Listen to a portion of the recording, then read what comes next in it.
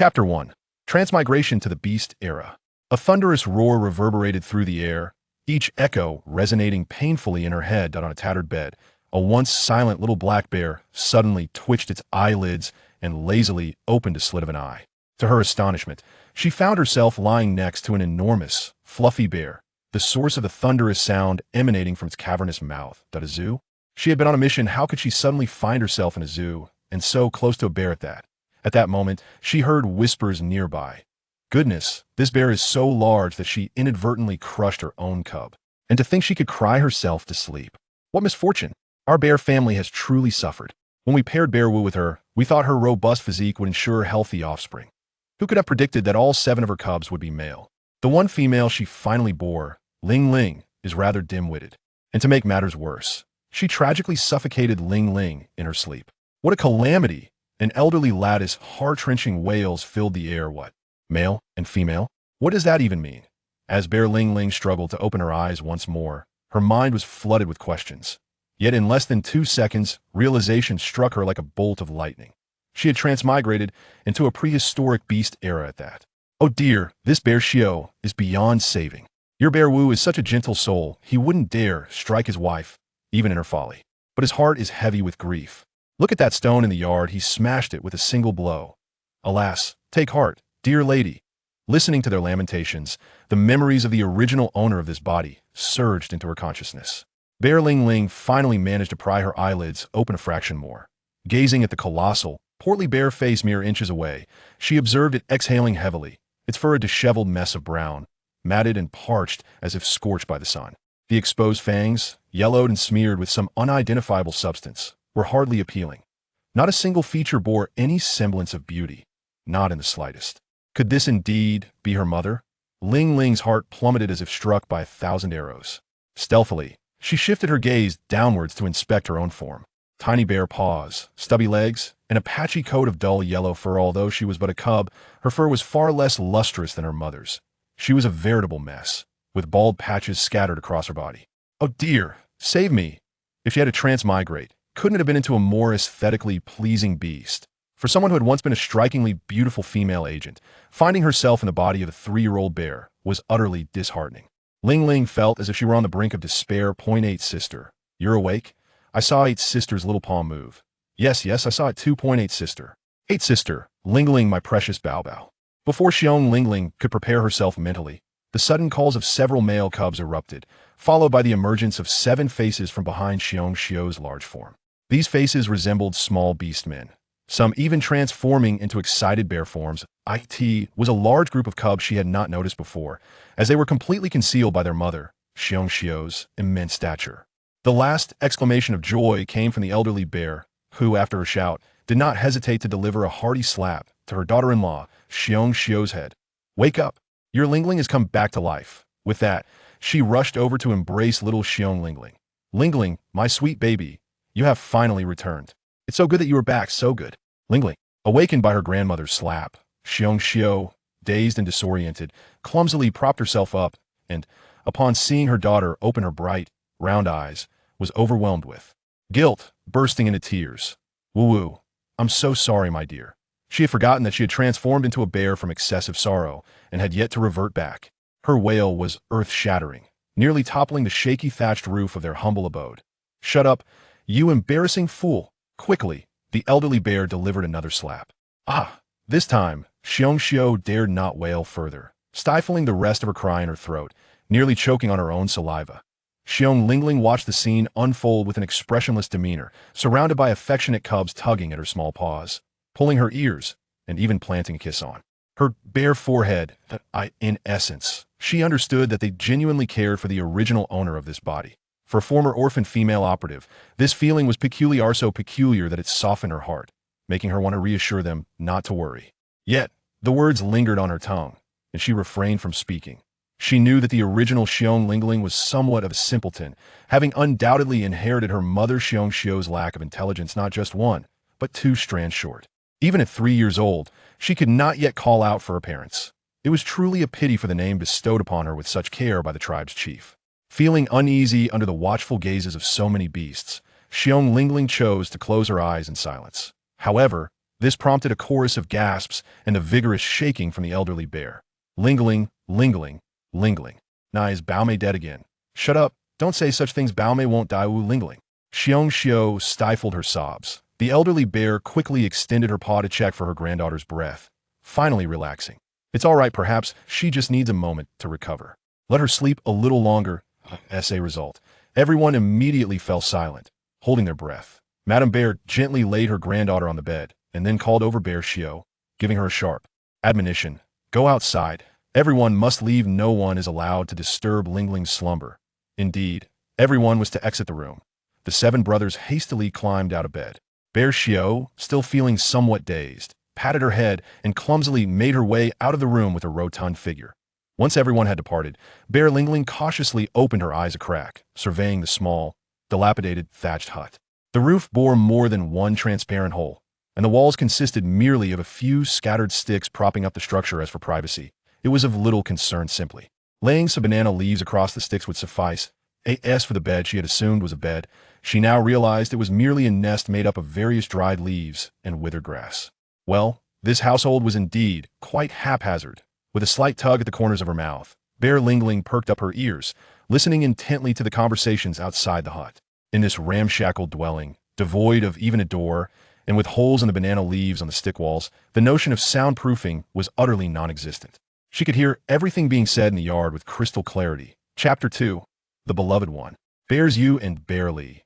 You 2 brothers must venture into the forest and bring back your elder brother. The villagers claim that the divine grass can save him. But that is merely a ruse. Hurry along, Bears Daba. Take your 6 younger brothers to the edge of the forest to gather some firewood, and then fetch some water from the river.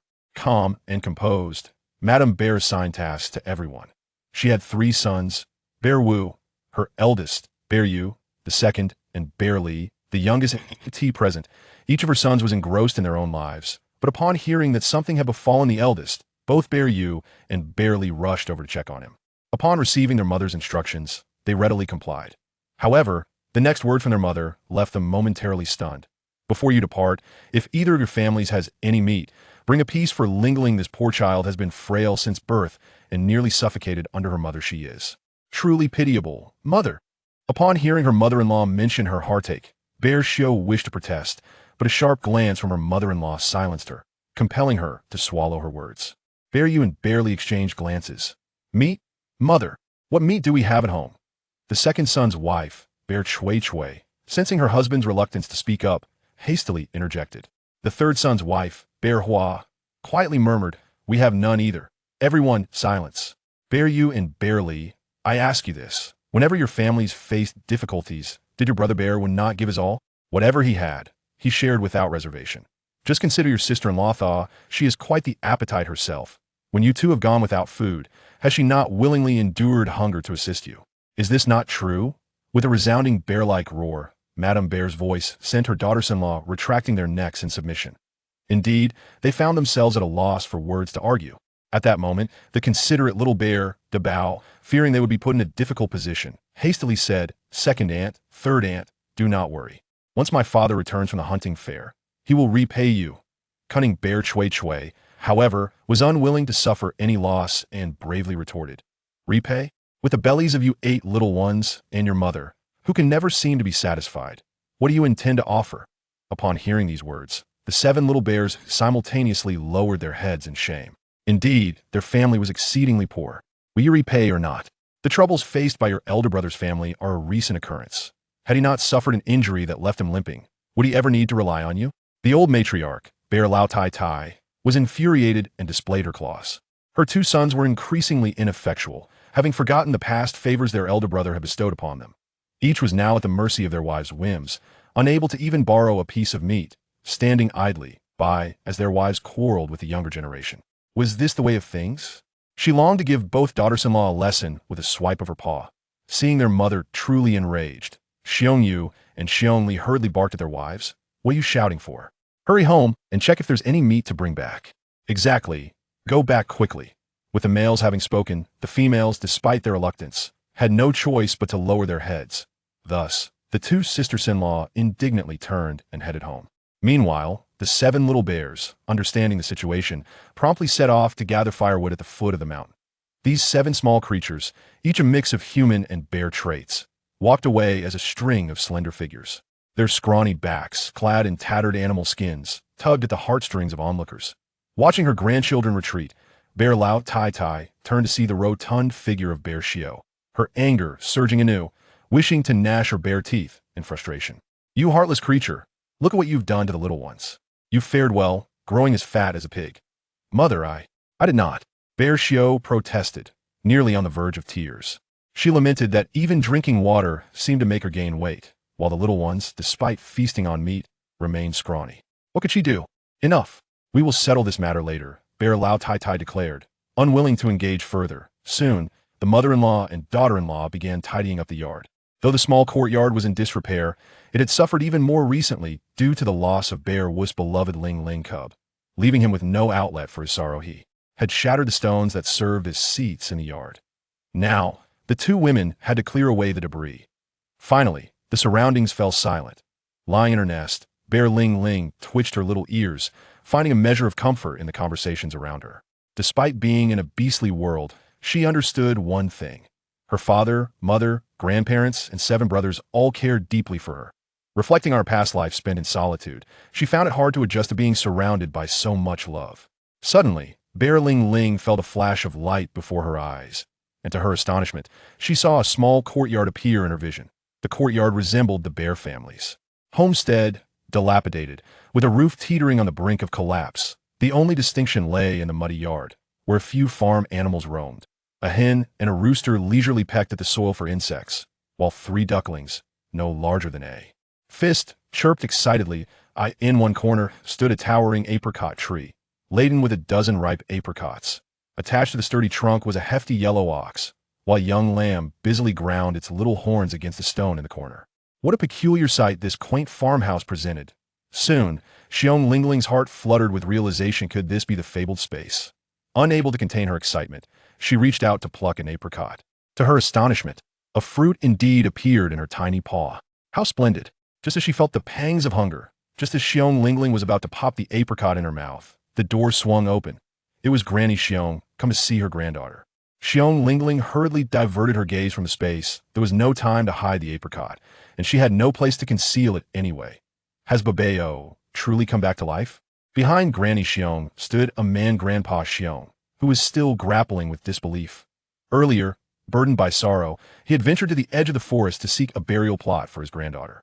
Unexpectedly, he had encountered his 2 sons, who informed him that Lingling had awakened, prompting him to rush back to the village to summon the veterinarian. Granny Xiong remarked, "Indeed, we never anticipated this. Though Babeo may not be the sharpest, she is blessed with good fortune. Who would have thought she could return to life?" The veterinarian, Lu, interjected solemnly, "Let me examine her first." The trio fell silent in astonishment. Before them sat the little cub, not only awake but also alert and lively in her nest. "Babeo, you truly have awakened." Grandpa Xiong was overwhelmed with joy, tears streaming down his face as he took a couple of eager steps forward to embrace his granddaughter. However, the veterinarian quickly halted him. "Hold on. Don't move. You wouldn't want to risk compressing her with your weight. Allow me to conduct my examination first." Xiong Xiao, who had just entered the room, remained silent. Granny Xiong shot her a glare. The veterinarian approached Xiong Lingling, grasping her tiny paw, lifting her up to inspect her closely, pried open her eyelids, peered in her ears, and even spat a little saliva onto her forehead as a peculiar ritual. Strange, I had examined her thoroughly at the time of the incident. She was indeed lifeless. Chapter 3. Becoming a little foolish bear. How could someone who was undeniably dead be alive again? And thriving at that? The veterinarian was utterly flabbergasted. Having devoted his life to veterinary medicine, he had never encountered such an occurrence. Granny Xiong felt a twinge of displeasure at his words, yet she could only endure it, for the veterinarian held a position of great esteem within the tribe. Meanwhile, little Xiong Lingling wore a blank expression, tucking her neck in as he examined her. Fortunately, the original owner was merely a naive little bear, thus her current course of action was to remain silent, for she was incapable of speech and could not display any reactions, as a foolish bear is merely a puppet to be manipulated. At last, after the dear veterinarian had spat upon her crown and wiped it away, he confidently declared, "All is well, this cub will survive." Only then did the 3 members of the bear family exhale a collective sigh of relief, their eyes brimming with tears of joy. It was at this moment that Grandpa Bear dared to embrace the little cub exclaiming, "What a fortunate little one," just as your grandmother said. "Indeed, indeed, our Bao is a blessed little bear cub." Grandma Bear wiped her tears away. Xiao Bear silently shed tears, stifling her sobs with great effort. Yet at that very moment, Lingling Bear's heart was filled with an array of curses directed at the dear veterinarian, for he had dared to spit upon her crown not once, but twice. Isn't this rather peculiar for a veterinarian? Oh, what is this? The dear veterinarian suddenly discovered that the small paw was clutching an apricot. She swiftly pried open the paw and seized the fruit, which gleamed with a vibrant golden hue, its tip adorned with a hint of crimson, appearing both exquisite and alluring. Everyone gathered around, peering in curiosity. What is this? I have no idea. We have never encountered it in our tribe. Have you seen it in the forest? In his youth, Grandpa Xiong embarked on countless hunting expeditions, yet he had never encountered such a fruit, prompting him to shake his head in disbelief. The dear veterinarian pondered for a moment, contemplating, could this fruit possibly be linked to Lingling's vitality? If not, shall I take it back for further study? No, came the response. Grandma Bear swiftly snatched the apricots away, remarking that they might be wild fruits picked by one of her grandchildren. Given the abundance of wild produce in the forest, it was not unusual to encounter unfamiliar varieties. Ah, that dear veterinarian, I appreciate your assistance. You may take your leave now. When Bearwoo successfully returns from the hunt, we shall bestow our gratitude upon you. With that, she concluded the conversation. The dear veterinarian felt a tinge of dissatisfaction regarding the elderly lady's abrupt seizure of the fruit, yet he chose to suppress his frustration, after all. The items belonged to her, and it would be unreasonable to insist on taking them. However, just as he reached the threshold, he paused and declared, "Do bear in mind, I have attended to your old eight's needs twice today. Thus, 2 tokens of gratitude are warranted." The bear family of 3 exchanged bewildered glances. What nonsense is this? A single token of gratitude is merely a creature, and he dares to ask for 2? With a disdainful spit after the dear veterinarian departed, Mrs. Bear wiped the apricot with her hand and promptly placed it into the small mouth of Bear Lingling. "Here, darling, eat this fruit." "What are you doing?" Mr. Bear queried, perplexed by her intentions. "We do not even know what kind of fruit it is. How can we feed it to the cub?" "Indeed, mother." Bear Xiao expressed her concerns as well. Old Mrs. Xiong exclaimed, "Are you all fools? That old fellow just mentioned that this fruit might be connected to the revival of Bao. He even intended to sneak it away. I pondered over it and thought it must hold some truth. Therefore, this fruit must be swiftly given to Bao. Who knows, it might ensure her safety in the future. Tell me, where have you ever seen such a beautiful fruit? We have no one to offer it to her. Where could she possibly have picked it? Ah, could it be from the beast god?" Upon uttering this, Xiong quickly covered her mouth, terrified to speak further of the beast god.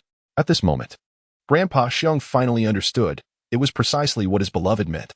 Instantly, this small apricot appeared sacred in the eyes of the Xiong family. They all urged Xiong Lingling to eat it, saying, "Hurry, eat up. You'll be even healthier than before." Amidst the watchful gaze of the 3 bears, Xiong Lingling was compelled to consume the apricot, only to subsequently expel the pit. Ah, Bao has indeed learned to spit out pits, demonstrating a notable increase in intelligence. The elderly bear, with sparkling eyes brimming with excitement, quickly seized the opportunity. "I must find a place to plant this pit. Who knows, it might yield a divine fruit." This notion was met with enthusiastic approval from Grandpa Bear. Seizing the moment, Xiong gently took her cherished Lingling cub from her father-in-law's embrace, cradling the little one tenderly. How delightful it was. Her cub's small body still radiated warmth, and its fur was soft to the touch. At that moment, a profound sense of relief washed over her. Her cub had truly come back to life. Just then, Xiong Suizue and Xiong Hua arrived from their home. Upon hearing the commotion, Grandma Bear hurriedly concealed the apricot pit within a beast skin pouch, determined to keep such a valuable treasure hidden from her 2 daughters-in-law, lest they disrupt their peaceful existence. Meanwhile, 7 male treasures returned home as well. Madame Xiong promptly ventured into the courtyard to orchestrate the proceedings. She observed that her 2 daughters-in-law were increasingly stingy.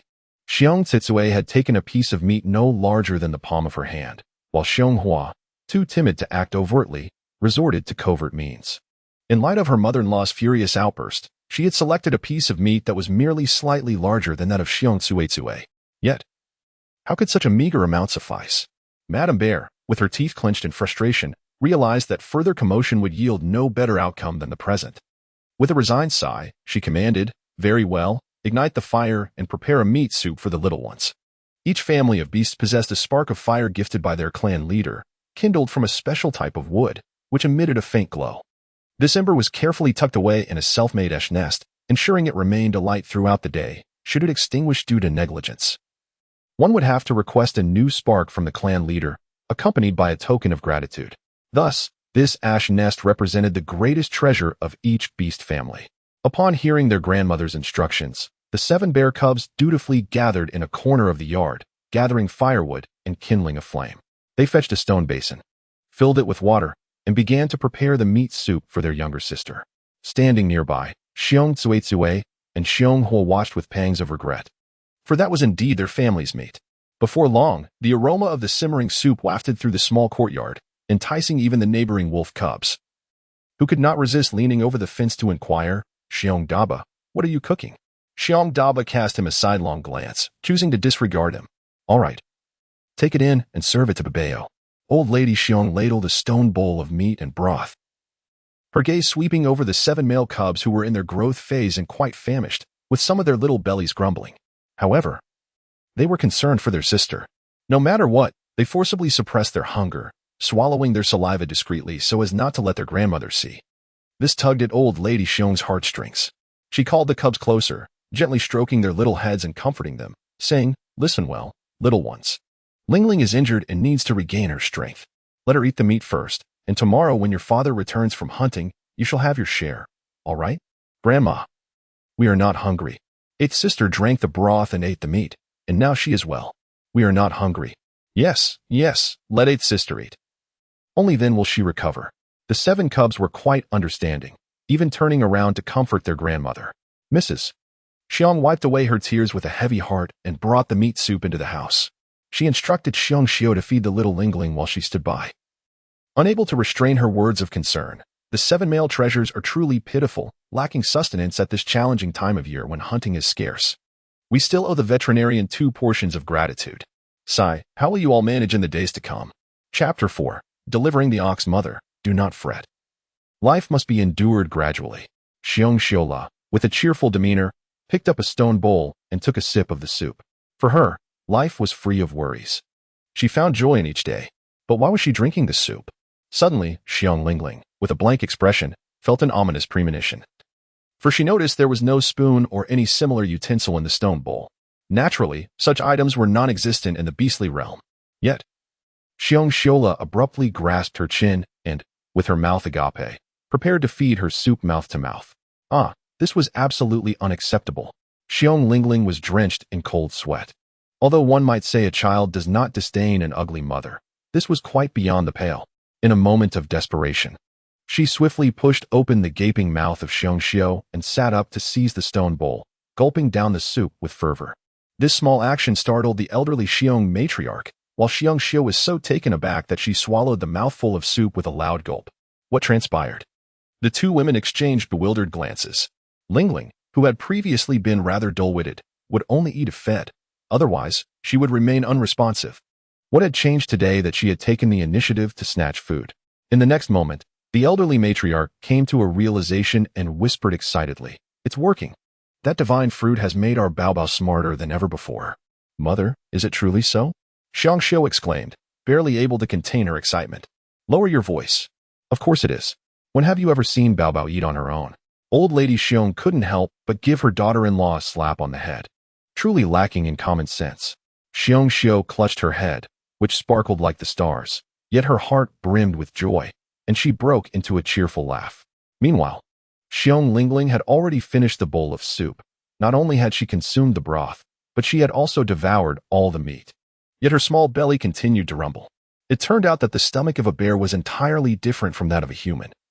Even in her previous life as an adult, she could not have eaten so much, yet in the eyes of a bear cub, it was barely enough to fill a gap.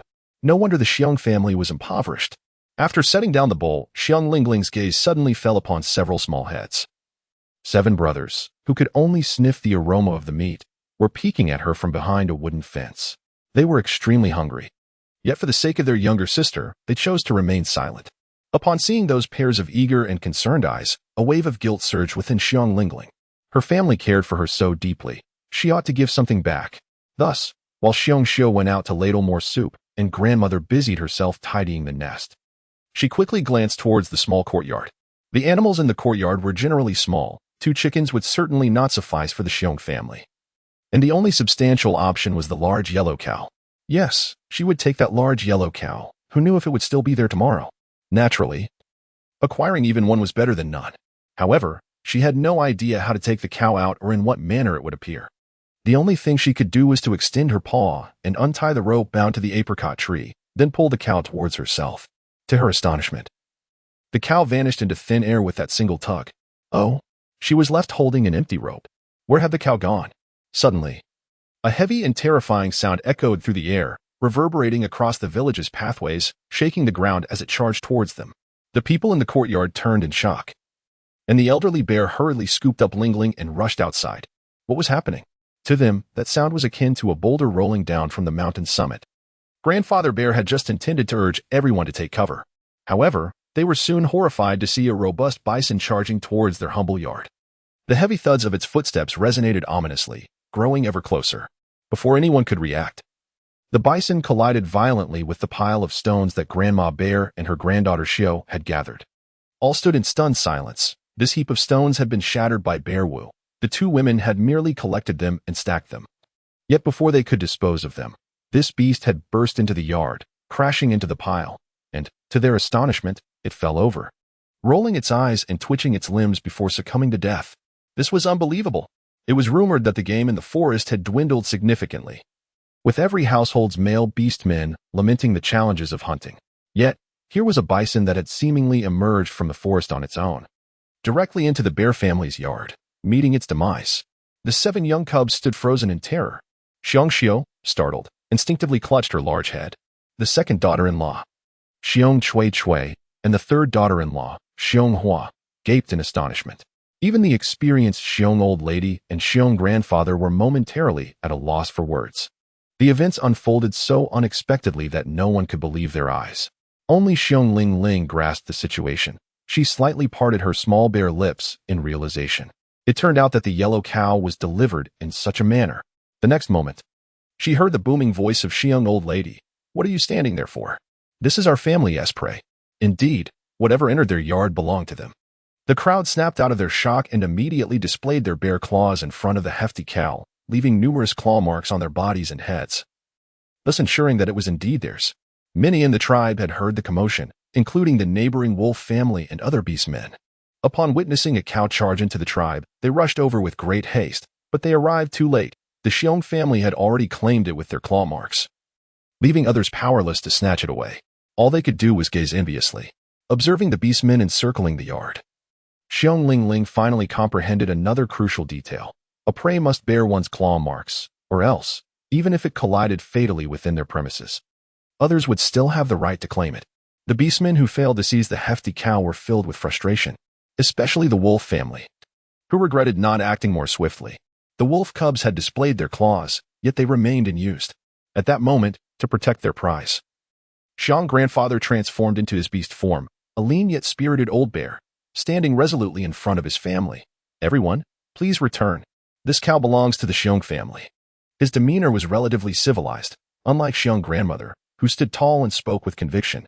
Everyone, please leave.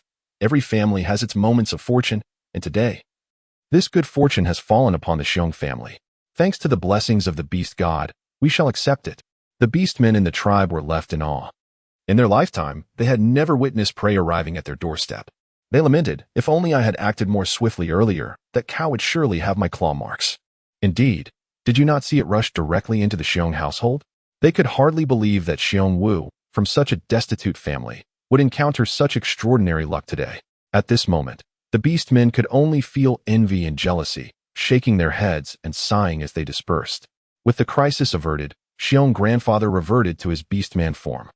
Old Lady Bear assertively declared, hurry up and deal with this cow. I cannot bear to leave it out in the yard, especially with those wretched wolf cubs peering in. Chapter 5. Be cautious. Handling prey poses no challenge to the orcs. Whether male or female, they possess an innate talent for such tasks.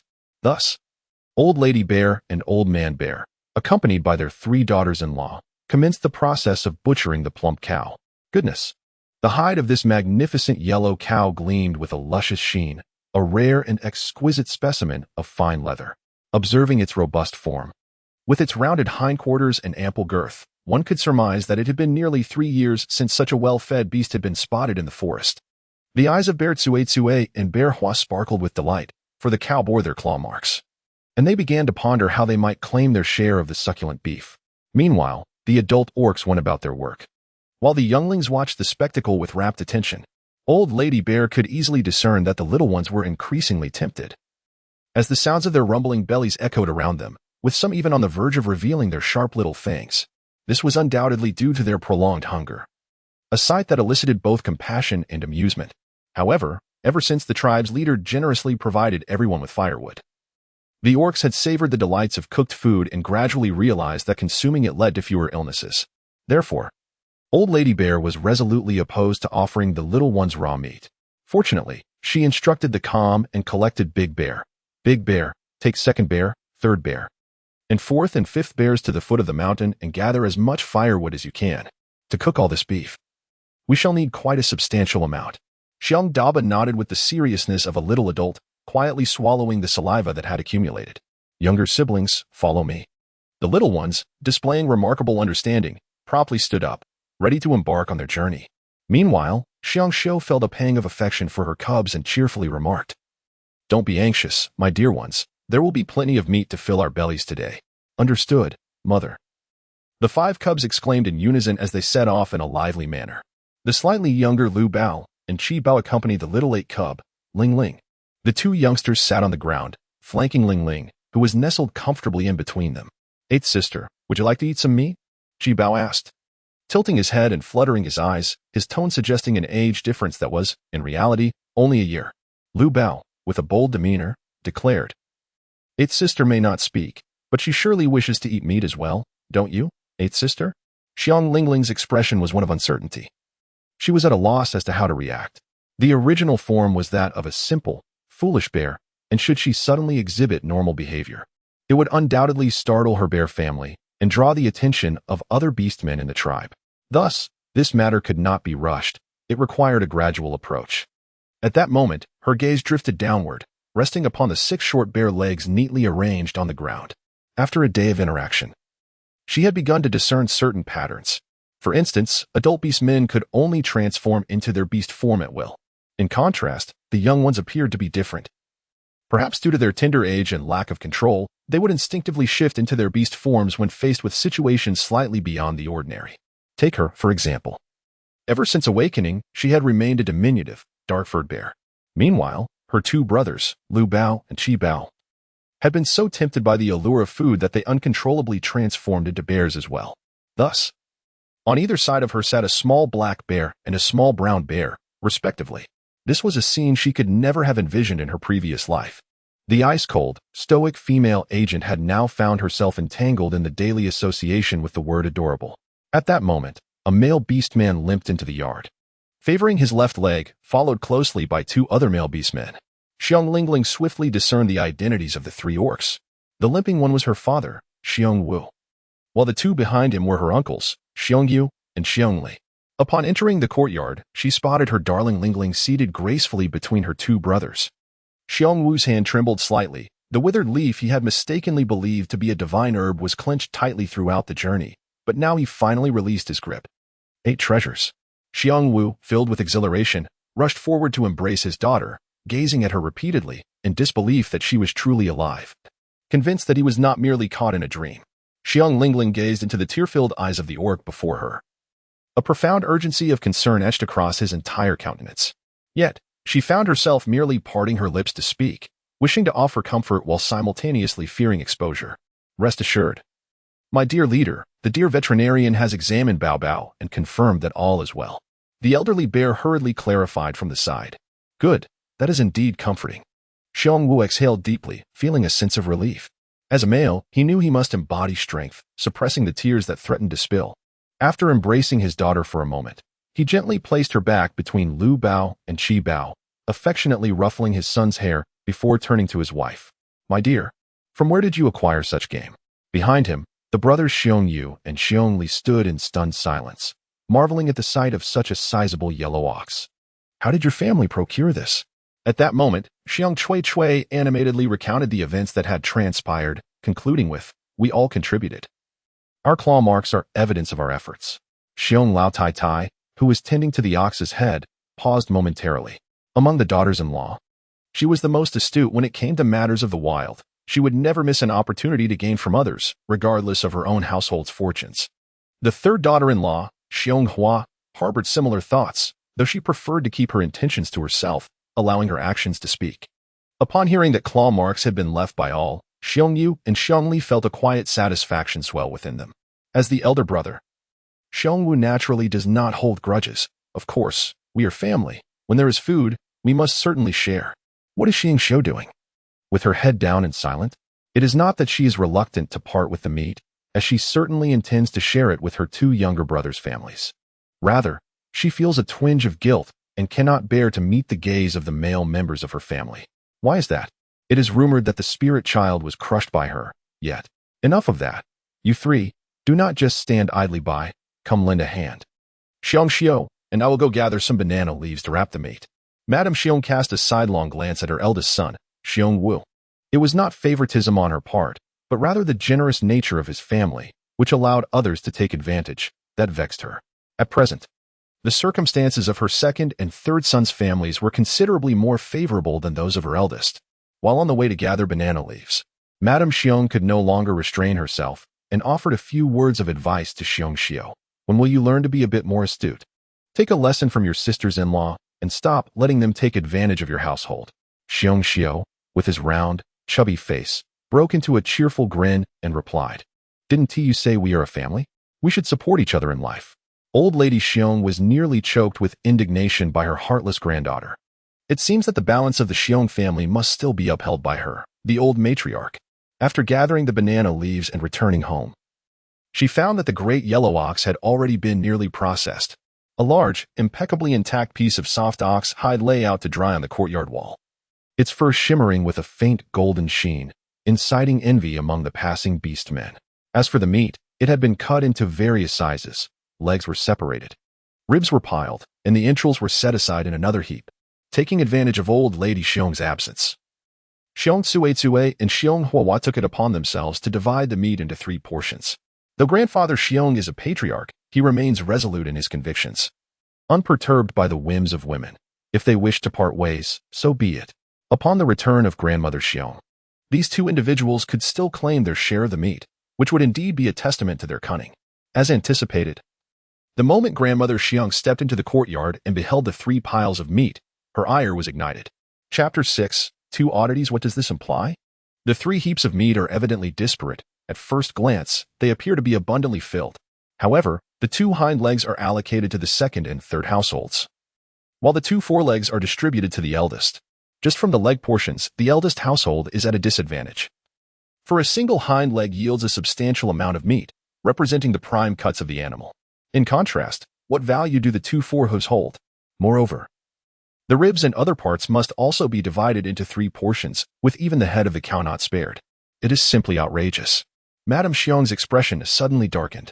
With a sharp motion, she cast the banana leaf in her arms to the ground. San, if I recall correctly. This cow wandered into your brother's yard on its own, did it not? Very well, since the daughter-in-law is not one to be nurtured by her own hand. No amount of instruction will suffice. It is better to turn to my son. Standing aside, Xiong Yu and Xiong Li, already feeling guilty about their wife's distribution of responsibilities, found themselves at a loss for words upon hearing their mother use them as scapegoats. Xiong Tsue, fearing the man's reluctance, quickly said, "Mother, my elder brother has no objections to the distribution of the meat. His lack of dissent stems from his consideration of you all as family." Madame Xiong bellowed in indignation, causing Xiong Hua, who had been about to interject, to retreat in fright. But one cannot be so heartless. The cow ventured in on its own accord, and it was your sister-in-law who left the paw prints. Furthermore, the family is facing dire straits at this moment. Do you not feel any shame in taking advantage of us now? Observing her 2 sons bow their heads in silence, Madame Xiong shot a stern glance at Xiong Tsue. Very well, I shall take it upon myself to distribute the beef. Eldest son, today, due to the matter concerning Babeo, the veterinarian has visited twice, and he explicitly requested 2 gifts. Shortly, you are to deliver the two hind legs. 2 hind legs of a yellow cow are worth more than any game. Consider this debt settled. What? Their hind legs were gone. The disappointment on the faces of Xiong Tsuetsue and Xiong Hua was palpable, the sensation of meat tantalizingly close. Only to be snatched away was truly disheartening. Yet, confronted by the formidable presence of their mother-in-law, the males remained silent, and the two women dared not voice their grievances. Their only recourse was to fix their gaze upon the pile of ribs before them. This robust and plump yellow cattle bore a generous amount of meat on its ribs. Even without the hind legs, a division of the ribs would suffice. However, to their astonishment, they soon heard the matriarch declare, as for the ribs, the head, and the internal organs, there is no need for division. All belong to the eldest family without dispute. As for you, the second and third families, you have contributed today as well. Each of your households shall take 1 foreleg. Though a single foreleg may seem scant, it will be ample for boiling and feeding your young. What? Mother, just 1 foreleg? Upon hearing such a meager distribution, Xiong Tsuetsue could no longer contain herself. Standing beside her, Xiong Hua quietly reminded her, moreover, we have already taken meat for Lingling's offspring. Indeed, we both just took a piece of meat. Now to receive merely a foreleg is hardly fair. After hearing Xiong Hua's reminder, Xiong Tsuetsue's voice rose uncontrollably, but before she could finish her sentence, she caught sight of her mother-in-law's piercing gaze, which instantly silenced her. At that moment, she could only cast a resentful glance at Xiong Yu. The males would not support her, and she still harbored a degree of fear towards her mother-in-law. Madame Xiong did not indulge her. She directly inquired, Chui Chui, should we account for that small piece of meat you brought earlier? I ask you, shall we meticulously tally it? Let us calculate how much meat the elder family has previously given you. Xiong Tsitsue instinctively retracted her neck, feeling a lingering sense of indignation within her. She yearned to resist, yet fear held her back. Fearful of future retribution from Xiong Tsuetsue, Xiong Huasheng summoned his courage and began to speak. Mother, in truth we silence. You are hardly virtuous yourself. His words were abruptly silenced by a sharp rebuke, causing Xiong Hua to retreat behind Xiong Li in alarm. Observing her 2 daughters-in-law momentarily stunned into silence, old lady Xiong let out a long sigh of exasperation. Enough. Even speaking to you tires me. Take your leave at once. What? The second and third families gazed up in disbelief. Mother, are you really sending us away without a meal? With so many ribs given to the eldest brother as family, are we not entitled to at least a single meal? At that moment, even Xiong Wu and Xiong Xiu felt a twinge of guilt. Just as they were about to plead for mercy, the matriarch's anger flared anew, and she bared her claws. Let me see who dares utter another word. Depart immediately. Do you hear me? Grandfather Xiong rose at just the right moment and spoke in a deep voice. Second and third sons, return home. Do not provoke your mother's anger. Indeed. Even the venerable elder Xiong had intervened, leaving his sons with little recourse but to comply, in an attempt to salvage some semblance of dignity. Xiong Yu and Xiong Li feigned indignation towards their wives. Come, let us return home. Look at how you've upset your mother. After the 4 members of the 2 families awkwardly departed, Grandmother Xiong took a moment to collect herself before assigning tasks. Eldest, take these legs to the deer veterinarian. Everyone in the tribe knows about the arrival of a cow the size of a yellow bull. They are surely waiting for it. In truth, Xiong Wu felt a profound sense of gratitude towards his mother. While his younger brothers required attention, there were times when he was enveloped by an overwhelming sense of helplessness. As for Xiong Xiu, the matriarch instructed her to clean several ribs, just as the young ones returned with firewood, perfect for cooking. The remaining portions would be prepared by Grandfather Xiong, sliced into pieces, wrapped in banana leaves, and then smoked over the fire to prolong their shelf life. Although today's beef appeared plentiful, the abundance of male offspring in their family meant that their appetites were substantial, even with careful rationing. It would scarcely last for a few meals. Should the second and third families join for dinner, even if everything were cooked, little would remain. Madame Xiong was deeply concerned for her heartless daughter-in-law, Xiong Xiu, and could not help but murmur a few words of admonition while tending to the fire and cooking meat. Yet, Xiong Xiu merely smiled and replied, Mother, it's nothing to worry about. What does nothing to worry about mean? When your children are all skin and bones from hunger, can't you see that? Xiong Xiu, unable to utter a coherent sentence, quickly retracted her neck and hurried to gather firewood. This sight made old lady Xiong seethe with frustration. She pondered what on earth could be occupying her eldest daughter-in-law's large, bear-like head. Could it possibly be filled with nothing but mud? With a heavy sigh, old lady Xiong clenched her teeth and readjusted her mindset. The little ones were wrapped in tattered furs, and they had finally acquired a piece of fine cowhide. She urged her to tan it swiftly and craft new garments for the cubs, if the cowhide were not utilized soon. Xiong Tsue and her sister-in-law Xiong Hua would undoubtedly take notice. This time, Xiong Xiu readily agreed, exclaiming, "Understood, mother." In truth, she had long harbored the same intention of making new furs for the cubs, as their ragged attire prevented them from mingling with the other young beast folk in the tribe. However, the family lacked quality prey, and even what little they managed to catch had to be bartered for other necessities. The thought of the cowhide aligned perfectly with both her and her mother-in-law as plans. Old Lady Xiong couldn't help but cast a glance at her daughter-in-law, surprised by her swift agreement. Chapter 7. The greatest gift in the world. Soon, the hot soup in the stone pot began to bubble and froth, and as the sound of boiling water filled the air, the aroma of meat wafted throughout the small courtyard. "Eighth sister, we shall soon feast on meat. There is no need to rush." Xiong Qibao was so tempted that drool trickled down the corners of his mouth. Yet he astonishingly extended his paw to gently pat Xiong Lingling's little head to comfort her. Xiong Lingling, her head filled with black lines, mused, "Are you the one in a hurry? This little creature, 7 treasures, is just like her, a small black bear, overcome by insatiable hunger." The little one was unable to revert back to her human form after transforming into a bear. Ever since the appearance of that great yellow bull, a small black bear has been wandering around Xiong Lingling. Curiously, among the 8 bear cubs in this household, only she and 7 treasures are black bears. The rest are brown bears. Xiong Lingling gazed at the modest stove in the corner of the courtyard, observing the industrious brown figure bustling about. She squinted, contemplating the strength of Xiong Yang's genes, as it appeared that the cubs had predominantly inherited their fur color from their mother, Xiong Xiao. "Qi Bao, I told you not to bother Ba Mei," she remarked, noting how Lu Bao now resembled a small brown bear, visibly displeased with Qi Bao's incessant chatter. Meanwhile, Xiong De Bao, diligently stacking firewood, bore an air of maturity as he interjected, "What is all the fuss about?" Consequently, Lu Bao and Qi Bao fell silent, aware of their elder brother's authoritative presence, which commanded respect.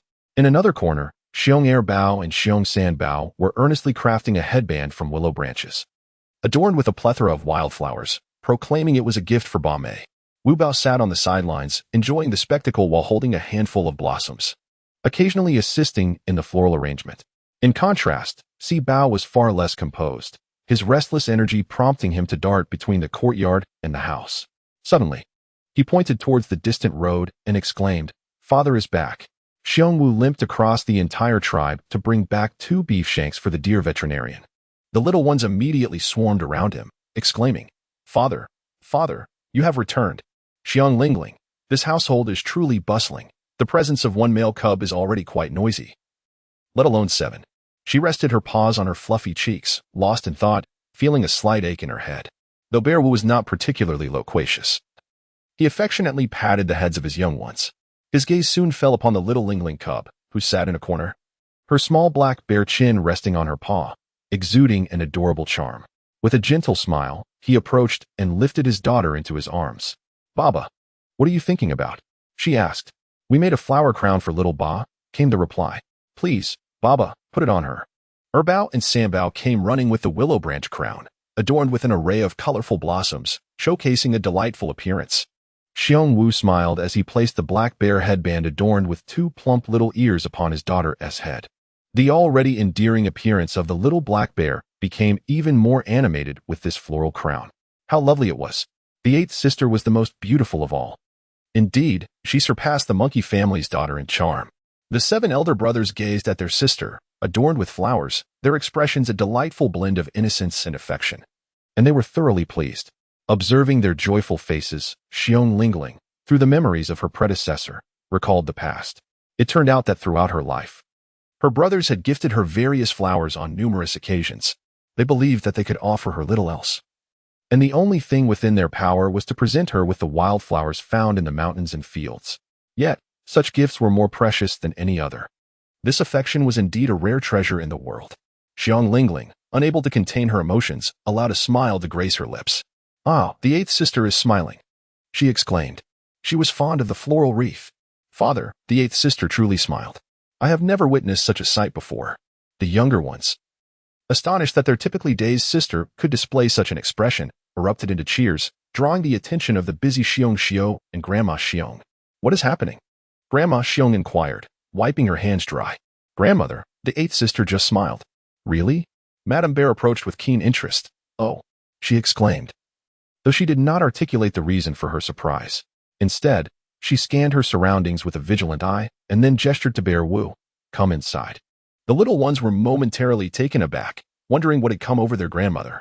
The entire family hurried indoors, and the cubs arranged themselves in a neat row. The 4 adult orcs sat in a circle, while Bear Lingling was cradled in Bear Xiao's embrace. Madame Xiong peered through the wooden wall and, in a hushed tone, inquired, Did you truly see Bao Bao smile just now? The 7 little ones, intrigued by their grandmother's mysterious demeanor, remained silent, each nodding their small heads in affirmation. Indeed, they had seen it.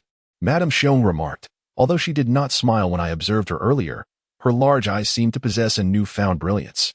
Could it be that she has truly consumed a divine fruit? If so, our precious Bao Bao shall become exceptionally clever. Mother, what divine fruit?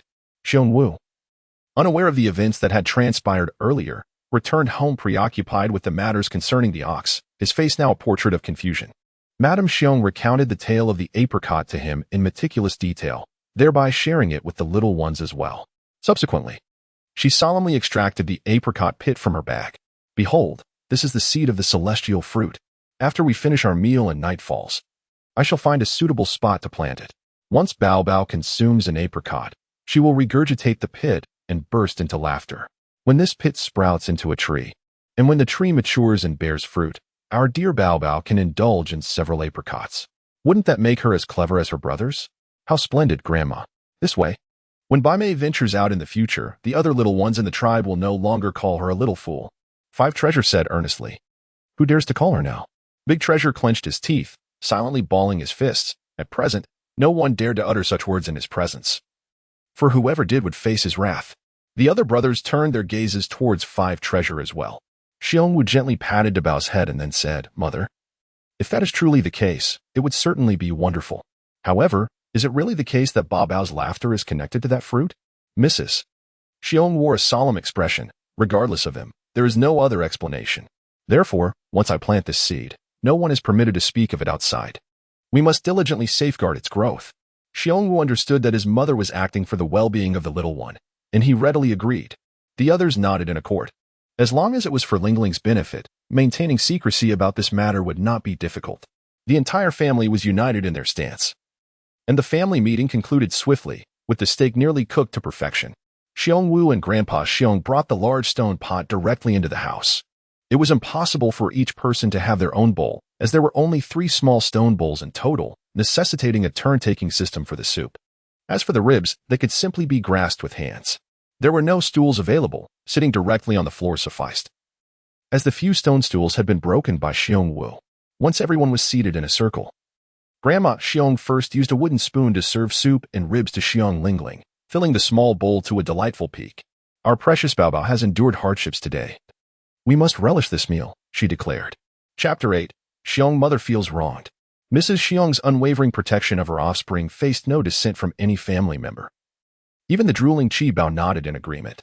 Though Xiong Lingling feigned a lack of expression, her heart was akin to a winter morning, gently warmed by a delicate layer of radiant sunlight. In her previous existence, her world was shrouded in slaughter, solitude, and coldness. This life, however, presented an entirely different sensation. Overwhelmed by emotion, she could not resist seizing a piece of rib from the stone bowl and offering it to the paw of Qi Bao, who had yet to receive any meat. This fellow's saliva dripped onto her feet, and she earnestly wished for Qi Bao to indulge swiftly. No, no, no, you eat first. Eighth sister. Instinctively, Qi Bao hurriedly returned the meat to her. He was indeed ravenous and eager, yet he could never dare to snatch food from eighth sister Xiu. What need is there for such formality? Xiong Lingling had intended to offer him more meat, but suddenly sensed a dissonance in the atmosphere surrounding them. The members of the Xiong family, with the exception of Qi Bao, were rendered speechless. Each person's movements appeared frozen, their expressions a blend of astonishment, disbelief, exhilaration, and excitement.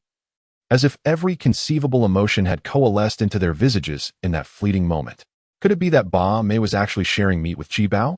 After 3 seconds, a small, puzzled voice emerged from Wu Bao's lips. Indeed, had Ba Bao not previously been rather oblivious? If she was offered food, she would eat. If not, she would abstain, seemingly indifferent to the presence of her brothers. Yet now, it appeared she had begun to engage with those around her.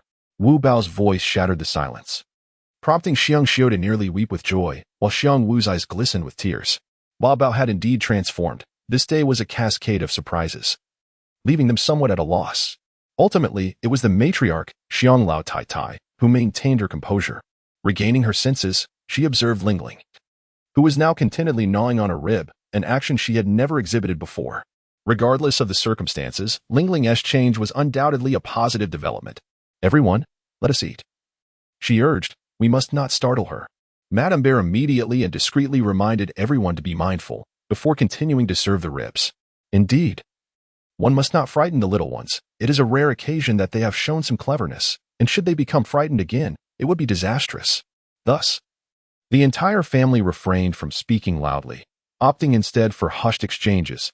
Even the sound of gnawing on ribs was executed with utmost care. This left Bear Lingling, who feigned ignorance, feeling quite exasperated.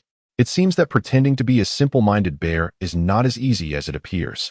She quietly devised a plan, deciding to take it step by step. Since her grandmother attributed the situation to the apricot, she would gradually use this excuse to return to normalcy, allowing everything to unfold naturally. The Xiong family had not savored a hearty meal in quite some time. This occasion, with both soup and meat, allowed each member to experience a long-lost sense of satisfaction.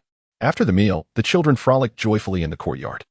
Xiong Wu took advantage of this opportunity to discuss with elderly Xiong, "Mother, why don't you and father move back to live together with me?" "No need." Madame Xiong possessed a commendable attitude. "Raising 8 cubs is no easy feat, and even my second and third brothers managed just barely. Your father and I are still able to sustain ourselves, so there is no cause for concern." In the realm of the beastmen, it is often the case that couples raise their young together, and once the offspring mature and find partners, they venture out to establish their own households. Some parents are capable of supporting themselves, while others may choose to live alongside their children. However, Madame Xiong and Grandpa Xiong, feeling sympathetic towards their eldest son, who struggles to hunt with a limp, prefer to live independently rather than return.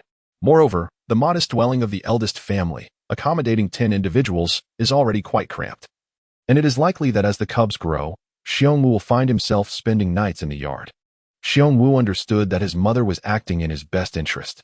He opened his mouth to speak, but found himself at a loss for words, his expression reflecting profound helplessness.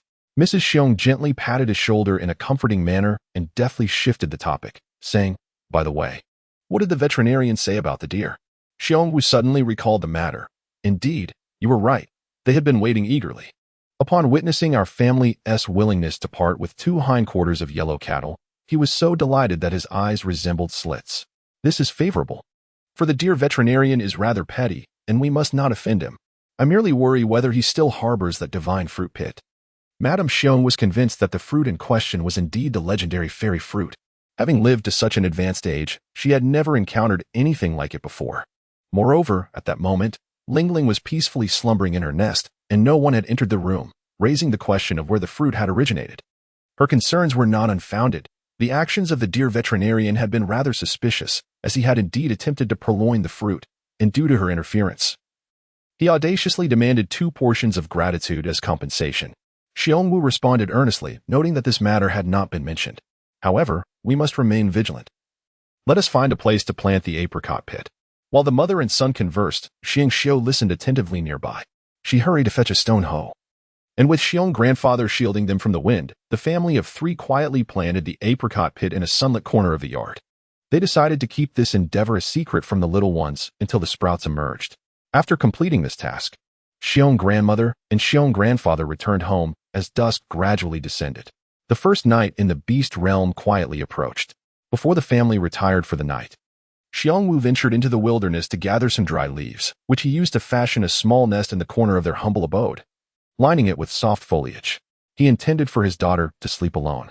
Previously, she had always been cradled by Xiong Xiu during the night, and after the recent frightening events, he still felt a lingering unease. The other little ones nestled in a large nest made entirely of dry leaves.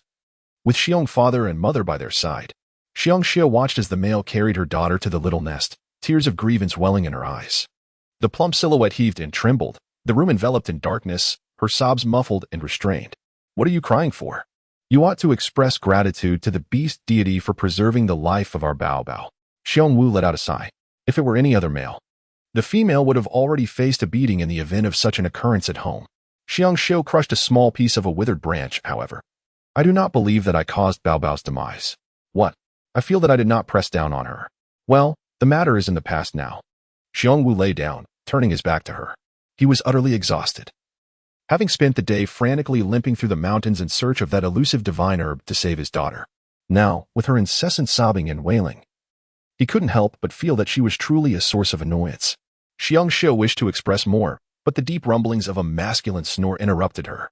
Reluctantly, she lay down, yet the sounds of her quiet sobs persisted for some time. In the darkness, Xiong Lingling gazed with her wide eyes through the barrier of sticks, admiring the stars twinkling in the night sky.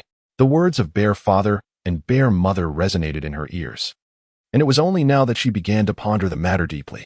Indeed, what Bear Xiu asserted was likely the truth. One must consider that her diminutive bear frame was quite small, while Bear Xiu's weight surely exceeded 200 kilograms. Such a colossal mass could easily crush her fragile form, rendering her bones a mere whisper of their former strength. Yet, her body bore no signs of internal injury, indicating that the cause of the original owner's demise lay elsewhere. Chapter 9. Provocation. As dawn broke, Bear Wu rose early to venture into the forest for hunting. Although there was a modest stash of beef at home, he recognized that it would scarcely last for a few days, even with careful rationing. Moreover, he knew that ascending the mountain did not guarantee a successful hunt. In the past year, it had become increasingly difficult, with most beastmen returning empty-handed. Xiong Xiu was diligent. She wielded a stone hoe, excavating a substantial pit on one side of the yard. Her intention was to prepare cowhide for crafting new garments for the cubs. The initial step, of course, was soaking, which required a duration of no less than 2 or 3 days. Thus, it was only prudent to soak the hide within the confines of her own yard. The thudding sounds of her digging roused Xiong Lingling from her slumber. The first night in this beastly realm was quite disconcerting for her. It was not merely the unfamiliarity of the small nest, but rather the profound silence of the night, so quiet that she could discern the rhythm of her own heartbeat. Additionally, the resounding snores of her parents echoed like a persistent drum, rising and falling in a cacophonous symphony. Fortunately, being a little black bear, the lack of sleep did not manifest as dark circles under her eyes. Her elder brothers had long since awoken, and now the larger cubs were busily assisting Xiong Xiu in transporting the earth that had been unearthed. The first sensation that enveloped Xiong Lingling upon opening her eyes was hunger. However, she observed that the Xiong household seemed devoid of any intention to partake in breakfast. Under the circumstances, where even the most mundane days lacked sufficient sustenance, it was hardly surprising that there would be no surplus food for an additional meal. Seizing the opportunity while no one was around, she discreetly glanced towards the small courtyard. To her astonishment, a transformation had occurred overnight among the livestock. Originally, there had been merely 1 rooster and 1 hen, but now the count had escalated to 1 rooster and 3 hens. The 3 fluffy ducklings had also doubled in size, revealing themselves to be 1 drake and 2 ducks. Moreover, the apricots on the apricot tree had increased by a dozen or so. The little lamb had grown noticeably as well, and in addition, there was now a young yellow cow and a small horse. Xiong Lingling was both astonished and delighted. In addition to her previous discoveries, she unexpectedly stumbled upon 30 plump, white eggs nestled in the henhouse. How could this have happened? She distinctly remembered doing nothing yesterday. The only action she had taken was to lead the great yellow ox from her space to feed the bear family, which had brought them immense joy. Could it be that the act of feeding and the emotional fluctuations of the bear family were the keys to unlocking such wonders? Suppressing her urge to devour 2 raw eggs, Xiong Lingling quietly consumed 3 apricots, discreetly concealing the pits in her space. Since Grandma Bear had deemed these fruits as divine, she could not allow the apricots to be revealed. Otherwise, her newfound cleverness would be inexplicable. Have you woken up, Bai Mei? Chi Bao, playing in the courtyard, noticed that the little ones in the nest appeared to be stirring. Without hesitation, she dashed into the house and rushed to peer into the small nest. Xiong Lingling beheld the visage of a diminutive beast man, and upon glancing at herself, she was met with the sight of her own bare paws, a small, dark, clumsy bear. What had transpired? After feasting to their heart's content, Chi Bao had reverted to his beastman form, yet she remained in her ursine body, still unable to transmogrify back. Moreover, aside from her, all 7 of her brothers had regained their beastman appearances. With a sense of despondency, she tugged at her fur apron, hoping it might provide some modest semblance of coverage. Upon hearing that Lingling had awakened, her brothers rushed into the room. Dabo lifted her from her nest. Erbao inquired, "Eldest brother, are we ready to set forth?" "Indeed, we are merely awaiting the awakening of our eighth sister," Sambao declared. Thus, a procession of brothers, bustling with excitement, set off with their eighth sister in tow. Where exactly were they headed? Xiong Lingling was bewildered. She had yet to wash her face. "Slow down.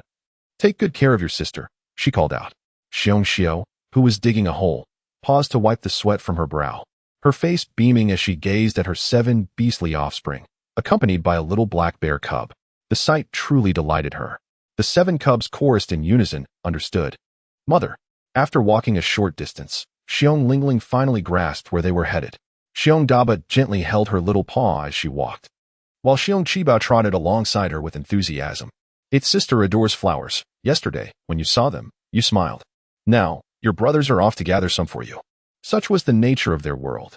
The young ones of the beast realm differ from human children in that they are spared the burdens of schooling and examinations. Their entire existence revolves around a singular purpose. Upon reaching adulthood, they learn to hunt, which sustains their families. For now, the young ones are still small. Prohibited from venturing into the dense forest, at most, they may collect dry twigs at the foot of the mountain and, should they encounter suitable wild vegetables or fruits, they may bring a few home to supplement the household. The remainder of their time is spent idly wandering the tribe, akin to human children seeking autumn breezes. The 8 bear cubs from the Xiong family have just made their appearance on the village path, quickly attracting the attention of the other little ones. Some of these cubs are clad in animal hides, while others have their essential parts modestly covered with banana leaves. The smaller ones scurry about, their bodies bare and glistening. Xiong Lingling felt as though her eyesight was failing her. She silently directed her gaze towards her bare paws. Alas, Xiong Daba, was the beef from yesterday delectable? Was it fragrant? How much did you consume, and is there any left? It appears that these little ones are most concerned about the large yellow cow that stormed into the bear's home yesterday. They must all be quite famished, as they inquire while swallowing their saliva. Among them, the most audacious is the wolf cub, who witnessed the yellow-headed creature invade the bear's abode and still feels a sense of indignation. Their houses are merely separated by a wall, and not only must his family watch the bears process the meat, but they also have to endure the tantalizing aroma wafting through, which is simply torturous. Xiong Debao initially had no desire to engage, yet the forceful shove from Hendazai against his frail chest compelled him. "Hey, I'm asking you a question. What are you doing?" Xiong Erbao immediately inquired loudly. Xiong Sambao clenched his teeth and said, "Wolf Da, this is a matter concerning our family. What business is it of yours?" Wolf Da's cub displayed a scornful expression, retorting, "It's merely a stroke of luck. What is so commendable about that? HM. His final word was clearly intended as mockery, as his gaze shifted toward Xiong Lingling. Within the entire tribe, the fact that only the Xiong family had produced a little foolish bear had become an unspoken joke among them, and Wolf Da's cub's actions were deliberately insinuating something. Suddenly, a small figure burst forth from the crowd, leaping with all its might, fist raised, and aimed to strike at Wolf Da's cub. It was Sibao. Xiong Debao hastily intervened, not out of a desire to refrain from striking Dazai, but rather because he feared that such an action might frighten the delicate Ba Mei Mei, who was present. It was simply not the appropriate moment. Xiong Sibao, restrained in his fury, seethed with anger, his fists clenched tightly, though he uttered not a single word. The moment he was released, he would willingly risk everything for Ba Mei Mei. Xiong Lingling observed everything keenly, silently expressing her gratitude. Each of the 7 brothers possessed distinct personalities. Surprisingly, the 4th brother, who appeared to be the mischievous type, was actually a man of few words yet fierce demeanor. "Oh, you still wish to strike me?" the wolf cub taunted. Emboldened by the fact that his attempt had failed, "Grow a bit taller and stronger. With those puny arms and legs of yours, you stand no chance." Meanwhile, Dabao urgently whispered into the ear of the struggling Sibao, "Endure it. We must not frighten Ba Mei right now." Indeed, it had taken great effort for Ba Mei to begin responding to the outside world. What if she were scared again and reverted to her former state? This statement struck like a thunderbolt. Although Sibao longed to retaliate, he managed to calm himself. Chapter 10. A desire to strike the wolf. The other cubs remained still, having yet to receive their elder brother's command, but each of them had their fists clenched, ready to charge. Meanwhile, many other cubs from the tribe had already gathered a considerable distance away, eager to witness the unfolding spectacle. The cubs of the bear family often engage in fierce battles with the cubs of the wolf family, resulting in numerous injuries. This has prompted both families to seek mediation from the clan leader on several occasions. However, today only one of the wolf cubs has appeared, while the others seem to be absent. Noticing that the bear cubs are particularly restrained today, the wolf cub, assuming it is due to their previous encounter, raises the volume of its taunts. Ha ha ha, bear cubs, are you too scared to fight today? Last time, your father and mine had to go to the clan leader for mediation. The leader stated that next time, gifts must be offered for such mediation. What is the matter? Is your family too impoverished to afford a gift? How outrageous. Hunting with a limp was already a daunting task for Father Bear. If they were to engage in a quarrel and subsequently present gifts to the clan leader, their household would be burdened even further.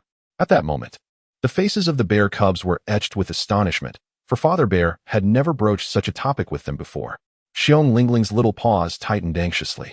At this moment, she too yearned to strike the wolf cub, but the timing was far from appropriate. However, she was unable to voice her thoughts or exhibit her feelings overtly.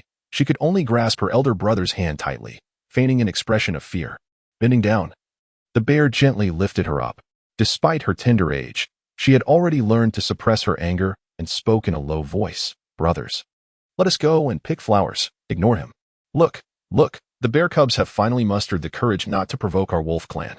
The wolf cub, believing himself victorious, was instantly overjoyed. Suddenly, a slap landed on his head.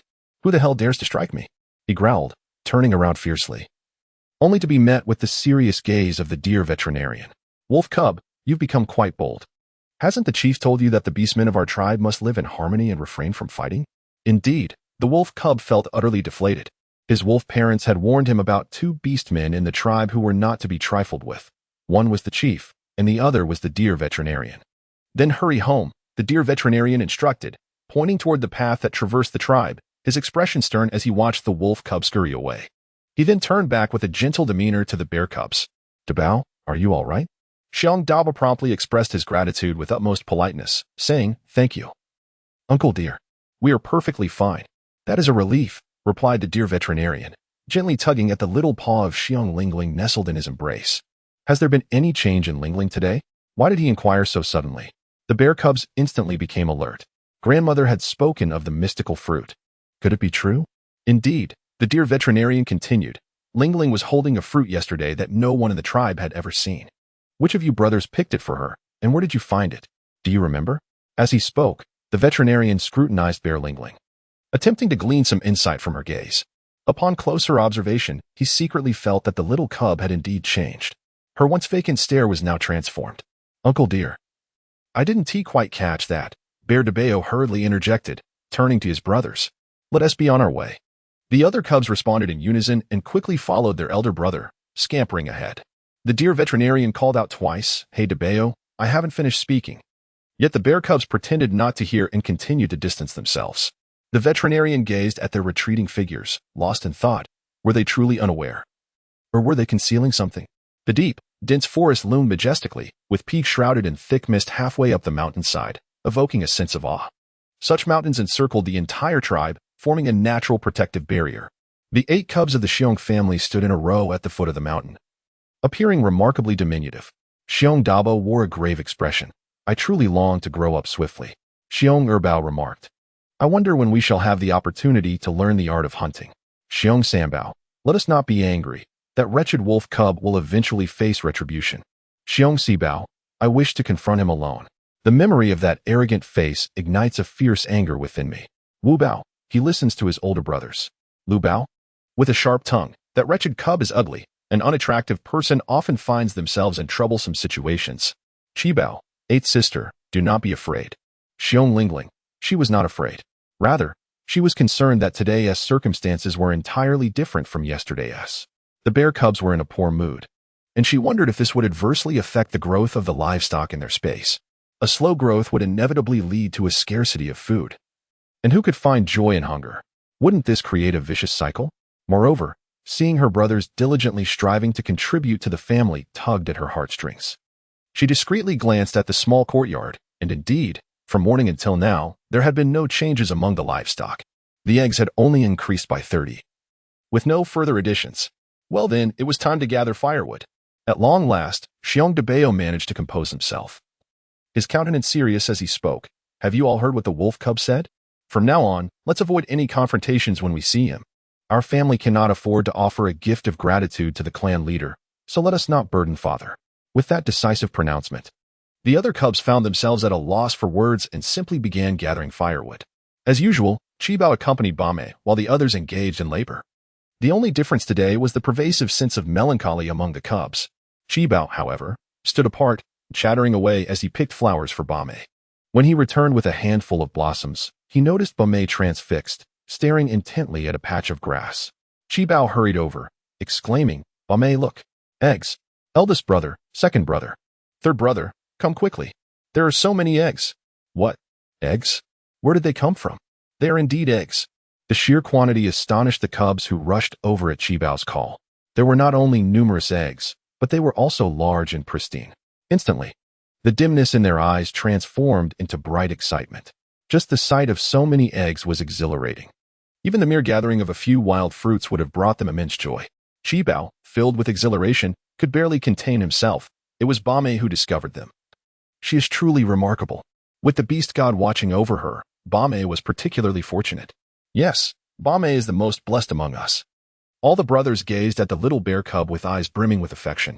Eldest brother, what kind of eggs are these? Wu Bao swallowed hard. Having never encountered eggs of such size, typically, bird and snake eggs were nowhere near as large. Xiong Lilingling's demeanor is remarkably composed, regardless of what it is. He prefers to take it back first. Indeed, is this not far superior to those ant larvae? Sanbao remarked with a smile. It turns out they had previously consumed ant larvae. Xiong Lingling felt a pang of sympathy once more. Soon, the bear cubs had gathered all the eggs, nestling them within layers of lush banana leaves, held securely by the steadfast Abao and Airbao, while Lingling's cub was entrusted to Sanbao for carrying. The other cub shouldered firewood and hurried home to inform their mother. Chapter 11. The roadblock beast who could have predicted that as the cubs traversed a gentle hillside adorned with low shrubs, a female figure, hands on her hips, would suddenly emerge to obstruct their path? What are you holding, Dabao? Is that you, Eri? The cubs were startled. It was Eri, Xiong Chui. Her face etched with displeasure. It turned out that recently, due to the males returning empty-handed from their hunting expeditions in the mountains, many families within the tribe were facing dire food shortages. In a bid for survival, during the daytime, the females had taken to scavenging at the foothills of the great forest. They would gather wild vegetables, and occasionally, if they chanced upon a rabbit darting from the woods, it was considered a stroke of fortune. Some of the beastmen had even resorted to digging up dead branches to capture the white worms within for sustenance. Thus, Xiong Chui was wandering about, hoping to find something edible. Although her mother-in-law had given her a foreleg of beef yesterday, it had vanished in a single meal for her family of 4 beasts. The meager supply of dried meat was utterly untouchable. Otherwise, they would face starvation come winter. Xiong Zifei discovered that the bear cubs seemed to have found something extraordinary, prompting them to hurriedly make their way home. Thus, she quietly followed them.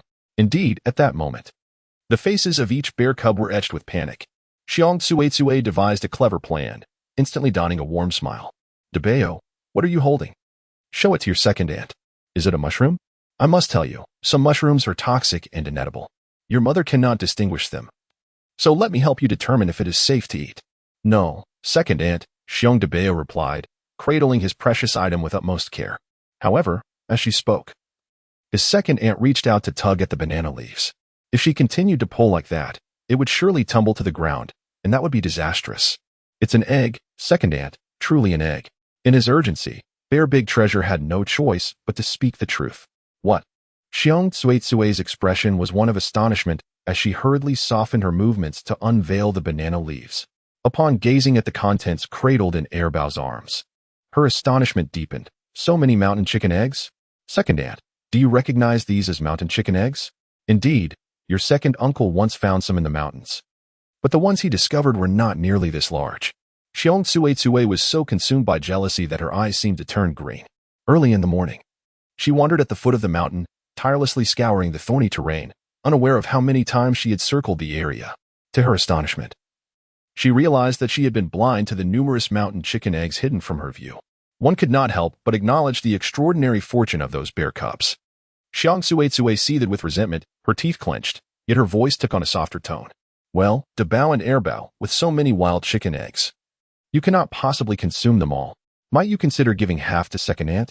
Such audacity, demanding half without shame. The children were at a loss for words. Unsure how to respond, but the cleverest among them, Sanbao, quickly interjected, second aunt, the wild chicken eggs we gathered were discovered by Ba Mei. Grandma says Ba Mei is our family's lucky charm. We must share this delightful news with Grandma shortly. If you wish to accompany us, perhaps Grandma will agree to give you half, and then we shall share with you. Xiong Tsuetsue's face turned dark. This third one is the most annoying. He attracts the most attention like a ghost. Does she dare to go to the old lady's place? It would be fortunate if she doesn't get scolded. Xiong Tsuetsue coughed lightly and remarked, all right, my dear second aunt is not as greedy as a beast. How about we settle on 4? The bow. Surely you wouldn't want your cousins to go hungry, would you? Besides, there are your second uncle and myself. Our family comprises a total of 4 individuals. That seems quite reasonable, does it not? Xiong Laoda cast a glance at his brothers, uncertain of how to respond to Ershin. Yet, he pondered how Xiong Dad would handle this situation. Ultimately, gritting his teeth, he bestowed 4 eggs upon Xiong Tsuetsue. Xiong Tsuetsue immediately broke into a smile, eager to sneak away a couple more. However, the sharp-tongued Xiong Lubao swiftly interjected, second aunt, we agreed on 4, and 4 it shall be. If you take more, I shall inform grandmother. Indeed, none of these mischievous youngsters were up to any good. Xiong Tsuetsue's hand retracted helplessly. Yet as she beheld the multitude of eggs being taken away by the bear cubs, her eyes gradually filled with a simmering hatred. With a swift turn of her head, she made her way directly to Xiong Hua's abode. The bear family resides at the eastern edge of the village, while Grandma and Grandpa Bear dwell at the western end. Following the incident involving Bear Tsuetsue's request for eggs, the cubs hastened their steps significantly. Upon returning home, Bear Xiao had already dug a hole and was busily fetching water from the river to pour into it.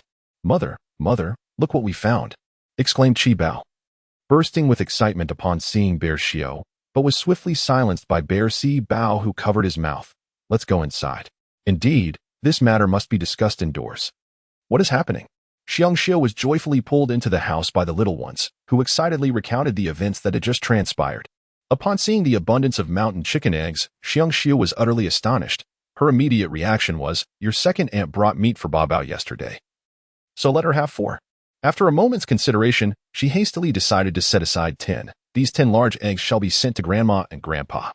The little ones had no objections regarding the quantity for their grandparents, as they were well aware of how the elderly treated them. Moreover, there were still 16 left. Xiong Xiao gently patted the heads of the little ones, smiling warmly. Today, thanks to Bao Bao, you all get to enjoy some mountain chicken eggs. However, we must wait for your father to return before we can eat together, shall we? All right. The children nodded in understanding. They carefully gathered the 16 mountain chicken eggs, while another 10, wrapped in banana leaves, were sent to their grandparents' home. Just as the joy of the Xiong family was still in the air, Xiong Hua suddenly burst into the courtyard, her countenance far from pleasant. Why did your family only share the mountain chicken eggs with Air Saw as family and not mine? The meat I brought yesterday was far larger than what Air Saw received. Ahua, I, Xiong Xiao, am not well versed in the quarrels among sisters-in-law, she stammered, momentarily at a loss for words. It was Xiong Hua who reminded her, shouldn't we also receive a share? Yes, indeed. Xiong Air, go fetch 4 mountain chicken eggs for San Auntie. What? Our family has 3 little ones, plus myself and Xiong Li. Surely we ought to have 1 each. Making it 5. Then let us take 5. Air Bao was reluctant to go, realizing that their share was dwindling, and the other children were anxiously biting their lips. However, Xiong Xiao, being an honest person, felt compelled to comply. Unable to resist, she went inside and retrieved 5 eggs for Xiong Hua, who then hurried away, satisfied. In the small courtyard of the Xiong family, the sound of a wail erupted. Qi Bao watched helplessly as the eggs were taken away by San Auntie, his heart shattered, especially as his own stomach growled with hunger. As Qi Bao cried, the other little ones began to feel discontent as well. Xiong Xiao hurriedly comforted Qi Bao, saying, it's all right, don't cry. Look at your sister, she is so well behaved. She even discovered these eggs herself, and she didn't feel reluctant at all. However, the more she tried to soothe Qi Bao, the louder the child cried. Xiong Lingling felt utterly speechless. She had witnessed the entire ordeal. And it was not that she lacked empathy, but rather that she found herself at a loss for words. unable to express her feelings. Chapter 12, The Fool's Fortune. What transpired? To her surprise, old lady Xiong returned alongside Xiong. Upon seeing the 10 mountain chicken eggs handed to her, she could not bear to take so many. Using the excuse that the elderly couple did not consume much, she retained only 2, while the remaining 8 accompanied Xiong back. As they entered the yard, the sound of Chibao's wailing filled the air. Along the way, old lady Xiong had already heard from Debao about how Xiong Suetie had intercepted them for 4 eggs, and now her ire was mounting.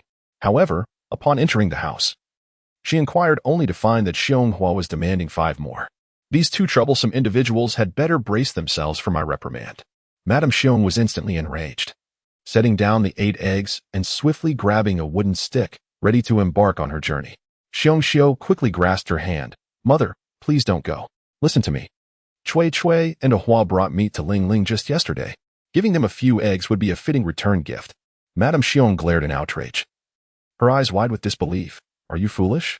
Your own 8 little ones are starving and emaciated, while the 2nd and 3rd families have ample provisions. Do you possess any in your household? You allow others to take advantage of such a situation? As for reciprocation, have you not received enough from us in the past? Never mind, dear. Sometimes fools are blessed. Xiang Xiu held a profound fear of her mother-in-law and found herself unable to contend with her. However, with immense strength, she cheerfully grasped the elderly woman like a millstone, rendering her utterly immobile. Madame Xiong, filled with frustration, nearly raised her stick to strike her eldest daughter-in-law. However, upon noticing the row of little ones, her heart softened reluctantly. Very well, I shall overlook today's events, but starting tomorrow, any items the children find must be brought to me first. It seems this household requires my guidance for the time being. Your temperament is ill-suited to manage those 2 rascals. All right, mother, I shall heed your counsel. To her surprise, Xiang Xiu felt a surge of relief at her mother-in-law's assertion of authority. Meanwhile, outside, Xiong Suetie hastened her steps, having overheard Xiong Hua's mention of needing 5 mountain chicken eggs. This was unacceptable. Fairness must prevail, especially since her own family was short 1. Yet, as she approached the small courtyard, she was taken aback by the sound of Madame Xiong's furious shout. Quickly, she hid behind a tree to observe, noticing the old woman brandishing a stick. Had it not been for Xiong Xiu clinging desperately to her, the situation could have escalated. Xiong Suetie was instantly struck with terror. Her back tingling with fear, she no longer dared to seek the mountain chicken eggs and swiftly turned to head home. Before departing, Mrs. Xiong meticulously counted the eggs. And with the 2 taken by her daughters-in-law, there were precisely 30 in total. Moreover, these eggs had been discovered by Lingling, which filled her with astonishment. She affectionately embraced Lingling and kissed the little bear's forehead, exclaiming, "How wonderful! Our family's Bao truly is a lucky cub." Turning to the cubs and Xiong Xiu, she instructed, "In the future, if there are any unexpected gains in our household, we must keep them well guarded. We are not afraid of thieves stealing. Rather, we fear their covetousness. Currently, the tribe is facing a shortage of food, and being the subject of envy is not advantageous." Everyone nodded in unison, responding, "Understood, Grandma." "Understood, Mother." Reluctant to stay for lunch at her eldest son's home, Mrs. Xiong concluded her instructions and returned home. Upon hearing the soft grumblings of the cubs' stomachs, Xiong Xiu set aside her task to prepare a meal. She heated the leftover beef soup from yesterday and set about cooking a pot of millet porridge. Though simple, it sufficed to provide sustenance, with the delectable aroma of oil wafting through the soup, which was more than sufficient. In the realm of the beasts, the concepts of cultivation and livestock rearing remain rather nebulous. Even the millet was foraged from the wilds at the foot of the mountains. The notion of consuming resources without replenishing them is yet another sentiment that Xiong Lingling has come to experience since her arrival in this world. After the meal, she resumed her observation of the small courtyard. Perhaps it was due to the fluctuating moods of the chicklings that there were no eggs in the nest at present, and the other livestock had yet to mature. However, to her delight, a few new items had appeared within the dilapidated abode: a medical kit, a 50-kilogram bag of rice, and some everyday utensils such as pots and bowls. The rice would undoubtedly be far more delectable than the millet, and 50 kilograms would sustain the Xiong family for several days. Yet, the challenge lay in how to discreetly transport it without arousing suspicion from the family, which proved to be quite a conundrum. Silently, she glanced towards the brothers in the courtyard, who were assisting Xiong Xiu by fetching water from the river. The distance was considerable, and the weight of the water was burdensome. The stone basin was particularly unwieldy. The cubs' faces flushed red from exertion, and it took them quite some time to make a round trip even when two of them lifted a single basin. By the time they filled the water pit in the courtyard, the meager food in their bellies would likely have been nearly depleted, as the others were momentarily distracted. Xiong Lingling stealthily slipped out of the courtyard. Subsequently, she deftly retrieved two lightweight white plastic buckets, each weighing 10 kilograms. From her spatial storage, ideal for transporting water over long distances. But where was Bao? Unable to lift the water, Chi Bao had remained behind to care for the little cubs. After playing in the mud for a while, she suddenly realized that the little cub was missing, prompting her to let out a piercing scream. The other cubs, who had just returned from fetching water, were startled by Chi Bao's cry and hurriedly searched both inside and outside the house. Just as they were about to rush out of the courtyard, the little cub returned, her tiny bare paws gripping two peculiar items. Everyone was momentarily taken aback. There is no need to elaborate on Xiong Xiao when it comes to quick-wittedness at times. She pales in comparison to a few of the younger ones. However, the astute Xiong Sanbao responds swiftly. That is a bucket. The clan leader's family possesses one, which he obtained during his previous visits to other tribes. Indeed, a bucket is quite a remarkable item. Everyone rushes over to touch and examine it. Xiong Erbao even takes a careful glance outside the courtyard, noting the absence of any onlookers. Could it be that this bucket was found by Lingling? Eighth sister. Did you find this bucket? Yet, the eighth sister remains silent. Sanbao thinks his older brother's inquiry lacks thoughtfulness, and he advises the group, Mother, perhaps we should first conceal the bucket in our home. We can use it later if no one comes looking for it. Yes, it is wise to exercise caution. Xiong Xiao feels a surge of anxiety. Buckets are not commonplace in every household, and these two appear to be in excellent condition. It truly feels as though a bucket has fallen from the heavens, leaving everyone stunned as they contemplate putting it away unused. Xiong Lingling furrowed her brow, grasping San Ji's hand tightly. What has happened to Ba Mei? Sanbao noticed that Lingling seemed eager to communicate, exhibiting a desire to express herself in a manner previously unobserved. Everyone turned their astonished gazes toward Xiong Lingling. Well, she resolved to cease her pretense if she continued. The cubs of the Xiong family would exert unnecessary effort. Thus, summoning all her strength, Xiong Lingling finally managed to point at the bucket and utter a single word, water. No, she intended to convey fetch water. However, due to the limitations imposed by the original body's condition, she could only manage to articulate one word, leaving the Xiong family in utter shock. Throughout her life, Lingling had never spoken a single word. The villagers referred to her as the little foolish bear. Yet, the Xiong family was aware that Lingling was different. Nevertheless, the transformation she had undergone from yesterday to today was indeed remarkable. Chapter 13. A rare gem. Looking at the astonished expressions of her brothers and mother, whose jaws seemed ready to drop, Xiong Lingling felt a pang of anxiety. So much had transpired from yesterday to today. Perhaps she was being too hasty, and the Xiong family's capacity for acceptance was limited. Fortunately, at that moment, the wolf family's second cub shouted from beyond the fence, Hey, Xiong Daba, did you want to fight my brother this morning? This statement successfully captured everyone's attention, especially Xiong Xiao, who was most concerned about the possibility of a brawl among the cubs. She quickly interjected, Daba, you must not fight. Before Xiong Daba could explain, he heard Lang Erzai ask, What are you carrying? As he pointed at the two buckets. Consequently, Xiong Daba swiftly altered his response. Let us head inside and ignore him. Indeed, at this moment, it was unwise to pay any mind to the wolf cub. The bear brothers realized that it was best to take the bucket home for the time being. Consequently, the second bear lifted Lingling, while the other brothers hurried into the house. Xiao also followed the children inside. Once they entered, the two buckets became insignificant in comparison. Xiong Xiao gently cradled her daughter's small bear-like face in her large hands. The girl's glossy, dark eyes and her round little nose rendered her, even in her bear-like form, the most endearing little black bear. Baba, did you just say something? Speak to Mama once more. Xiong Xiao's heart raced with excitement, nearly leaping from her throat, and her voice trembled with anticipation. Yes, Ba Mimi, call Mama. Ba Mimi, do you wish for some water? Indeed. I too heard Ba Mimi seemingly utter water. However, to everyone's disappointment, the little bear seemed unresponsive, her expression blank and her eyes conveying a sense of aimlessness. Oh dear. Could it be that we misheard? Yet Ba Mimi had indeed pointed at the bucket. The gathered crowd was bewildered, exchanging glances, uncertain of the little one's condition. It was Xiong Xiao, the mother, who wiped her eyes and reassured, Little ones, do not fret. Your grandmother has said that after Bao Bao consumed that magical fruit, She will surely become ever more intelligent. It is merely a small fruit, not very large, so its effects might not be immediately apparent. The fact that Bao Bao can now feed herself and shows even a hint of response is already quite remarkable. Let us not pressure her. Instead, we shall wait for her gradual improvement. We must have faith that Bao Bao will surely thrive. Yes, Ba Mimi is blessed by the beast god. She will undoubtedly grow stronger. Xiong Debao's small face wore a serious expression as he scanned the crowd. Moreover, heed my words, regardless of what the wolf cubs utter, do not pay them any mind. Ah, Xiong Xiao, you have scarcely soaked the cowhide. Hasten and continue your work. Just then, a female voice suddenly echoed through the courtyard, approaching with urgency.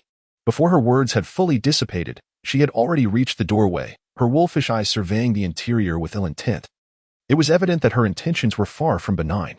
Earlier, the wolf cub had spotted the new barrel at their home and hurried back to inform his mother, resulting in this female intruder barging in with much ado. Ostensibly, she appeared to be there for a casual visit, yet her true motive was to investigate the peculiarities within. Indeed, the young bears had no time to conceal their possessions, and the two barrels were swiftly fixated upon by Wolf Xiaoli. What is this? Wolf Xiaoli exclaimed, her eyes widening in astonishment. Though it resembled a barrel, it was not crafted from wood. Its appealing white exterior and the metallic structure were unlike anything she had ever encountered.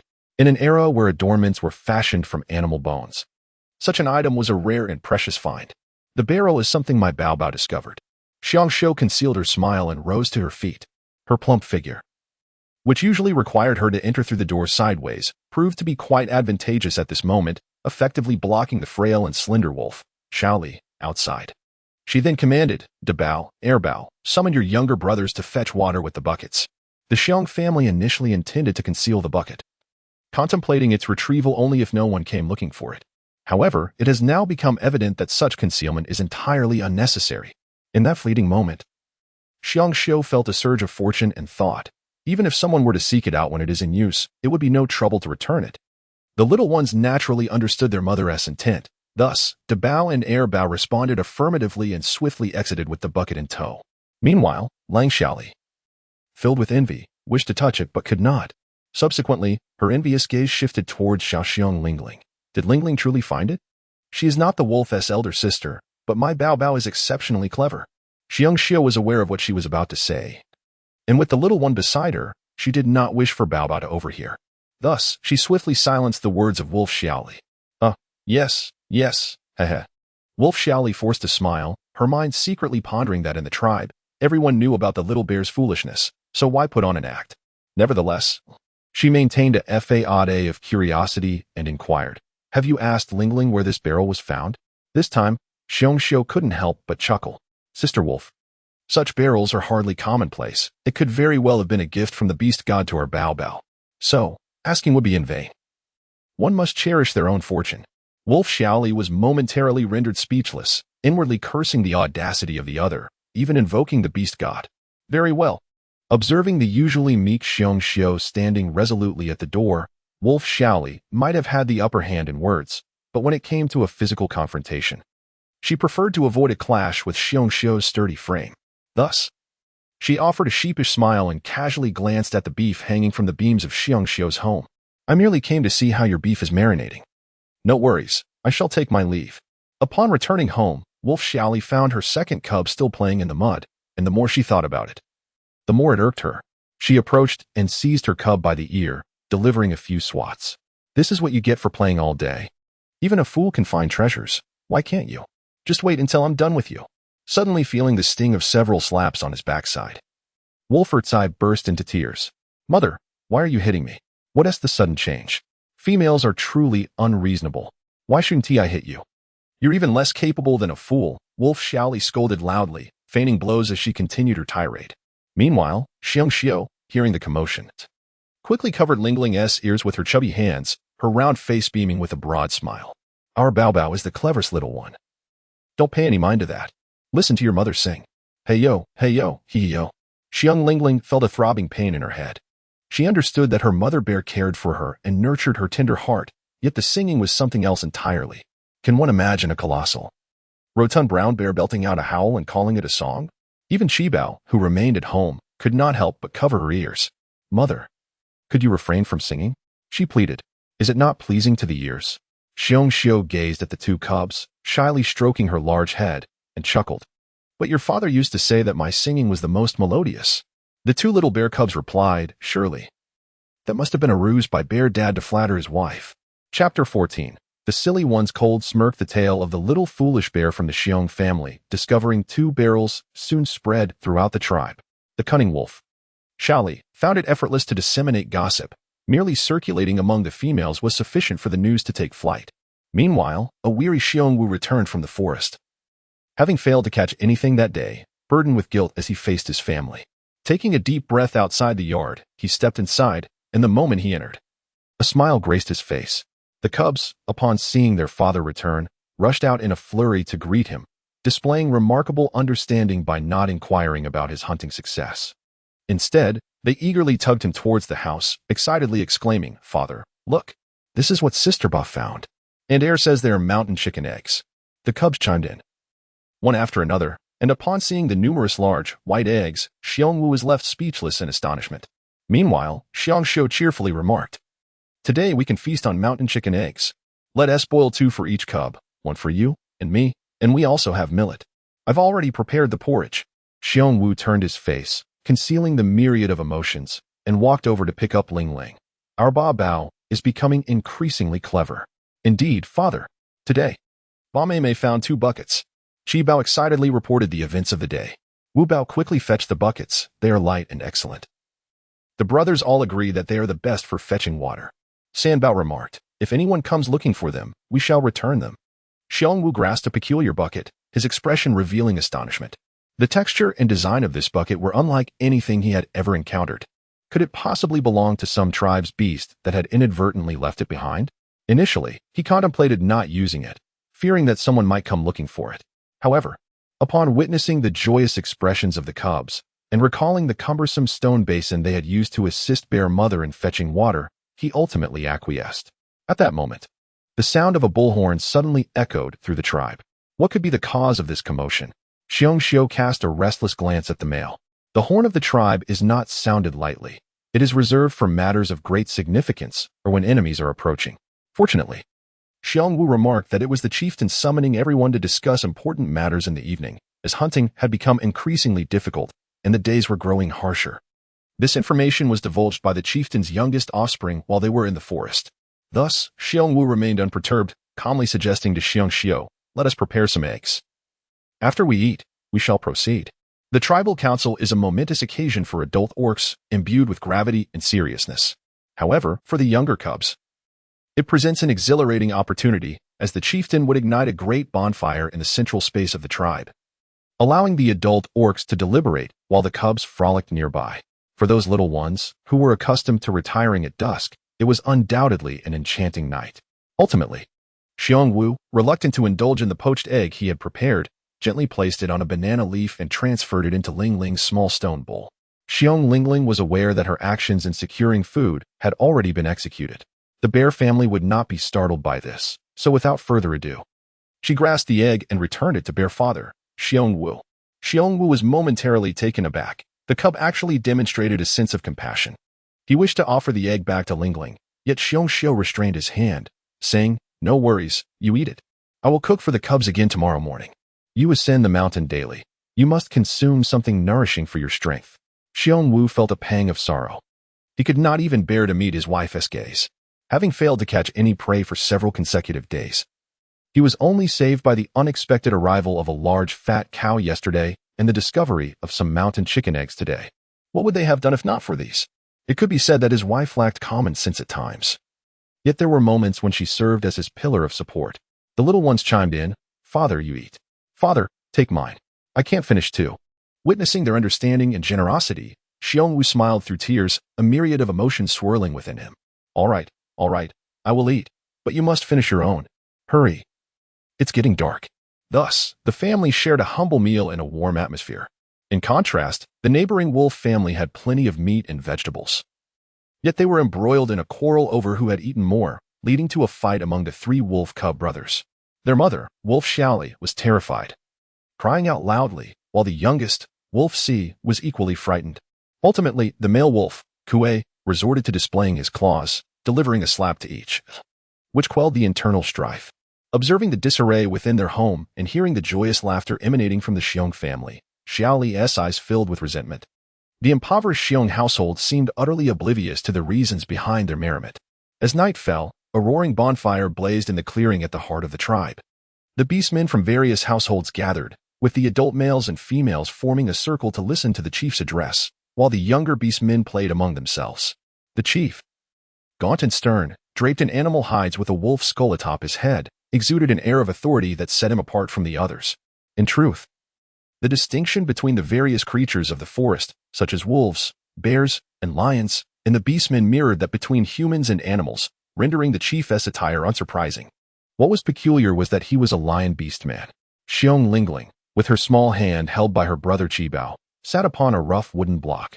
Observing the chieftain's countenance flickering between light and shadow in the glow of the campfire, a sense of unease stirring within her. "Do not be afraid, eighth sister," Qibao whispered softly, sensing her gaze lingering on the chieftain. Xiong Lingling gazed at Qibao, unperturbed. To her surprise, Qibao turned out to be the most receptive member of the Xiong family to her transformation. As she observed the sparkling eyes of her younger sister, Qibao's heart blossomed with joy. "Oh, Ba Mimi, you are simply adorable.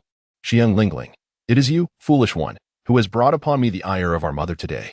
Just then, a low voice resonated before them, as Wolf Cub glared fiercely at the two little black bears. His gaze especially intense and dark when it settled upon Xiong Lingling. In the next moment, however, Wolf Cub was taken aback. This was unusual in the past. Such a glare would have made the little fool weep. Yet today she dared to meet his gaze, her eyes glimmering with an unprecedented sharpness and coldness. "Do not frighten my little sister." While Wolf Cub was momentarily stunned, little black bear Qibao interposed himself, blocking Wolf Cub's view. Though small, he was still a young brother, and it was his duty to protect his sister. "Step aside." Wolf Cub, anxious, pushed Qibao away, eager to reassess the foolish one's expression.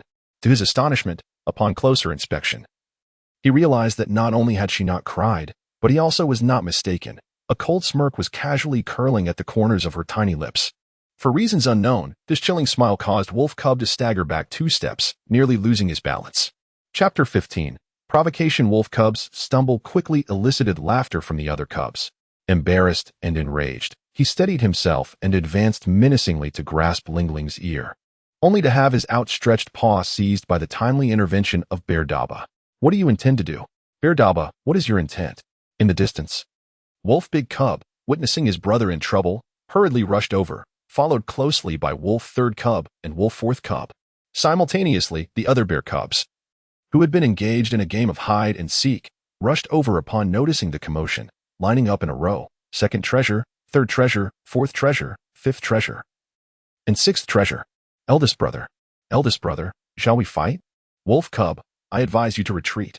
The 7 cubs of the bear family encircled their adversaries, unafraid to confront those who dared to bully their kin. One would face one, 2 would challenge 2. Who among them would yield to fear?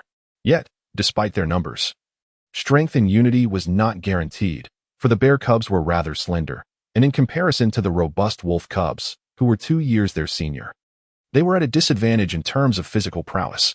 The wolf cub, with a scornful sneer, declared, "Very well, let us brawl. Do you truly believe that we fear you simply because you are more in number? Let us fight." Just as tensions escalated and both sides prepared to clash, a sudden voice broke through the chaos. "Hey, you little ones, separate at once. Can't you see we are engaged in serious discussion? Why are you fighting?" An orc, sensing something amiss, shouted towards them. Only then did the other orcs turn their heads, and both Bear Wu and Wolf Kuei recognized the brewing discord among the cubs. Just days prior, these 2 males had sought to mediate peace between their young ones after a similar incident, and it was imperative that no further disruptions occurred. Neither family could afford to offer another token of gratitude. Thus, Wolf Kuei shot a stern glance at his son, commanding, "Go play elsewhere. If you continue to fight, I shall discipline you." Xiong Wudao addressed Daba, instructing him to keep a vigilant eye on Babeo. He understood clearly that his offspring would never instigate trouble. Hence he refrained from reprimanding him, believing mere words would suffice. After exchanging glances, the 2 males decided to set aside their personal grievances to avoid claiming the reward. After being reprimanded by his father, the wolf cub dared not act recklessly again. Instead, he glared fiercely at the bear cubs before leading his brothers away. Meanwhile, Daba felt a twinge of guilt. He had continuously advised his siblings against fighting, yet he had nearly lost control himself. As the cubs resumed their usual demeanor, the adult beasts returned to their discussions. The elderly chieftain sipped some hot water, his voice hoarse as he confessed, "To be honest, my family hasn't had a successful hunt in several days. Our bellies are filled only with water and wild greens. Indeed, my cubs cry from hunger every day." Another chimed in. "Yet, it seems that the Bearwoo family has been blessed by the beast god lately. Just look at that large yellow bull that wandered into their home yesterday, all for them." This diversion was orchestrated by none other than Wolf Xiaoli, who seemed eager to incite discord and foster resentment towards the bear family. Unsurprisingly, the gaze of the other tribesmen turned toward Xiong Wu and his mate. When the entire village struggled to secure prey, it was indeed envy-inducing that the bounty rushed towards their home. Feeling the unfriendly stares, Xiong Xiu finally comprehended her mother-in-law's words. Unexpected fortune should not be flaunted, for it invites jealousy. However, her tongue faltered, and though she wished to defend herself, the words eluded her. Fortunately, the elder bear also attended and stood up to speak. "Chieftain, our tribe has always relied on our own hunts. As Wolf Xiaoli mentioned, the bear family has indeed been favored by the beast god, so if such fortune has befallen them, others should have no grounds for complaint. Indeed, that is the blessing of Xiong Wu's family, and it does not concern us. Let us return to the matter at hand." The chieftain exhibited no signs of displeasure. He gestured for Xiong Xiu to take her seat and continued. "Currently, our hunting efforts are concentrated on these surrounding mountains, yet the game is alarmingly scarce. Therefore, I propose we expand our hunting grounds." At this, the men began to share their perspectives. Meanwhile, Wolf Xiaoli, frustrated by her failed attempt to stir trouble, felt a pang of anger. She had not anticipated the chieftain's indifference towards the issue. Raising her eyes, she saw Xiang Xiu sitting contentedly beside Xiong Wu, which only fueled her ire, prompting her to subtly shift closer to the males. Regrettably, Wolf Kuei did not even spare her a glance, wholly absorbed in the chieftain's discourse. Yet, one individual in the tribe did take note of her actions, the chieftain himself. The deer shaman, also calculating his own interests, interrupted. "It seems Wolf Xiaoli has something to say." The chieftain furrowed his brow. "Wolf Xiaohua, what is it you wish to express?" Wolf Xiaoli was momentarily taken aback. She had not intended to speak, yet it seemed that the deer veterinarian was granting her this opportunity. Why not seize the chance? "Tribe leader, are you aware of the incident regarding the bear family's Lingling offspring finding 2 barrels? She boldly inquired, rising to her feet. "Indeed, the bear family's babeo has indeed stumbled upon 2 barrels. She continued. "I heard about this early this morning. Could it possibly be the blessing of the beast god? After all, isn't the bear family somewhat questionable? Surely they haven't resorted to theft?" This time, Wolf Xiaoli's instigation bore fruit, as the beastmen began to murmur amongst themselves. Such a rare item as barrels was not possessed by every household. Even the tribe leader's family had to trade with other tribes to acquire them. Most importantly, beastmen were incapable of crafting them, resulting in envy for those who had what they lacked. As the whispers swirled around her, Wolf Xiaoli cast a triumphant glance at Xiu the bear, smirking inwardly. "I wonder if you can still manage to smile now?" Hearing the unpleasant remarks from the orcs, Xiong Xiu and Xiong Wu were poised to retort. Just as the elderly matriarch of the bear clan was about to speak, the chieftain suddenly roared, "Wolf Kuei, are you not going to discipline your female? Is this truly the time to dwell on trivial matters? If we fail to hunt, the entire tribe is doomed. Yet your mate continues to obsess over jealousy. I have stated before, whoever finds it or captures it claims it is their own. Do not say that the bear cubs found 2 barrels. Even if they were to discover a beast taming pill, it would rightfully belong to them." "What?"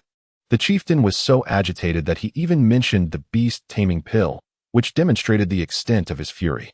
The orcs immediately fell silent. Wolf Xiaoli's triumphant expression froze on her face, as if the word awkward were etched upon her forehead.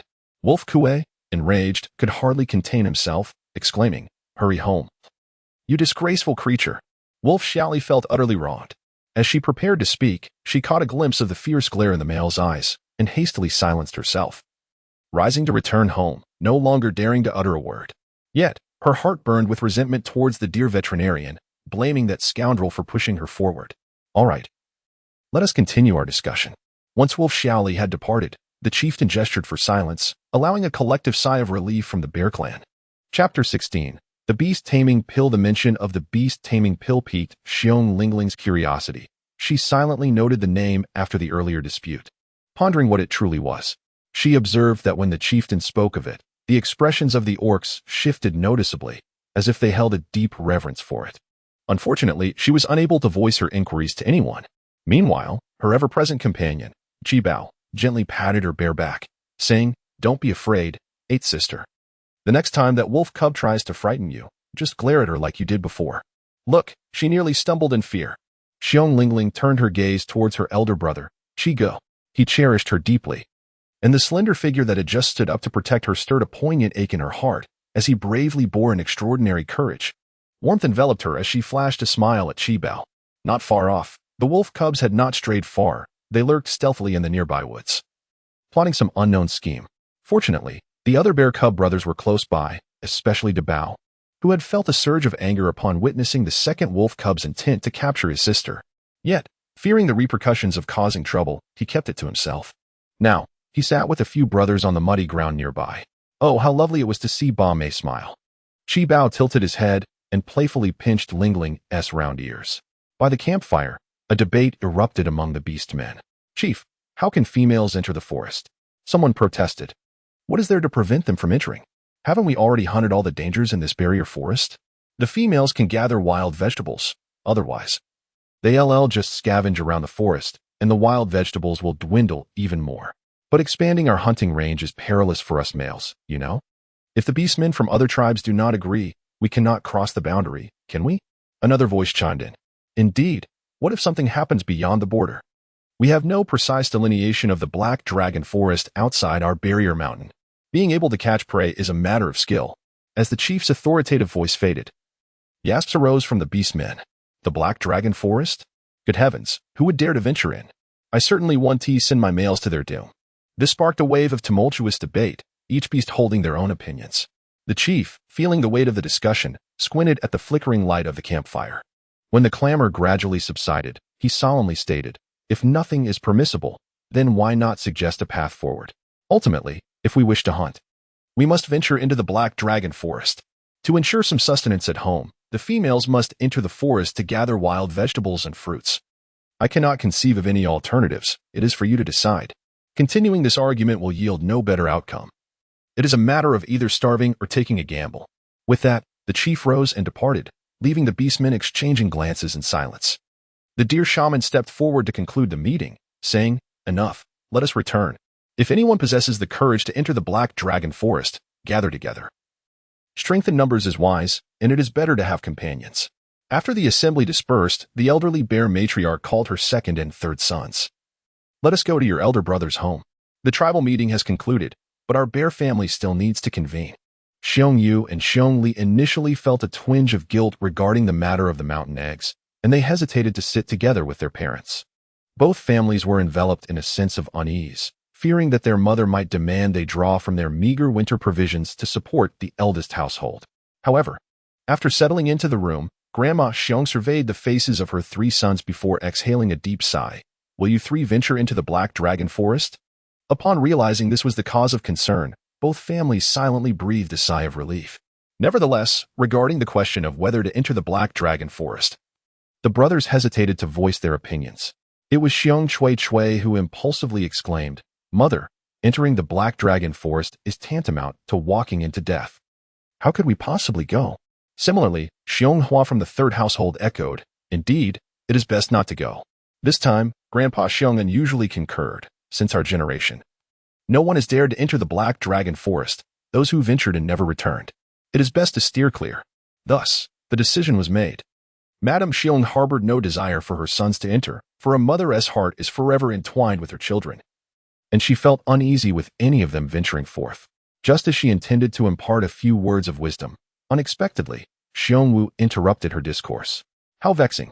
Xiong Wu's voice resonated with a deep and powerful timbre, his gaze unwavering and resolute. "Father, you must not go," Xiong Xiu exclaimed in a state of alarm, unwilling to permit her male to venture forth. Yet, Xiong Wu merely directed his attention towards the cubs, asserting, "I must provide for the young. This peril is one I must brave." Old Lady Xiong looked at him with concern. "That's not possible. Your leg." "Mother, I can take care of myself." "Listen to your mother," Old Man Xiong said sternly, casting a serious gaze at his eldest son. "Starting tomorrow, your mother will go with Xiong Xiu to forage for wild vegetables. As for the children's provisions, the two of us will venture to Shield Mountain in search of fortune. The Black Dragon Forest is off limits. It is not yet necessary. Xiong understood that his parents were deeply concerned for him, realizing the hardships of providing for the family. It pained him to see his father, at such an advanced age, still compelled to accompany him on hunts. A myriad of emotions swirled within his heart. At this juncture, Xiong Yu and Xiong Li could no longer bear to watch. After all, they were brothers. How they usually interacted was one matter. But when faced with the peril of life and death, the bonds of kinship ran deep. Thus, they urged him, "Yes, elder brother, heed our parents' counsel. We have not yet reached that dire threshold." As for any further commitments, they dared not make promises, for they too had their own offspring to consider.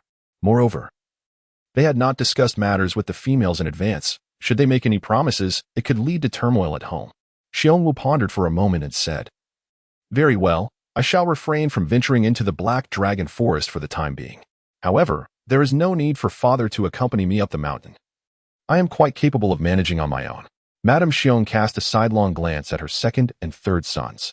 Suddenly, she turned her head and called for Xiong Xiu to fetch a stone bowl, from which she poured out half a bowl of water. "Today, I demand that you three brothers swear an oath with your blood, vowing to assist one another during hunts, especially in times of peril. Remember, the bond of brotherhood must never be forgotten." Xiong Wu paused for a moment and nodded. As the elder brother, he was certainly a man of his word, and he would never shy away from offering assistance in the future wherever he could. Xiong Li also said, "Agreed." The bear friend said nothing, but he was the first to raise his finger and bite through the skin, allowing his blood to drip into the stone bowl. Once the other two brothers followed suit. The three of them each took a sip from the bowl. Indeed, they were worthy sons of their mother. The elderly matriarch, somewhat moved, patted her three sons on the shoulders. As they faced the most arduous times, she, as the elder, felt powerless to assist. The only thing she could do was to ensure her sons remained united. Observing the emotional stir among the three brothers, Xiong Lingling, sitting in line with her siblings, pondered, was the tradition of blood oaths passed down from this moment? Chapter 17. The arrival of Little Tiger that night. Xiong Lingling tossed and turned, unable to shake the image of her father's melancholic face from her mind. Surely, the Black Dragon Forest must be perilous, yet her father insisted on venturing in, even with a limp, to provide for his young ones. If only she could retrieve more food from the space, her father would not need to ascend the mountain again. However, she found herself at an impasse. The Xiong family was not naive, and any sudden abundance would surely raise suspicions. Given their heightened vigilance, they might even hesitate to partake in it. As she contemplated, Xiong Lingling took a moment to inspect the small courtyard within her space. She discovered that the livestock were growing. Although only a day had passed, their growth was already visibly apparent. Most notably, the ducks had laid eggs, 30 in total. With eggs available, it was only logical to collect them. Perhaps the surprise would facilitate the Xiong family's quicker adaptation. Moreover, if it could deter her father from entering the Black Dragon Forest, what harm could it cause? Xiong Lingling, having cast aside her concerns, promptly retrieved the duck eggs and placed them into a basket that still contained unfinished chicken eggs. She then proceeded to scoop several basins of pristine white rice into a stone vat designated for storing grains, ceasing only when the vessel was filled to the brim. Furthermore, she astonishingly discovered a small creature within her space, a diminutive tiger, nearly stepping on its tail. Could it be that the space had begun to bestow her with prey? Were it not for the conspicuous royal insignia upon the tiger's forehead, she might have mistaken it for a mere cat. To her surprise, the little tiger approached her, nuzzling against the tops of her feet in an affectionate manner, displaying none of the grandeur one would expect from the king of beasts, but rather exuding an irresistibly endearing charm. In a moment of whimsy, Xiong Lingling embraced the creature and brought it out of the space, nestling it in her arms as they lay together in the cozy nook. Unbeknownst to her, she soon drifted into a gentle slumber. Mother, look here." The following morning, the elderly bear matriarch intended to rouse Xiong Xiu early for a day of foraging for wild vegetables in the forest. However, before she could steady herself, her rather absent-minded daughter-in-law had already tugged her back into the house. Xiong Wu was also present. The couple showed Grandma Xiong the extra eggs in the basket, along with a full jar of pristine white rice, which is undoubtedly far superior to millet. Each grain glistens with a translucent brilliance, and even without tasting, one can appreciate its beauty.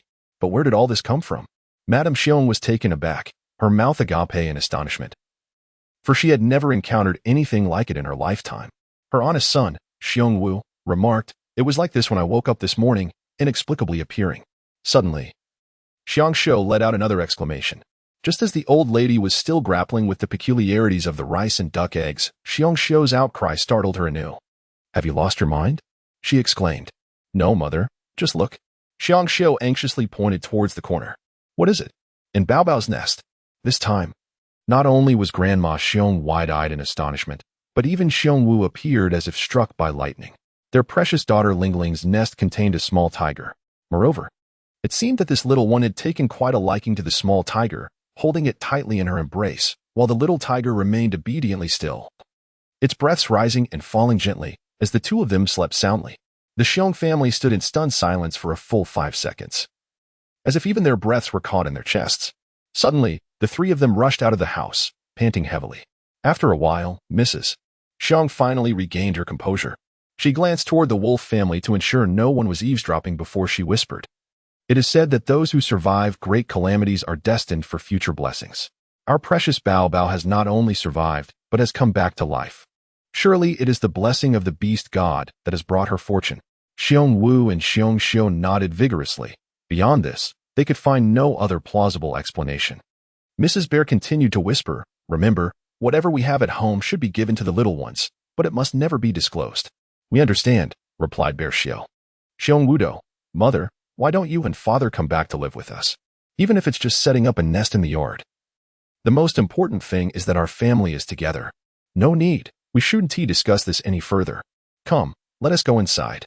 Upon entering the house and noticing the 30 or so eggs, as well as the full jar of white rice, Xiong Laodai gradually transitioned from panic to a broad smile. "Rest assured, eat freely, regardless of the circumstances. If someone intends to harm you, they wouldn't go to such lengths as to use food against you." Indeed, after considering Mother's words from a different perspective, the feeling was much more comforting. The thought that today the little ones could enjoy fragrant rice brought a smile to Xiong Shou's chubby face, yet one concern lingered. "Mother, what about the little tiger in Bao Bao's arms? What can we do?" "Let her take care of it. If anyone inquires, we'll say it's the little tiger father brought back from the mountain." "Very well." When Xiong Lingling awakened, she found her 7 brothers gathered around the nest, observing her and the little tiger in her arms. Oh, she hurriedly sat up. Last night, she had only thought of playing with the little tiger, unaware that her frail bare body had become utterly exhausted after moving all that rice. She had collapsed and fallen asleep, only to awaken now. "Dabeo, the 8th sister is awake." "Erbao, 8th sister, look, this is the little tiger father brought back from the mountain for you." "Sambao, when the little tiger grows up, it will be able to protect the 8th sister. I've heard that only the chieftains of other tribes possess the ability to train tigers and lions." Sibao, with a cool demeanor, "Indeed, I have heard that too." Wu Bao, with glimmering eyes of envy. "Lu Bao, father dotes on the 8th sister the most." Chi Bao, 8th sister, "May I hold your little tiger for a moment?" Xiong Lingling found herself in a state of bewilderment. It turned out that Papa Bear and Mama Bear had already concocted a web of lies. It seemed she could no longer return the little tiger to its space. At the same time, she realized that if that were the case, then Papa Bear and Mama Bear had also come to terms with the unexpected surplus of rice and duck eggs. This is indeed a positive development.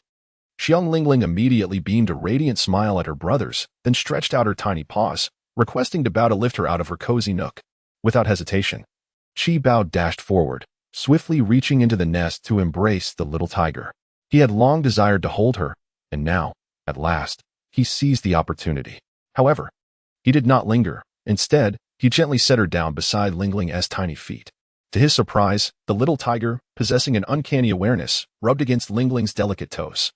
In the ensuing moments, wherever Lingling ventured, the little tiger followed her like a devoted puppy.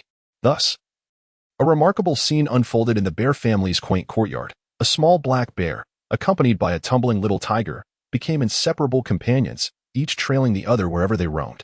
Another little black bear closely followed suit, calling out, "8th sister, do take care to walk slowly. 8th sister, be cautious not to fall." This enchanting sight left the wolf cubs, who were the first to witness it, utterly astonished. The fence between the two families presented no obstacle, allowing them to observe this extraordinary spectacle in vivid detail. Behind the little fool of the Xiong family, a small tiger truly followed suit. Chapter 18. Secrets in the face of the astonished wolf cubs, Xiong Daba calmly led his brothers, choosing to ignore them. He instructed, Qibao, you stay with Bai Mei to guard the home while we venture out to gather firewood. We shall return shortly. Early in the morning, Xiong father had already ventured into the forest to hunt. Grandmother and Xiong mother had gone to forage for wild vegetables, and with a cowhide soaking in the courtyard. It was imperative, even without the elders' orders, for someone to remain at home.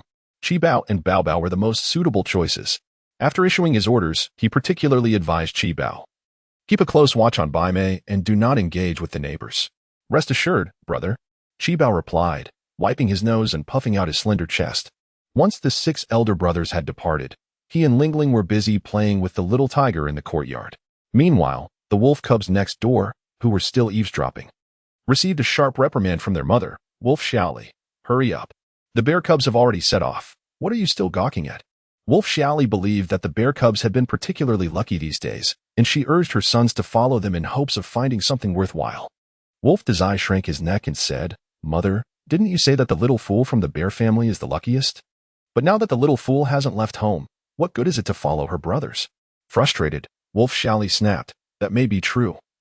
But what if today's fortune lies with the other bear cubs? Move quickly. The 3 wolf cubs dared not argue further and turned to leave. Don't fight, or your father will truly be furious, Wolf Xiaoli called after them. But the wolf cubs dashed away swiftly, ignoring her words. Those ungrateful cubs. Wolf Xiaoli glanced back at her youngest daughter, Wolf Cixi, then at the neighboring yard. Both were 3-year-old cubs. Yet the bear family's little fool had brothers who cared for her, while her wolf cubs seemed indifferent, especially towards their little sister. During mealtime, they selfishly grabbed food for themselves without a thought for Cixi. Consequently, when it came time to ask them to do something, Wolf Xiaoli hesitated to let them take their sister along, fearing they might lose her in their carefree demeanor. At that moment, Wolf Cixi was perched on the fence, peering enviously into the neighboring yard, unable to contain her curiosity. Qibao, where did your family's little tiger come from? She inquired, echoing a question she had long wanted to ask. Upon hearing this, Wolf Xiaoli feigned distraction and paused. Qibao replied, my father brought it back from the forest. He would typically ignore other wolf cubs, but Wolf Cixi was different. She called him brother with a sweet tongue. Immediately, Wolf Cixi turned to her mother, exclaiming, Mother, I want a little tiger too. Tell father to catch one for me. Wolf Xiaoli rolled her eyes at her daughter. Back inside. You truly lack understanding. Catching a tiger is no simple feat. She narrowed her eyes, pondering how the formidable tiger was captured by Xiong Wu. After playing with the little tiger for a while, the sun ascended higher in the sky, and the temperature rose significantly. Qibao also knew to call Lingling back into the house. It was too hot outside. So I will fetch water for sister bought a drink. As Xiong Lingling ventured to fetch water, he cast a glance at the miscellaneous items in the space. The morning's cheerfulness radiated from Xiong father and Xiong mother, although the livestock in the yard had not undergone significant changes. The cluttered storage of the small space had acquired several bags of seeds. Among them were cucumbers, tomatoes, chili peppers, eggplants, and cabbages, amounting to no less than 10 varieties. Upon discovering these seeds, Xiong Lingling felt a surge of joy and casually took a bag of tomatoes. The soil of the ancient era was indeed rich. Yet the awareness of agriculture had not yet taken root. Thus, the beastmen spent their days hunting in the forest. Fortunately, beside the humble abode of the Xiong family lay a patch of overgrown weeds, and she considered quietly planting a few tomato seeds to observe the outcome. What's this? Qibao, having brought a stone bowl of water, noticed the peculiar item in Ba Mei's hands and couldn't help but reach over for a closer look. It depicted a small tree adorned with several bright red fruits, appearing quite enticing. Xiong Lingling playfully winked at the young man, raising a paw to her lips in a gesture that implied silence. To her surprise, Qibao understood her intention. Are you asking me not to speak of this? How astute. Xiong Lingling immediately nodded in affirmation. What intrigued her was that Qibao did not react with shock to her behavior. Rather, he accepted it with remarkable composure and swiftly aligned himself with her stance. Very well, I shall remain silent. This makes things much simpler. Xiong Lingling beamed at the young gentleman. After finishing her drink, she took Qibao's small hand and approached the stone hoe. Take it. She had initially thought that since Qibao was quick to adapt, she could attempt to speak in front of him. However, to her surprise, when she opened her mouth, she could only utter a single word. Xiong Lingling pondered that it might be due to the limitations of the original body, so she decided to proceed gradually. Chi Bao cast a delighted glance at her and remarked, Grandma was right. Sister Ba is indeed becoming increasingly clever. To avoid startling her younger sister, the little one astutely refrained from displaying any surprise and instead chose to follow her sister's lead. Thus, the two children ventured out of the courtyard to the patch of grass beside the house, where they unearthed a modest plot of land at the corner using a stone hoe. Following the instructions from the manual, Xiong Lingling carefully planted the tomato seeds. Water, she said. Ah, this I know. Chi Bao, of course, understood that one must water the planted seeds, so he hurried home to fetch a stone basin, diligently watering each seedling-filled mound of soil. Once finished, Xiong Lingling imparted a single word to her older brother. Wait. All right, wait, Chi Bao replied, smiling like a little adult as he ruffled his sister's hair.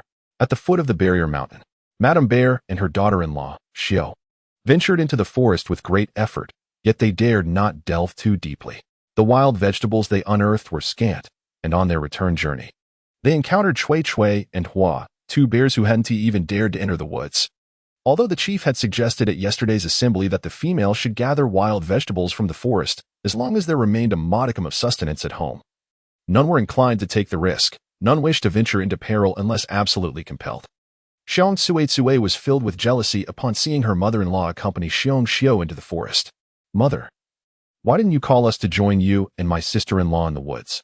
We too wished to gather wild vegetables. Although the quantity they collected was meager, the disparity between their harvest and her own empty hands, coupled with the sight of numerous females foraging nearby, only deepened her sense of unease. Old Lady Xiong let out a cold snort and said, Chui Chui, Ahua, I ask you both, was there unrest in the house last night? Xiong Tsui and Xiong Hua found themselves momentarily at a standstill. Their homes were situated adjacent to one another, back to back, allowing them to be acutely aware of each other's affairs. However, they were taken aback to discover that their mother-in-law was privy to the situation. Last night, upon returning to Xiong Wu's household for a small gathering, the matriarch had summoned her 3 sons to pledge their allegiance to one another. In these increasingly trying times, her intention was to ensure that her sons did not forget the bonds of family. Yet, upon returning home, Xiong Tsui confronted Xiong Yu, accusing her of making a vow without her consent, thus disregarding her as a daughter-in-law. Chapter 19. A conscientious daughter-in-law. Xiong Tsui was causing a ruckus, shattering bowls and dishes in her wake. Meanwhile, Xiong Hua joined in, albeit with a softer tone of scolding while making a louder clamor. In any case, the antics of these 2 daughters-in-law reached the ears of the elderly matriarch, Xiong Laotai, who was already seething with anger. At that moment, these 2 audacious women dared to draw closer. Madame Xiong glared at them with a stern expression. As daughters-in-law, not only do you fail to encourage your own males and brothers to coexist harmoniously, but you too also resort to sowing discord. If you were to be likened to foolish creatures, I suspect you would still take offense. Therefore, I must pose a question. If the day comes when neither of your families has food to eat, who among you would come to your aid? Pray, enlighten me. Over the years, during your times of hardship, apart from Xiong Wu and Xiong Xiao, who has ever offered you assistance? My dear, I harbor no ill intentions. My quarrel with the males stems merely from the belief that such vows, when uttered in good faith, carry an air of misfortune. Realizing that the truth was no longer concealable, Xiong Tsitsua found herself compelled to seek an excuse for her actions. She could hardly admit that it was because she wished to prevent her own male from risking his life for others. Xiong Hua, ever astute in discerning the currents of circumstance, adeptly employs the strategy of feigning innocence to ensnare the unsuspecting. Mother, I was in the wrong. Indeed. My elder brother and sister-in-law have aided our family on numerous occasions, and I shall never forget their kindness. The quarrel I had with Xiong Xing last night was, in truth, akin to the conflict with my second sister-in-law. Xiong Tsui gazed in astonishment at Xiong Hua, who was dabbing at her tears. This female truly possesses the remarkable ability to cry on a whim.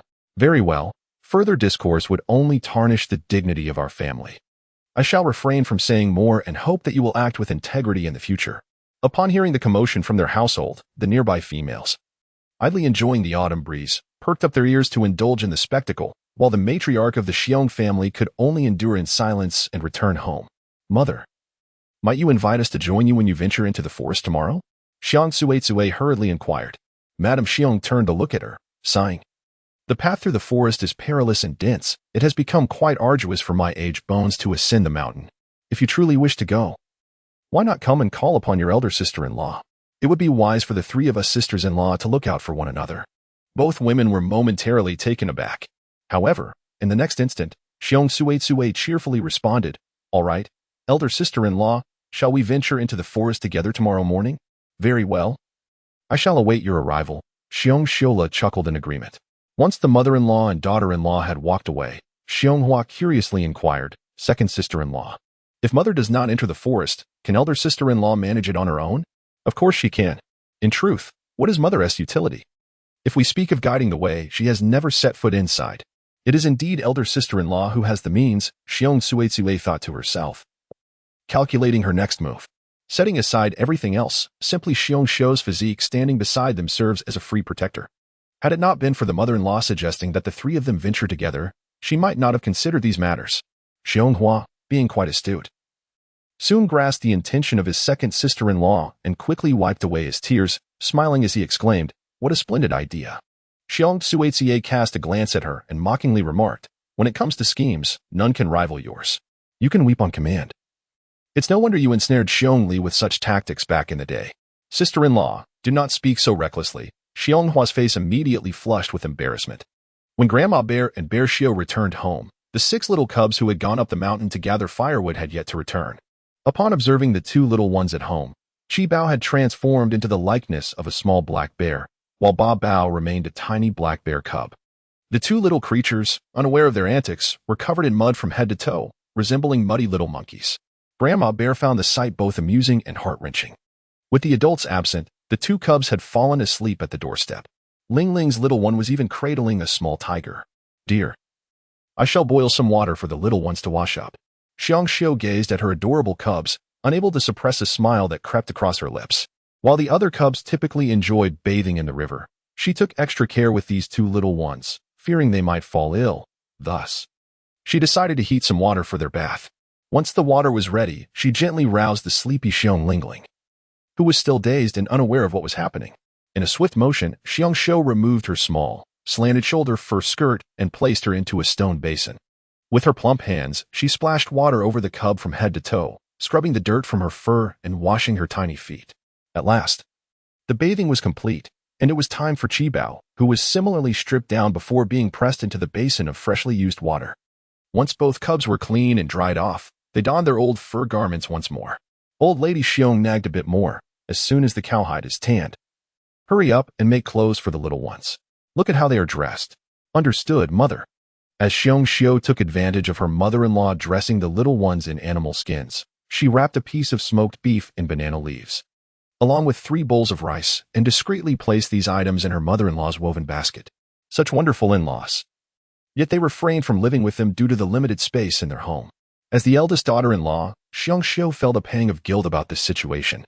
Regarding the wild vegetables, the elder Mrs. Xiong allocated 2/3 to her, but when she attempted to take more, Xiong Xiu's plump hand gently restrained her.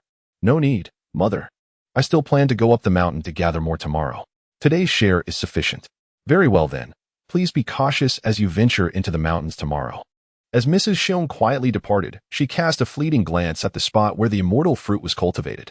It appeared to be devoid of any activity, prompting her to let out a sigh before hastily returning home. Upon her arrival, she uncovered the 2 parcels wrapped in banana leaves, revealing the hidden bounty within. Madame Xiong was instantly overwhelmed with mixed emotions, despite her eldest daughter-in-law's occasional foolishness. When it comes to matters of conscience, she is undoubtedly the most admirable. Grandfather Bear squinted with a smile and remarked, "You, my dear, speak kindly of others behind their backs, yet confront them with a sharp tongue to their faces." "I must certainly express my thoughts. Without some guidance, how could Xiong Xiu possibly rival those 2? Grandmother Bear unfolded the banana leaves, her eyes sparkling with delight as she exclaimed, "Oh, dear husband, come and see what kind of grain this is. It resembles millet, yet it is far superior to that." Grandfather Bear stepped forward to take a look, and his face instantly lit up with delight. He placed a grain in his mouth and was immediately enveloped by the rich aroma of grain. He could not help but exclaim, "What a splendid treasure! Where did this come from?" Madame Xiong recounted to him in detail the events that transpired that morning at the home of the eldest Xiong Wu. "We did not even share this matter with the cubs, for if they were to carelessly let it slip, it would indeed pose a problem." Indeed. Grandfather Bear took a while to regain his composure. The matter at hand was indeed quite extraordinary. In his entire life, he had never encountered such a phenomenon. However, he heeded Grandmother Bear's words, reasoning that if someone intended to harm the elders, they would not resort to using such fine provisions for their nefarious purposes. The elderly couple murmured softly to each other as they began to kindle the fire and prepare their meal. Meanwhile, at the Bear household, Xiong prepared a pot of rice porridge and then cooked some poached eggs. She resolved to allow the little ones to enjoy poached eggs once a day. She had counted the eggs in the basket and realized there were enough for 3 consecutive meals. Chapter 20. A skirmish as the sun descended beyond the horizon. Darkness enveloped the land quietly. It was rare for the male members of the household to return from the forest so late.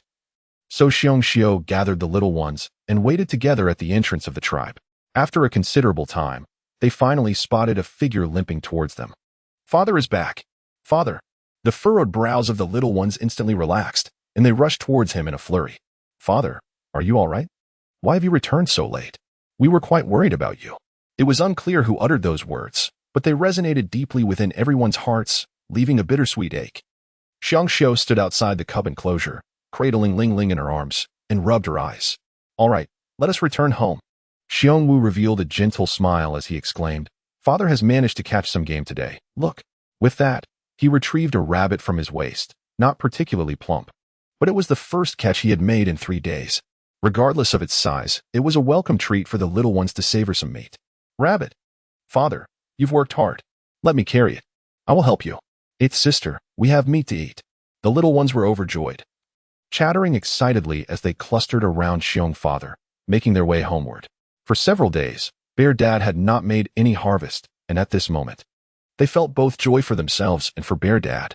However, their elation was short-lived when the deer veterinarian unexpectedly emerged from the thicket. Wearing an inscrutable expression, "The chief has summoned you." The entire bear family was taken aback. How esteemed the clan leader is. Why would they bother calling Bear father for no reason? Xiong was just about to inquire when the deer veterinarian raised a hand and said, "Do not ask me. Even if you do, I cannot disclose anything. You must go and discover for yourself." With this, Xiong glanced at his family and declared, "I shall go and take a look." After handing the rabbit to Xiong Daba, he proceeded directly towards the open space at the center of the tribe. Xiong and the cubs, filled with concern, hurriedly followed suit. They beheld a small bonfire burning in the clearing. Where the chieftain sat solemnly upon the stone he often occupied during discussions, his eyes half closed, lost in contemplation. Surrounding him, a number of orcs had gathered, drawn by the flickering flames in the lively atmosphere. Upon his arrival, Xiong first respectfully addressed the clan leader, then inquired with deference, "May I ask, esteemed elder, what summons you have for me?" After a brief pause, the clan leader lifted his gaze to meet Xiong his voice low and grave. "I have heard it said that you captured a young tiger in the forest. What? Is that truly so? Tigers are not so easily apprehended." The revelation sparked a flurry of discussion among the beastmen. Among all prey, the tiger is the most formidable to hunt. It was astonishing that Xiong had managed to bring back a cub. Indeed, Xiong did not deny it, although he was uncertain about the origins of the little tiger.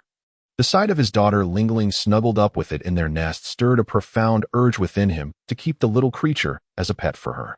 Thus, he resolved to bear the weight of this deception. The clan leader nodded and inquired, "Have you sought the favor of the beast god?" Xiong was momentarily taken aback. "No," he asserted, shaking his head with conviction. However, at that moment, the wolf, Xiali, stepped forward and proclaimed loudly, "The beast god is the deity of all our kind.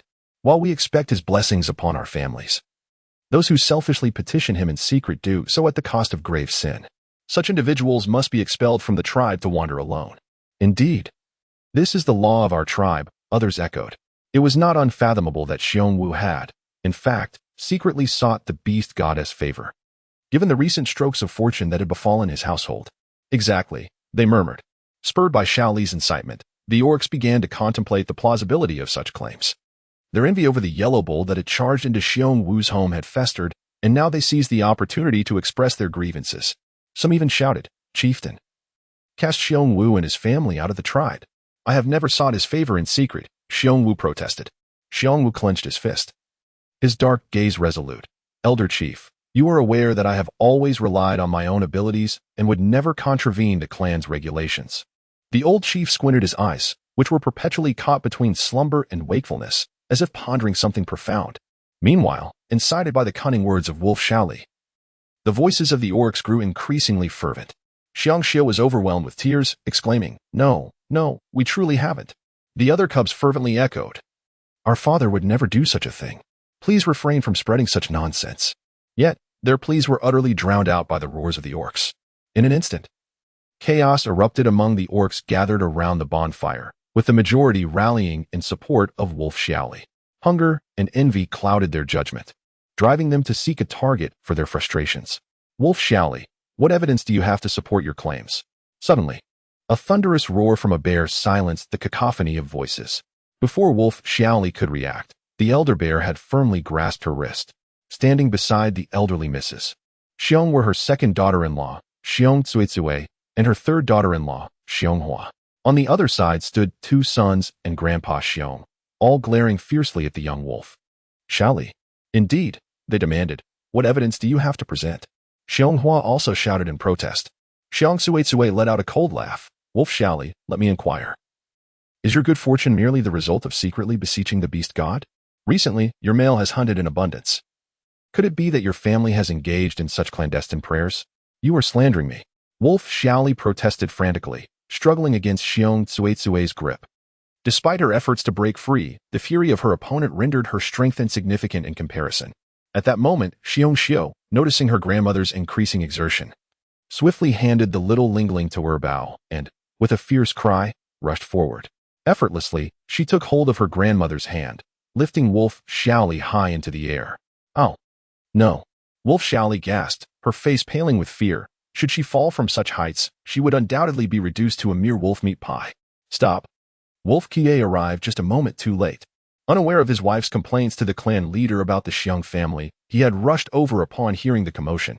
His eyes quickly fell upon his wife being restrained by Xiong Xiao. His expression darkened immediately, and with a swift motion, he revealed his wolf claws. "If you do not set my wife down, I shall not hold back." "What do you intend to do?" Xiong Wu steadily transformed into his bear form, displaying his claws, while his two brothers and their old father did the same. Even the little cubs by their side brandished their tiny claws, ready to defend their mother against any aggressor. The scene was utterly terrifying. As the wolves and bears prepared to clash, the commotion was bound to be extraordinary. Amidst this standoff, Xiong Lingling, seizing the opportunity while her brother was distracted, clumsily approached the old chieftain, cradling a small tiger named Binbin in her arms. She tilted her tiny bear face upward, offering the chieftain an adorable grin. The old chieftain furrowed his brow, troubled by the complexities of the situation. The wolf, Xiaoli, was adamant in her claims, while the matriarch of the bear family, accompanied by her sons and daughters-in-law, stormed onto the scene. He pondered how to resolve this predicament.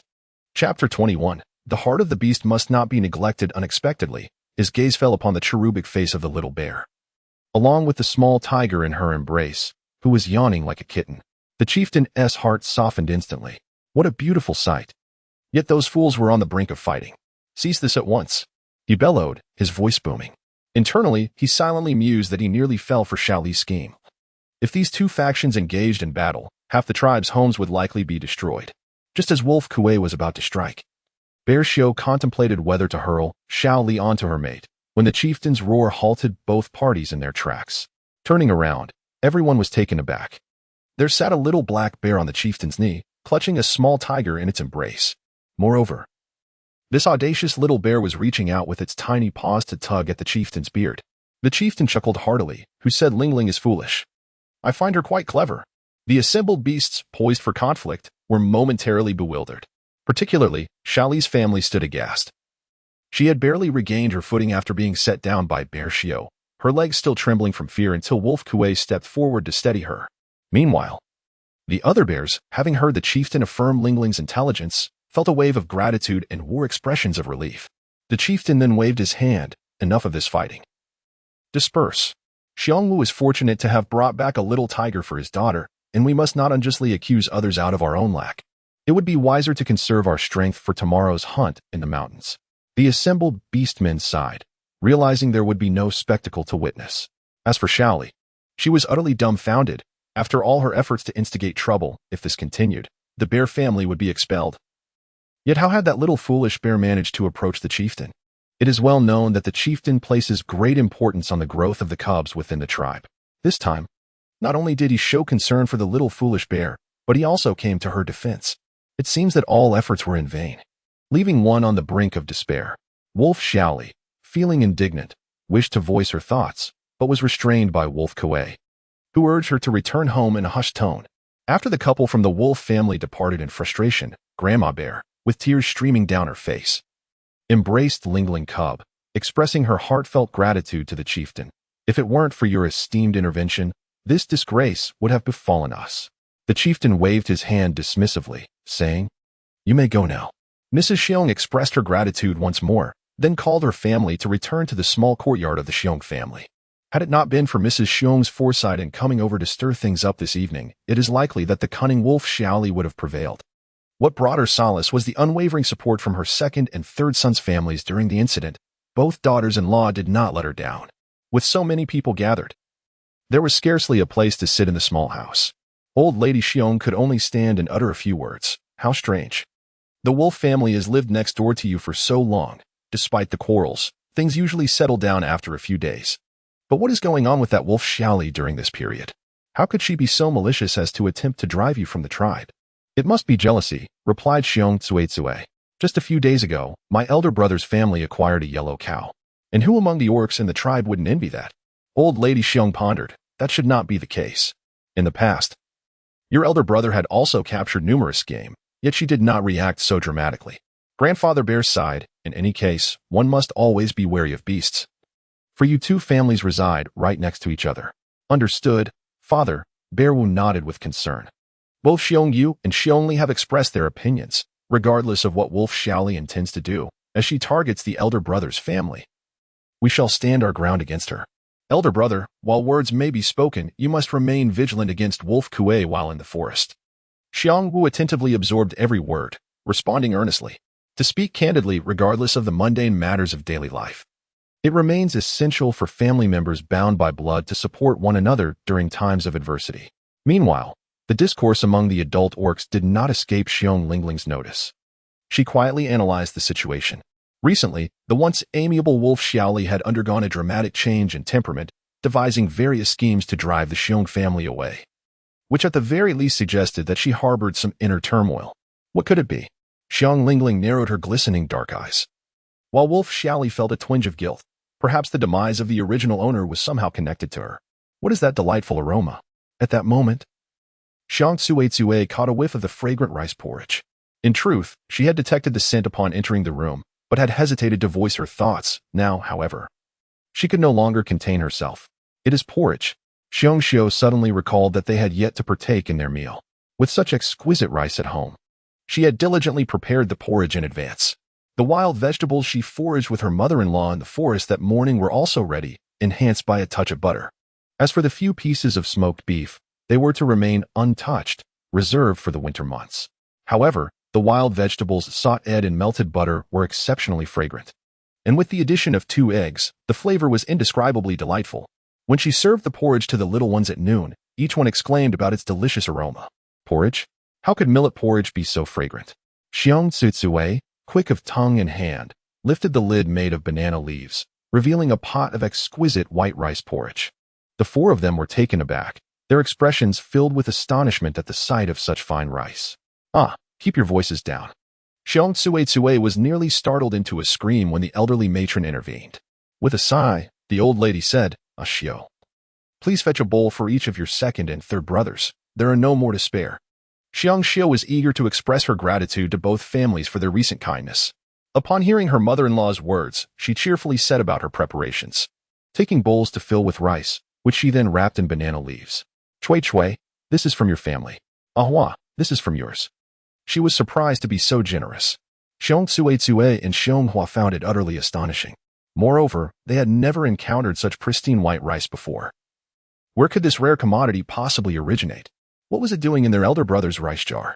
A flurry of questions swirled in their minds, and without answers, they would likely find themselves restless through the night. Xiong Tsuetsue was about to speak. All right, I comprehend what you are about to inquire. Madame Xiong immediately cast a stern gaze upon her. Do not ask so many questions.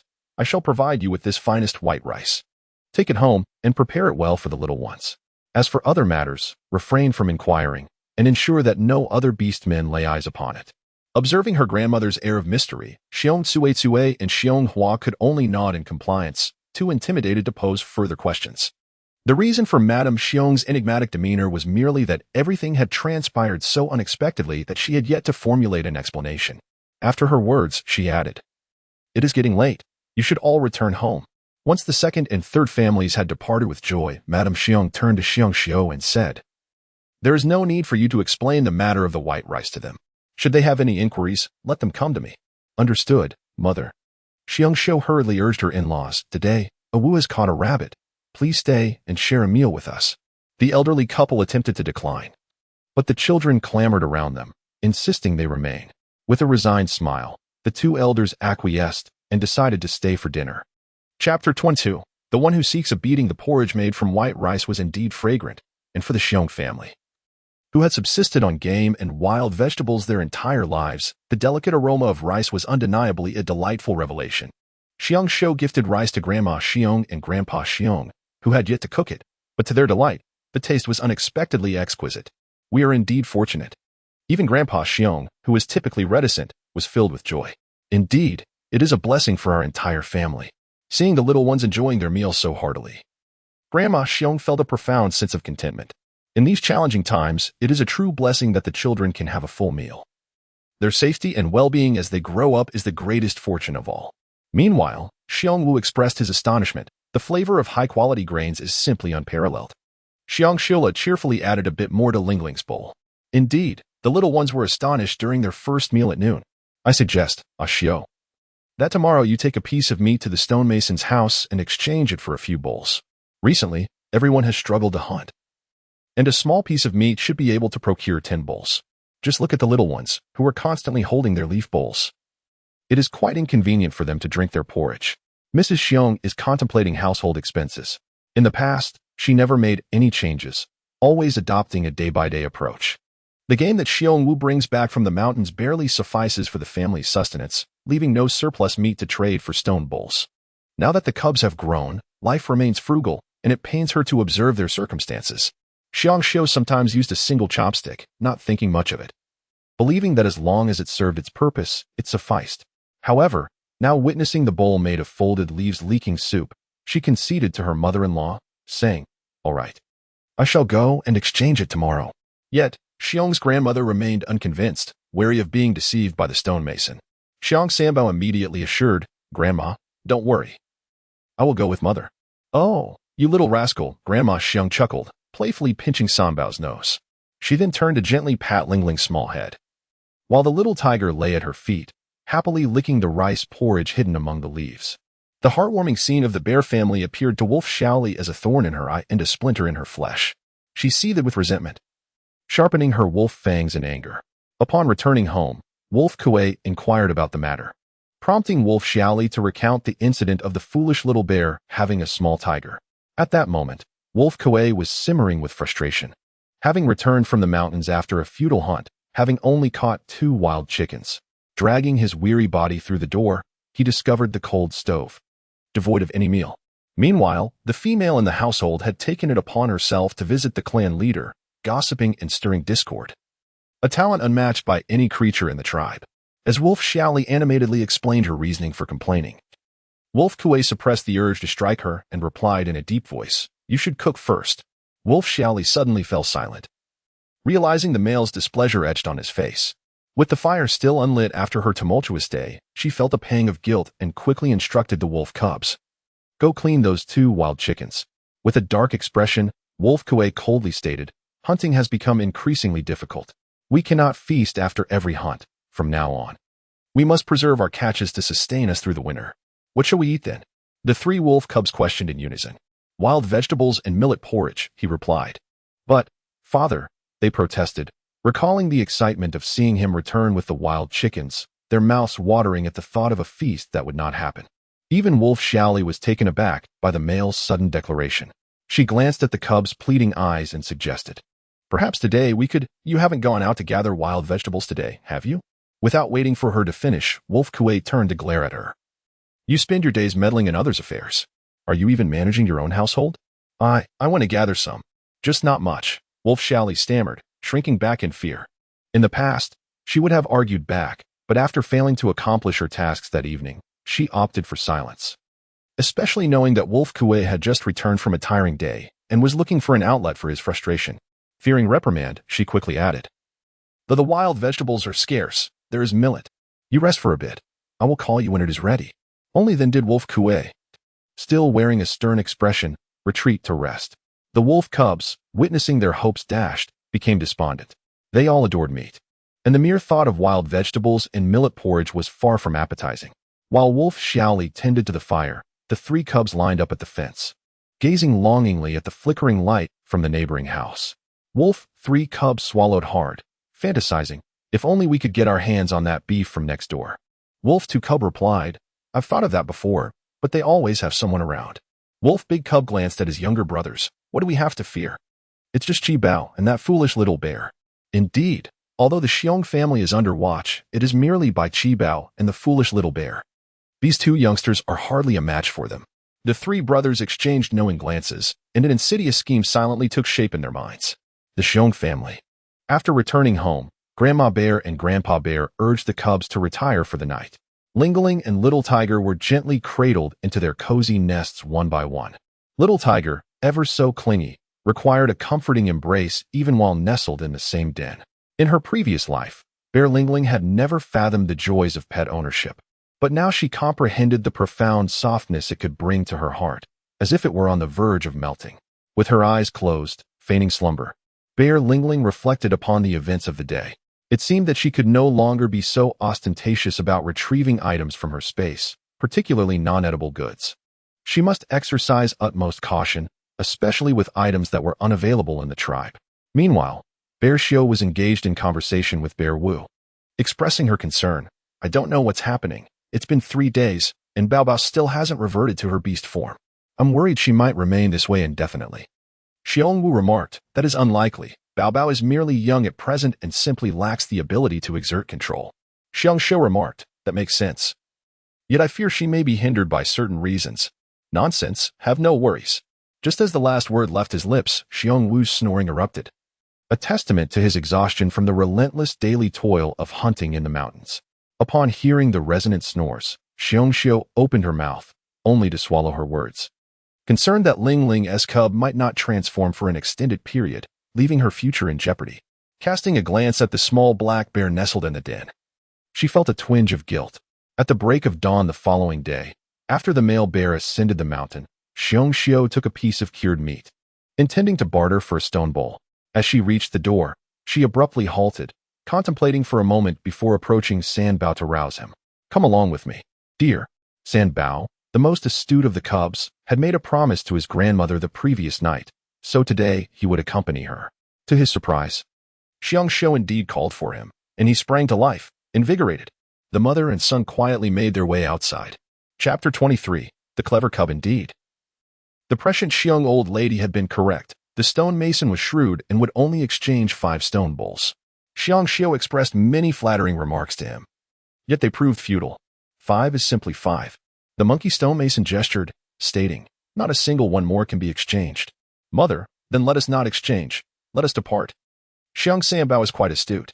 While his mother, Xiong Yang, was haggling with the stone-carving monkey, he discreetly observed the little monkeys, each with wide eyes fixated on the smoked beef in his mother's hand. It was evident that these young monkeys had not savored meat for quite some time. Given this, it seemed that his monkey father was merely putting on a show to earn a few extra coins. Sanbao quickly grasped his mother's hand and urged, "Mother, even without those few bowls, we can still get by. Let us not trade. I wouldn't exchange it for even 15. Xiong Xiu observed her son's cherubic face, which seemed to conceal a secret, and thus consented to follow him. Otherwise, she would be unable to restrain herself from demanding the price of 7 bowls. Upon hearing Sanbao's words, the stonemason's face turned a shade of green with indignation. "What? 15? You must be dreaming." However, watching the Xiong mother and son depart without a backward glance, he felt a pang of unwillingness and opened his mouth to speak. "Father, we want to eat beef. Father, we are hungry. We want meat. We want meat. Quickly, call Xiong Sanbao and his mother back. Let us trade." Suddenly, a swarm of children rushed toward him. each clamoring for meat, their voices intertwining and disrupting the stonemason's hesitation. Faced with such a chorus of demands, he felt overwhelmed. Creating stone tools to trade with the tribesmen for food was merely a crafty shortcut. Without this skill, he would have to venture into the mountains to hunt. Yet, the stonemason was acutely aware of his inadequate hunting skills, particularly given the current circumstances. Every household struggled to catch game, and life was growing increasingly arduous. Who among them had surplus meat to trade for stone tools? It had been over a month since he had made any trades. All right. You go and fetch Xiong Sanbao and his mother back. We shall trade. Finally, with a resigned sigh, the stonemason acquiesced. The children erupted in joy, leaping from tree to tree, swinging through the air like acrobats as they hurried after him.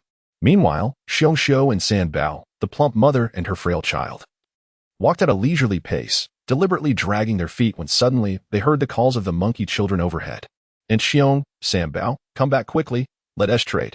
Xiong Xiao was pleasantly surprised as Sanbao quickly grasped her hand and then looked up at the mischievous little monkeys, inquiring, "Can this piece of meat be exchanged for 15? The little monkeys chorused enthusiastically, "Exchange, exchange, exchange." However, upon hearing the demand for 15 exchanges, the monkey mason's expression shifted from green to a deep shade of black, exclaiming, "How could that possibly be?" Xiong Xiao has now comprehended her son's tricks and confidently declared, "It was your little monkeys who agreed to this. Whether or not we will exchange is up to you. I still have to venture into the mountains to forage for wild vegetables, so do not delay. Father, let us exchange, let us exchange." The little monkeys chimed in unison, eagerly bouncing around in anticipation of tasting a morsel of meat. The stonemason monkey felt utterly despondent. These extravagant offspring, having learned from the previous day's lesson, Xiong Xiao carefully concealed the stone bowl beneath banana leaves as she returned home, fearful that the beastmen in the tribe would see it and spread idle gossip. Upon arriving home and praising Sanbao for a moment, Xiong Tsue and Xiong Hua came to visit her. These two sisters-in-law, having received a bowl of white rice the day before, had completely reversed their attitude towards Xiong Xiao. "Sister-in-law, we are leaving." "Sister-in-law, are you feeling warm?" "Xiong Xiao, hee. Let us set forth." Meanwhile, the little ones have also awakened. The world of the beast-men lacks amusement. Each day consists of the same monotonous routine, foraging for food, consuming it, and then resting. A row of little cubs rubbed their eyes, which could be deemed their version of washing their faces. Xiong Dabo was to lead his brothers up the mountain in search of firewood, while Xiong Qibao would remain responsible for guarding the home and caring for the little Lingling cub. In truth, Qibao was quite pleased with this arrangement, for it was only in the absence of the others that Lingling would converse with him. Although she spoke but a single word, her affection for him, her elder brother, was unmistakably special. "Qibao, take good care of little eight," she instructed. After imparting her words, Daba and the others set off. As Xiong Lingling awoke from her slumber with a languid yawn, she found Qibao nestled beside her, gazing at her intently, while the little tiger in her embrace stretched lazily. Life had become somewhat monotonous, and she could not help but feel a tinge of boredom. "Oh, Sister 8, you are awake," Qibao exclaimed, her face lighting up with a radiant smile. "After enjoying a bowl of white rice porridge yesterday, Sister 8 appears to be in splendid spirits today." Xiong Lingling beamed a smile at the young gentleman, rising from her nest and making her way directly towards the water bucket. Ever since the arrival of these buckets, the bear cubs have taken to filling one with water, reportedly out of fear that the river might one day run dry. How could such a vast river ever vanish so suddenly? Xiong Lingling found herself perplexed, yet she was grateful for the presence of a bucket of water. At the very least, she could retrieve a stone basin to fetch some water and wash the little bear's face. Qibao observed the series of actions performed by the little bear with a mix of astonishment and bewilderment, a small black bear squatting there, splashing water onto its face, then gargling water before spitting it out. What on earth? Suddenly, the little bear waved its tiny paw at him. Qibao, though unsure why, felt an inexplicable urge to approach. Before he knew it, the little bear had splashed a handful of water onto his face, repeating the action multiple times, nearly leaving him breathless. Then it filled another bowl with water, encouraging him to mimic its movements. He took a sip, gargled, and spat it out. Throughout the entire process, Qibao found it both amusing and bewildering. However, he sensed that failing to comply would provoke the little bear's ire. Once they finished washing, the little bear pointed at the stone basin, uttering only a single word. Unable to articulate a second, she was fortunate that the young man understood her intent. He promptly lifted the stone basin and followed the little bear outside to the barren patch of land where they had planted seeds. This was something the little bear need not instruct him on. Qibao instantly grasped its meaning and eagerly poured the water he had used to wash his face into the small mud pits. Meanwhile, Xiong Lingling stood to the side, frowning slightly. Why was there still no sign of growth? It had already been 2 days since they planted the seeds. She had assumed that the seeds taken from the space would be special, expecting them to sprout and grow in no time, which led to a sense of disappointment. At that moment, several shadowy figures stealthily entered through the courtyard gate and quietly made their way into the little bear's home. Xiong Lingling's eyes sparkled with a sudden realization. She was aware that someone had entered the room. Promptly, she extended her delicate paw and placed it gently upon the young man's shoulder, signaling him to remain still. Qibao scratched his head in confusion. Are you asking me to wait? Xiong Lingling nodded and instructed him to turn his back to the courtyard. Subsequently, she swiftly returned to the house. Chapter 24. Capturing the Thief. As Xiong Lingling took only a few steps, she caught sight of 3 wolf cubs through the sparse crevices of the wall. Such audacity! They headed straight for the smoked beef hanging above the fire pit, which was meant to be the winter provisions that Papa Bear and Mama Bear had saved for their cubs. What to do? In her previous life, Xiong Lingling served as a secret agent, one of her most adept skills being her ability to adapt swiftly to changing circumstances. At this moment, she contemplated 2 potential courses of action. The first was to confront them directly and incapacitate them. However, given the frail nature of the original body she now inhabited, such a feat was clearly beyond her reach. Thus, she resorted to the second option. Moving stealthily, she closed the windows and doors, ensuring they were securely fastened. Then, feigning a state of panic, she rushed to summon the young man, exclaiming, "Thief!" Startled, Qibao quickly sprang to his feet, ready to charge into the house. Xiong Lingling hastily seized him, gesturing towards the direction of the tribe. "Call," she urged. In an instant, Qibao grasped her intent and promptly bellowed towards the village. "Thieves have invaded the Xiong family. Thieves have entered the Xiongwu household. Someone, come quickly, we must apprehend the culprits." The tribe was nestled within a hollow in the mountains, surrounded by peaks on all sides, so one can imagine the resounding echo of his cries. Soon, every household was alerted. Thieves? Theft was the most detested act within the tribe, and thus, all the orcs who had not ventured into the mountains swiftly armed themselves with whatever they could find: stone spears, wooden forks, and rocks. Catch the thieves. Where are they? Leave no one behind. Before long, a throng of orcs, young and old, male and female, surged into the small courtyard of the Xiong family. Even the esteemed chieftain had arrived, eager to witness the audacity of the intruder. "Xiong Qibao, where are the thieves?" Inside the house. Xiong Qibao's heart raced with trepidation. It was utterly terrifying. He clutched Lingling's small paw tightly, attempting to reassure her. "Do not be afraid, my dear 8th sister. Do not be afraid." In the room, the wolf cubs, who were attempting to elevate themselves to fetch the smoked beef, suddenly sensed something amiss. They had been so engrossed in their endeavor that they only now realized the potential danger. The 3rd wolf cub trembled as he spoke. "Elder brother, did I just hear someone mention catching thieves? Surely, they cannot be referring to us?" The 2nd cub stammered. "I heard it too." The eldest cub, clutching 2 pieces of smoked beef, skeptically approached the wall to peek outside, only to be met with a disheartening revelation: they were cornered. "Listen, we will unlock the door. You thieves inside, come out quietly and do not compel us to force our way in." Outside, the chief's authoritative voice resonated with a calm yet oppressive air. "Brother, what should we do? Please, think of a solution." The 2nd and 3rd cubs were paralyzed with fear. Although they often boasted, they had never dared to steal from anyone. And now, on their first attempt, they were caught. What a stroke of bad luck. The eldest cub, equally distressed, replied with a pallid expression, "What can I do? Hurry and come out. Do you hear me? If you do not emerge, we shall charge in, and it will not end well." The clamor outside intensified, the crowd growing increasingly agitated, and the 3 wolf cubs felt utterly overwhelmed.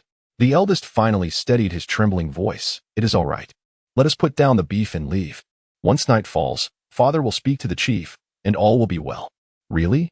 The 2 younger cubs exhaled a sigh of relief. "Why would I deceive you?" The eldest cub, with no recourse but to weave a tale, merely sought the courage of his brothers to face the impending confrontation together. Creak. The vigilant beastmen outside awaited the sound of the door opening, and soon 3 figures emerged at the threshold. Wolf cubs? Who would have thought they were the thieves? It was a classic case of being wary of the neighbors. The chief, With a grim countenance, raised his hand, silencing the murmurs of the crowd. He intoned solemnly, "Wolf cub, what were you doing inside? Speak honestly. If you do not tell the truth, you shall face the strictest penalties of our clan." Upon hearing of the clan's penalties, the eldest cub shuddered. Just as he opened his mouth to speak, the third cub suddenly knelt down, exclaiming, "We intended to steal some smoked beef from the bear family." Thus, the truth of the matter was laid bare. The beastmen exchanged disdainful glances. The chief waved his hand. "First, take them away for confinement. We shall discuss this further when Wolf Kue and his mate return later." Several males promptly stepped forward to escort the three cubs away. As for any thoughts of resistance, the cubs dared not entertain them. They could only huddle together, trembling and barely able to stand. It was then that the beastmen noticed the two young cubs from the bear family. "How pitiful. Qibao, you must be quite frightened." "Huh? Oh, Lingling. You little dear, do not worry. The chief will ensure justice for your family." Xiong Qibao held Lingling tightly by the hand, his gaze resolute as he nodded. "Grandfather Chieftain, we believe in you." Ahem. The chieftain cleared his throat softly. "Qibao, Lingling, do not be afraid. When your parents return, have them come to see me." Qibao nodded. Lingling nodded vigorously. Oh my, it seems that Lingling truly comprehends the chieftain's words. The orc crowd gasped in astonishment, their eyes reflecting a mixture of surprise and skepticism. Could it be that the rumors from the deer veterinarian were indeed true? It was said that Lingling had come back to life after consuming some mysterious fruit. What could that fruit be, and could it be the reason for her newfound intelligence? Each orc pondered these questions in silence, yet none dared to voice their inquiries. The chieftain, with a grand wave of his hand, declared, "All right, disperse now." Soon, tranquility returned to the small courtyard of the Xiong family. At last, Qibao could tend to Lingling in earnest. "Little sister, do not fear. Let us return indoors. I shall pour you some water. Are you hungry?" Xiong Lingling fluttered her big eyes, feeling famished. In order to conserve food, the bear family abstains from breakfast. She possesses a stomach akin to that of a meerkat, and one could assert that the first thing she feels each morning upon awakening is hunger. Yet, with everyone refraining from eating, what options does she have? Just as the two young ones were about to retreat indoors, Xiong Lingling suddenly spotted a shadow lurking behind the partition fence in the yard, timid and full of trepidation. It was Sister Wolf 4. She had hidden there, witnessing her brothers being captured by the tribesmen, and now trembled in fear, her body shaking uncontrollably.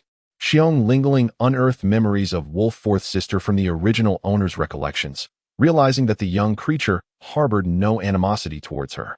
It was the three wolf brothers who frequently called her Little Fool, while this wolf sister seemed rather amiable. Wolf 4's sister had never encountered such a situation before. With the elders absent from home, she quietly wiped her tears, wishing to inquire about what to do from Brother Qibao. Yet, she was acutely aware that her three brothers had pilfered meat from Brother Qibao's family. At a loss for how to proceed, she suddenly felt as if someone was observing her. Lifting her tear-filled gaze, she beheld a small black bear, its curious expression evident as it cocked its head to one side.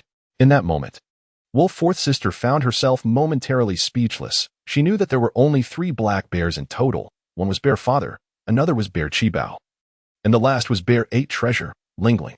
However, Lingling had always been somewhat simple-minded, showing little reaction to the happenings around her. To her surprise, Lingling approached and gazed at her. Wolf 4's sister slowly shifted her inquiring eyes to Bear Qibao's face. "Brother Qibao, what about Lingling?" "She is fine. Our 8th sister is quite clever," Qibao replied, not only praising his sister but also showing concern for others. Wolf 4's sister lowered her head in silence. "My brothers did wrong by stealing beef from your home, but they won't be punished, will they?" This predicament left Qibao perplexed, as he had never faced such a situation before. Rubbing his head, he admitted, "I don't know. What if they are punished?" At that moment, Wolf 4's sister burst into tears, exclaiming, "Brother Qibao, can you accompany me to find my mother?" Xiong Qibao cast a troubled glance at Lingling's eye. He was uncertain whether they should go, but he noticed Lingling's eye shaking his head at him. What nonsense, he thought. After all, how could a mere child venture into the forest? Besides, their primary purpose at home was to safeguard it, wasn't it? If they accompanied Wolf 4's sister to find her mother, what would happen if the beasts raided their supplies of meat and hides? Furthermore, even if they managed to bring back Wolf Xiaohua, it would ultimately be of no consequence. The clan would deal with those 3 wolf cubs in due course. It was merely a matter of time. Observing Lingling's eyes refusal, Qibao promptly asserted, "We cannot go. Wolf fourth sister also noticed Lingling's eyes had shake and was immediately taken aback. However, upon hearing that they could not accompany her in search of her mother, she began to weep, her sorrow quickly transforming into anger. In a fit, she stood up, dashed back to her home, and shut the door, refusing to acknowledge them any longer. Humph, such childish antics, Xiong Lingling thought, rolling her eyes in exasperation as she pulled Qibao into the house. Water. Very well, just wait. I shall fetch it for you. Nevertheless, Qibao felt a twinge of guilt as he poured the water, muttering, Wolf fourth sister is rather pitiable. She must have been frightened just now. Xiong Lingling sighed, reflecting on the tender-heartedness of the cubs in the Xiong family, which she deemed a fatal flaw. After quenching her thirst, she surveyed her surroundings. Qibao was leaning against the wooden wall next door, straining to listen, while Wolf fourth sister was wailing uncontrollably, her cries incessant. The little one's face was scrunched up in distress, caught in a dilemma. Xiong Lingling paid no heed as she reclined in her cozy nook, meticulously observing the small courtyard. She noted that the cattle, sheep, and horses in the yard had grown considerably, but they had yet to reach maturity. Their growth was visibly apparent with each passing day. The 3 hens had laid eggs once more, and a casual count revealed 20 in total. While there were no duck eggs to be found, it seemed as though the hens and ducks were alternating their laying schedules, with the hens laying when the ducks did not. Furthermore, the apricots on the tree had ripened splendidly, their golden hue promising juiciness that left her salivating with desire. Xiong Lingling casually plucked one and popped it into her mouth, then turned back to glance at the worried young man. There were only a handful of apricots, and ever since her grandmother deemed them as divine fruits, she dared not take them out again, just to be on the safe side. Xiong Lingling entered the room to discover a few more bags of snacks on the grocery shelf, chocolates, fruit candies, and several packets of beef jerky, the original flavor, seemingly prepared for a little tiger. Seizing the opportunity while Qibao was momentarily distracted, she discreetly took a packet of beef jerky and a bag of fruit candies. Brother, Qibao, hearing her, hurried over and asked, What is it, dear sister? Do you wish for more water? It was a pitiful situation, with hunger gnawing at her. The only thing she could think to do was to drink water. Xiong Lingling retrieved some beef jerky and fruit candies, tearing a piece for her brother, one for the little tiger, and keeping a piece for herself. As for the candies, there were 20 in total, of which she generously shared half with her brother. To Qibao, the entire event was nothing short of astonishing. Sister Ba, what is this? He exclaimed after taking a bite of the beef jerky. Wow, this is meat. It's truly delicious. Indeed, it was delectable. The beef jerky from the space was marinated and then roasted, offering a flavor that was distinctly different from the limited seasonings available in the beast realm. After savoring a bite of the beef jerky, Qibao's appetite was piqued, and he quickly grabbed a candy. What is this? So sweet. This fruit is delightful. Fruit? Did he mistake the candies for fruit? In a cozy little nest, Xiong Lingling reclined leisurely, raising her tiny paw to signal Qibao with a gesture. Sure. Yes, I understand. I won't tell anyone. Qibao eagerly nodded, cherishing the secret shared between him and his sister, Ba Mei. Next door, Wolf Sime, hearing them mention food, instantly ceased her weeping and scurried to the adjoining wall to peek. Although oblivious to what they were consuming, the mere thought of it made her yearn, prompting her to wail once more. Brother Qibao, I want to eat too. Can you spare me a bit? How about I give you a fruit? Qibao surprisingly acquiesced without hesitation, driven by a pang of guilt for his earlier inability to assist. Imitating Lingling's manner, he unwrapped the packaging and made his way to the fence in the yard to hand it to Wolf Sime. As Xiong Lingling sat alone in the room, she noticed that the wrapping paper, discarded by Qibao, swiftly vanished from sight. Perhaps it was due to its incongruity with this world. This was rather convenient, sparing her the trouble of tidying up. When Wolf Fourth's sister tasted that piece of candy, she felt as though she might dissolve entirely. For her, it was the most exquisite flavor she had ever encountered.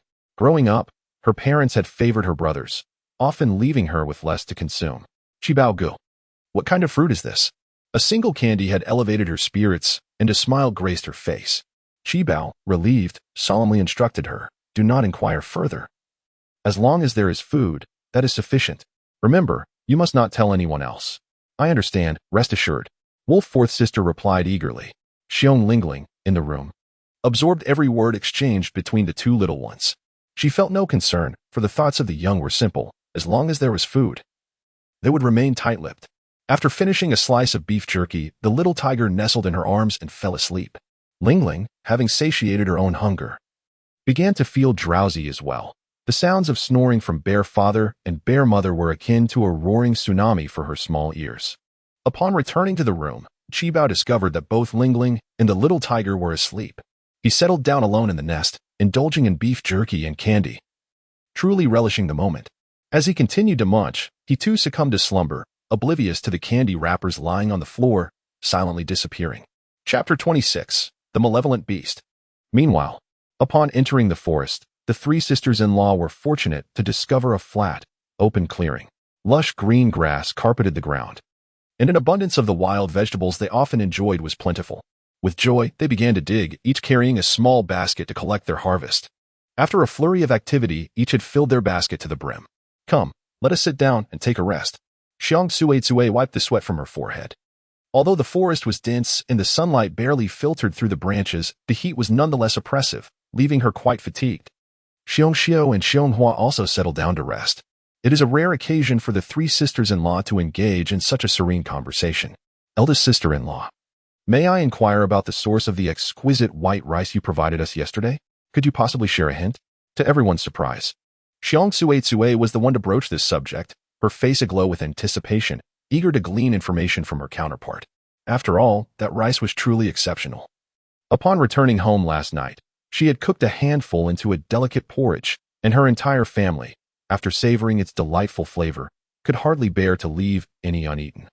Observing Xiong Xiao's evident discomfort, Xiong Hua inquired, "Did you perhaps acquire it from another tribe?"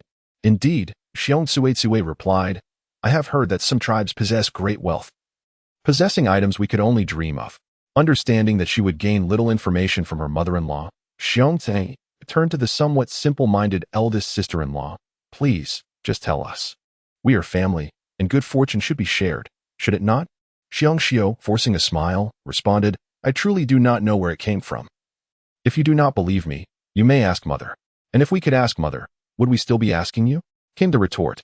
"But I genuinely do not know," pleaded Xiong Xiao. "Eldest sister-in-law, you still do not regard us as family." Xiong Lingling and Xiong Hua were utterly disheartened, never anticipating that this dim-witted mouth would be so tightly sealed. At that moment, a vine suddenly plummeted from above, landing precisely on Xiong Hua's shoulder. The three of them initially thought, "It's merely a vine, perhaps it fell from above." In the forest, which is far more extensive than a small grove, towering trees abound, and it is not uncommon for various climbing plants to entwine themselves around these grand trees. Thus, Xiong Hua sluggishly reached out to grasp it, only to be taken aback as the vine abruptly tightened, ensnaring her completely. "Ah!" Xiong Hua, startled, let out a cry before others could react. She had already been yanked to the ground. It turned out that someone was manipulating the other end of the vine, and this was no mere accident, but a deliberate act. Xiong Xiao and Xiong Lingling were momentarily stunned with fear. It was only when they saw Xiong Hua being pulled forward that they sprang into action. Xiong Lingling hurriedly embraced Xiong Hua, while Xiong Xiao waved his large hand to grasp the vine. The adversary seemed to sense they had encountered formidable opponents and pulled even harder, causing the vine to stretch taut. "Ahua, Ahua, are you all right?" Xiong Lingling exclaimed in a panic, hastily attempting to untie the vine. But due to the excessive tension, she found it impossible to free her. Xiong Hua, overwhelmed by fear, was rendered incapable of rational thought, crying out incessantly, "Second sister-in-law, save me, please. Do not be afraid. Let us pull together," Xiong Lingling shouted back. "Eldest sister-in-law, pull with all your might, or else Xiong Hua will be taken away." In that moment, Xiong Xiao, who was fiercely struggling against their adversaries, erupted with a roar. Determined that her sister-in-law would not be taken, after her furious shout, she transformed into a formidable bear, a massive and powerful brown bear. Gritting her teeth, she exerted all her strength and astonishingly severed the vine that held Xiong Hua captive. "Goodness, I never anticipated this female strength to be so immense. It seems our efforts have been in vain today. Let us depart." In the distance, the forest echoed with the disgruntled roars of male bears, their footsteps gradually fading away. Meanwhile, Xiong Lingling hurriedly untangled the vine from Xiong Hua, urging her, "Get up, stop crying." Chui Xiao reverted to her beastly form and asked, "Are you all right?" "Ahua?" Xiong Hua wiped away her tears and urged, "Let us depart swiftly." They had all heard the voices of those males, which were clearly not from their tribe. Why were they lurking in the shadows, casting vines to ensnare Xiong Hua? The three of them were momentarily bewildered. Above all, Their immediate priority was to escape the forest. It was far too perilous. After the recent struggle, the small basket meant for wild vegetables had been overturned, scattering its contents across the ground. Xiong Suetsue was in a hurry to leave, yet to her surprise, Xiong Hua, who was quite frightened, began to weep and gather wild vegetables, exclaiming, "We cannot leave these behind. The little ones are still hungry." Observing her distress, both Xiong Xiu and Xiong Suetsue felt a pang of sorrow. This year had indeed been exceedingly difficult, with every household suffering from hunger. The two resolved without further hesitation to swiftly collect the wild vegetables. "You two go ahead," Xiong Xiu insisted as she deliberately stayed behind. With her considerable strength, even if those wicked beasts returned, they would not be able to drag her away. Xiong Suetsue and Xiong Hua exchanged no further words, hastily making their way ahead. After an arduous 2 hours of navigating through the dense wilderness, they finally emerged from the vast, towering forest, leaving the boundless greenery behind. It was only then that the three sisters-in-law let out a long, relieved sigh. With a heart-wrenching wail, Xiong Hua sank to the ground, overcome with tears. At that moment, the orcs emerged from the forest, drawn by the sound of her sobs. Upon witnessing Xiong Hua's distress, they hurried over to discern the cause of her sorrow. However, their attention was soon captivated by the bountiful wild vegetables unearthed by her and her two sisters-in-law, eliciting expressions of envy among the onlookers. The forage treasures from other households were not only meager in quantity but also small and withered, while theirs were lush, vibrant, and undeniably appetizing. What could have befallen Xiong Hua? Was her weeping a result of quarrels over the unequal sharing of their harvest? Such a scenario was not beyond the realm of possibility. And laughter erupted among the crowd. Xiong Suetsie, incensed, leapt up and exclaimed, "What are you laughing at? There are malevolent beasts in the forest. Today, they nearly abducted Ahua." "What? Good heavens, is that true?" The assembly of beast folk stood in stunned silence. With the males still away in the mountains, only the females were present, and the mention of a malicious beast attempting to seize Xiong Hua filled them with palpable dread. At this moment, laughter was truly out of the question. One beast hastily reminded, "This is a grave matter. We must swiftly inform the chief. Indeed, let us accompany Xiong Hua to seek the chief." Kind-hearted members of the tribe even assisted the three sisters-in-law in returning the wild vegetables to their home before convening at the chief's abode. Under the blazing midday sun, the chief happened to be dozing on a stone, eagerly anticipating the return of his sons from the hunt, as the household awaited sustenance. Before food could arrive, he could only pass the time by napping to stave off hunger. Unexpectedly, a cacophony of voices disrupted his peaceful slumber. Upon opening his eyes, he was met with the sight of all the females of the tribe standing before him. "Chief, you must make a decision on our behalf." "Yes, you must advocate for us females, particularly for Xiong Hua, who was quite shaken." The multitude of voices clamored, rendering their concerns inaudible. The chief, feeling overwhelmed, raised his hands for silence. "What is the matter?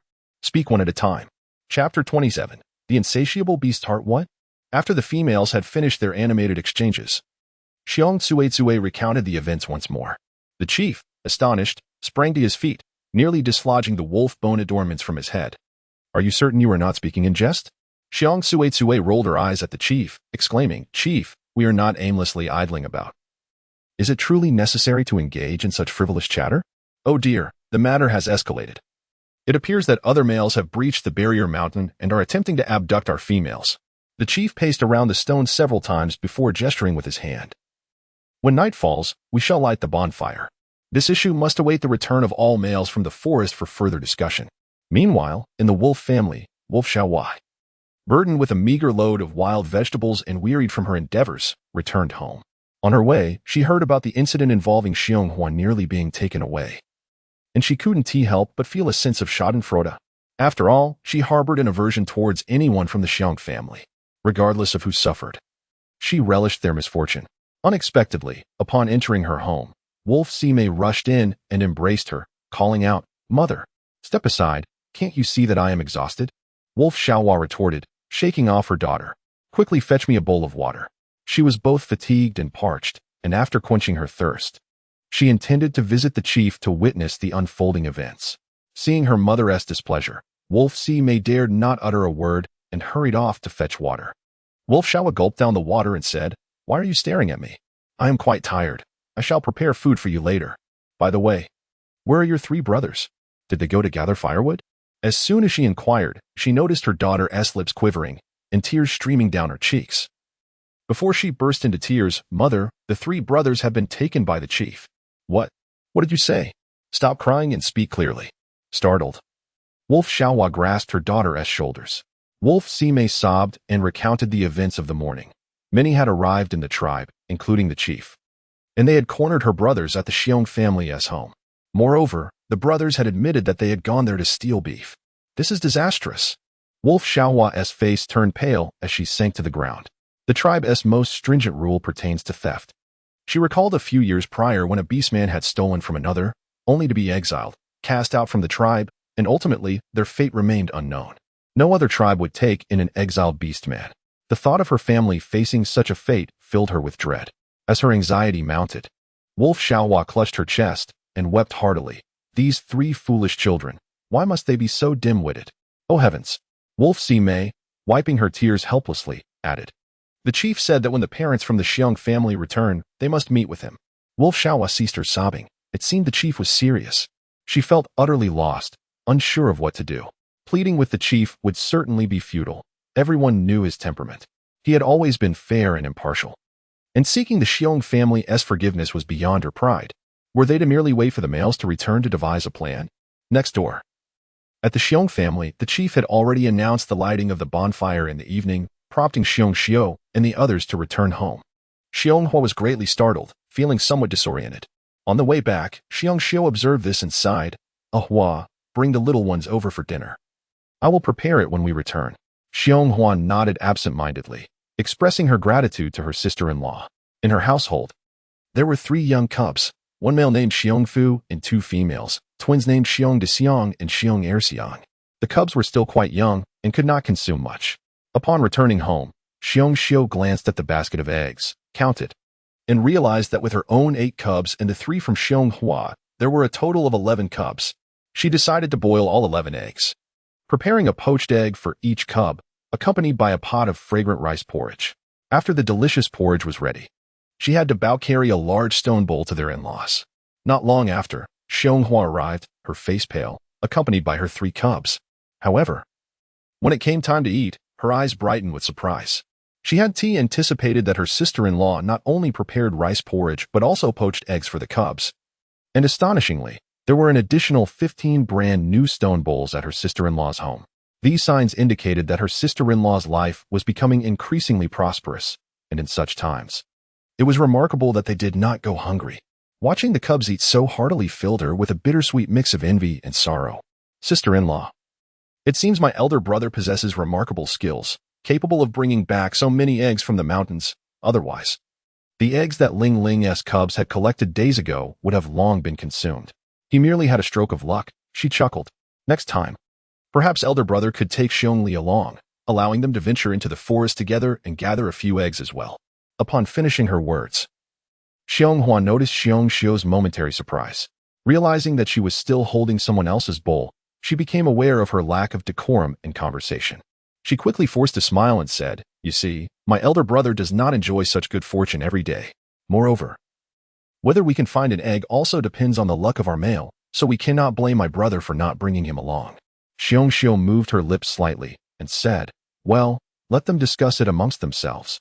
Indeed, in critical moments, one often finds themselves unable to respond, relying instead on the guidance of their elders, deflecting challenges that they cannot handle onto the males. In that moment of hesitation, she acted instinctively, and to her surprise, it proved effective. Xiong Hua was rendered speechless. After the meal, she left in a huff, taking her little ones with her. Xiong Xiu gazed at their retreating figures and sighed as she took a seat. She found it utterly perplexing that despite her kind gesture of hosting her brother-in-law's family for a meal, she still felt a sense of irritation. Was there truly such a matter? The sudden cries of the children startled Xiong Xiu, prompting her to turn around and notice her own little ones gathered around Qi Bao and Ba Bao, seemingly bewildered by the unfolding events. Qi Bao asserted, "It is true." Meanwhile, Ba Bao was preoccupied, playfully engaging with the small tiger cradled in her arms. Before long, Da Bao rushed over to her, eager to report, "Mother." Qi Bao said that this morning, 3 cubs from the wolf family came to her home to steal beef and were captured by the clan leader, who also mentioned that he would like you and father to visit this evening. What? Xiong was utterly bewildered. Previously, when they visited the clan leader regarding the matter of Xiong, there was no mention of this incident. Perhaps it had slipped the leader's mind amidst a flurry of events. Yet, how could such a thing occur? Her mind was a blank slate. For theft is indeed a grave offense. However, in the next moment, she suddenly regained her composure and hurriedly stood up to check the beef. Is our beef missing? Luckily, it was not. The wolf cubs had not yet had the chance to take any. Chi Bao, resembling a little man, puffed out his chest and declared, "Mother." It was actually eighth sister who discovered this matter first. Chapter 28. Who teaches? Who is responsible? Xiong let out a sigh of relief. Fortunately. Otherwise, what shall we eat during winter? Moreover, the white rice in the jar may not last much longer, and we are unable to hunt at present, especially since it is merely the height of summer. However, I have heard that it was Lingling's cub who discovered the wolf pup sneaking into our home for meat. Xiong could hardly believe his ears. Was it truly Bao Bao who made this discovery? Xiong Bao is an honest child. He does not speak falsehoods. It was my eighth sister who informed me. Ah? The entire family was taken aback, their eyes wide with astonishment as they gazed at Lingling, who was playing with the little tiger. They all recognized that Lingling had become more astute than before, capable of feeding herself and responding, albeit slightly, when spoken to. On that particular day, it seemed they had even heard her utter words. However, the thought that she could identify a thief and understand the need to inform her elder brother was beyond imagination. The eighth sister simply mentioned 2 words: family, thief. Chi Bao exclaimed, "Mother, this is wonderful.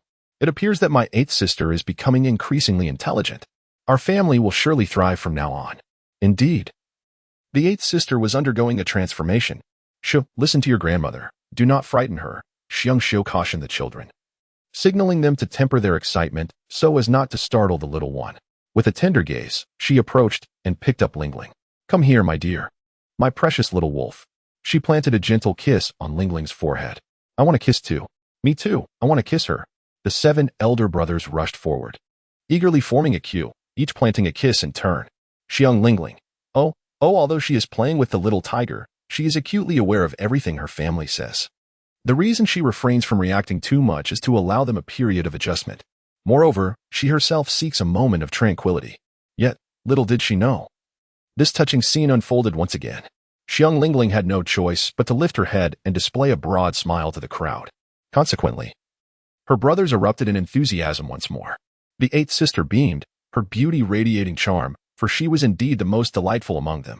Meanwhile, in the neighboring wolf household, upon hearing the joyous cacophony from the bear family, Wolf Xiaoli wielded a stone knife, striking the firewood with relentless ferocity. Her countenance twisted into a grimace, as if she were not merely chopping wood, but rather severing the very joy and happiness of the bear family. Initially, Wolf Xiaoli had contemplated approaching Xiong upon her return, intending to present a somber demeanor and lay the groundwork for their relationship before Xiong Wu returned home. However, the exuberant cheers from the bear cubs extinguished her hard-won courage in an instant, and a deeper layer of resentment enveloped her heart. Seeing her mother's fierce expression, Wolf Samai cowered in the corner, too frightened to move. They had yet to partake in their midday meal, and the tantalizing aroma wafting from the bear household left her salivating. As dusk approached, a roaring bonfire ignited in the clearing of the tribe. Wolf Xiaoli stood at the entrance of the tribe, her eyes red and swollen, waiting for the males to return. She had wept in anguish throughout the day, yet could not bring herself to plead with the bears nor muster the courage to speak favorably to the tribe leader. She even hesitated to step outside, fearing the judgmental gazes of the females in the tribe. From a distance, Wolf Kuei spotted the female and noticed the bonfire flickering in the tribe. He hurried over to inquire, "Is there something happening in the tribe?" Wolf Xiaoli quickly urged him to speak softly. "Let us discuss it at home." Observing her anxious demeanor, Wolf Kuei sealed his lips, donning a serious expression. He had returned empty-handed from his endeavors today, his spirits plummeting further. Little did he expect that upon entering their home, Wolf Xiaoli would disclose the incident of their 3 sons attempting to steal beef from the neighboring household. Wolf Kuei's expression darkened immediately. Where are those 3 ungrateful wretches? He turned, seizing a thick wooden club, stout as his arm, contemplating the harm it could inflict upon his offspring. Wolf Xiaoli desperately grasped his arm, imploring, "Calm down and listen to me. The cubs have been captured by the tribe leader and his men, and I haven't dared to inquire until now." "Captured?" Wolf Kuei paused, the weight of the revelation sinking in. "How can we still face the tribe? These three rascals are a direct result of your upbringing. Spending all your time at home with the cubs, what have you taught them? With a forceful shove, he flung the female aside, furious, and slammed the wooden club down, lamenting how he would manage to navigate life in the tribe henceforth. Wolf Xiaoli, taken aback by his sudden action, stumbled and fell to the ground with a thud, her vision swirling with stars and a ringing in her ears. Mother, Wolf Samai rushed over, alarmed, to assist her. Yet, Wolf Xiaoli struggled to regain her composure, feeling dizzy and unable to stand. Refusing to concede, she raised her hand, clutching her head, and retorted at Wolf Kuei, "What do you mean they are my responsibility? Have you not taught them at all? If nothing had happened, it would have been one thing. Now that a crisis has arisen, why must you, the head of the family, place the blame squarely upon me? On what grounds? Furthermore, although they have erred, they are still your own kin. What do you intend to achieve by wielding such a heavy club? Do you believe that by striking them down, you will restore your dignity?" With a face as pale as ash, Wolf Kuei weakly raised his hand. He was seething with rage, nearly on the verge of spewing blood. Yet he could not entirely dismiss the latter words of the female. Indeed, what could he do? Could he truly resort to violence? Observing her parents embroiled in such a fierce dispute, Wolf Sime could no longer contain her tears and softly implored, "Father, Mother, please cease your quarrel. The clan has already ignited the bonfire. Let us quickly devise a plan to rescue our brothers." Rescue them? Wolf Kuei felt a darkness creeping into his vision. He had earlier been aware of hunger, but now he was consumed with frustration. Struggling to maintain composure, he declared, "We shall follow the chief's directives. I have no other recourse." Wolf Xiaoli let out a wail. "How cruel you are." Next door, Bear Wu had just returned home, sipping hot porridge from a bowl. His wife had exchanged 15 bowls earlier that morning, with San Bao also contributing his strength. While he listened to his wife recount these events, he could not help but inquire what transpired at Wolf Kuei's home. At that moment, Qi Bao approached and quietly shared the events of the day with him. Xiong Wu was taken aback. "Is there a shortage of meat?" He observed his wife and children shaking their heads, which allowed him to breathe a sigh of relief. However, little did he expect that Xiong Xiu would then recount the events that had transpired during the day among the females in the forest, leaving Xiong Wu utterly stunned. Xiong Xiu promptly nudged him, urging him to eat quickly, for the bonfire had already been lit. By the time their family arrived, numerous orcs had gathered around the fire. In fact, the Wolf Kuei family was also present, but the couple felt too embarrassed to show their faces, opting instead to linger in the shadows beneath a banana tree. The orcs were well aware of the reason for tonight's bonfire. 2 significant events had transpired in the tribe during the day, and the orcs who had ventured into the mountains for hunting had returned home to hear the news. Chapter 29. Whose cry is that? As some orcs settled down, they couldn't help but cast furtive glances at Xiong Hua. She was the victim of the incident, and everyone was both curious and anxious to know the details of what had transpired. Xiong Hua lowered her head, as if she were the one who had erred. The male bear from her family sat before her, his expression stern as he shielded her from view, harboring a mixture of anger and lingering fear. He could scarcely fathom what calamity might have ensued had the female been taken away. Since hearing of the incident upon returning home, his mind had remained a blank slate. Overwhelmed by the gravity of the situation, Old Lady Bear was nearby, assisting in the care of the 3 cubs. She had heard the news during the day and was taken aback, hastening to visit Bear Flower to inquire about the situation.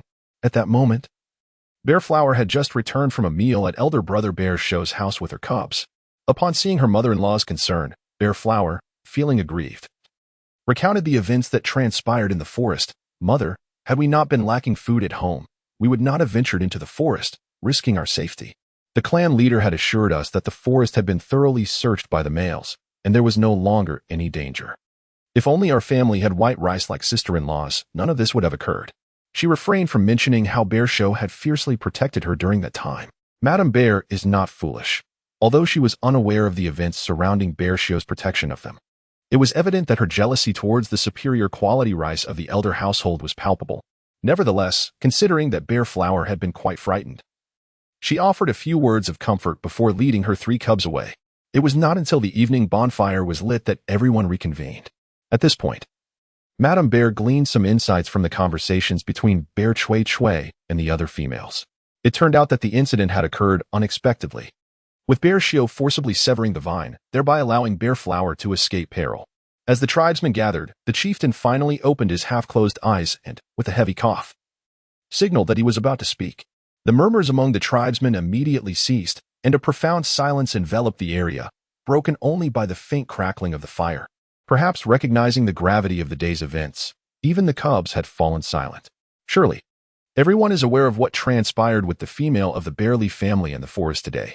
Let us discuss. What are your thoughts on this matter? The chieftain posed the question, his eyes drooping slightly once more. Chieftain, I suspect that orcs from another tribe have crossed the barrier mountains. Could it be that they mistook bear flower for prey? A voice interjected, pondering the unlikely scenario. But all three of the bear sisters were present. Why then would they solely target bear flower?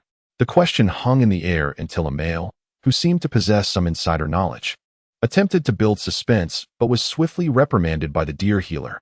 State your thoughts plainly. There is no need for such theatrics. Chastened, the male composed himself and said, I have heard of a tribe that engaged in conflict with others, resulting in a significant shortage of females. Consequently, they ventured to other tribes in search of mates. This is precisely why I adamantly oppose fighting among us, the chieftain interjected, abruptly halting the male's discourse. What he has conveyed is mere hearsay and not worthy of your belief. Despite the chieftain's reassurances, the expressions of the surrounding orcs turned to one of alarm, particularly among the females. What if they were captured? Would they truly abandon the males of this tribe to establish new families elsewhere and breed with the males from those tribes? No, please, no. Some females could not contain their dismay. Chieftain, is what he said true? At this juncture, Bear Flower had already begun to quietly sob, if such a fate awaited her. She would prefer death.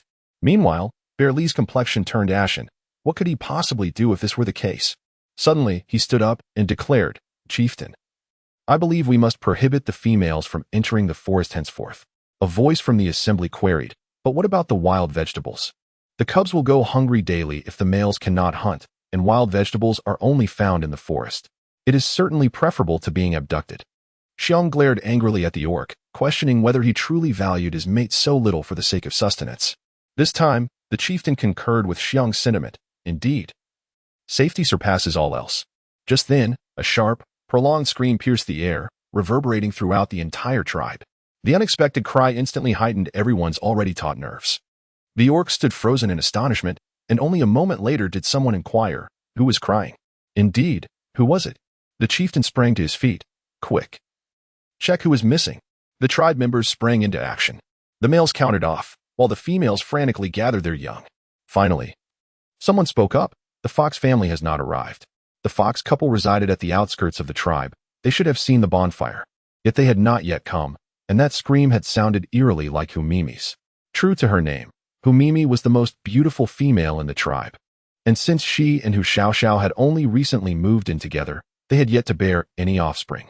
Why had she suddenly cried out? Everyone was at a loss. The chieftain, anxious, stamped his foot and bellowed, What are you still doing? The females should return home with their young. And the males need to investigate at Hu Xiaoxiao's house now.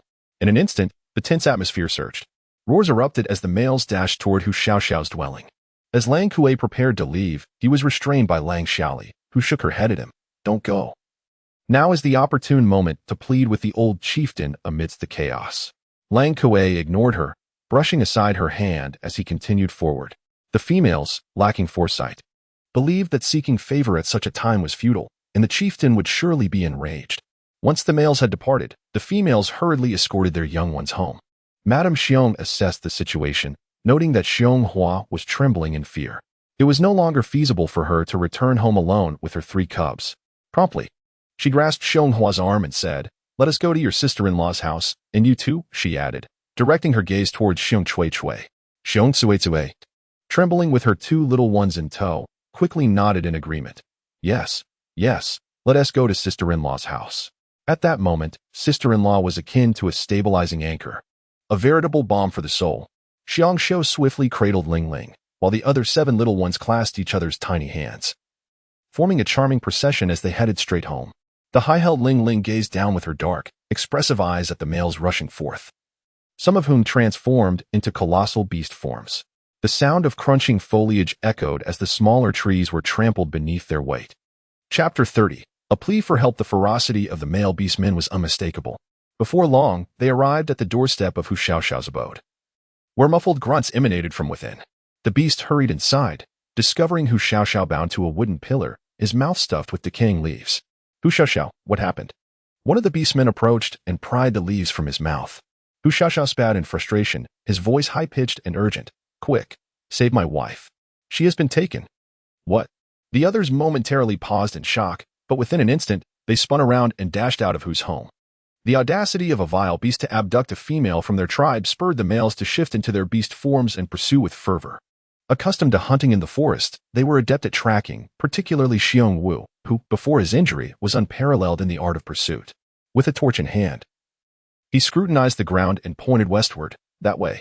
Without dissent, the group raced toward the west. Having barely covered 2 miles, they finally heard Hu Mimi's voice. Help! Help!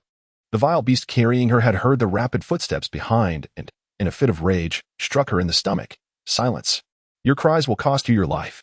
Hu Mimi spat defiantly, the saliva landing squarely on his face. Frustrated, the beast resorted to knocking her unconscious, but at that moment, he could hear the rustling of leaves drawing closer. This signaled that countless beast men were approaching, fueled by an overwhelming fury. Desperate to save himself, he decided to abandon her. His companion trembled in fear at the thunderous footsteps drawing near. The vile beast, nearly paralyzed by fear, quickly discarded Hu Mimi to lighten his load, allowing him to sprint far more swiftly. Soon, they darted a good distance ahead, only to hear the call from behind. Found her. Hu Xiaoxiao's wife is here. The beasts encircled them in an instant. One of them assessed the situation. She's still alive. Continue the chase. Wu Lang commanded. As the males beheld Hu Mimi bound and helpless, their thoughts inevitably drifted to their own females, igniting an even fiercer blaze of anger within their chests. Xiong Wu hastily reminded everyone, if we proceed any further, we will cross the boundary. This area belongs to the mountains of Pingzhang. The encroaching darkness in the forest works against us. We must retreat. I concurred with Xiong Wu's assertion. Indeed, retreat is our only option. Several orcs immediately echoed Xiong Wu's sentiments. In the shadows, Lang Kuei clenched his fist in silence. He had his own motives for pursuing forward. If he could capture the vile beast tonight, it might atone for the errors committed by his son. Yet now, Xiong Wu was urging everyone to withdraw. Following his words, the majority began to waver in their resolve. Lang Kuei chose not to voice further objections. Thus, they would return to the tribe together. An orc assisted in unbinding Hu Mimi, pinching her nose until she gradually regained consciousness. Upon awakening, she was met by the gaze of numerous males surrounding her. Hu Mimi's first instinct was to scream. Then, sitting up and clutching her chest, she exclaimed, "You all? Hu Mimi, you were captured. And we are the ones who rescued you," one of the orcs reminded her. Understanding dawned upon her. Just as she was about to speak, her mate, Xiaoxiao, stumbled into the clearing, breathless and fraught with panic, pushing through the throng of orcs. "Mimi!" Xiaoxiao, woohoo! Seeing her mate, Hu Mimi cried out and threw herself into his embrace. The two held each other tightly, overwhelmed with relief and joy, tears streaming down their faces. Now that Xiaoxiao was present, the males no longer needed to deliberate over who would carry Hu Mimi. A collective sigh of relief permeated the group. Upon returning to the tribe, the couple recounted the events to the chieftain. It turned out they had spotted the bonfire, intending to join the assembly. To their surprise, Xiaoxiao had been struck from behind and rendered unconscious, only to awaken to find 2 male orcs binding his wife. Hu Mimi had managed but a single scream before being slapped and hastily abducted. Are you suggesting they targeted Hu Mimi specifically? The chieftain's eyes widened in disbelief.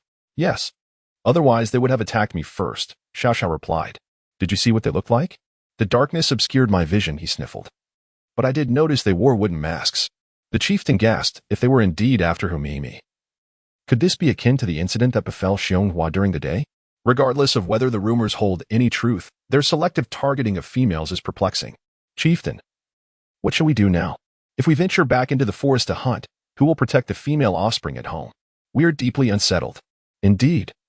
My mate is frail and cannot safeguard the young ones, another orc added. My family includes not only the cubs but also my elderly parents, which complicates matters further. Therefore, the most prudent course of action in this matter is to capture those malevolent beasts. However, just moments ago in the forest, despite the palpable proximity to the vile creatures, Xiong Wu fervently urged everyone to return to the tribe. Xiong Wu glared at Lang Kuei with indignation. That is not what I meant. However, it is getting late. Everyone should return home now. Stay vigilant tonight, and refrain from hunting tomorrow. Each household must endure. You are not mistaken.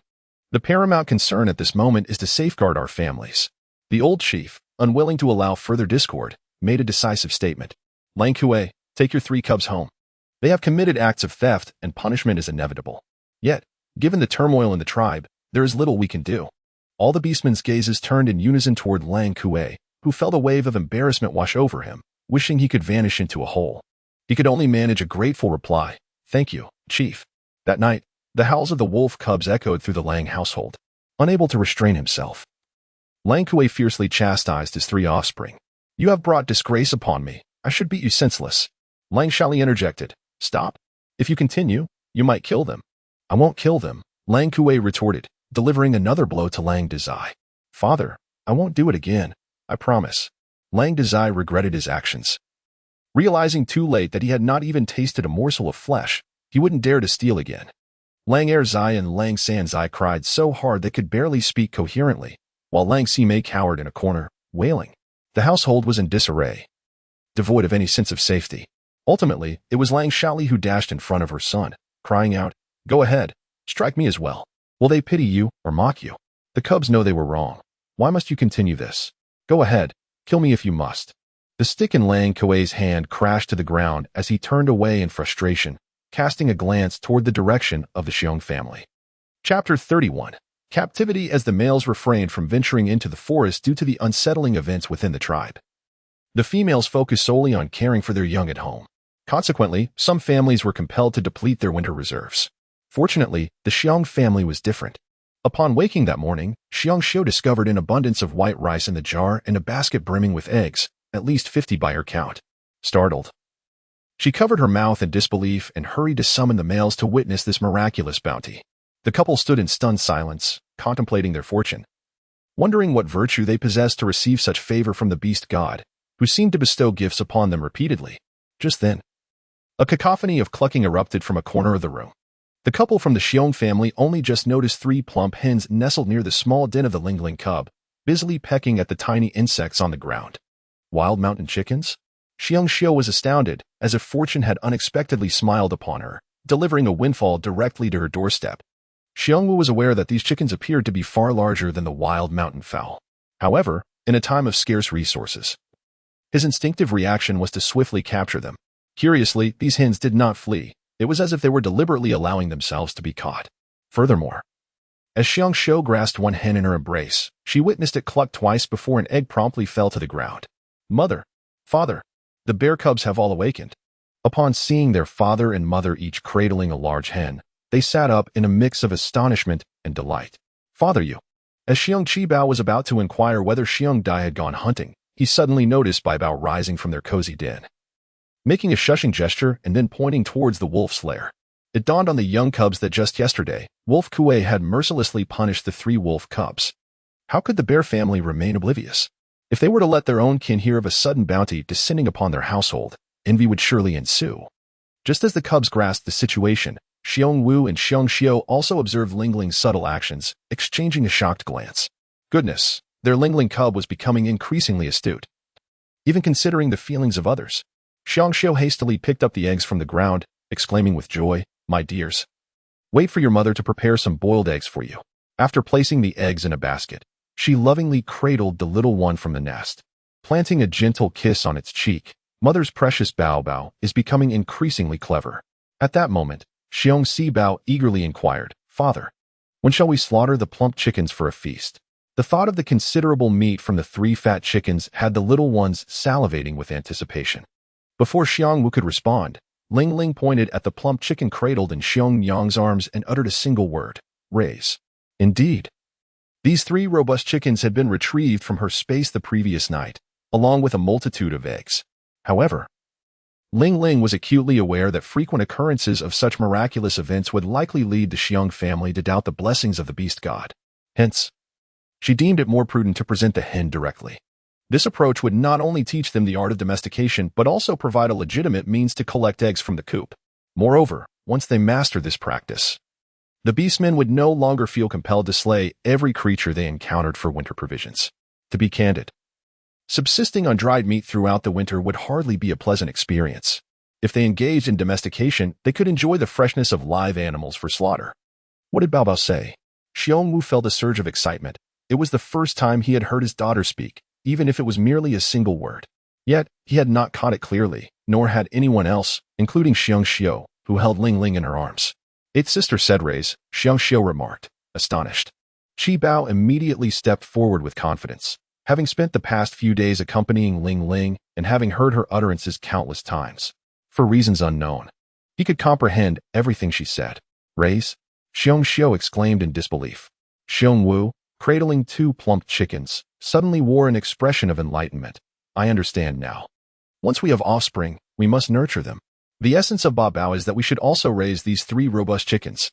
After speaking, he was once again filled with delight. If we raise them well, won't we be rewarded with eggs? Indeed, indeed. Qi Bao exclaimed joyfully, clapping his hands. Xiong Lingling clapped her hands joyfully, appreciating her father's remarkable understanding. It is indeed a rare quality. Upon hearing that they could collect eggs daily, the other cubs eagerly agreed to raise hens. Otherwise, consuming chicken would be a fleeting affair. Thus, they all chimed in, I concur. I too agree. Xiong Sanbao inquired, Father, what shall we feed them? This posed a challenge for Xiong Wu. If it were cubs, a simple nest would suffice, however. Hens possess wings, and it was evident they would not remain obediently within the confines of a nest. Should they take flight, he would be filled with regret. He replied, Let me ponder this for a moment. First, allow your mother to prepare a meal. After we eat, we shall venture into the thicket to collect insects to feed the hens. All right. The cubs cheerfully agreed. Ultimately, Xiong Wu fashioned a crooked cage from vines. Though its appearance was not particularly appealing, it effectively prevented the hens from escaping. To his astonishment, the 3 hens remained in place, contentedly pecking at the insects, showing no inclination to wander off. Xiong was so delighted that he could hardly contain his joy. He lined the cage with soft, dried leaves and gently placed 3 hens inside. To prevent any discomfort for the wolves and the villagers, he even moved the cage indoors. Having tended to these tasks, Xiong Wu ascended to the roof to mend leaks. This season is prone to sudden downpours, and the roof of the house is in a state of disrepair. While it might suffice during fair weather, it offers no refuge when the rains come. With a cheerful wave, Xiong called over to Bao, instructing him to accompany Heir Bao and fetch their grandparents to join them for dinner. Typically, Xiong Wu would share some of his hunts with his parents. But as his luck diminished, the elderly couple hesitated to accept their children's offerings, often resorting to wild greens for sustenance. Just a few days ago, it was uncertain whether they had consumed the eggs provided, and that bowl of white rice was likely being preserved by Grandma Xiong. Now, with an ample supply of rice and a generous number of eggs, Xiong believed it was only fair that both the young and the elderly should partake in the bounty, demonstrating her thoughtful consideration in this regard. Xiong Daba nodded thoughtfully and turned to call for Bao. Just as he was about to leave, Lingling rushed over, wrapping her arms around his legs. Are you going too? Ba Mimi? Lingling eagerly nodded. Due to the original owner's naivety and confusion, she was utterly unaware of her grandparents' location. Therefore, Xiong Lingling deemed it essential to invest some effort in understanding her family's circumstances. Seeing Lingling's adorable nodding, Daba and Bao could hardly refuse. All right, brother will take you. Daba bent down and lifted his little sister into his arms. The small black bear nestled against him, exuding cuteness. Sanbao and Sibao, upon witnessing this, expressed their desire to join. Daba immediately adopted a serious tone. You can stay in the yard and catch bugs to feed the hens. We shall quietly fetch Grandpa and Grandma for dinner. If too many of us go, it will be easy for others to spot us. Chapter 32. The little ramshackle house. Upon hearing their brother's words, Sanbao and Sibao ceased their playful antics. Although these little ones could be mischievous at times, they exhibited a sense of reason when it came to important matters. Along the way, Xiong Lingling gently stroked the head of the small tiger nestled in her arms. The little tiger licked her hand and emitted soft, low growls. Brother, do you think Ba Mimi's tiger has grown a bit? Bao, captivated by the tiger's sounds, observed it while walking. Daba glanced down and replied, It does seem so. Look at the pattern on its forehead. Isn't it more pronounced? Indeed, it does appear so. Xiong Lingling remarked, That is not merely a pattern. It distinctly resembles the character for King. She also noticed that the little tiger had grown somewhat, which was astonishing. It had only been 3 days since she had taken it out from the spatial realm. If it grew as rapidly as the other creatures within that space, then within a month, this little tiger would mature into a magnificent adult. On their journey, they encountered male orcs assigned by the clan leader to patrol. Upon seeing the little tiger cradled in Xiong Lingling's arms, they gazed upon her with envious eyes. Brother Xiong was indeed fortunate to have stumbled upon such a creature. One orc remarked, My little one is also pestering me, wishing for a little tiger like Lingling's. Is it really that simple? Another replied, As the orcs continued their conversation and walked away, Dabao and Airbao exchanged glances, both smiling subtly. Ever since Xiong's father had injured his foot, the orcs within the tribe had increasingly looked down upon their family. Additionally, due to Lingling's circumstances, some orcs had even spread rumors, claiming that Lingling's affliction was contagious, which led to the tribe's young ones shying away from playing with the Xiong family's cubs. However, everything had changed since Lingling acquired this little tiger and that incident involving a large yellow bull crashing into their home. Now, every orc seemed envious, and even the children regarded them with newfound respect. Grandparents. They finally reached their destination.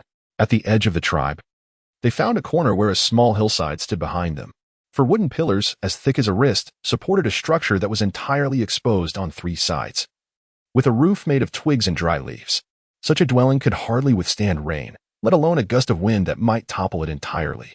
Yet, the 2 elders resided in this precarious abode, making Xiong Lingling feel that, in comparison, their modest home seemed like a mansion. It was no wonder that Xiong Wu and Xiong Xiu had repeatedly suggested that the elderly couple move back with them. What could one call this place? At best, it was merely a temporary shelter. Yet, the few pots and bowls inside were meticulously arranged by the elder matriarch, who, despite the harsh conditions, still strived to cultivate a sense of dignity in their daily lives. While Bear Lingling felt a pang of sympathy for them, she could not help but admire their optimism. However, in this world of beasts, nothing is as abundant as trees. If the beasts had made full use of the trees they encountered, they would not have constructed such houses. At that moment, Grandma Bear suddenly spotted her grandchildren. Overjoyed, she set aside her work and hurried over to embrace Lingling cub. Unable to suppress her laughter, what is wrong with this little one? After so many days, he still cannot revert to his beastman form. Grandfather Bear was meticulously arranging the firewood, smiling as he remarked, "What is the hurry? Our dear Lingling simply enjoys it this way." The eldest and second grandchildren, understanding the situation well, promptly stepped forward to assist their grandfather in stacking the wood. After a while, the eldest grandchild spoke up, "Grandma, Grandpa, my mother sent us to invite you for dinner at our home. We won't go. You must conserve your limited provisions, as there are many little ones at home." "Your mother should be mindful in her cooking," replied Grandmother Bear. She recognized her daughter-in-law's good intentions but felt reluctant to accept the invitation. Knowing how hard it was for the family, Xiong Erbao glanced around, ensuring no one was present, before quietly informing his grandmother that the family had an abundance of eggs and that 3 plump hens had flown in. His sister, Ba Mimi, suggested their father raise them, while their mother remarked that this would mean they could collect eggs daily. Is such a thing truly possible? Madame Xiong was taken aback. In this season, households struggled to hunt, yet the eldest son's family was fortunate, as wild mountain chickens wandered directly into their home. She couldn't help but recall that large yellow bull. For some reason, despite this being a fortunate occurrence, a sense of unease lingered within her. She hastily exclaimed, "Old man, let us pay a visit to the eldest son's family." Grandfather Bear nodded, setting aside his work to wipe his hands with a leaf. The elderly couple, accompanied by their 3 cubs, hurried back to the Bear family home. Indeed, they had discovered 3 plump hens, which appeared to be anything but wild mountain chickens. The wild fowl of the forest were typically lean, a stark contrast to this breed. As Grandma Bear and Grandfather Bear exchanged astonished glances, one of the hens unexpectedly laid a large, white egg right before their eyes. Another egg to collect. Sambao immediately darted over, reaching into the chicken coop to retrieve the still warm egg, and he and the cubs were all grinning from ear to ear. "What do you mean by another?" Grandma Bear, nearly dropping her jaw in astonishment, inquired, "Have you already gathered several?" Sibao promptly replied, "This is the 3rd one, including the one my mother collected, making it the 4th. Oh my heavens. Even the strongest wild mountain hen lays but a single egg a day." Typically, Grandma Bear, the steadfast pillar of the family, now found herself slightly flustered. This sudden turn of events stirred up anxiety in both Xiu and Wu, who had initially considered the egg collection a fortunate occurrence, yet now felt a twinge of unease. Grandfather Bear was utterly bewildered, having never encountered such a phenomenon in his entire life. The little ones voiced their concerns. Surely they won't deprive them of these eggs? Fortunately, under the watchful eyes of all, Grandmother Bear patted her chest, her expression visibly relaxing. "Let us carefully observe and see how many eggs these 3 plump hens can lay in a day. They are akin to a treasure trove for our family, and from this moment forth, we must tend to them with utmost care." At last, the tension that had gripped everyone began to dissipate. The little ones nodded in agreement. "Grandmother, Leave the task of catching insects to feed the chickens to us. Xiong Xiu chuckled and said, Mother, I assure you, I will not miscount. From today onward, you shall send 4 eggs each day. That simply won't do, she replied. If you send all of them to us, what will our little ones eat? Besides, we cannot indulge in eggs every single day. For now, save these eggs. When the external turmoil subsides and those troublesome beasts cease their mischief, I shall take the eggs to other tribes in exchange for some meat. By then, we will not have to worry during the winter. Madame Xiong could hardly bear the thought of consuming 4 eggs in a single day. To her, the elderly couple had reached a stage in life where frugality was paramount. Any excess consumption of food seemed a sheer waste. However, even Xiong Wu could not acquiesce to this notion. Mother, exchanging for meat is one matter, but insisting that we consume such an abundance of eggs is entirely unreasonable. If you refuse to accept 4, then let it be 2 per day, delivered by the children. You and father shall have your eggs in the porridge, with each of you receiving 1 egg daily, no less. Madame Xiong was well aware of her son's temperament. In their household, she had no choice but to indulge him slightly, for it weighed heavily on his heart. Thus, she reluctantly acquiesced, saying, Very well, I shall heed your wishes. Chapter 33. The delight of not being hungry before long. Xiong Xiu prepared a hearty meal, a large pot of white rice porridge accompanied by wild vegetables, enriched with a touch of butter for flavor, and each person received a poached egg, as everyone, young and old, filled their bowls. Madame Xiong couldn't help but cast a few appreciative glances at Xiong Xiu. Nevertheless, amidst the joy, they were all acutely aware of the circumstances next door. Therefore, the family maintained a low profile, refraining from loud conversations, and ate in silence. During the meal, Madame Xiong recalled something. When I go out to exchange goods, I shall also bring back some salt for you. No matter how delicious the dishes are, they lack flavor without salt. Of course, Mother, Xiong Xiu replied gratefully, as she welcomed her mother-in-law's assistance in managing household supplies. Otherwise, she would be at a loss for planning. Meanwhile, engrossed in her porridge, Xiong Lingling suddenly lifted her small bare head, her mouth, smeared with porridge, forming an astonished O. It dawned on her that the beast people consumed salt. Since her arrival, she had never tasted it, not because the beast people abstained, but because the Xiong family was too impoverished to afford it. Why didn't you mention it earlier? In truth, she had some in her space, but she feared that producing it might perplex or frighten the Xiong family. Bao Bao, what troubles you? Madame Xiong observed the little one suddenly adopting an expression as if she had heard something extraordinary, and with a smile, she reached out to wipe the corners of the child's mouth. In an instant, Lingling returned to her usual self, lowering her head to resume her porridge. She could not afford to reveal her thoughts, at least not at this moment. Thus, she decided to continue savoring her meal. After finishing their meal, Grandpa Xiong assisted Xiong Wu in mending the roof leaks, while Xiong Xiu and Madame Xiong went to gather dry branches. Although the family busied themselves, Xiong Lingling gazed at the roof, realizing that no matter how many dry leaves and branches they piled on, it would inevitably still leak, merely varying in the amount of rain that would seep through. The villagers, witnessing the Xiong family laboring away during such a time, were somewhat perplexed. Auntie, they remarked, with nothing to be found at present and our bellies growling, what are you gathering leeks for? Wouldn't this work only hasten our hunger? Madame Xiong waved her hand dismissively, saying, It's nothing. After all, idleness breeds idleness. Although the eldest son still prepared porridge, the variations were quite distinct. For instance, this morning's meal was abundant enough to satiate their hunger, no longer the paltry few bites that each person had to scrape together. Furthermore, the porridge was heartier, with a generous amount of white rice, ensuring that they felt full after their meal. At this moment, Old Lady Bear was brimming with vigor. However, the females of the tribe were taken aback. This was not merely a leisurely endeavor, but one that demanded considerable physical exertion. Meanwhile, amidst the herd, Bear Tsuitsue exchanged a knowing glance with her male companion, prompting the couple to immediately offer assistance. Tsuitsue set to work gathering dead branches while her partner returned home to mend a leaking roof.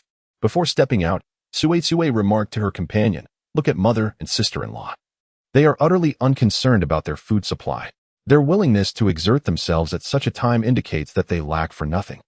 Before Xiong Yu could fully comprehend the situation, Xiong Tsuitsue spoke again. There must still be plenty of white rice at elder sister-in-law's house. Let us be proactive. Perhaps she will offer us some more. Come on, don't just stand there.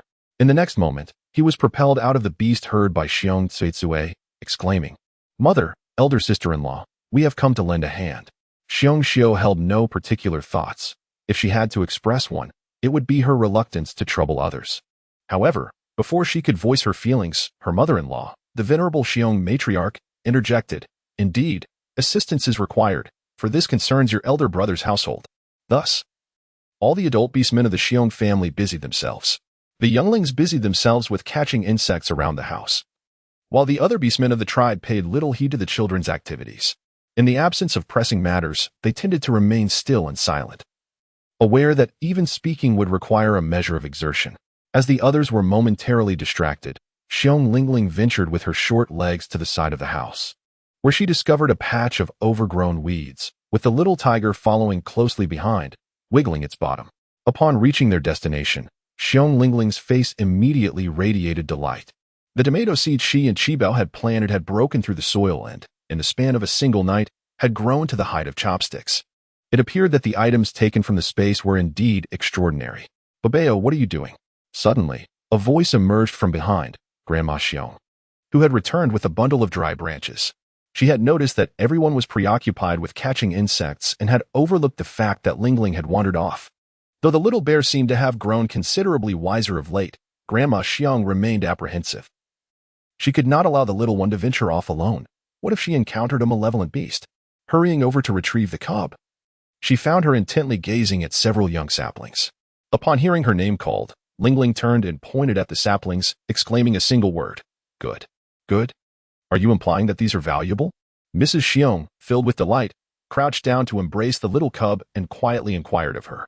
To her surprise, the diminutive bear responded with a solemn nod, exhibiting an unexpectedly serious demeanor.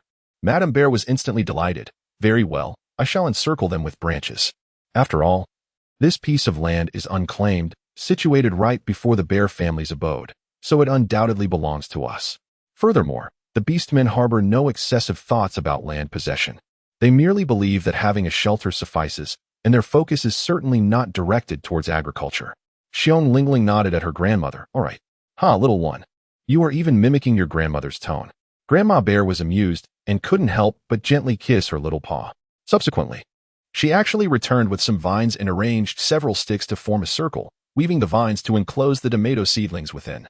In the animal kingdom, whoever establishes a boundary claims ownership, and no one dared to contest it. At last, she felt a sense of relief. Bear Lingling sat quietly in the corner, cradling the little tiger, watching the young boys catch insects. She had no qualms about anything else, but when it came to insects, she had harbored a fear since her previous life. After all, no one is perfect. Just then, Qibao came running with a leaf, revealing the writhing contents inside. "Look, 8th sister. Isn't brother impressive? I caught so many insects." Following closely, 6th brother rushed over to unveil his own leaf. "I have just as many. 5, 4. And 3rd brothers chimed in. "I have caught quite a few too. Mine as well." Xiong Lingling's fur stood on end, resembling a little black bear that had just been electrocuted. "She has perished. Who will come to her rescue?" "Oh dear, do not cause a commotion, little ones. It is evident that Lingling is simply frightened." Xiong Sui rushed over upon witnessing the situation, swiftly cradling the little cub in her arms. Meanwhile, Xiong Lingling, her mind a blank slate, instinctively grasped Xiong Sui's arm, seeking a fragment of reassurance. The 7 elder brothers stood in stunned silence, taken aback by the unexpected revelation that Lingling, once fearless, now harbored a fear of insects. They distinctly recalled that the young Lingling had once delighted in playing with bugs, eagerly reaching out to capture any creature that piqued her curiosity. Xiong Sui immediately rolled her eyes and said, "All right, I shall take Lingling back to the house to rest. You must not frighten her any further." The 7 brothers were already feeling sympathetic and were being extra cautious not to scare their 8th sister. They had not anticipated this turn of events. Chapter 34. Silencing with food. Now that the 8th sister was afraid of insects, it was imperative that they remember this and avoid startling her again. Watching their aunt carry Lingling into the house, Dabeo felt a pang of guilt and instructed his younger brothers. They all silently nodded in agreement, while Qibao expressed his concern. "Brother, I wish to see the 8th sister. Let her take her time to calm down first," Bao suggested. Thus, they fell into a contemplative silence, each feeling a sense of unease. They had been too careless. It had taken so long for Lingling to become somewhat clever, and they feared she might revert to being frightened again. Unbeknownst to the cubs, after entering the house, Xiong placed Lingling in her little nest and ignored her. Instead, she began to inspect every pot and container in the room. The sight of numerous eggs and an entire jar of white rice was enough to astonish her, but when she laid eyes on the 3 plump hens, her astonishment nearly caused her eyes to pop out. All the panda cubs observed this scene, and Lingling furrowed her brow. Her second aunt's avaricious demeanor was not even concealed in her presence. Suddenly, the voice of old lady Xiong echoed from outside, "Debeo, or Bao, what is the matter with you?" The cubs, feeling guilty, remained silent, unlike before when they had been playfully catching insects. Soon, the old lady noticed, "Oh, where is the 8th sister?" Siba pointed towards the house. Second aunt has taken her inside to rest. Inside the room, Xiong bit her lip, taking a deep breath. Did she not know her second daughter-in-law well enough? Surely, it was not out of mere kindness that she brought Lingling's child inside for a rest. Xiong could easily deduce her ulterior motives. Startled by her mother-in-law's voice, Xiong trembled and hurriedly scooped up Lingling's child. Just then, the door swung open, and someone stepped in. "What are you doing?" "Mother, I was just bringing Bao Bao in for a while. She was frightened by those little rascals earlier. And it's rather warm outside." "Is that so?" Madame Xiong approached with a stern expression, directly taking the cub from her arms. Xiong Lingling sighed with relief. Just a moment ago, her second aunt had lifted her up merely to use her as a prop. Yet it was in her grandmother's embrace that she felt a profound sense of security. "I shall take care of Bao Bao. Are you not here to assist?" she urged. "Quickly, go help your aunt." Grandmother Xiong cradled Lingling in one arm while using the other to pull open the door. "Hurry outside. I wish to see if Xiong has uttered a single truth." Xiong hesitantly shuffled a few small steps, then stamped her foot and turned around. "Oh, mother. I know you will scold me, but even amidst your reprimands, I must speak. Brother's household possesses an abundance of white rice and numerous eggs. And there are still 3 plump hens. They have no need to worry about food. Yet our family is so impoverished that we have already consumed our winter provisions. Mother, can you not honestly tell us where Brother's white rice and these eggs originated? Surely they were not gathered from the forest, for what kind of fortune would that be? You have indeed rummaged through their household." Madame Xiong's gaze was as piercing as a torch. Xiong face instantly flushed crimson as she murmured defensively, "I was merely curious. Enough of your innocent act. Whether or not to inform you about this matter requires a discussion with the leader and a Xiao. Now, hurry along and attend to your duties." Old Lady Xiong pondered, realizing that her second daughter-in-law was already aware of the eldest son's circumstances. If she did not offer some incentives, that mouth of hers would surely spill everything. Yet, when it comes to the point of starvation, the eldest family would undoubtedly provide assistance. After all, considering the well-being of those little ones, they could not allow the children to go hungry. Upon hearing that her mother-in-law would take this matter into consideration, Xiong beamed with delight, exclaiming, "Mother, it seems our family will rely on you and my elder brother to negotiate." It was as if, once an agreement was reached, they would be entitled to half of the grain. Madame Xiong could only shake her head in resignation. Subsequently, Xiong worked particularly diligently, fearing that if she were to slack off even a little, her grandmother might change her mind. The roof of the Bear family's house was quite modest, and before long, the repairs were completed. Grandmother Bear then summoned Bear Yu and Bear Chui to wait outside the courtyard gate. The elderly couple joined forces with Bear Wu's family to discuss matters thoroughly. "Mother, what is it?" Xiong Wu and Xiong Xiu remain unaware of the events that have transpired. Madame Xiong conveyed to her companions the incident concerning Xiong discovering their provisions. With a sigh, she remarked, "You are not in need of what she possesses, and besides, you have 8 cubs of your own to nurture.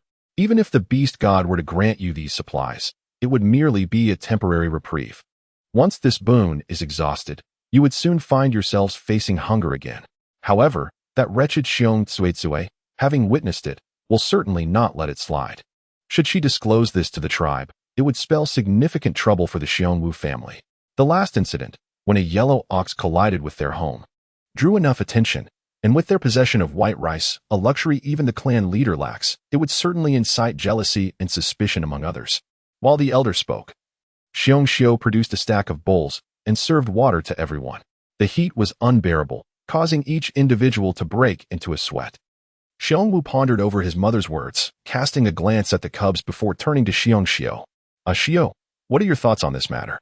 Xiong Xiu gone, having just finished a bowl of water, wiped the droplets from the corner of his mouth and cheerfully remarked, "What can I think?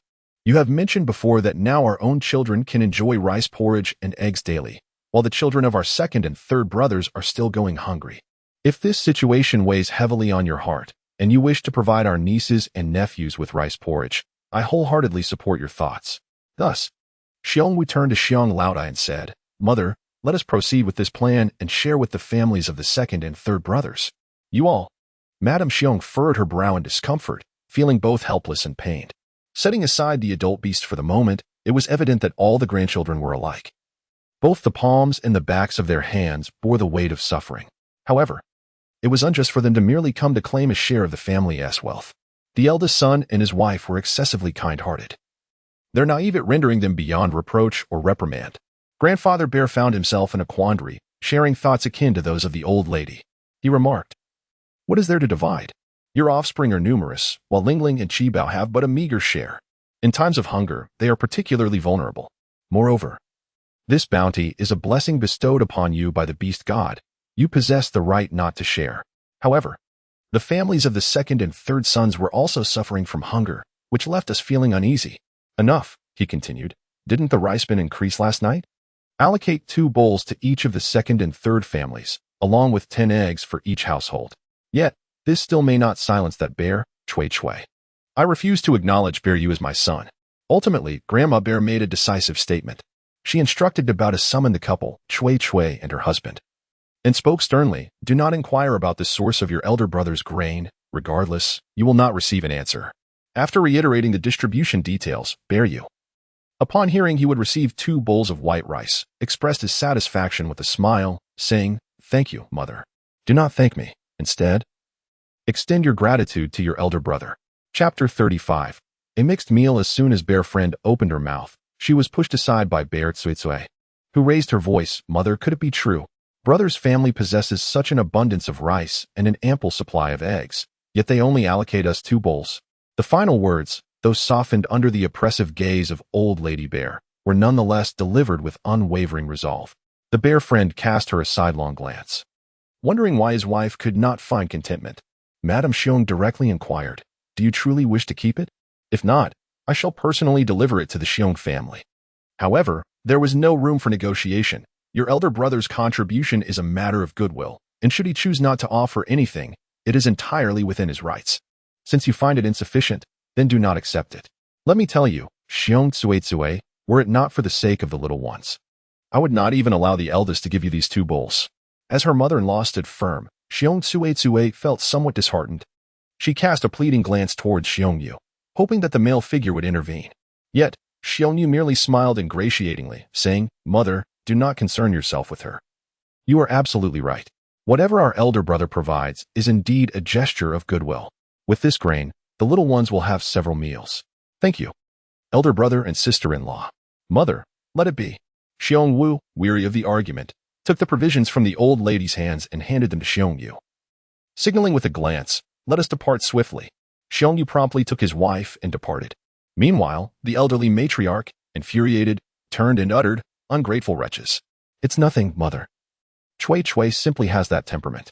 Xiong Xiu cheerfully assisted the elder to a seat and, displaying his attentiveness, waved his hand, Come, little ones. Keep your grandmother company while your mother prepares dinner. Everyone is weary from the day and has yet to die. The little ones swiftly gathered around the elderly matriarch, their chatter filling the air, and soon, a smile graced her face. On the other side, Xiong Tsui Tsui grumbled and cursed under her breath throughout the journey. It is truly unfair. The old lady favors the eldest son, neither revealing the source of the white rice to us nor distributing it equitably. You should speak less. The bear friend wished fervently to cover her mouth, fearing that other orcs might overhear. He gritted his teeth in anxiety. So what if they do hear? Our family has nothing. I won't allow theirs to possess anything either.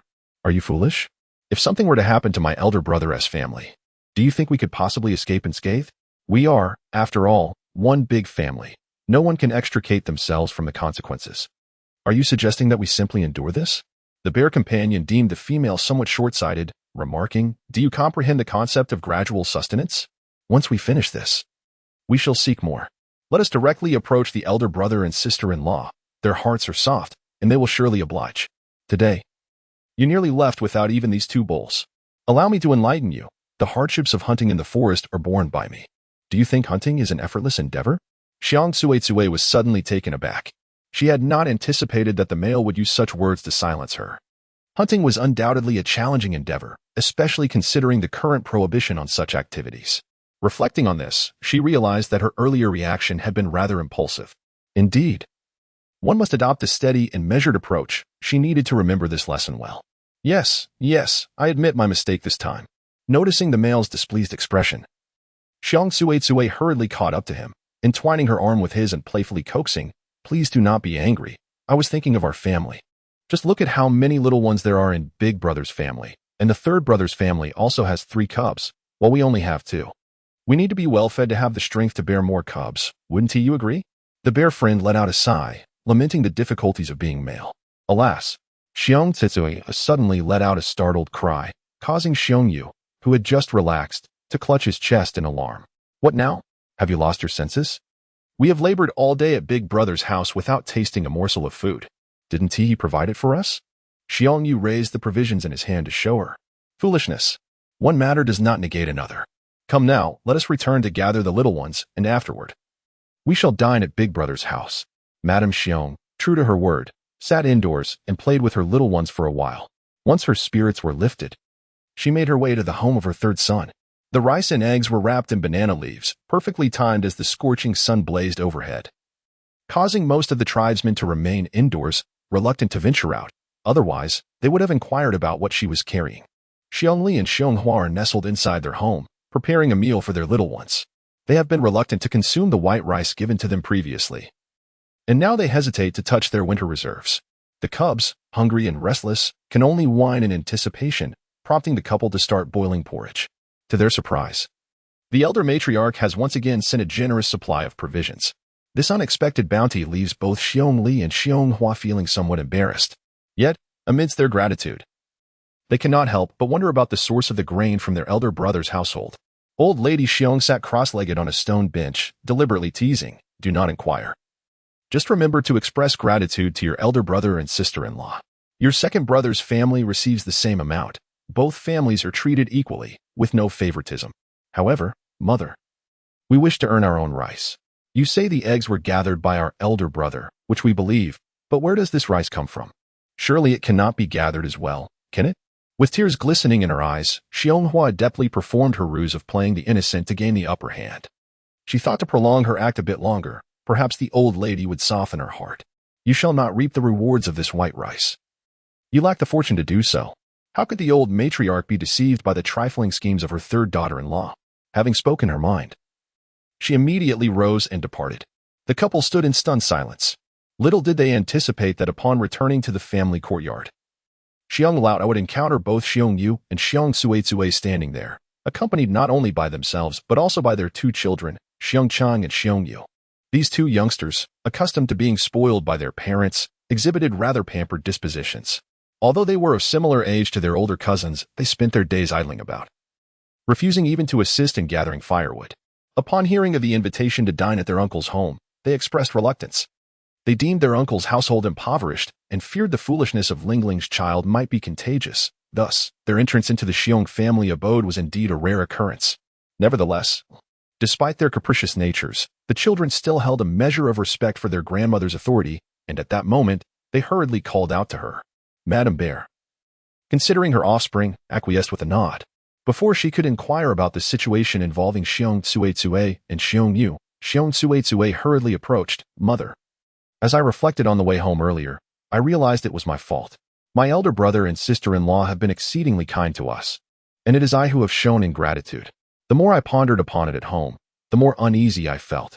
Today, I must come to apologize to you, to father, and to my elder brother and sister-in-law." Madame Xiong let out a cold snort and remarked, "Apologies from the couple are sufficient.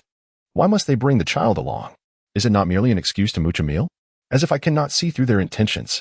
Indeed."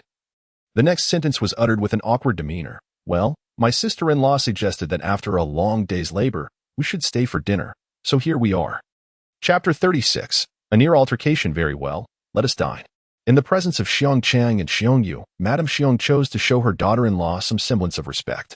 A radiant smile immediately graced Xiong Ling's face as she expressed her gratitude. "Thank you, mother." Soon, Xiong had also prepared the meal, with the roof repairs successfully completed. The couple felt a sense of camaraderie with the collective effort of everyone involved. Consequently, they were generous in their cooking, presenting a large pot of porridge accompanied by scrambled eggs with wild vegetables, sautéed smoked beef, and a generous bowl of wild edamame cooked in beef tallow. Observing that in these times they could still afford such a lavish spread, Xiong felt a surge of joy, grateful for her spontaneous decision to return and offer her apologies, although Xing Chang and Xiong still harbored a sense of disdain towards their uncle's family. They secretly breathed a sigh of relief upon seeing their Aunt Xiong bringing out a stack of bowls. At least they would not have to dine with banana leaves. Furthermore, the abundance of eggs in today's dishes brought smiles to the faces of the two siblings.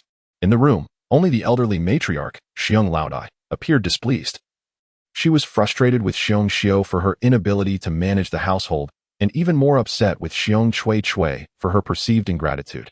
Glancing at the little one beside her, Lingling, who was engrossed in her bowl of congee, it seemed that this plain rice porridge was to her liking. Xiao, you must set aside some of the white rice. Bao enjoys it, and she is the friliest in our family. We need to ensure she has enough to drink. Oh, I understand, mother. Xiong hurriedly placed a piece of egg into Lingling's bowl. The other brothers also wished to share their food with her. Yet Lingling firmly shook her head, insisting she could not consume such an abundance. Moreover, she was adamant that if her brothers were not eating, she would not partake either. Bao displayed remarkable understanding. Grandmother Xiong felt a mixture of tenderness and sorrow, gently patting her little bear's head with a kind smile, and addressed the other cubs. You all should eat. Bao cares for you. This scene left the Xiong family's 4 members utterly astonished. Mother, when did Lingling learn to speak? Although it was merely a single word, they perceived its authenticity. I have always maintained that our Bao is not foolish. In truth, she is a little treasure. Grandmother Xiong's warm smile was reserved solely for Lingling, while she offered not a glance to her son and daughter-in-law. Curiously, the bear friend wished to inquire further, but was silenced by a gentle push to the knee from Bear Tsutsai. To everyone's astonishment, after the meal, Bear Chong boldly declared, Uncle, I wish to take Lingling's little tiger home to play with for a couple of days. What? The entire family turned in surprise to gaze at him. How could this cub be so brazen as to speak up? At present, all the members of the family envied Lingling for possessing a little tiger. Fully aware of her deep affection for it, as she carried it everywhere, never parting from its side, Xiong Wu has always been reluctant to refuse others. But in this matter, without a moment's hesitation, he declared, that is unacceptable. The little tiger is Bao's pet and cannot be separated from her. Xiong Chong immediately cast a look of grievance at his parents, blinking his eyes with an expression that suggested he was on the verge of tears. I merely wish to borrow it for a couple of days to have some fun, and I will return it, he pleaded, observing their son's woeful demeanor. Xiong Yu and Xiong Chui naturally felt a pang of compassion. However, even the most accommodating elder brother did not acquiesce, leaving them at an impasse. Xiong Yu twirled her eyes and approached Lingling, sweetly asking, Lingling, may I borrow your little tiger for a couple of days for my cousins? Rest assured, I shall certainly share my delicious treats with you in the future. Xiong Lingling raised her gaze towards her cousin, and within her deep, raven-black eyes, something seemed to be swirling. It was evident that her intentions were not entirely sincere. Rather, she perceived this matter as a trivial conversation with a simpleton. Merely uttering the words delicious treats would undoubtedly secure her compliance. Nevertheless, there was no need for her to exert herself in dealing with Xiong Yu. A single gesture sufficed. The little bear, with its short arms, suddenly clutched the small tiger tightly, its eyes reflecting a pitiful concern. Upon witnessing Lingling's reaction, the 7 older brothers nearly clenched their fists in agitation. However, someone was quicker on the draw. Grandma Xiong stepped forward to shield Lingling. Xiong Yu, Xiong Chong, this is not a reprimand from your grandmother, but really, how old are you both? You're still fussing over a pet for an infant. She is merely 3 years old. Surely, you two can't be less sensible than her? Listen closely. No one is to take away Bao's little tiger unless she herself consents. If anyone dares to try, I shall give them a sound thrashing. Xiong Yu was startled and hurried back to her parents' side. Among the entire bear family, they held the utmost fear for their grandmother, an elderly matriarch whose words were law. A woman of unwavering resolve. Yet, the thought that she favored that foolish little bear filled her with indignation. At that moment, the sudden blaring of the tribe's horn echoed through the air. It was the summons to gather during the daylight, the sound intermittent and pitiful, indicating that the poor chieftain had not yet satisfied his hunger. The horn interrupted the earlier minor squabble, and no one dared to speak further. They quickly tidied up, shut the door, and rushed to assemble in the clearing of the tribe. To their surprise, upon stepping outside, they encountered the wolf family. The 3 male wolf cubs, limping from the beating they received from Wolf Kuei, glared menacingly at the bear cubs. The reactions of the adult were no better. Wolf Kuei shot a disdainful look at Xiong Wu, while Wolf Xiaoli scoffed derisively. Despite their own cubs having been in the wrong, they seemed to carry the weight of great injustice upon their shoulders. Although Xiong Wu possessed a gentle temperament, it was only exhibited towards his family. The presence of the Lang family provoked a surge of indignation within him, yet he was restrained by his wife beside him. Enough, Xiong Xiu sighed in concern, her head shaking gently.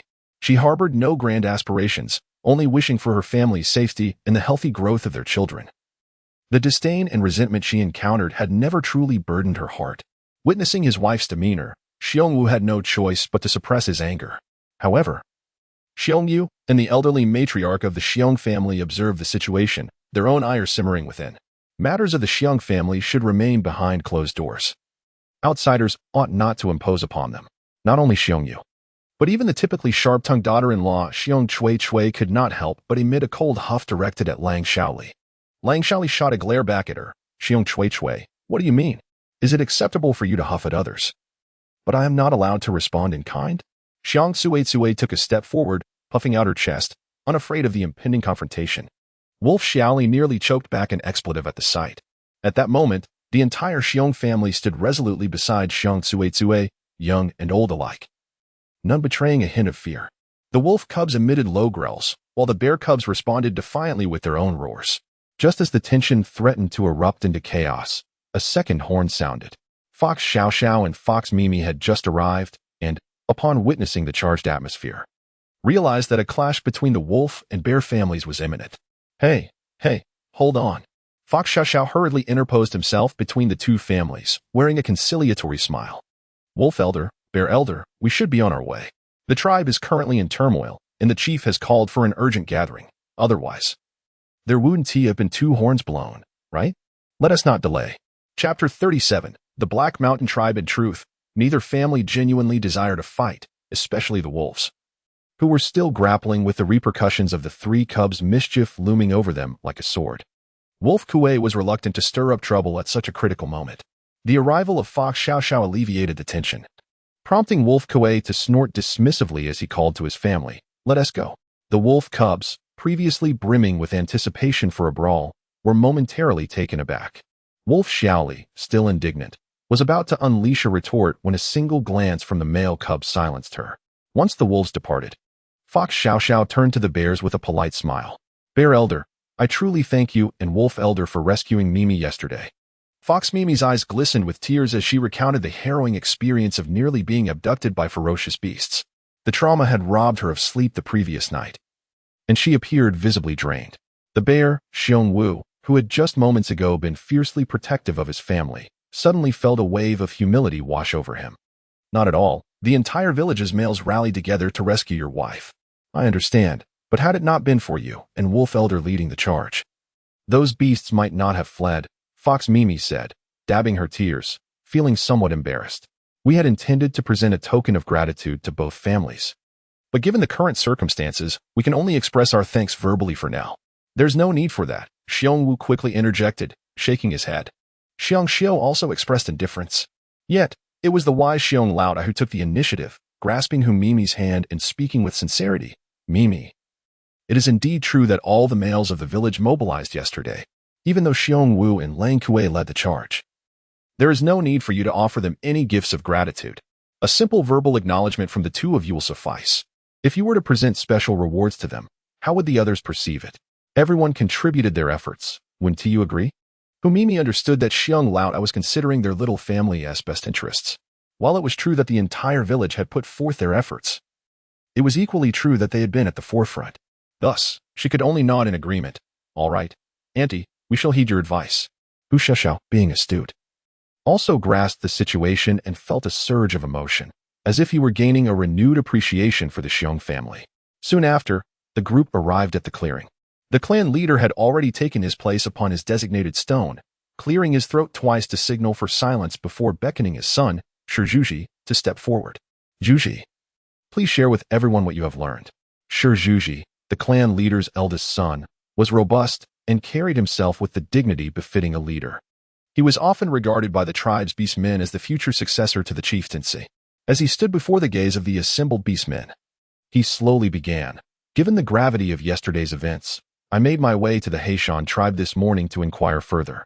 It appears that, of late, 2 females have gone missing from their tribe. What? Zhuji, is this true? How alarming. The Xiong tribe, named for its proximity to the Black Dragon Forest, was known for its inhabitants' bravery. Though they seldom ventured into the forest, their choice to reside there spoke volumes of their courage. Hearing that even females from the Xiong tribe had vanished sent ripples of fear through the hearts of the gathered crowd. The thought of the harrowing events that had transpired yesterday made it clear that, had fortune not favored them, both Xiong and Humimi could have likewise disappeared. In the face of the audience's inquiries and murmurs, Zhuji calmly raised his hand to quell the noise. I have personally verified this matter. It is not erroneous. The Xiong tribe is currently devising a plan to reclaim their missing females from the ferocious beasts. In summary, the situation there is precarious, and even if we lack food, it is best to refrain from venturing to the Xiong tribe for the time being. The Xiong tribe had previously been a frequent trading partner, but given the current state of affairs, the villagers were too famished to consider such excursions. Within the crowd of beastmen, Xiong Laotai exchanged a glance with Xiong Xiao. She had initially contemplated visiting the Xiong tribe in a couple of days to barter eggs for salt, but it seemed prudent to delay such plans. Zhuji continued, my father believes that it is untenable for the males of the tribe to remain idle at home while the females and young ones go hungry. Therefore, we must undertake hunting expeditions. However, what shall we do about the females?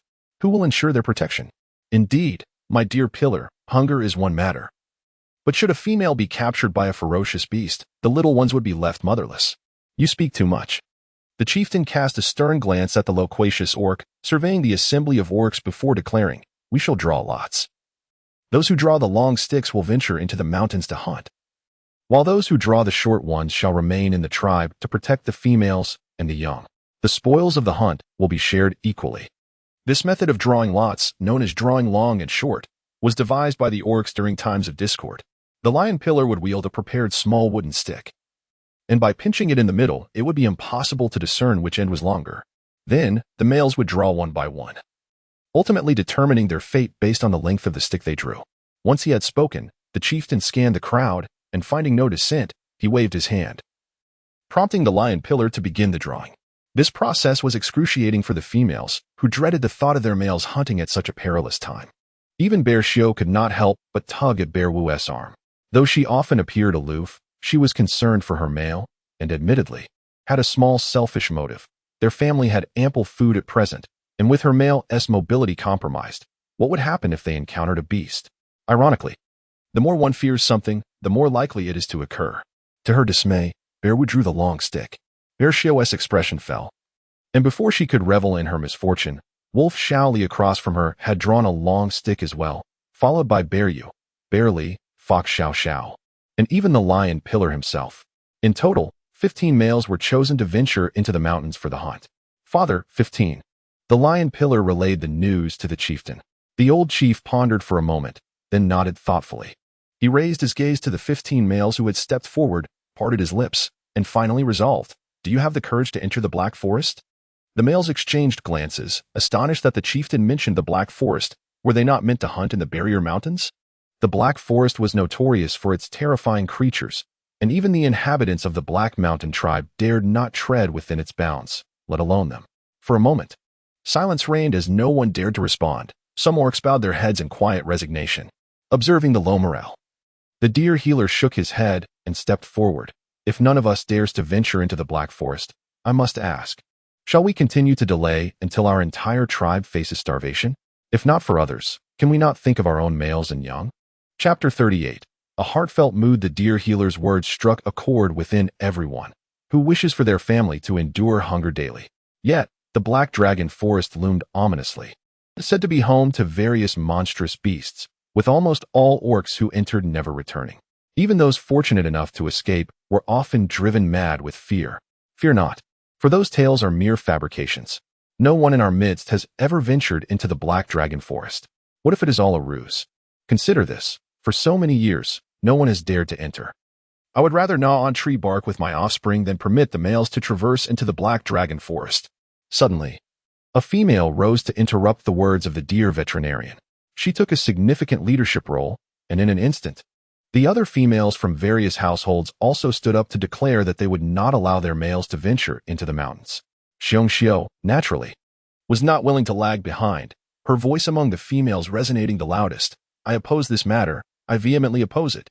The clan leader squinted his aged eyes, surveying the assembly. The females took the initiative to voice their dissent, while not a single male stepped forward, which clearly indicated that this proposal lacked popular support. Enough. The clan leader, with a sense of resignation, raised his hand to quiet the crowd. Everyone, please take your seats. Since there is opposition, we shall not venture into the Black Dragon Forest. However, the issue of hunger remains pressing. If left unresolved, it will inevitably lead to starvation, and the hungrier one becomes, the less inclined they are to act. Starting tomorrow, we must mobilize. At a signal, the Lion Pillar proposed a second plan. Let us assign half of the females to forage for wild vegetables. The males will be divided into 3 squads, each consisting of 10 members. One squad will enter the barrier mountain to hunt, another will remain in the village to protect the young and the elder orcs, and the final squad will accompany the females to the outskirts of the forest to gather wild vegetables, simultaneously ensuring their safety. As for the squad assignments, they would be determined by drawing lots. This time, the orcs were convinced. To avoid hunger, action was imperative, and at present, this appeared to be the most viable plan. The process of drawing lots extended until sunset, and eventually, the orcs dispersed to return to their homes. Xiong drew the task of foraging for wild vegetables, while Xiong Wu was assigned the duty of venturing into the mountains to hunt. Upon seeing the results, a frown creased Xiong's brow.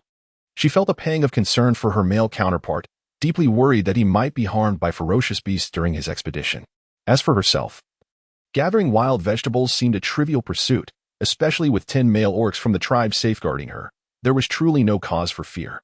Due to their advanced age, both Granny Bear and Grandpa Bear do not need to draw lots. They are allowed to remain in the tribe. However, Granny Bear, being strong-willed, asserts, I am still nimble and capable. I can join the others in foraging for wild vegetables. Meanwhile, the old man is tasked with safeguarding the cubs alongside the males. The tribe leader, understanding their sturdy constitution, concedes with a contemplative nod. Very well, you may decide for yourselves. Additionally, the 2 who remain in the tribe are Bear Flower and Fox Maymay. The previous day, they had been quite frightened and thus chose to stay behind to care for the cubs. Upon returning home, Bear Xiao hastily prepared a simple meal while there was still a glimmer of daylight, and after dining, the entire family retired for the night. Concerned that Bear Wu might lack strength on the mountain, she rose early the following morning to prepare a bowl of porridge for him. In the ancient beast era, there was no custom of having breakfast. The beastmen would rise at dawn to begin their work. If hunger struck on the way up the mountain, they would rely on their skills to forage for wild fruits or hunt small animals, roasting them directly for sustenance. Xiong Wu glanced back at the slumbering cubs and then at the bowl of porridge, reluctant to partake. Eat, he thought, for you are the pillar of this household and cannot afford to falter. Xiong lifted the bowl to his palm, insisting that it must be consumed before one could leave. His wife, with the best intentions, urged him on, and with Xiao already waiting outside, Xiong Wu had no choice but to hastily drink the porridge and step out. Afterwards, Xiong roused the little ones, imparting a few instructions, before shouldering a basket and joining a group in search of wild vegetables. Inside the house remained a cluster of young ones, all rubbing their sleepy eyes. Last night, the chief had enacted a new decree for safety, restricting the little ones from venturing into the low woods for firewood. They were to remain within the confines of the tribe. This posed little obstacle for the cubs of the Xiong family, as their plan was to gather insects to feed the hens and water the saplings that Grandma had enclosed with willow branches. The Bao, Air Bao, and Sand Bao, the quickest to react, immediately thought of the tasks at hand and swiftly ran to the chicken coop, their faces lighting up with joy at the sight. Eggs. They had laid eggs. Shoo. Be cautious of the neighbors. The little ones, brimming with excitement, covered their mouths and leapt about, for the coop was filled with many eggs. The sheer delight of discovering food upon waking in the morning was simply exquisite. When Daddy Bear and Mommy Bear set out early in the morning, They were unaware of the delightful surprise awaiting them. Had they known that a myriad of eggs had been laid overnight, their joy would have been boundless. Once the cubs had finished their jubilant celebration, they promptly formed a circle. The composed eldest cub carefully retrieved each egg, placing them in a large stone basin while counting them one by one. There were exactly 20 eggs. "Oh, eighth sister, we have acquired 20 more eggs," exclaimed the loquacious seventh treasure as he hurried off to quietly inform Lingling, who was still lounging comfortably in the nest.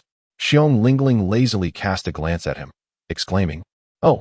Although she was merely a cub at present, she found it difficult to acclimate to the routine of rising with the sun and retiring at sunset. Moreover, the nightly symphony of her parents' snoring was quite unbearable. Thus, she yearned for a little more slumber, shutting her eyes once again. Yet, she was not entirely idle. She casually surveyed the small courtyard. Qibao, noticing her indifferent reaction, felt a pang of disappointment. Sister Ba is just a little lazy bear. Very well, sleep on. Dear one, sleep well. With her eyes closed, Xiong Lingling remained speechless. She listened to the sounds around her, and soon enough, the cubs, having gathered the eggs, merrily ventured into the courtyard to catch insects. With 3 plump hens laying so many eggs, the cubs were eager to gather every insect in the world for them. Xiong Lingling could finally take a moment to calmly survey her small courtyard, and after doing so, she felt all the more assured to indulge in a restful slumber. Today, the livestock in her space had grown considerably. The yellow cow, horse, and goats had all matured into full-grown animals, and remarkably, the 2 female ducks had laid 20 eggs. Additionally, she had acquired some game, about a dozen rabbits and 3 wild boars, though the latter were still somewhat small and not yet ready for slaughter. Enjoying a freshly picked apricot, Xiong Lingling entered her small house, where she noticed that the shelf had accumulated more medical supplies, including a box of cold medicine and a bottle of antibiotics. Quite commendable. Perhaps it was the delightful atmosphere, as Xiong Shou prepared meals for the entire family, that caused the contents of her space to nearly double overnight. However, given the current tense situation in the tribe, she could not afford to reveal her game. As for the duck eggs, due to their different size compared to chicken eggs, she feared they might attract attention. Thus, she decided to wait until the night when sleep eluded her to come into her space and transform them into salted duck eggs. Chapter 39. You Dare to Strike. I dare to sue. Suddenly, a small black bear burst into the room, its eyes sparkling with joy, clearly having stumbled upon something exciting. In no time, its short arms reached over the edge of the nest, and the bear's head popped into view. Eighth sister, the tree we planted that day has borne fruit. A tree? Fruit? Xiong Lingling momentarily let her thoughts drift away from the courtyard, and after a brief moment of bewilderment, she realized he might have been referring to the tomato seedlings. Could it be? Just yesterday, they were no taller than chopsticks, and there were hardly any extra leaves. Qibao, in a state of urgency, exclaimed, "It's true. Come quickly and see for yourself." Xiong Lingling promptly emerged from her cozy den, dashing after Qibao into the open air. Before her, 2 little black bears stumbled clumsily, trailed by a small tiger. Upon reaching the tomato plants, Xiong Lingling's heart soared with joy at the sight. The few tomato seedlings bore fruit, albeit still green. Yet these verdant tomatoes were as large as her fists. It was hard to fathom that such growth and fruiting could occur overnight. It seemed that in just another day, she would savor the delight of scrambled eggs with tomatoes. How splendid, indeed. Xiong Lingling's radiant smile was impossible to conceal. Her brothers observed with quiet amusement, stifling their laughter, for they realized that Lingling had taken quite a liking to these peculiar fruits. However, they refrained from laughing out loud, fearing it might startle the little cub.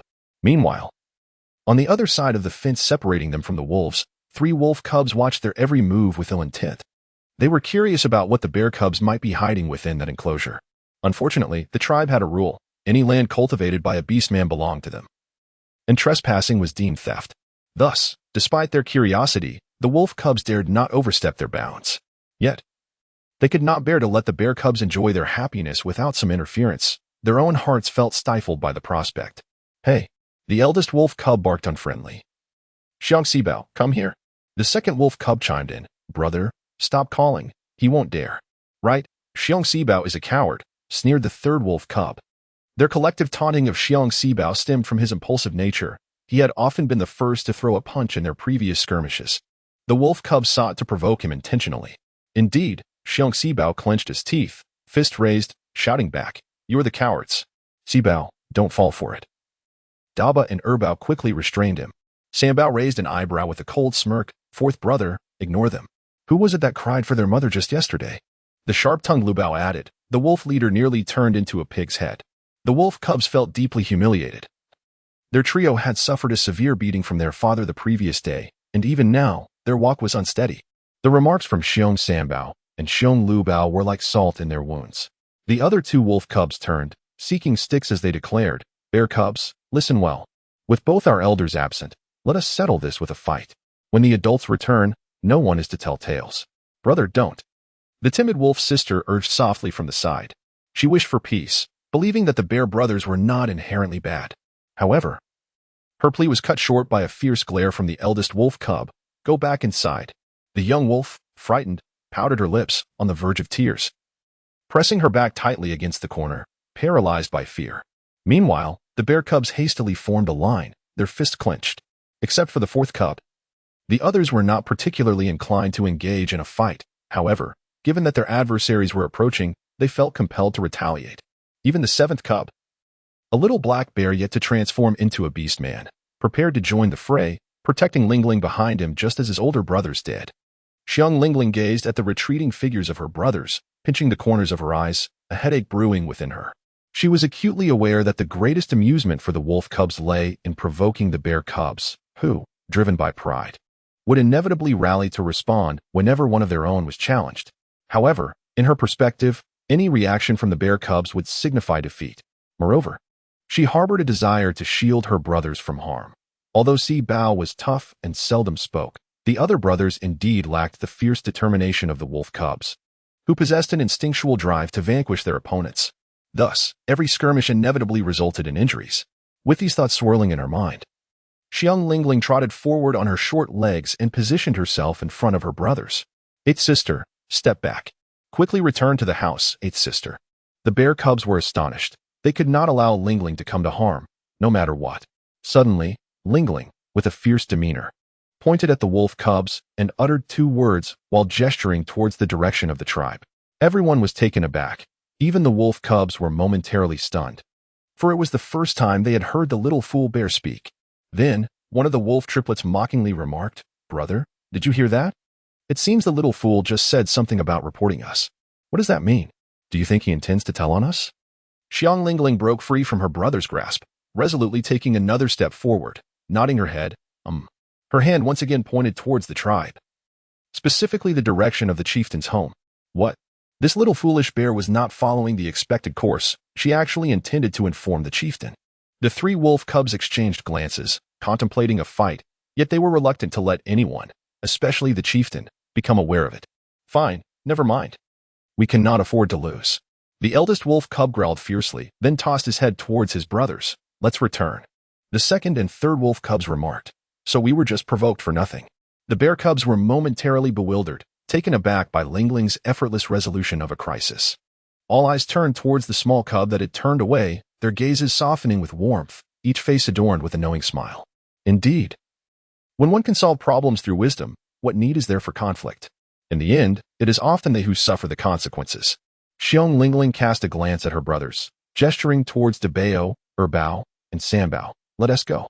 Dabao, Bao, and Sambao, puzzled yet charmed by Lingling's serious little face, assumed she wanted them to play with her, so they followed her to see what she had in mind. However, upon entering the room, Lingling pointed at the stone hoe and commanded, Take it. Sister, what exactly do you want us to do? Xiong Lingling remained silent and strode outside. She yearned to speak. Yet due to the constraints of the original owner's physique, she could barely muster a single word with great effort, unable even to utter two words in succession. Alas, it was exhausting. Although her brothers exchanged glances of confusion, they still heeded her request, grabbing their stone picks and following her outside. The bear family possesses merely 2 stone hoes. When Xiong Xiu took one to forage for wild vegetables, only one remained at home, with Xiong Daba carrying it. The 3 brothers followed Lingling to the patch of grass designated for planting tomatoes. She pointed at the few tomato plants and then directed her finger at the grassy area, indicating they should dig. Indeed, her intentions were abundantly clear. The brothers were not occupied with any pressing matters, so they might as well excavate this patch of land today. Once completed, they could enclose it with a circle, thus establishing the bear family's vegetable garden. Chapter 40. Cultivating the land, eighth sister has instructed you to till the earth, as she wishes to plant those small trees. Qibao, unable to endure Lingling's indifference any longer, hastily arrived to serve as a translator. Upon seeing Lingling, he experienced a moment of enlightenment. Even if she uttered just a single word, he grasped the general meaning. Ah, so that is the case. Very well. Let us commence our digging. Xiong Daba and his companions were quite fond of those peculiar fruits. According to Qibao, they were cultivated from the seeds of Lingling's offspring. As for the origin of the seeds, they did not inquire further. After all, it was all about indulging their little sister. Whatever she desired, they were willing to comply, irrespective of its authenticity. However, with such an extensive area to tend to, how long would it take for 3 little ones to dig it all up with just a single hoe? Sambao, with a clever thought, suggested. I shall borrow some tools from our second and third uncles. They surely have hoes that remain unclaimed. Brother, I too will try at other households, added Sibao surely. The others, Wu Bao and Lu Bao, can join in the digging as well. Xiong Daba nodded in agreement, urging them to be swift and cautious on their way. Soon, Sambao and Erbao returned, each having successfully borrowed 2 hoes. Now, from Daba to Wu Bao, everyone had a hoe in hand, while Lu Bao, lacking one, took on the responsibility of guiding Qibao in catching insects. Lingling, however, sat beneath a tree, resting her chin on her hand, watching her brothers line up and dig in unison. This scene suddenly filled her with a sense of what it truly means to have many children is to have great blessings. Look at the many male cubs of the Xiong family. Once they set to work, their strength is indeed formidable. When these cubs mature into adult beasts and venture into the forest to hunt together, the spectacle will be nothing short of magnificent. Thinking deeply, Xiong Lingling couldn't help but smile slightly. It truly felt like a rare blessing for her to have crossed into the Xiong family. The 5 little ones worked efficiently. Within less than an hour, the patch of land beside the house had been completely turned over. Xiong Lingling promptly retrieved the seeds from her space, a packet of tomatoes, a packet of Chinese cabbage, and a packet of climbing loofah. For now, she decided to plant these. She was uncertain whether the season was suitable or if these seeds would germinate. After all, in her previous life, she had never cultivated vegetables. And now she could only proceed cautiously, feeling her way forward. How to plant them? The bear cubs were utterly astonished at the sight of so many seed packets, particularly when they beheld the vividly colored packaging, almost unable to believe their own eyes. Xiong Lingling gestured a few times, pointing at the seeds. On one side were the seeds for cabbage and tomatoes, while on the other lay the seeds for climbing loofah, which would require a trellis once the vines emerged. Though she communicated more through gestures than words, the only syllable that escaped her lips was plant. However, with Qibao's assistance, there was no cause for concern, as Qibao translated everything with precision. Now, the young gentleman comprehended her intentions. Yet, a lingering question arose among them. Sister Ba, where did you acquire these seeds? Indeed, they had never encountered such fruits before. Could it be that the beast god bestowed them upon Sister Ba? The group murmured quietly among themselves. Xiong Lingling twirled her large, expressive eyes, waved her hand, and with an air of mystery uttered a single word. Do not. The next, inquire. Qibao immediately responded. Eighth sister has instructed you all not to ask. The bear cubs exchanged knowing glances and, in a harmonious agreement, sealed their lips. It appeared that their endeavors were indeed linked to the beast deity, so they chose silence and commenced their tasks. Meanwhile, the wolf cubs, peering curiously, were bewildered by the bear cubs' activities. They could not fathom the purpose of their collective digging.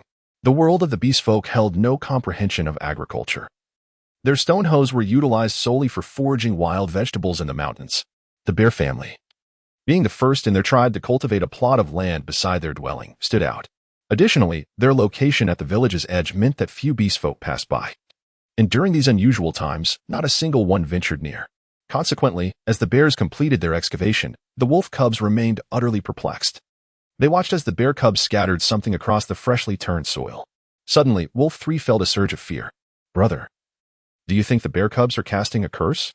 The notion of a curse, an incantation to bring misfortune upon others, was the first thing that came to mind for the wolf cubs, who felt guilty for their previous misdeeds. Wolf eldest heart raced. Having never witnessed such a phenomenon, he quietly cautioned, let us remain indoors today. We shall wait for father and mother to return before making any decisions. With that, the 3 wolf heads retreated cautiously, no longer daring to spy on the bear family. Meanwhile, Bear Lingling observed her cubs laboring diligently, sweat pouring down their brows. Some even developed blisters on their palms from the handles of the hoes. Yet, Instead of complaining, they worked with increasing vigor. The cubs, having skipped breakfast, placed immense trust in their beloved eighth sister. Xiong Lingling quietly returned to the house, her heart aching. She retrieved a large stone bowl and, from her spatial storage, produced a substantial basin of steamed buns, filling the large stone bowl, as well as the smaller bowls, to the brim. At that moment, Qibao pushed open the door. Wow. Shoo. Xiong Lingling hastily gestured to him, then pointed towards the door. Call. Qibao gazed at the fluffy white objects, each one appearing delectable enough to take a bite out of. Although he was unaware of their nature, he instinctively recognized them as food. He promptly agreed and dashed outside to summon a few brothers to join him inside. What are these? Where did you get them? Bame? Be quiet, and don't ask. Wu Bao's inquiry was immediately interrupted by San Bao, whose gaze towards Lingling's treasures carried a deeper significance. He was convinced that their family's Bao was extraordinary, under the protection of a divine beast. Thus, everything Lingling received was bestowed by the beast deity. And since she had mentioned not to ask, they would refrain from questioning. Regardless of how peculiar the situation might be, they must keep their mouths shut. Yes, indeed. They must not inquire. Moreover, they should avoid making a ruckus, lest they startle Lingling and cause an unfortunate turn of events. As Xiong Lingling observed her brothers, a blend of astonishment and bewilderment washed over her. She approached, seized a large steamed bun, and took a hearty bite, then gestured towards the bun, exclaiming, "Eat." To her surprise, the little ones rushed forward, each grabbing one and mimicking Lingling's actions, taking a bite. Everyone stood frozen, astonished. The bun was effortlessly delectable, its sweetness enveloping them, and in that moment, it felt as if the happiness of the entire world had surged forth. How delightful it was! In the next instant, each one eagerly took another bite. Soon, they had finished one, yet the little ones, with a sense of understanding, refrained from taking a second. Lingling was perplexed. Eat. There is still so much left. However, Dabo shook his head, saying, No, eighth sister, we cannot indulge in such a delicious treat all by ourselves. We must save some for our parents and grandparents. The other little ones nodded in agreement, affirming, Yes, we must leave the rest for our parents. Dabo proposed, Let us continue outside to plant some seeds. Instantly, everyone consented and ventured out, leaving only the diminutive Lingling behind, her brow slightly furrowed. This is truly unexpectedly moving. Chapter 41. Deceit and Cunning. This time, the female members of the tribe ascended the mountain, accompanied by 10 males for protection, allowing them to forage for wild vegetables with greater ease. Some of the females began to jest and laugh with the males, embodying the saying, A pair of opposites makes labor light. However, where there were more females, there was also more chatter, and amidst their conversation, disagreements could easily arise. Xiong Xiu is quite different. She neither engages in the trivialities of familial gossip nor indulges in flirtatious banter with the males. Instead, she diligently forages for wild vegetables with unyielding determination. Sister-in-law, are you foolish? Everyone else is conserving their energy for the autumn harvest. Why toil so hard?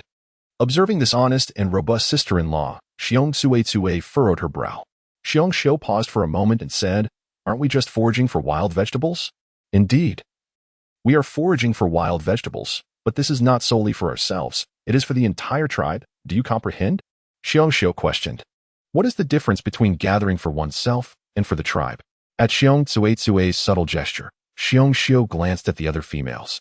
Observing that they chatted briefly before resuming their work, seemingly passing the time idly. Realizing the situation, Xiong Tsue chuckled nonchalantly. No worries, let us continue our gathering. Xiong Tsue was utterly speechless. However, she was quite astute, glancing at the males around her. She realized that she placed greater trust in the sense of security bestowed upon her by her elder sister-in-law. Frankly, some of the males in the tribe might not even be a match for Xiong Xiu in combat. Thus, for the sake of her own safety, it would be prudent for her to remain closely by Xiong Xiu's side. Old Lady Xiong was not far away, observing everything keenly. Unable to restrain herself, she stood up and approached, saying, You are all well aware of the current situation in the tribe. After braving dangers to venture into the mountains, you should earnestly excavate. If you dig today, there is no guarantee that you will have the opportunity to ascend tomorrow. The more you unearth, the more each household will receive. If you dig little, your share will be scant. Do I really need to elucidate this fundamental truth to you? Old Lady Xiong holds a venerable status within the tribe. And even at her advanced age, she exerts herself to contribute by foraging for wild vegetables on the mountain. When she stood up to speak, The wayward males and females immediately felt a pang of shame. They promptly dispersed, diligently seeking patches of land to dig earnestly. Meanwhile, in the depths of the forest, behind several towering trees, leaves were gently parted, revealing a fierce gaze. It appeared that their tribe was in need of sustenance, and with 10 males guarding them. It was not a propitious moment for action. Brother, I've recalled that our failure that day was due to that. Yes, the corpulent female bear beast, her strength is truly formidable. The lurking beast, holding back the leaves, fixated its intense stare upon Xiong Xiao, who was busy digging for vegetables. After a moment's contemplation, it lowered the leaves and gestured, "Let us depart. Today is not our time. We must await a more opportune moment." After a morning of toil, the females finally returned to the tribe, each carrying a basket brimming with their harvest. Although collectively it seemed substantial, when divided among the households, it appeared scant, leading to some discontent among the weary foragers. Yet, in the presence of the tribe's leader, no one dared voice their dissatisfaction. If there were one among them who bore no grievances, it would be Xiong Xiao. Despite lacking a certain resource, she maintained an optimistic outlook on all matters. Truly devoid of worries throughout her day, holding the wild vegetables she had received, she spoke to old lady Xiong. "Mother, with our time spent foraging, I haven't been able to venture outside these past few days. However, my tan leather is nearly ready. So today I shall stay home and craft garments for the little ones. Make sure to measure carefully, and do not waste," came the reply. Old lady Xiong felt a tinge of unease. She was aware that the bears were capable of crafting such garments, though their skills left much to be desired. The words of Xiong Tsitsue, who walked alongside her, were rather grating. Her sister-in-law's household boasted an impressive expanse of cowhide, stirring envy within the tribe. Xiong Tsue felt the same pangs of jealousy, yearning for new attire for her own little ones, yet lacking the means to fulfill such desires. Upon her return, Xiong Tsue decided to deliver the wild vegetables that belonged to Xiong Hua's family, casually mentioning, "My sister-in-law intends to make new clothes for her little ones this afternoon." The mention of the yellow cowhide sparked Xiong Hua's interest as she sat up, her previous lethargy dissipating. Indeed, that cowhide could be exchanged for ample provisions. Xiong Hua felt a sense of regret. At present, the most pressing concern was how to avoid hunger.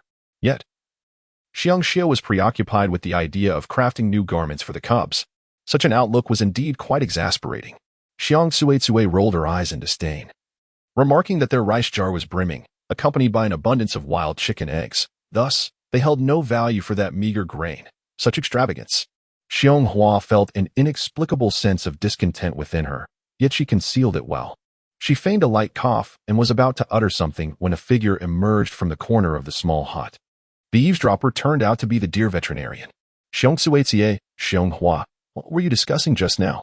Whose rice jar is overflowing? And who has an abundance of wild chicken eggs?" The two females were taken aback. The deer veterinarian, with his esteemed position in the tribe due to his medical expertise, was not someone to be underestimated. They hadn't anticipated that such an individual would resort to eavesdropping. However, his ability to pose that question indicated that he had not overheard their previous remarks.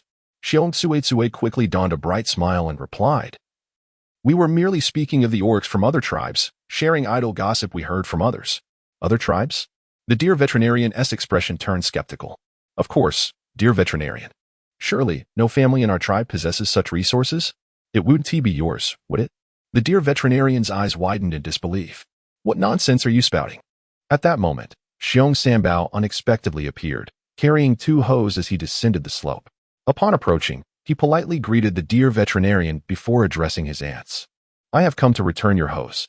Earlier today, when Xiong Sambao and Xiong Sibao borrowed them, Xiong Hua was present and inquired what they intended to use them for, to which they replied it was for catching insects." Xiong Tsue was unaware of the purpose behind Sambao and the others' borrowing. Yet she understood that it was best not to inquire further, especially since the deer veterinarian had yet to leave. It was wiser to avoid unnecessary complications. However, to her surprise, the veterinarian pried into their affairs and asked, "Sambao, aren't your parents away? Are you and your siblings at home alone? What do you need the stone hoe for?" If this inquiry were posed by someone else, it might have left them at a loss for words. But Sambao was far from ordinary. He was remarkably astute. With a glint in his eye, he raised his gaze and cheerfully replied, "We are playing a game." "What game?" The deer veterinarian pressed further. Xiong Tsue promptly seized the stone hoe from Xiong Sambao's hands, feigning a fierce reprimand. What games are you playing with the stone hoe? If you damage it, I shall not hesitate to give you a sound thrashing. Now hurry up and be gone. Sanbao immediately made a face, retorting, fine, I'll leave. With that, he turned and dashed away in a flash. The bewildered deer veterinarian, left without answers, glanced back, intending to inquire of the Xiong family as daughters-in-law, only to find them retreating to their respective homes, expressionless as they shut their doors. The veterinarian raised a hand to gesture, yet could only helplessly resign to the situation. Chapter 42. A battle of wits with the veterinarian as Xiong Sanbao hurried home. He pondered the unexpected assistance his second aunt had provided in exonerating him before the deer veterinarian. Ever since the last visit of the deer doctor to attend to Lingling's ailment, he seemed to harbor a peculiar curiosity about the Xiong family. Grandma had always cautioned against speaking of any surplus rice or eggs outside, and especially in the presence of the deer veterinarian.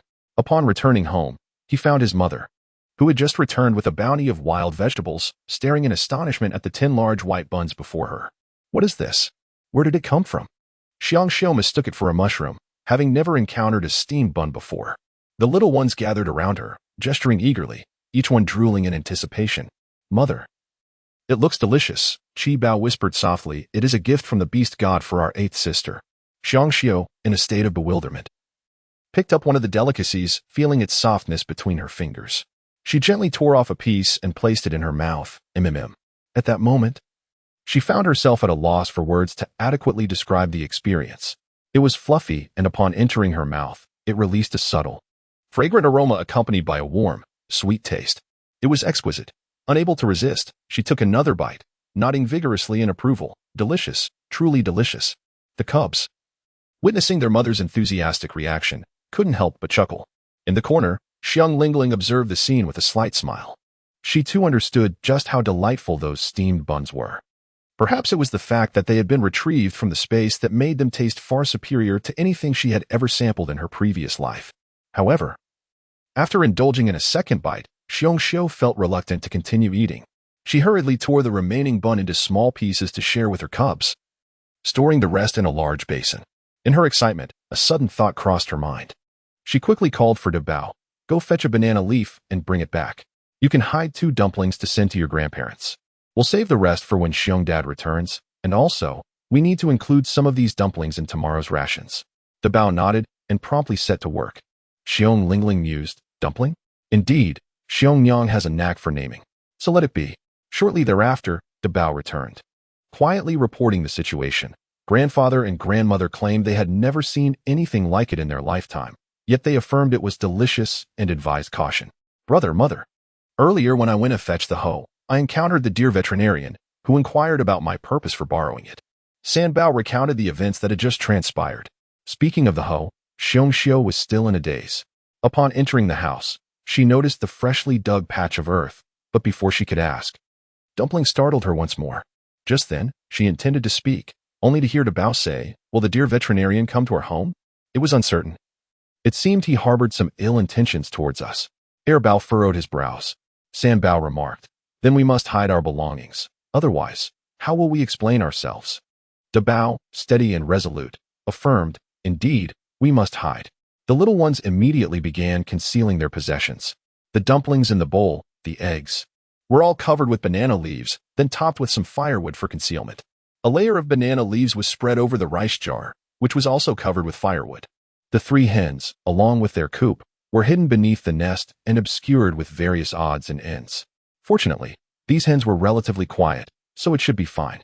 As for the valuables that needed not be hidden, they consisted solely of the publicly known buckets and the wild vegetables Xiong had received that day. All was accomplished, and the little ones brushed the dust from their hands. Throughout this entire process, Xiong could only stand aside, watching them in a state of astonishment, utterly taken aback by how perceptive and composed her little ones were. Her mind was suddenly engulfed in a whirlwind of thoughts. Xiong found herself feeling somewhat foolish for the first time. Is the Xiong family home? Just then, the voice of the deer veterinarian echoed from outside. Previously, while on the road, the veterinarian had failed to obtain the answers he sought, and the 2 sisters-in-law of the Xiong family had disregarded him. Upon returning home, he stewed over his irritation and, burdened with frustration, made his way directly to the Xiong residence. His inquiry was merely a formality, regardless of their welcome. He had already entered the courtyard. His gaze was immediately drawn to the patch of grass that had been thoroughly excavated. What could that be? Hadn't Sambao mentioned that you borrowed the hoe to play games? Xiong Xiu hurriedly made her way to the entrance alongside the cubs. Dear veterinarian, she said with a charming smile. Xiong Sambao feigned a timid and obedient demeanor, lowering his head and murmuring, we are indeed engaged in a game of digging. The dear veterinarian glared. Who plays such games? Are you attempting to deceive me? No, we are not. Xiong Xiu hurriedly positioned his stout frame in front of the cubs, smiling as he remarked, the little ones cannot venture anywhere throughout the day. With nothing to occupy their time, they have taken to playing this game. At that moment, Xiong Daba stepped forward and declared, the land we excavate for play will undoubtedly serve a purpose in the future. At the very least, it belongs to the Xiong family. What? You have claimed this piece of land? The dear veterinarian exclaimed, his eyes widening in disbelief. Indeed, if we have dug it, does it not belong to us? Xiong Sibao mimicked the veterinarian's expression, challenging him with a fierce glare. In the tribe, it is established that as long as one possesses strength and ambition, the land one occupies is rightfully theirs. The tribe is vast, with plenty of unclaimed spaces. It is entirely reasonable for the Xiong family to utilize the grassy area surrounding their home. The dear veterinarian was momentarily rendered speechless by Sibao's retort, before ultimately conceding, naturally. What you occupy is indeed yours. With that, his gaze shifted to the little Lingling cradled in Xiong Xiu's arms. He seemed unable to decipher the depths of her glistening black eyes and couldn't help but step closer for a better look. Has Lingling truly become more intelligent? By the way, Xiong Xiu, do you know where the pit of that fruit Lingling consumed the other day is? Dear veterinarian. Was that not merely an ordinary wild fruit? It had no pit. Bears have long been instructed by their mothers, and at this moment, she knew precisely how to handle the situation. The veterinarian raised his voice. No core? Indeed, none, came the reply. Are you certain? Absolutely, she affirmed. The veterinarian's gaze swept from Lingling's face to Xiu's round visage. He could hardly fathom that this female would dare to deceive him. Among them, her lack of intelligence was apparent, and thus, her words should hold no fallacy. Instantly, a flicker of disappointment crossed his eyes. He had always suspected that the fruit held significance, yet he never anticipated it would conclude in such a manner. Nevertheless, he remained reluctant to accept it. I shall take a look inside. The young ones instantly became a tad anxious. Xiong Xiu's expression was one of intense anxiety, frozen in shock. However, no one anticipated that the dear veterinarian, who had just entered, would hastily retreat, exclaiming, Goodness, this is utterly filthy. Confused, everyone hurried to the doorway to see what was amiss, only to find Qibao in the center of the room, with its rear end raised, clearly preparing to relieve itself. The crowd responded. Even the most unruly cubs of the Xiong family would not dare to relieve themselves indoors. It appears that Qibao acted with intent. The dear veterinarian, startled, fled the house without a backward glance. Chapter 43. A grip on the handle to everyone's surprise. It was indeed Qibao who had frightened the dear veterinarian away, prompting a collective sigh of relief among the onlookers, who could not help but praise Qibao effusively, leaving him no opportunity to explain himself. Just as he mustered the courage to speak, he noticed Lingling cub raising her tiny bare paw, making a shushing gesture in front of her mouth. Very well. He would refrain from mentioning that it was Lingling cub who had instructed him earlier, while his brothers busied themselves with hiding things. Qibao watched as Lingling cub drew a simple picture on the ground with a stick, depicting a fearsome orc standing at the door, while his little bear self was depicted with a raised rear, relieving himself. To Lingling's astonishment, Qibao instantly comprehended the meaning of her drawing. Could it be that Qibao was sent by the heavens to serve as her translator? At this moment, Bear Lingling discreetly gave Qibao a thumbs up, acknowledging his commendable understanding. Meanwhile, Wolf Xiaoli was troubled by the meager portion of wild vegetables allocated to her today. Her 3 male cubs had insatiable appetites, and without a morsel of meat, they could hardly manage even a bowl of soup with the scant vegetables. Suddenly, she spotted the dear veterinarian hastily exiting the bear's den. With a quick flick of her eyes, she dashed out to intercept him. Hey, dear veterinarian. Why are you in such a hurry coming from the bear family? Have you been up to something you shouldn't? Previously, the dear veterinarian had intentionally made her announce that the bear family possessed a barrel, which resulted in a reprimand from the chief, a grudge she had not forgotten. What nonsense are you spouting? The dear veterinarian exclaimed, startled by her audacity. With a bright smile, Wolf Xiaoli replied, Why the flustered expression? As far as I know, Xiong Wu is not home. Only Xiong Xiu remains, a single female alone in the house. What were you doing there? Stop fabricating tales. The bear cubs are all present. The deer veterinarian retorted, rolling his eyes, almost fainting from her audacity. This female truly had no bounds. Wolf Xiaoli offered him some support, but as he regained his composure, the deer veterinarian instinctively stepped back, wiping the sweat from his brow. Xiaoli, I'm no longer young. Please, do not jest at my expense. But you have made a mockery of me before, inciting the entire tribe to laugh at my expense. The deer veterinarian sighed, realizing it was due to his encouragement of her to expose the barrel incident, and waved his hand dismissively. Forget it. I shan't hold it against you. However, Wolf Xiaoli continued to block his path, stating plainly, my male cubs are numerous, and there is insufficient food. This is a common plight for every household. Could you lend my family a hand? The deer veterinarian elongated her voice, exuding an air of exasperation as she lifted her gaze to glare at the other. Every household in the tribe is struggling. Spare me your theatrics. If you provoke me further, I shall reveal your secrets. This left Wolf Xiaoli momentarily stunned. She was uncertain of what leverage the deer veterinarian possessed over her. Yet she was genuinely frightened into silence. At that moment, Fox Mimi happened to pass by, and the deer veterinarian seized the opportunity to depart. Xiaoli Jia. Fox Mimi paused to converse with her. Owing to Wolf Kuei's past rescue of her, she felt a deep gratitude towards the wolf clan, which naturally brought a smile to her face. However, Fox Mimi's smile was particularly enviable. This was especially true for Wolf Xiaoli, who had always regarded the tribe's most beautiful female with suspicion, fearing that her own males might be lured away.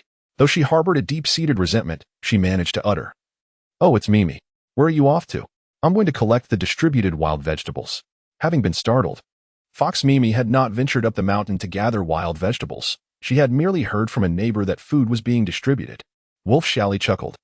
"Then you should hurry along. Although food is being shared, there isn't much to go around. Not to worry. You all have worked hard. Off you go." Wolf Xiaoli leaned against the fence, watching as Fox Mimi walked away. This female possessed not only a strikingly beautiful face, but also an exquisite figure. Ample where it should be and slender where it ought to be delicate. One couldn't help but wonder if Fox Xiaoxiao had burned a high incense in her past life to have procured such a lovely wife from another tribe. Recalling the furtive glances of the males in the tribe, who secretly admired Fox Mimi, Wolf Xiaoli felt a twinge of discomfort.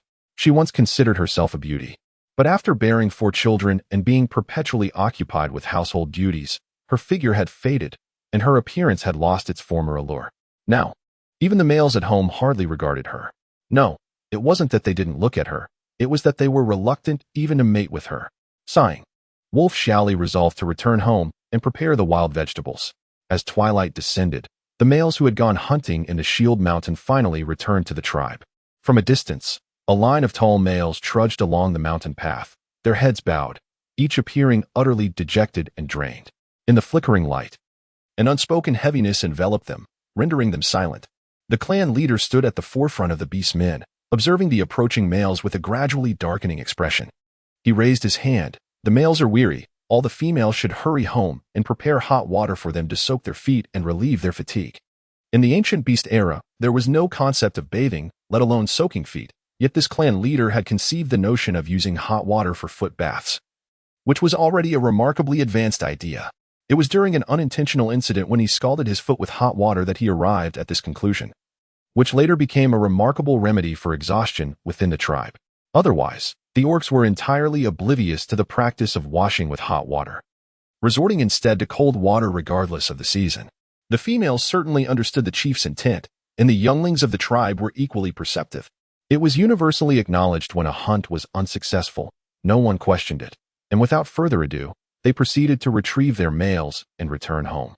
As the females approached their respective males, the leading wolf, Kuei, descended from his back, presenting 3 rabbits to the chief. His voice barely above a whisper, "This is all we have." In truth, within the entire tribe, not even 30 rabbits would suffice to share. The chief's hand trembled slightly as he grasped the rabbits, his emotions a tumultuous mix, compounded by his own hunger. "Juzi, what is the situation in the mountains?" He could not help but ask, his tone heavy with concern. A lion named Juzi stepped forward to report, "Father, the forest remains eerily silent. Just as it has been in recent days, we have not seen a single prey, and to have caught these 3 rabbits is indeed fortunate. Have you encountered any ferocious beasts?" "No, we have not." The chief cast a keen gaze over the assembled males. "Very well, you have all worked hard. We shall hang these 3 rabbits at my home. Once they are cured into jerky, we will divide them into small portions. Now, everyone, please return home." The cubs of the bear family flocked towards their father, eagerly inquiring about the details of his endeavors. They were unconcerned with the outcome of the hunt. Their primary concern was whether their father had sustained any injuries. Xiong tenderly caressed the heads of the little ones, effortlessly cradling Lingling in his arms. He cast a fleeting glance at the hunched figure of the clan leader as he receded into the distance, a medley of emotions swirling within him. Chapter 44. A turning point approaches. I can't shake the feeling that the sudden absence of prey on Barrier Mountain suggests that things are not as straightforward as they seem. Upon returning home, Xiong partook of a rice dumpling, followed by a bowl of wild vegetable soup, complemented by a single fried egg. This modest repast was hardly excessive for a male, and he found himself quite intrigued by the rice dumpling. However, as his emotions settled, Xiong sighed and expressed his contemplations. The Barrier Mountain loomed large, with generations of his tribe having hunted and thrived upon its slopes. Yet, just a month prior, the prey had inexplicably dwindled, seemingly vanishing en masse. Xiong tenderly placed another dumpling into his bowl, encouraging him, "Have some more, it's nothing to worry about. The little ones have all eaten, and there is still plenty left." Only when she saw him helplessly continue eating did her smile return, bright and cheerful. What else could there be? Do you suppose that orcs from other tribes stealthily came and devoured all the game? That is simply impossible. Exactly. The couple exchanged banter about the happenings on Shield Mountain, their conversation laden with a sense of futility and resignation. After a few exchanges, she turned her gaze towards the nest where their young ones lay nestled together, soundly asleep. Even Lingling's cub clutched a little tiger, breathing softly in slumber. Xiong glanced at his wife before turning his gaze towards Lingling's cub. As he savored a tang yuan, he couldn't help but ponder the uniqueness of his daughter. Lingling's cub, who not only exhibited remarkable intelligence but also seemed to have received an abundance of blessings from the beast god. By the way, have the seeds we planted begun to sprout? He recalled his wife's earlier account of the day's events, revealing that under Lingling's guidance, the cubs had actually tilled a piece of land and planted seeds, regardless of what they were cultivating. The fact that a mere 3-year-old bear cub understood the concept of planting was truly extraordinary, especially considering that the former Lingling's cub was anything but ordinary. Xiong shook his head. "I check every day, but there is nothing. This is quite peculiar. The divine fruits planted by the 4 adult orcs show no signs of growth, while the little sapling nurtured by Lingling and the 7 treasures has borne fruit. Though I am unaware of what it is, it appears exceedingly enticing." Xiong paused his eating and declared, "In any case, no matter what the 8 treasures yield, I shall insist that it is a wild fruit seed I discovered in the mountains. Tomorrow, please inform the other little ones." He reassured, "Rest assured. The little ones are even more astute than I am in this regard." Xiong also recounted to the male the unexpected visit from the deer veterinarian earlier in the day. She shared her belief that the little ones were indeed correct. It seemed the deer veterinarian had developed a certain discontent towards their household of late. After hearing this, Xiong firmly asserted, "This must be related to that celestial fruit. He desired it that very day, but my mother did not grant it to him. Henceforth, we must remain vigilant against him." Xiong nodded slightly. After foraging for wild vegetables all morning, she found herself with some free time in the afternoon, so she set about cutting the yellow cowhide. Fortunately, the skin from the cow's legs was sufficient to craft small waistcoats for her 8 cubs.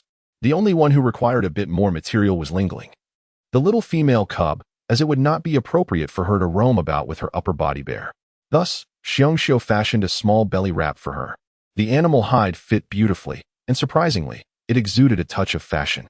The next morning, when Lingling donned her new attire, she eagerly wished for a mirror to admire her reflection.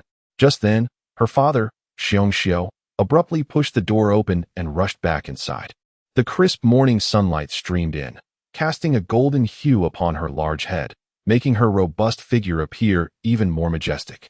Due to the lack of a successful hunt the previous day, the clan leader altered the orders, instructing all males and females to ascend the mountain to gather wild vegetables. With no meat to eat, they would make do with wild greens. Anything was better than hunger. Consequently, Xiong, rarely one to linger, took his time in the den. The other cubs were still asleep, and the first to awaken, Lingling, was busy trying on her little skirt. At that moment, she turned her head and was taken aback to see her mother blocking the doorway. Xiong appeared on the verge of fainting with excitement, fearful that her cries might be too loud. Noticing Lingling gazing at her, She exerted every ounce of strength to restrain her volume, her voice trembling as she reassured. "Don't be afraid, Bao Bao. Your mother is merely overjoyed. Nothing is amiss."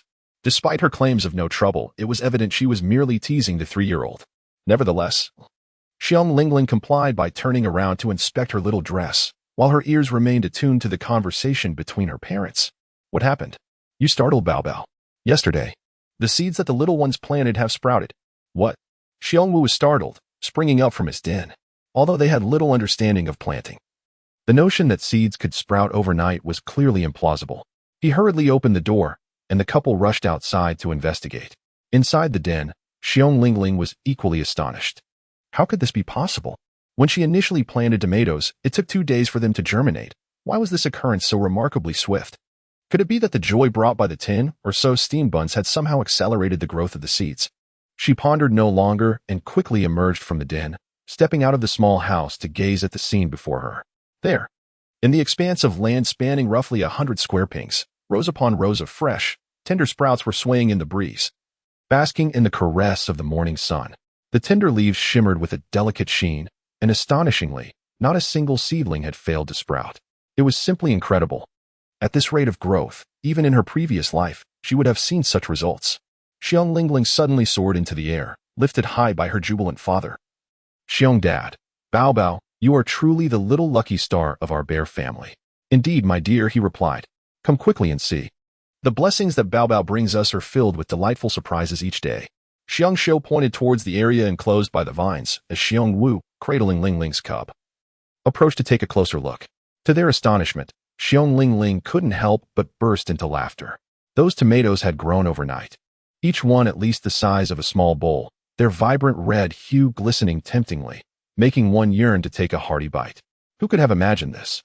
Xiong Wu's eyes shimmered with excitement. He had never dared to dream that wild fruits could be plucked from his own yard. A feat made possible solely thanks to Bao Bao. The depth of their exhilaration was known only to themselves. Over the past 2 years, Xiong Wu had endured countless hardships, climbing the mountains with his injured leg to provide for his family, while Xiong Xiu could only comprehend the anxiety that gripped her whenever he ventured into the hills. Just then, the voice of old lady Xiong interrupted their tranquil moment. It turned out that she had been waiting in the village the previous night for her sons to return. During that time, the little cub Chi Bao had inadvertently revealed to her what had transpired during the day. This morning, she hurried over to see for herself, and to her surprise, she was greeted by such a flourishing expanse of tender shoots, which left her utterly astonished. "Mother, this is what I learned yesterday," she said. As they continued their conversation indoors, Madame Xiong immediately halted Xiong Xiu with a glance, signaling the family to enter the house for a discussion. However, before they stepped inside, Madame Xiong cast a glance at the few small trees and was taken aback to discover that the fruits were all large and crimson, leaving her utterly astonished once more. Chapter 45. The little divine beast. I have lived to this age, and I have never encountered such a situation before. Upon entering the house, Madame Xiong remained unable to calm her thoughts for quite some time. Xiong Xiu hurriedly helped her to sit down. "Mother." She was pondering what comforting words to say when the little ones, filled with surprise and delight, whispered excitedly, "Mother, Father, Grandmother, come quickly." Their small hands pointed towards the chicken coop. The 3 adult orcs turned to look, and to their astonishment, they found a cluster of large, white eggs nestled within. They were utterly speechless. Sitting quietly to the side, Xiong Lingling silently smirked at the impressive performance of the 3 hefty hens. "Keep your voices down, keep your voices down," she urged. Madame Xiong finally regained her composure and hurried to the chicken coop, counting approximately 30. She carefully took them out one by one, allowing Xiao Chuan to place them into a large stone basin for safekeeping. Once this task was completed, she hesitantly returned to her wooden stool. Her gaze filled with concern as she looked towards Lingling's cub. "What could be the matter, my dear Xiao? Our Lingling's cub, perhaps?" The couple exchanged anxious glances towards the elder. However, she merely twitched the corner of her mouth, contemplating for a moment before uttering, "It is likely a small divine beast." "A small divine beast?" "The elder, are you suggesting that the term beast god was held back by Xiong Xiu? To claim that her offspring is a beast god? Such a notion is absurd. Merely contemplating it feels like a sin. Ugh, what a thought." Madame Xiong was well aware that her daughter-in-law almost let slip a careless remark. She cast her a sidelong glance and continued, "The beast god is the supreme deity, revered by all races and tribes alike. However, The term divine beast refers to those creatures endowed with extraordinary abilities. I believe that our Baobao's miraculous survival from calamity may be attributed to the beast god's compassion, which has granted her the transformation into a divine beast. Xiong Wu understood. I thought so. We have not accomplished any great deeds. So why would the beast god bestow so many blessings upon our family? Meanwhile, Xiong Xiu's comprehension lagged slightly behind. She was still pondering the meaning of her mother-in-law's words. Madame Xiong nodded gently. Otherwise, how could we clarify it? She cast a loving glance at Lingling. This is a great fortune for our Xiong family, but for the Baobao, it may also spell misfortune. Mother, what do you mean? Xiong Xiu had just begun to comprehend the earlier statement, yet suddenly the matter seemed to take an unexpected turn. Madame Bear cast a worried glance at her companion, expressing her concern. When I was younger, I heard stories from the elders about the legendary beasts. It is precisely because she is a divine creature that everyone desires to possess her. Once word spreads, how many beastmen will seek to seize the 8 treasures? Do you comprehend the gravity of this situation? Xiong Xiu's legs grew weak, causing her to stumble backward a significant step. No. She could not allow her treasured possessions to be taken by others. Xiong Wu's complexion instantly turned pale. Upon hearing their grandmother's words, the joy that the 7 little ones had felt from acquiring 30 eggs swiftly dissipated. Grandma, we do not wish for 8th sister to be a divine beast. Grandmother, we are not afraid of going hungry. The eldest, De Bao, with a composed demeanor, stated, listen carefully. Regarding 8th sister, we must not let a single word slip. The little ones nodded with tears in their eyes. Madame Xiong tenderly caressed their little heads and remarked, the fact that Baobao is a divine beast is indeed a tremendous blessing. However, there are far too many covetous individuals, and this matter is beyond Baobao's control. Our duty is to safeguard her. In the future, anything we possess, such as those little trees growing outside, must be attributed solely to the seeds your father brought back from the forest. We must never imply any connection to Baobao. In doing so, the most anyone might do is speculate that the beast deity is looking after our family, without delving deeper, thus ensuring Baobao's protection. The members of the Xiong family nodded in agreement, recognizing the wisdom in their grandmother's words. From now on, the little ones would no longer dare to boast about the newfound cleverness of their 8th sister. Once their discussion concluded, everyone turned their attention to Lingling. The little one was playfully twirling a dried stalk on her fingertips, blissfully unaware of her divine heritage. A divine beast? In truth, Lingling's heart was already bursting with joy. Wasn't this splendid? With the family embracing this notion, she would no longer need to furtively exert effort when retrieving items from her space. Madame Xiong let out a sigh as she gazed at the couple. Xiong Wu and Xiong Xiu, among my 3 sons and their wives, you 2 are the most honest and simple-minded. I never anticipated that the saying fools are blessed would hold true. Who would have believed that your little simpleton, Xiong, is actually a remarkable creature? Xiong Wu and Xiong Xiu looked at Lingling with a mixture of joy and concern, offering a wry smile. Remember, they admonished, in the presence of the 2nd and 3rd ones, one must refrain from uttering the truth. Their tongues are unpredictable. Old Lady Xiong imparted a few final words before the hour grew late, urging each household to ascend the mountain in search of wild vegetables, and then hurriedly returned home. Meanwhile, the villagers began to gather, making plans to head up the mountain. Xiong Wu and Xiong Xiu exchanged a few words with their children before taking up their stone hoes and joining the procession. Since hearing the old woman's remarks, the couple felt an intricate blend of emotions today, engrossed in their thoughts. They scarcely noticed the chatter among those around them until Hu Xiaoxiao called out to Xiong Wu twice, prompting him to respond. Huh? Brother Xiong, are you all right? You look a bit pale, Hu Xiaoxiao expressed with concern. I'm fine, really. Xiong Wu harbored concerns for his beloved Lingling, fearing that the revelation of her true identity might invite unwanted attention and threats. The mere thought of this left him feeling as though he had been pierced by 1,000 needles. A similar sentiment weighed heavily on Xiong Xiu, who appeared more dazed than usual. Hu Xiaoxiao and Hu Mimi exchanged glances, pondering the cause of the couple's distress. However, respecting their desire for privacy, they refrained from inquiring further and chose to remain silent. At that moment, Lang Xiaoli abruptly stepped forward, eager to share some gossip. Hey, has anyone noticed that Xiong Xiu's family has cultivated a patch of land? Strangely enough, it seems to have sprouted overnight. Given that Xiong Xiu's residence was located at the edge of the village, and the plot of land lay behind the house, it was easy for passers-by to overlook it. Yet, Lang Xiaoli was no ordinary person. For some time now, her gaze had been fixated on the Xiong family. The previous day, while foraging for wild vegetables. She had overheard the children discussing their digging, but thought little of it. However, upon awakening that morning, she was astounded to discover rows of plants emerging from the earth.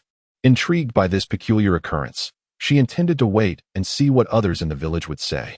Yet, as the villagers gathered to ascend the mountain, no one dared to speak up. This simply would not do. The entire community needed to be informed. After hearing Lang Xiaoli's words, the expressions of the beast men reflected their confusion. What are they planting? And it has sprouted? Lang Xiaoli replied with a grin. I have no idea what they planted. But I do know that the Xiong family's children were digging just yesterday, and today, something has sprung up.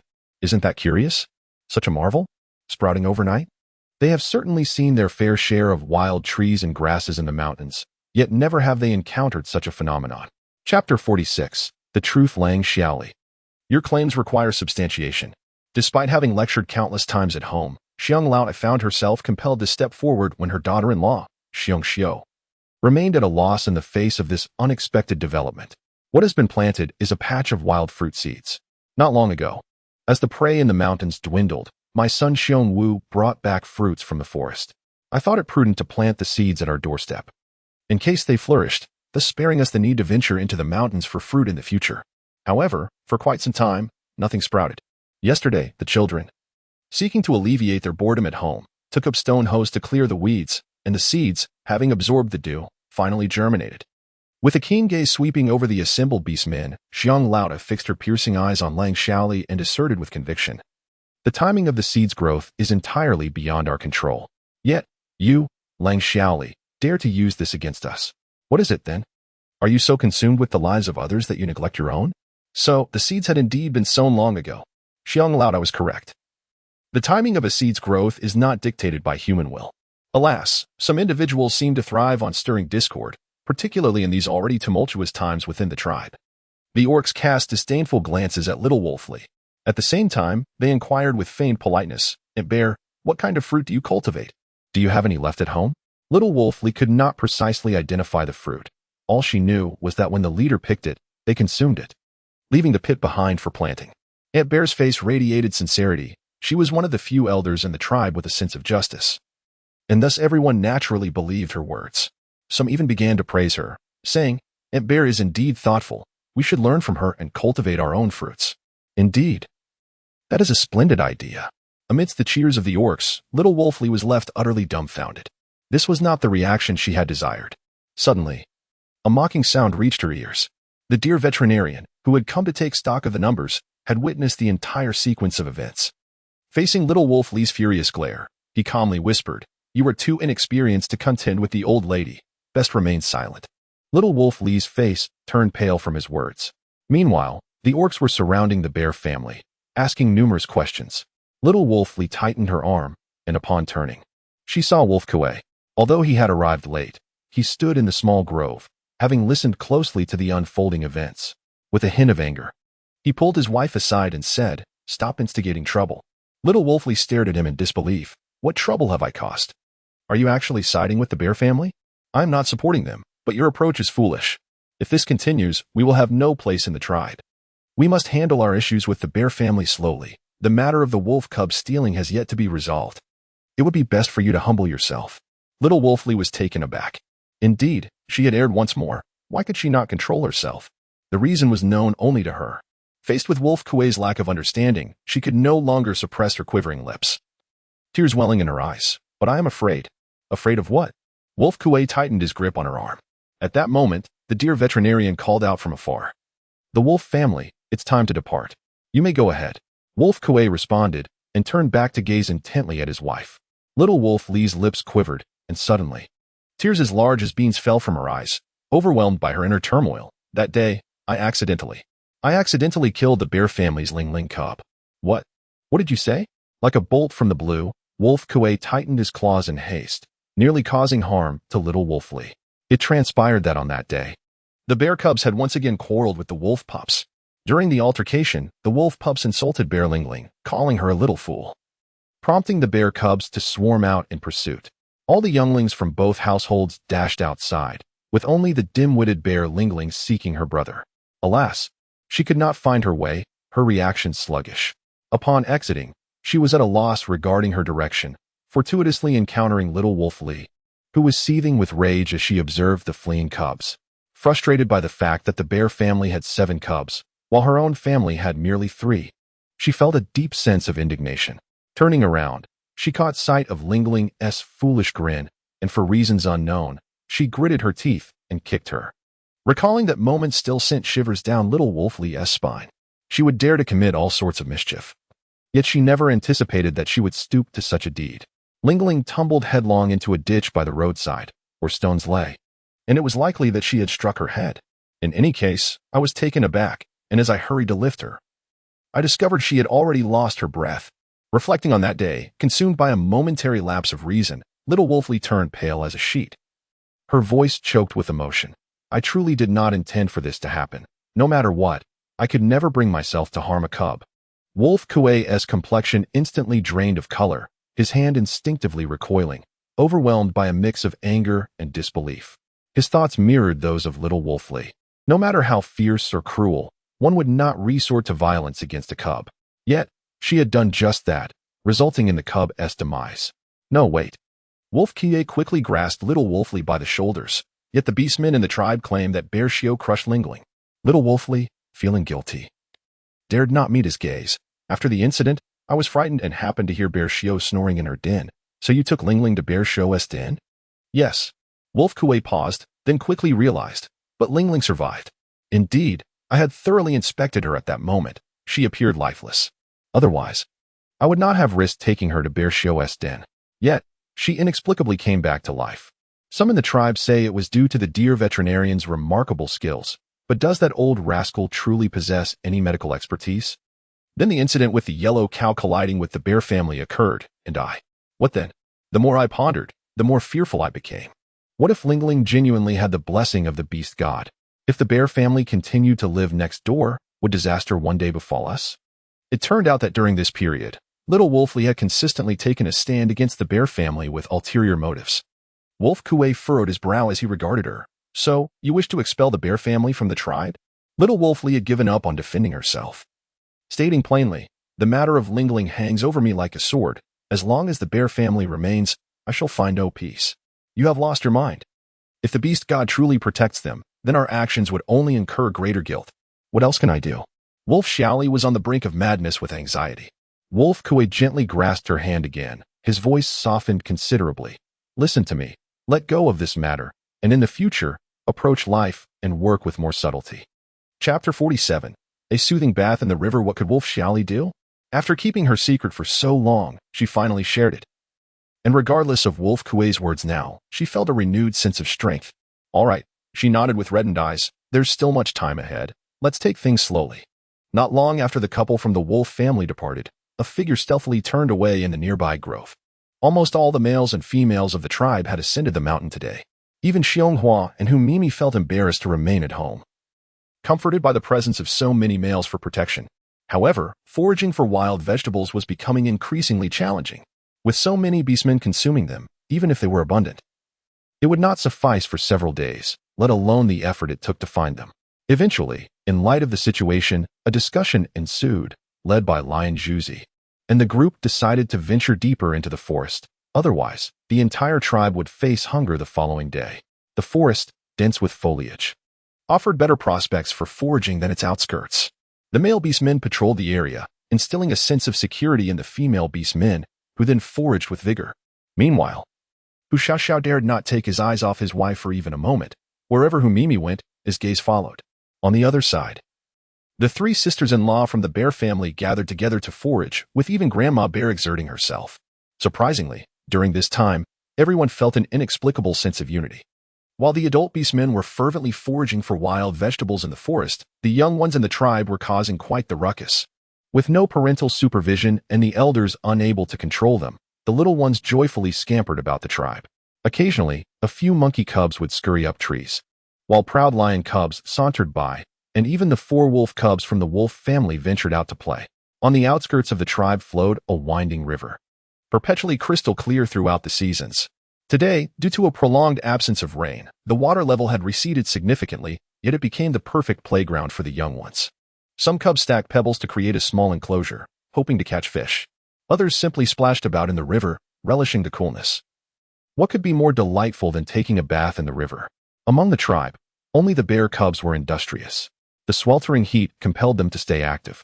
Bear Daba led a few older cubs to fetch water from the river to irrigate the fields. The young saplings sprouting there could not be left to wilt in the sun, as they were seeds planted by the little divine beast, Lingling. Hey, Bear Daba. Come play in the water. Bear Erba, what are you fetching water for? The little ones soaking in the river observed their brothers toiling with beads of sweat adorning their brows, and could not help but call out. In the past, the offspring of the tribe would not associate with the cubs of the bear family. However, ever since the bear family's Lingling cub acquired a small tiger as a pet, everything has changed. Now, each little one is eager to win the favor of the bear brothers, hoping for the chance to frolic with the little tiger. Xiong Daba squatted by the riverbank and splashed water onto his face, proclaiming, "No, you all play first." Erbao and Sambao mimicked their elder brother's actions. The wolf cubs, soaking in the river not far away, could not help but roll their eyes, muttering quietly, "What are they pretending for?" After the 3 bear cubs returned home with water, Sambao, in a moment of impulsiveness, revealed to everyone in the tribe that the cubs had been playing in the river, causing an instant stir among the brothers who also yearned to join in the fun. Even Xiong Lingling could not resist rushing over to tug at Daba's furry attire, her eyes reflecting a pitiful expression. "It's so hot. Besides, I'm just a little bear. This fur is no protection against the sweltering heat, making it feel unbearable overnight." "Eighth sister, you cannot go." Xiong Daba felt a deep concern for his younger sister, yet his apprehensions about potential dangers loomed larger. What if a ferocious beast were to arrive? He urged her to heed his warnings. Furthermore, he forbade the other brothers from accompanying her. Disappointed, Xiong Lingling pouted and turned away, choosing to ignore the young man. The other brothers, feeling helpless, dared not let her venture outside, for the sake of their dear Lingling. They decided not to go either. "Well then, let us tend to the fields," Dabao said, gently patting Lingling's head, contemplating how to comfort her later. However, once the bear cubs returned indoors after filling the bucket with water, they noticed something amiss. "Where is 8th sister? And 7 treasure? Quick, let us go search for them." The abode of the Xiong family is rather modest, allowing one to easily ascertain whether the little ones are present. As they are absent, it is evident they must have ventured outside. The younglings, startled, hastily shut the door and, upon Sanbao's urging, dashed towards the riverbank. Meanwhile, Lingling, already at the riverside, grasped Qibao's small hand and exclaimed, "Look, the water is only half as deep as before. It poses no danger at all. It appears so crystal clear. Immersing ourselves would surely be quite refreshing." Qibao nodded in agreement, and thus, the siblings stepped into the river, squatting on a smooth pebble. "Oh my! This sensation is utterly delightful." Xiong Lingling gazed at her petite paws reflected in the water, observing how the fur covering her entire body became drenched, releasing murky water. It was utterly filthy, and she felt a sense of disdain towards herself. Since beastmen do not possess the custom of bathing, Xiong Xiu had only given her one wash since her arrival in this beastly world, and that was merely a foot soak. No wonder her fur was riddled with so many bald patches. Xiong Lingling rubbed her paws and washed her feet, while her companion Qibao squinted his eyes in enjoyment. It was only then that they noticed something amiss. Raising her gaze, she observed that all the cubs of the tribe were staring at them. Some were fixated on the little tiger by the shore. No, it was no longer a little tiger. It had grown considerably, now weighing around 10 kilograms. Far removed from its former cub-like appearance. One could only imagine that if it were to unleash its might now, the smaller cubs would be effortlessly overpowered. Thus, the expressions of the tribe's young ones were quite intricate. They were taken aback by how swiftly the tiger had matured, and they harbored a newfound sense of reverence for Lingling. Qibao felt a twinge of anxiety, uncertain as to why the cubs had suddenly fallen silent. Xiong Lingling's side was somewhat disconcerting to behold. The entire river featured only her and Qibao, both clad in garments, while she was further concealed by her fur. In stark contrast, the young orc children were entirely unclad, regardless of gender. Alas, it was quite a sight, yet fortunately, she was an adult. Her mindset as steady as a mountain. At that moment, Xiong Daba and his companions arrived. "Sister Ba, quickly rise." "Qibao, how could you be so thoughtless, such audacity?" Upon seeing Lingling submerged in the water, the young ones panicked and rushed into the river like dumplings, all scrambling to embrace her. However, just as Daba was about to lift Lingling, the little one was struggling fiercely. Erbao quickly detained the anxious Daba. "Brother, the water is shallow. Besides, Both Sister Ba and Chi Bao are already soaked. On such a hot day, it would be truly uncomfortable for them to stay indoors. Why not keep them company and join in for a while? Sanao chimed in. Brother, he'd urged for once. It's fine. Don't be so tense. Chapter 48. Up high from the sky, hearing his brother's reassurances, Xiong Daba's taut demeanor relaxed ever so slightly. He surveyed his surroundings and noted that the tribe's younglings were all watching them, and indeed, the water beneath their feet was not deep. Looking at the resistant Lingling in his grasp, her little bare face was filled with defiance. She truly did not wish to leave. It seemed that Bao and Sanbao were right. The other bear cubs were also gazing at them with eager anticipation. With a sigh of resignation, Daba conceded, Very well. Let them remain in the water a while longer. Everyone can enjoy it, but I insist we return when it's time. Thank you, brother. The young ones all beamed with joy, saying nothing further as they plopped down into the water. Ah, refreshing. Relishing the return to the cool embrace of the water. Xiong Lingling winked at Chi Bao. See, she knew her brothers would not truly harm them. Even if they admonished with words, their hearts were too tender to act upon them. Before long, a smile broke across Daba's previously tense face. Indeed, bathing in the water on such a sweltering day was undeniably delightful. Just then, a group of monkey youngsters dashed over, plunging into the water with their inherent exuberance, sending countless splashes flying. The other younglings immediately protested, Little monkeys. Could you please be more gentle? Humph, we shan't. The monkey children not only ignored their pleas but also scooped up water to splash back. Oh, is this to be a water fight? Who fears whom? The little ones immediately seized water to retaliate, initially splashing it together at the monkey cubs. Soon, the chaos ensued with a delightful frenzy of splashing as they engaged in a playful exchange. Even the bear cubs joined in. The cacophony of laughter and playful shouts resonated far and wide throughout the tribe. Naturally, Xiong Lingling chose not to partake in this uproar. She quietly settled to one side, observing Chi Bao as it twisted and turned, dousing others with water while she took the opportunity to discreetly glance into her space. When the night fell and the snores of Bear Father and Bear Wolf disturbed her slumber, she decided to enter the space, where she prepared a large jar of salted duck eggs using white liquor and fine salt, sealing it tightly.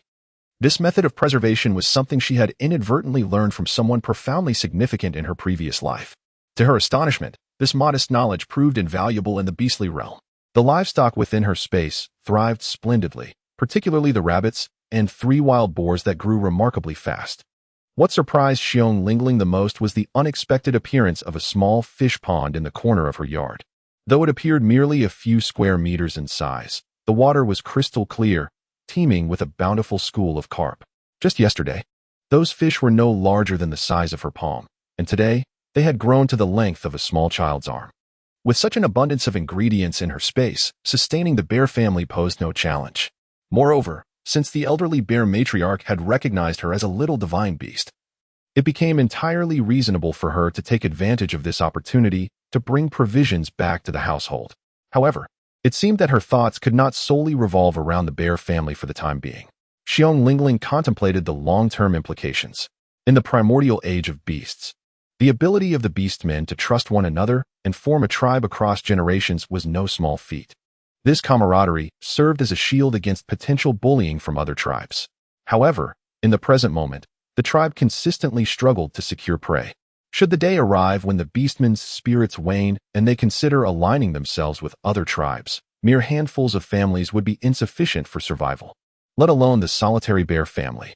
Thus, in the matter of ensuring ample sustenance, she might need to rally her tribe. Ah, what? Just as the little ones were immersed in their play, the aloof young lion suddenly let out a shrill scream. Something had collided with his foot. He stumbled, nearly losing his balance, and in that instant, as he lowered his gaze, he beheld a large circle of ripples on the water's surface, beneath which a massive carp swayed its grand tail, leisurely releasing bubbles. Fish? The young lion exclaimed in astonishment, his previously hunched posture instantly straightening as he lunged forward to seize the large carp. Before long, he stood triumphantly, embracing his prize.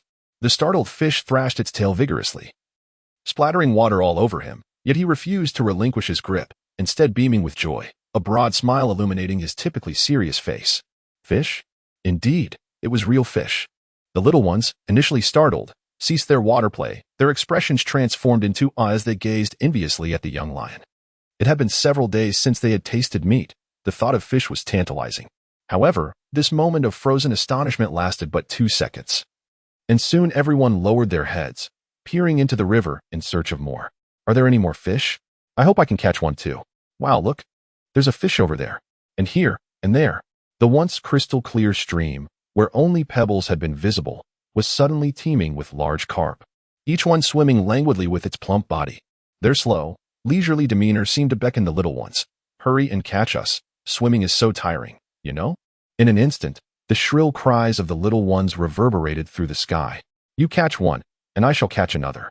As the endeavor neared completion, Xiong Lingling casually tossed the fishing net back into the spatial realm, her heart brimming with delight. Although she had effortlessly summoned a net of fish from the space to toss into the river, she was utterly unprepared for the astonishing transformation that occurred. Those fish, upon their transition from the ethereal realm to the river, had astonishingly doubled in size in the blink of an eye. Thus, by the time the little ones managed to capture them, the fish had become remarkably plump. Meanwhile, Xiong Daba and the other little ones were in a frenzy, each managing to secure a fish with remarkable speed and precision.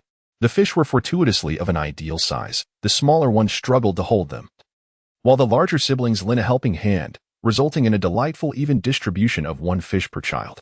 Even the little ones from the tribe experienced the same predicament. 2 fish were simply unmanageable, for the carp were substantial and powerful, rendering them impossible to subdue. As the last of the carp in the river were nearly caught, Xiong Lingling, unhurried, finally lifted the large carp that had been swimming by her feet without departing. Oh, how heavy! The original owner found it exceedingly difficult to hoist with her small arms, and thus called out for assistance. Brother, sister, I am here to help. Do not be afraid. Little sister. Her voice, reminiscent of a distressed kitten, rang in the ears of her 7 brothers like a clarion call. The bear cubs rushed towards Lingling almost simultaneously, assisting one another, until finally, Debeo managed to lift Lingling's carp as well. The 2 fish were quite hefty, rendering his face a shade of crimson. At that moment, the river had been entirely emptied of carp, and the cubs fell silent once more, exchanging glances of mutual astonishment. What a stroke of divine favor from the beast gods! It turned out that in their tribe, every cub, regardless of size, had caught 1 fish each. For instance, the wolf cubs, with their 4 offspring, had managed to catch 4 fish, 1 for each. Consequently, the envious gazes of the others gravitated towards the bear family, whose 8 cubs had not only caught 8 fish but also had a small tiger on the riverbank, unbeknownst to them, clutching yet another. Remarkably, they had amassed a total of 9 large, plump carp, a veritable windfall. Chapter 49. A day of celebration while envy lingered. The cubs were nonetheless thoroughly satisfied with the sizable carp they had caught. Though the beast men were known for their hearty appetites, such substantial fish, paired with some wild vegetables, guaranteed a feast for every household that evening.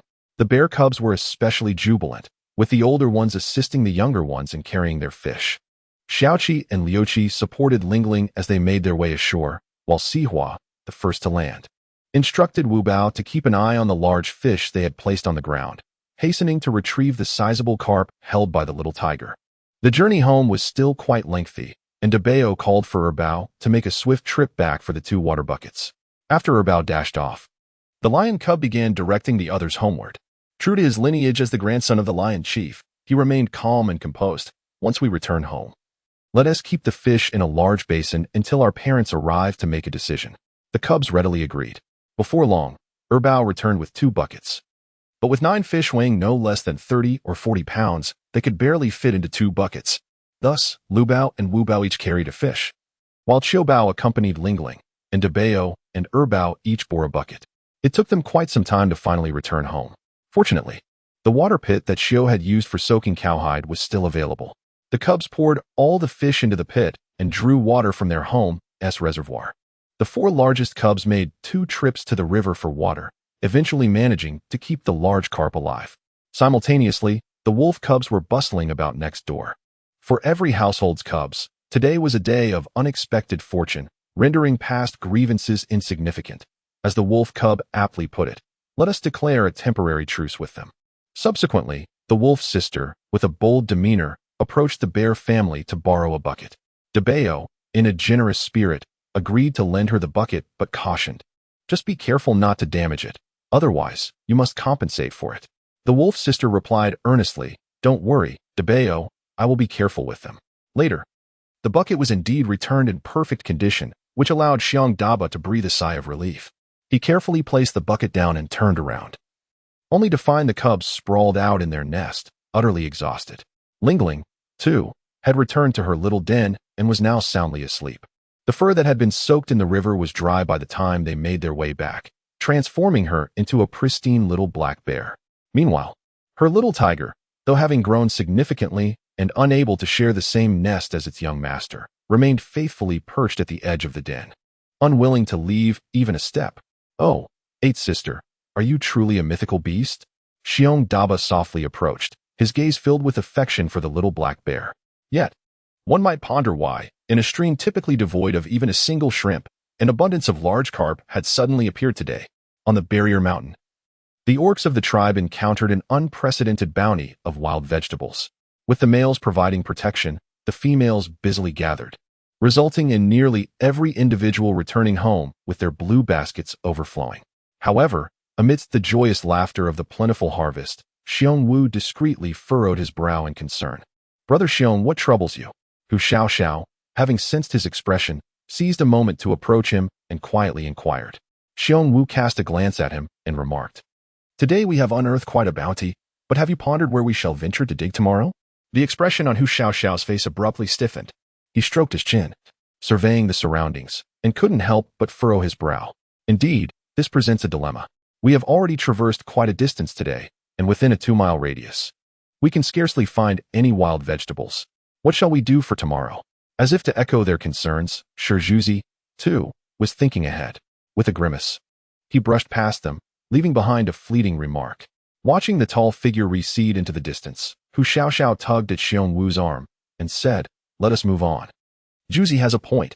We shall tackle this vexing issue tomorrow. One day at a time, after all. It is already quite a feat for every household to enjoy wild vegetables. Overthinking serves little purpose." Xiong Wu shook his head and sighed. He never anticipated that upon the orcs' collective arrival at the tribe, such a delightful surprise awaited them. Each family's young ones rushed home, brimming with excitement, exclaiming, "Father, Mother, we caught a fish, a very large fish." The orcs were momentarily taken aback.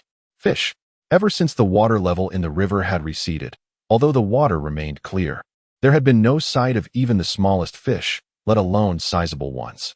It was only when the elder chief stepped forward to speak that the truth emerged. The young ones are not lying. They indeed caught fish. The lion cub, with an expressionless face, pointed towards the bear cubs, stating, "The strongest among us is the bear family. They caught a total of 9 fish. 9 fish. How remarkable." Upon hearing this, the orcs felt a surge of joy, though they merely offered a few compliments without dwelling on it too much. Everyone thought, given the state of the river, even if there were fish, they couldn't be substantial. Although the bear family had caught 9, it wouldn't be enough for Xiong Xiao to devour in a single bite. Well then, let's gather some wild vegetables and head home. Little did they know. Upon returning to their homes, peals of delighted laughter soon resonated from their cottages. "What large fish? Young one, did you truly catch these? You mean to say the bear family caught 9 of such size? These are not mere small fish. They are plump and hefty carp." The adult orcs, who had previously fished in the river, would stand in the water with sharpened wooden sticks, patiently awaiting the fish to swim by, only to strike. Yet, throughout the years, no orc from the tribe had ever caught fish of such magnitude. These plump and substantial carp were like a gift from heaven to the orcs of the tribe, akin to a timely blessing. They were grateful for the care of the beast god. The orcs' jubilant cheers echoed through the air. Meanwhile, the families of Xiong Yu and Xiong Li, who had already returned home, were hurriedly pulling their young ones towards Xiong Wu's residence. In the courtyard of the bear family, Xiong Wu and Xiong Xiao were tugged by the cubs to the fish pit, while the elderly couple, Grandma Bear and her husband, along with 4 adult orcs, were left astounded, their jaws nearly dropping to the ground. The sight of so many fish, each one plump beyond belief, was utterly astonishing.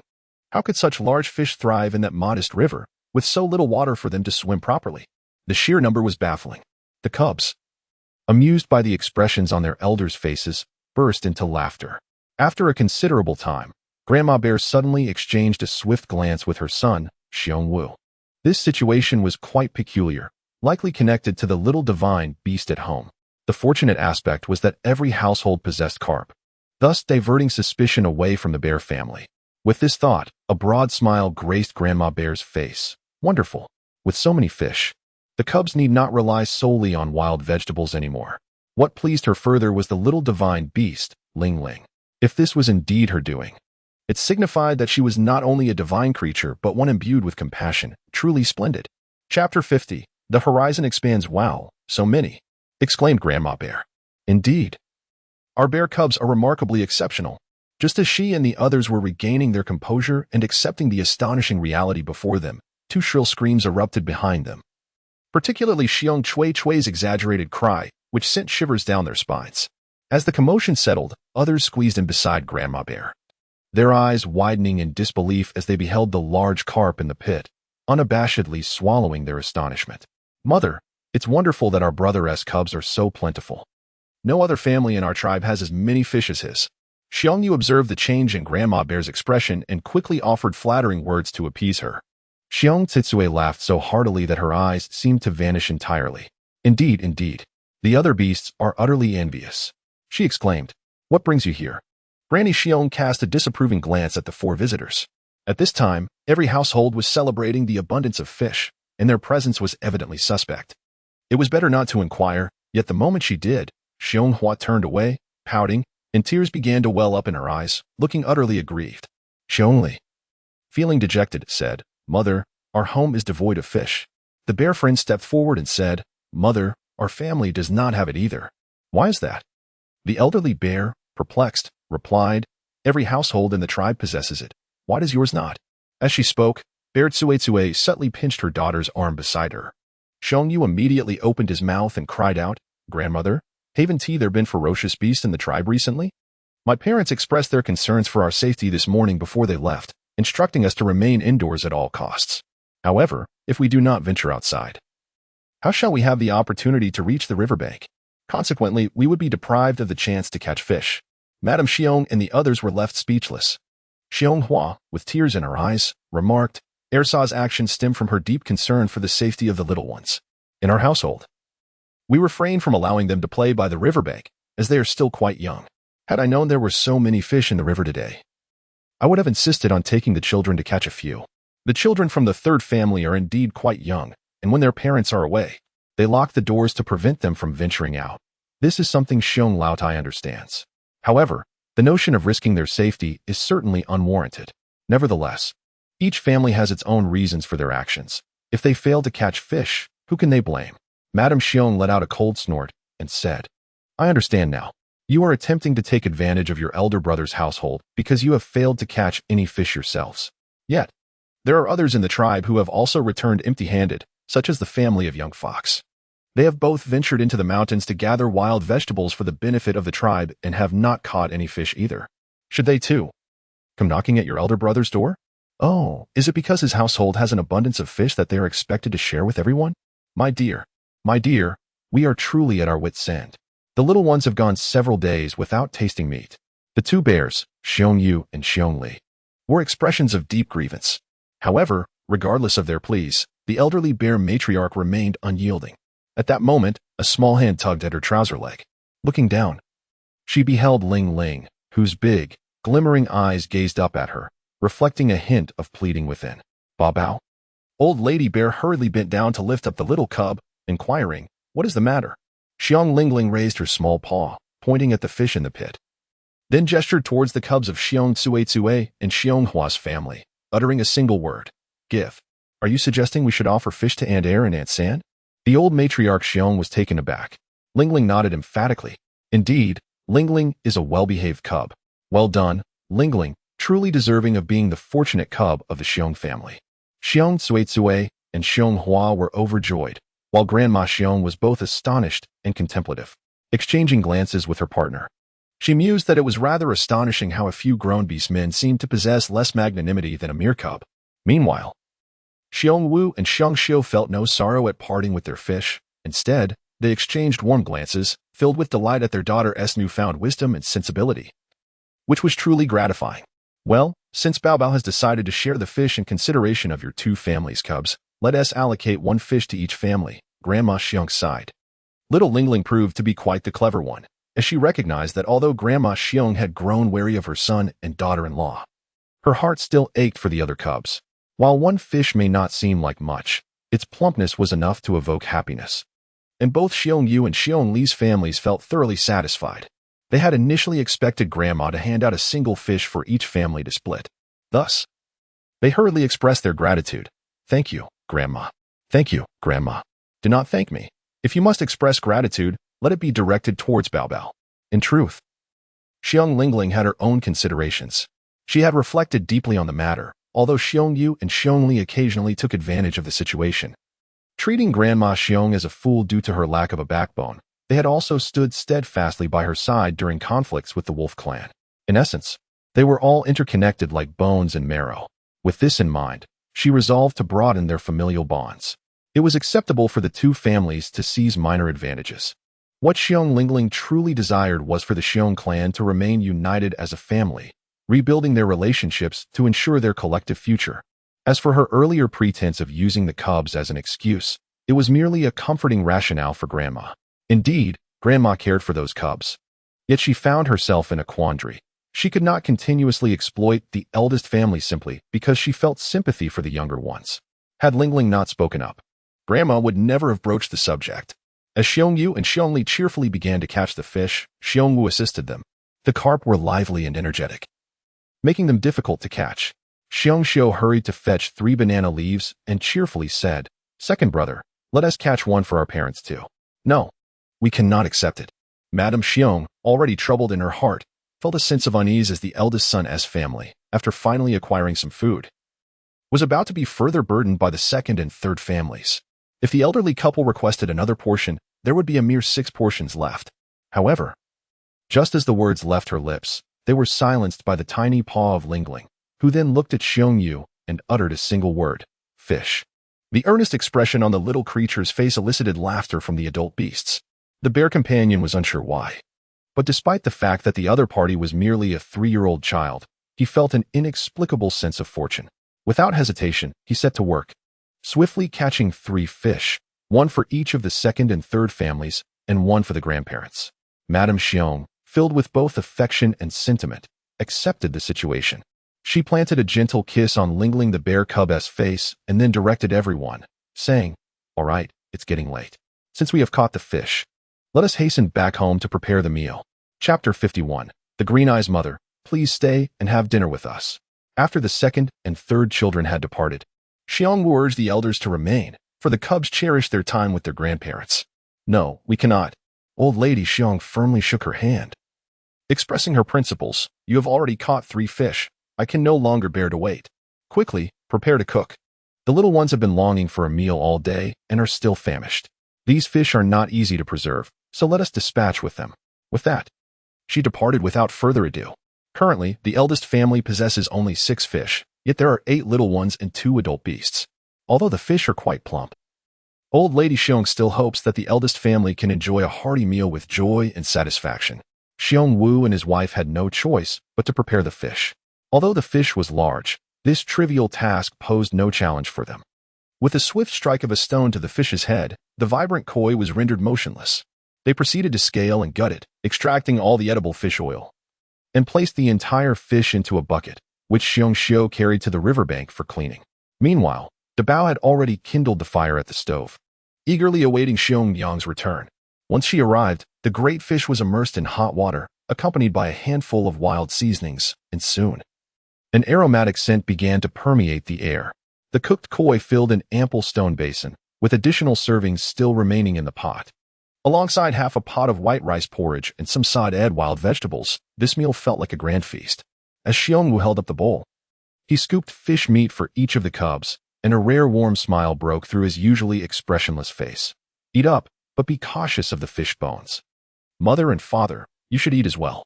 The cubs, understanding and considerate, began to eat. "How delicious! It has been ages since we've had fish," they exclaimed. In the past, when the river flowed abundantly, they could occasionally catch a couple of fish, though none were as sizable as today's catch. Yet, the flavor of those smaller fish was incredibly delightful.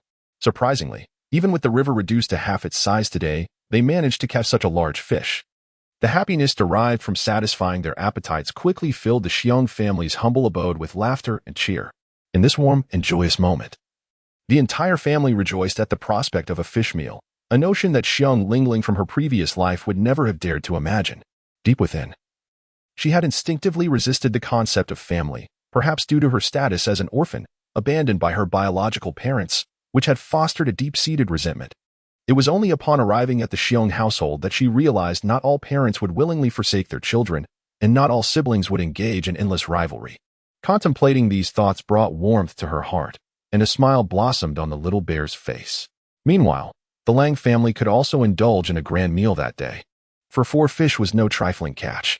Lang Kuei finally breathed a sigh of relief. His cubs had gone several days without meat and had been quite troublesome, but now, at least, he could enjoy a few days of peace. That night, the entire tribe experienced an uncommon tranquility, as the satisfying feast had quelled the anger of the beastmen. The latent danger seemed to have quietly dissipated. Yet, no one anticipated that in the dead of night, a shadow stealthily entered the Xiong household. Xiong Lingling simply cannot find rest. Ever since her arrival in the beast realm, she has truly experienced what it means to snore in earnest. The roars of bear father and bear mother resounded like thunder, while the neighboring wolf family was equally restless. This humble abode was merely propped up by a few wooden beams, rendering any semblance of soundproofing utterly non-existent. Consequently, perhaps due to an overindulgence in their meals, the usually quieter wolf couple decided to join in the ruckus today. Well then, sleep is not an option. Xiong Lingling quietly rose and made her way to the courtyard. On such a sweltering day, it was far more refreshing to sit on the stone bench in the corner and gaze at the stars. She also intended to tidy up her small space. Counting the number of prey and poultry, she began organizing the items on the shelves within her little abode. However, to her dismay, she discovered that after releasing the fish from the pond, not a single small fish remained. How peculiar. Usually, whatever she took would regenerate. Yet the pond remained silent. Was this a one-time occurrence? She would need to be cautious in distributing food in the future. For instance, after taking a small tiger out, there had not been a second one to appear, indicating a similar inability to regenerate. Without a proper plan, if she were to hastily extract all her prey, the bear family would inevitably face hunger. It was at this moment that a shadow stealthily entered the bear family's courtyard. The tribal fences posed no significant barrier, and scaling a wall was a trivial task. Hearing a noise, Xiong Lingling promptly exited her space. In the darkness, she coldly observed the shadow, which was tall and possessed a pair of glowing green eyes under the night sky. She recalled that in the human world, seeing a dog in the dark would also reveal a pair of green eyes. Yet, to her knowledge, there were no dog-beast men in this tribe. Could it be a wolf? However, the sound of snoring from the neighboring wolf family had not ceased, and there was only the wolf Kuei family in the tribe. The shadow could not see the little black bear hidden in the corner, yet he inexplicably felt as if a pair of eyes were chillingly fixed upon him, causing him to hesitate momentarily. Yet in the next second, he continued forward without a trace of doubt. He approached the window and peered inside for a moment, seemingly confirming something before producing a spark from his pocket and igniting it. In that instant, Xiong Lingling caught a glimpse of his appearance. He wore a wooden mask that revealed only his green eyes. She remembered that the vile beast who had abducted Humimi a few nights ago also donned a similar mask. What could he possibly want at the bear family's home? Why was he lighting a fire? It was imperative that he not ignite anything. The dry weather posed a grave risk, and a single spark could spell disaster for the bear family's abode. In a moment of urgency, Xiong Lingling quickly summoned the small tiger from her space. The clever little creature seemed to intuit her thoughts and suddenly leaped at the vile beast. The beast, sensing something charging towards him, instinctively turned to look, only to find a tiger no taller than his knees. A tiger? A fleeting thought crossed his mind, swiftly followed by shock. No matter how formidable a beastman might be, encountering a tiger or lion would naturally instill a sense of fear. Thus, he abandoned any thoughts of the fire and hastily lifted his leg to kick at the small tiger. The little tiger let out a fierce growl, clamping its jaws around the beastman's leg, demonstrating the might befitting the king of beasts, unperturbed by the threat. Simultaneously, Xiong Lingling mustered all her strength and let out a piercing scream. Ah, what is that sound? It was the call of the 8 treasures. Within the confines of the dwelling, Xiong Wu and Xiong Xiu were abruptly roused, their forms instinctively shifting into that of fierce beasts in a reflex of caution. In no time, 2 colossal bear-like creatures burst forth from the interior. Xiong Xiu turned gracefully, cradling her precious daughter in her forepaws. Xiong Wu, undeterred by fear, lunged at the ferocious beast, landing a powerful blow squarely on its face. The force of the strike was palpable, causing the beast to stagger back. its head swaying as it nearly toppled to the ground. Just then, another malevolent creature dashed in, hoisting the first beast onto its back, and swiftly fled from the Xiong household. Chapter 52. Daring to bully Arbabwa. What transpired? The voice of Lang Kuei resonated from the adjacent courtyard. He had rushed out upon hearing Lingling's piercing scream, but arrived just a moment too late, catching only a fleeting glimpse of a shadowy figure retreating with something in tow. It was fortunate that the Lang family had not taken advantage of the chaos. Xiong Wu could only respond tersely, a ferocious beast. With that, he hurriedly dashed out of the small courtyard in pursuit. The audacity of the beast to reappear in the tribe and to intrude upon their home ignited a fierce anger within him, particularly at the thought that it had frightened his beloved daughter, Lingling. Upon hearing the words ferocious beast, Lang Kuei's expression shifted. Without a moment's hesitation, he transformed into his beast form and bolted out of the courtyard. Lang Xiaoli, terrified, called after him, "Father, don't go." Yet, in the blink of an eye, the males had vanished from sight. She glanced around anxiously before retreating indoors to secure the door. Meanwhile, Xiong Xiu returned home, cradling both Lingling and the little tiger. Once inside, she reverted to her human form and quickly inquired, "Babao, are you all right? Are you hurt? Please give mother a nod or shake your head." A sense of dread washed over her. Like the males, she felt a surge of anger. Had it not been for the need to protect the rest of her young ones, she would have undoubtedly pursued the beast as well. She could distinctly feel her body trembling, not from fear, but from the deep concern for her daughter. Xiong Lingling felt an unprecedented sense of being cherished, and her eyes immediately grew heavy with emotion. She shook her little bare head and insisted, "I'm fine," upon hearing her cub declare that she was unhurt. Xiong Xiu finally felt a sense of relief. Yet, for reasons unknown, tears still cascaded down her cheeks, warm droplets falling upon Lingling's forehead.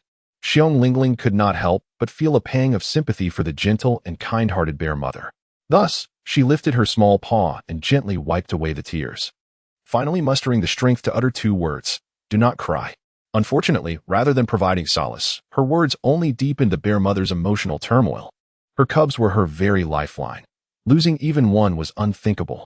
The mere thought of what could have happened if they had delayed their outing a moment longer sent her into a fit of heartbreaking sobs. The thunderous cries startled the 7 cubs, who had been peacefully slumbering, jolting them awake. "Mother, what is wrong? Mother, what has happened?" The cubs, displaying their understanding, hurriedly rushed to inquire after their mother. Xiong Xiu hurriedly embraced all the cubs in her arms, weeping continuously, her sobs rendering her unable to articulate a coherent sentence. Bear Lingling, her head filled with dark thoughts, observed as Bear Wu crazily chased after the fleeing figure for 10 miles, only to see it dash straight into the edge of the Black Dragon Forest. However, he would never relent. Any beast that dared to harm his beloved cubs from the bear family would not be spared. Bear Wu's path was abruptly obstructed by the arriving Wolf Kuei, who exclaimed, "Have you lost your mind?" Venturing further leads directly into the Black Dragon Forest. By day, the forest appeared ominous and foreboding, but in the cloak of night, it emanated an even more profound sense of dread, as if it harbored terrifying, unknown monsters poised to pounce on the lives of the beast men at any moment. Xiong Wu exclaimed with fury, "Step aside. Those vile beasts nearly abducted Bao Bao. Today, I shall ensure they pay for their transgressions." What? Lang Kuei's body trembled, astonished that the malevolent creatures would dare to extend their claws towards the young ones, especially Lingling. Normally, he might have seethed with anger, yet he harbored no particular feelings for Lingling. However, after hearing the candid words of Lang Xiaoli before ascending the mountain, an inexplicable sense of guilt emerged within him, coupled with a desire to protect her. Yet, reason swiftly reclaimed his clarity. "Heed my advice. If those beasts were before us, I would undoubtedly fight them to the bitter end alongside you. However, they have retreated towards the Black Dragon Forest, and I fear it may be a trap. If anything were to happen to you this late at night, how would Xiong Xiu and the young ones manage to survive? For now, let us endure this frustration.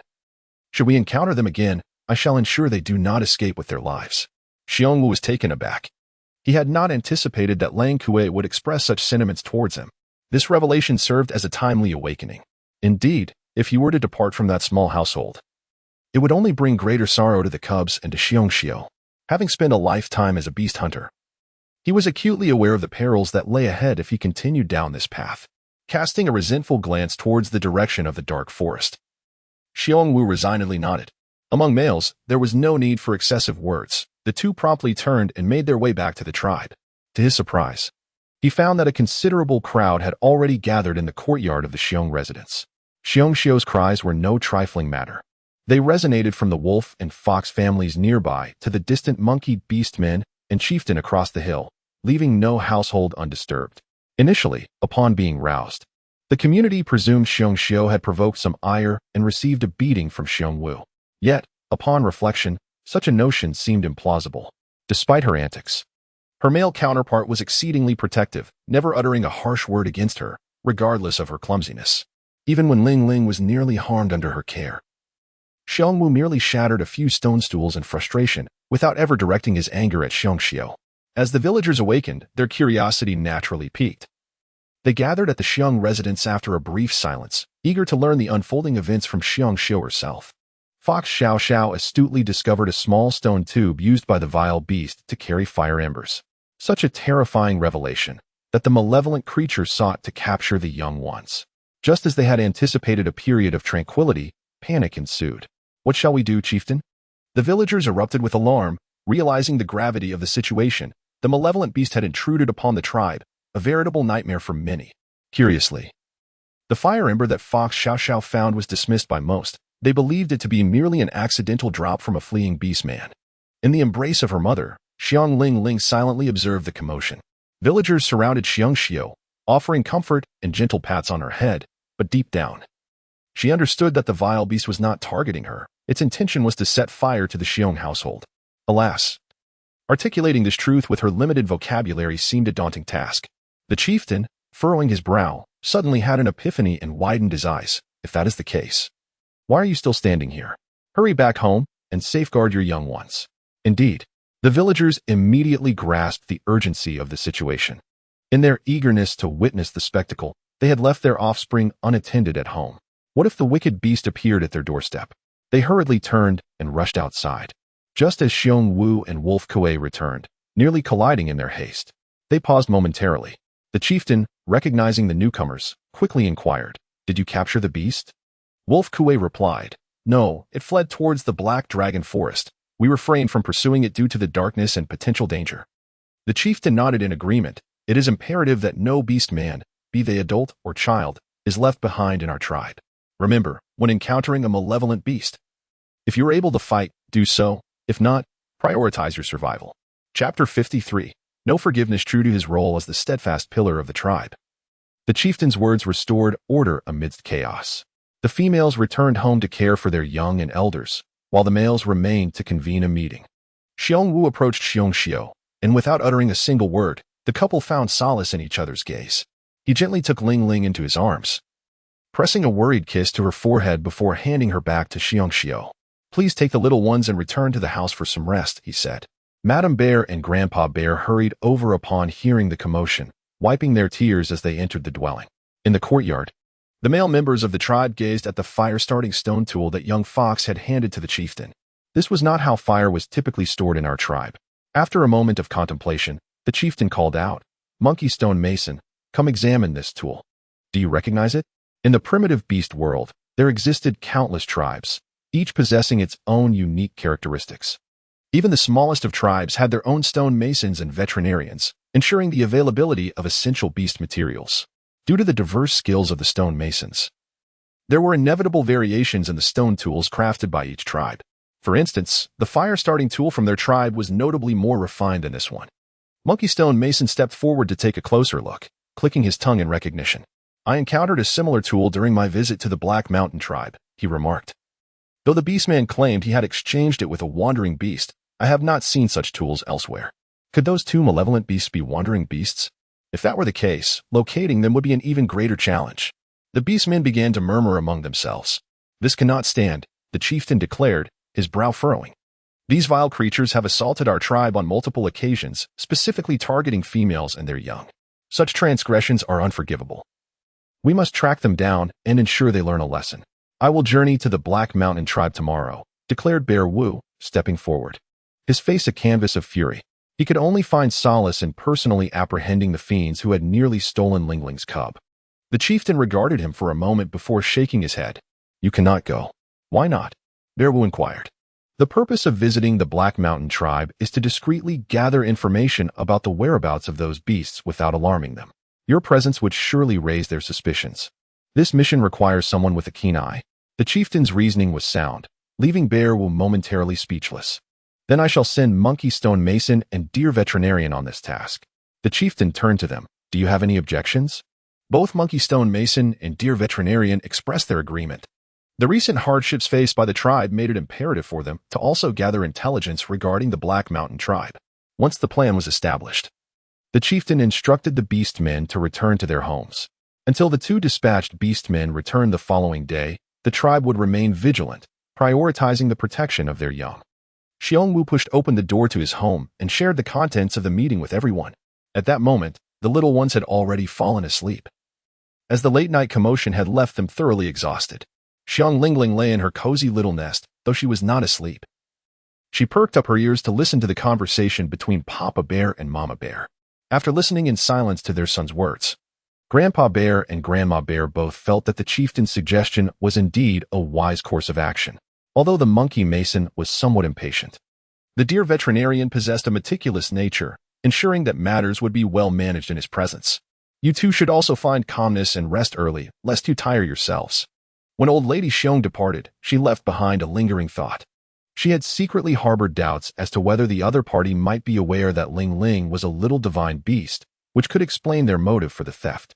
However, upon further reflection, she deemed it improbable, for only her family believed Ling Ling to be a divine creature, and this secret was diligently safeguarded by each member, never to be divulged. In order to spare her son and daughter-in-law any additional worries, she chose to keep her suspicions to herself. Upon returning home, old lady Xiong spent the entire night sighing and tossing, unable to find solace in sleep.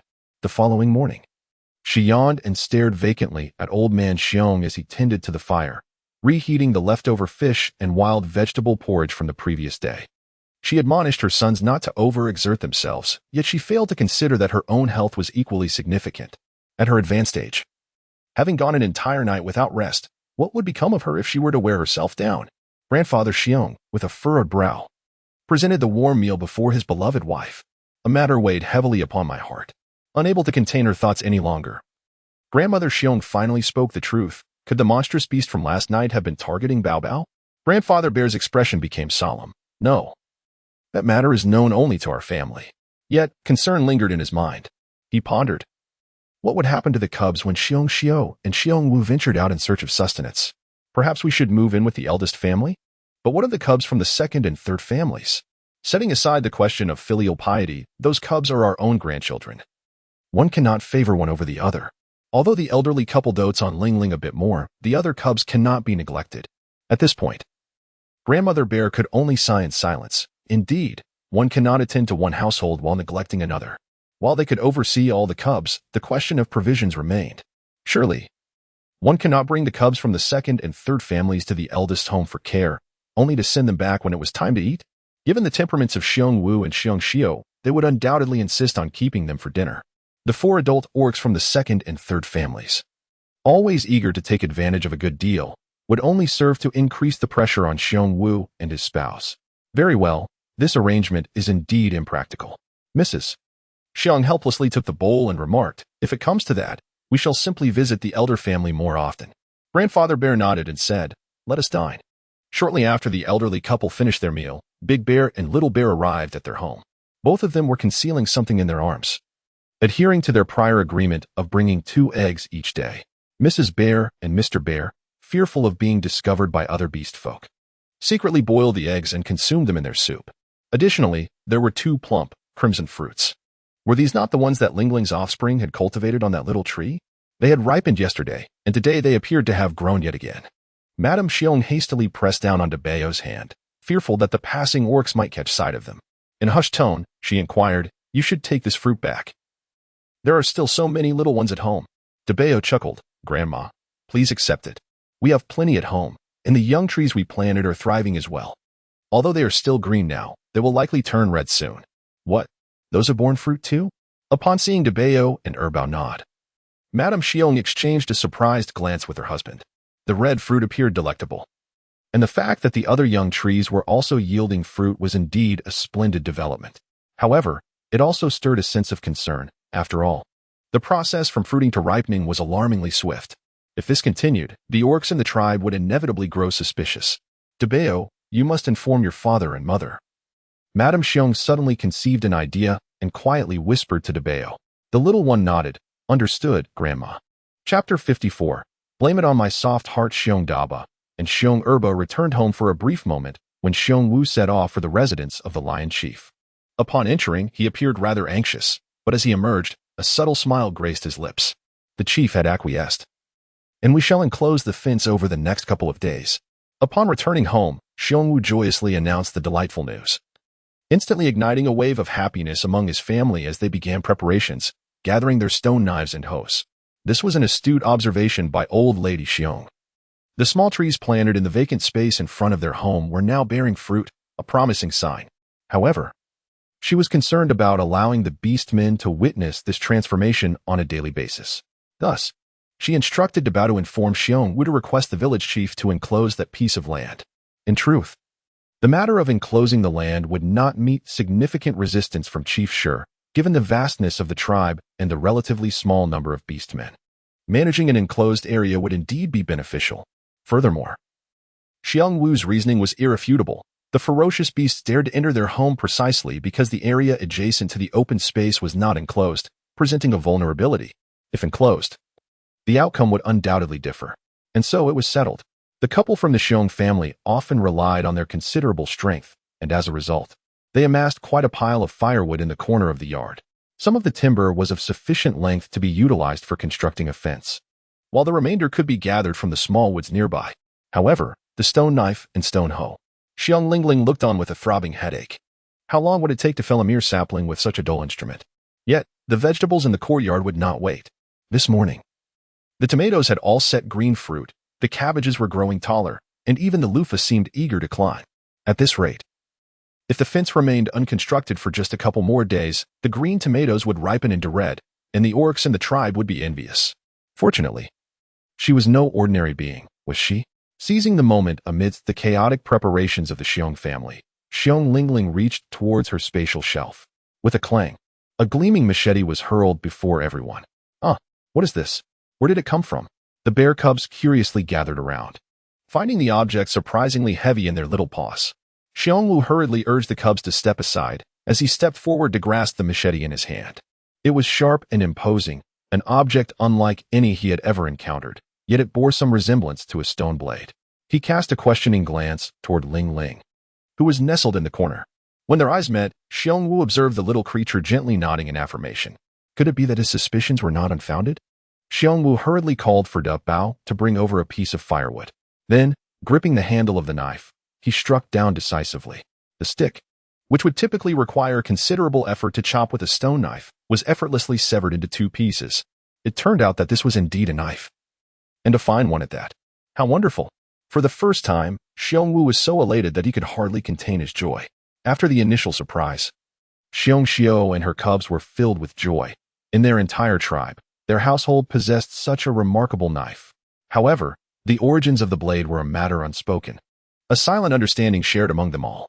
Amid their happiness, Xiong Xiao whispered, "When we go out to chop wood later, we must keep it hidden from view." Indeed, Xiong Wu tightened his grip, harboring another plan in his heart. With the sharp machete, he would ensure that the ferocious beast would not return. The acquisition of the knife altered their original intentions. Initially, they had intended to tidy up the woodpile at home. But now Xiong Xiao would lead the cubs in organizing usable firewood, while Xiong Wu would venture alone into the thicket to fell a few trees, timing his actions to coincide with the moments when the orcs were less likely to be out and about. Soon, the little courtyard was bustling with activity. The bear cubs are all quite sensible, with not a single one shirking its responsibilities. The only one exempt from labor is the charming Lingling, who sits in a shaded corner cradling a plump, red tomato. This delightful fruit was picked for her by Xiao before she began her work. Accompanied by a cheerful pinch to Lingling's little bare ears, as she exclaimed, "Our precious treasure must grow up to be healthy and chubby." Xiong Lingling, she is a black bear. How could she be white? Those few tomato plants bore a total of 15 fruits. 2 were sent to Grandma and Grandpa's house, and now 1 has been picked for her, leaving 12 still hanging on the vine, which she is reluctant to harvest. Meanwhile, the 7 bear brothers are neither greedy nor competitive. In fact, They even display a gentle smile towards Lingling. Indeed, as long as Lingling can eat well and grow plump.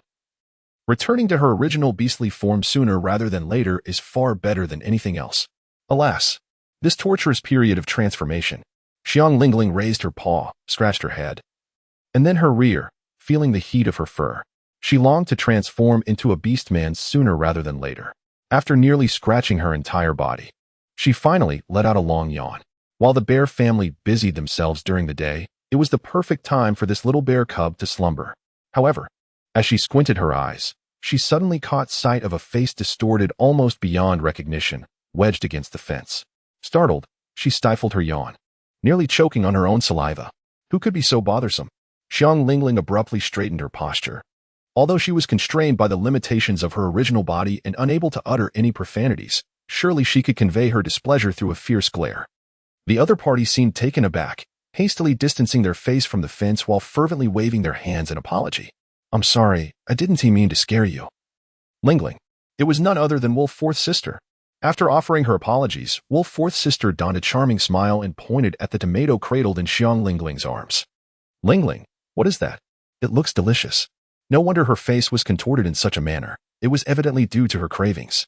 Previously, Wolf Fourth's sister had shared snacks from the spatial realm with Xiong Lingling and Xiong Jibao, and she had been unable to forget the delightful experience. However, the little one was quite trustworthy and had kept the secret to herself. Yet, hadn't the wolf family feasted on 4 large fish just yesterday? Why then? Was she so ravenous this early in the morning? Xiong Lingling tightened her grip on the tomato in her arms. In truth, sharing half of it would not have been an issue. However, the thought of her brothers not having eaten yet weighed heavily on her conscience.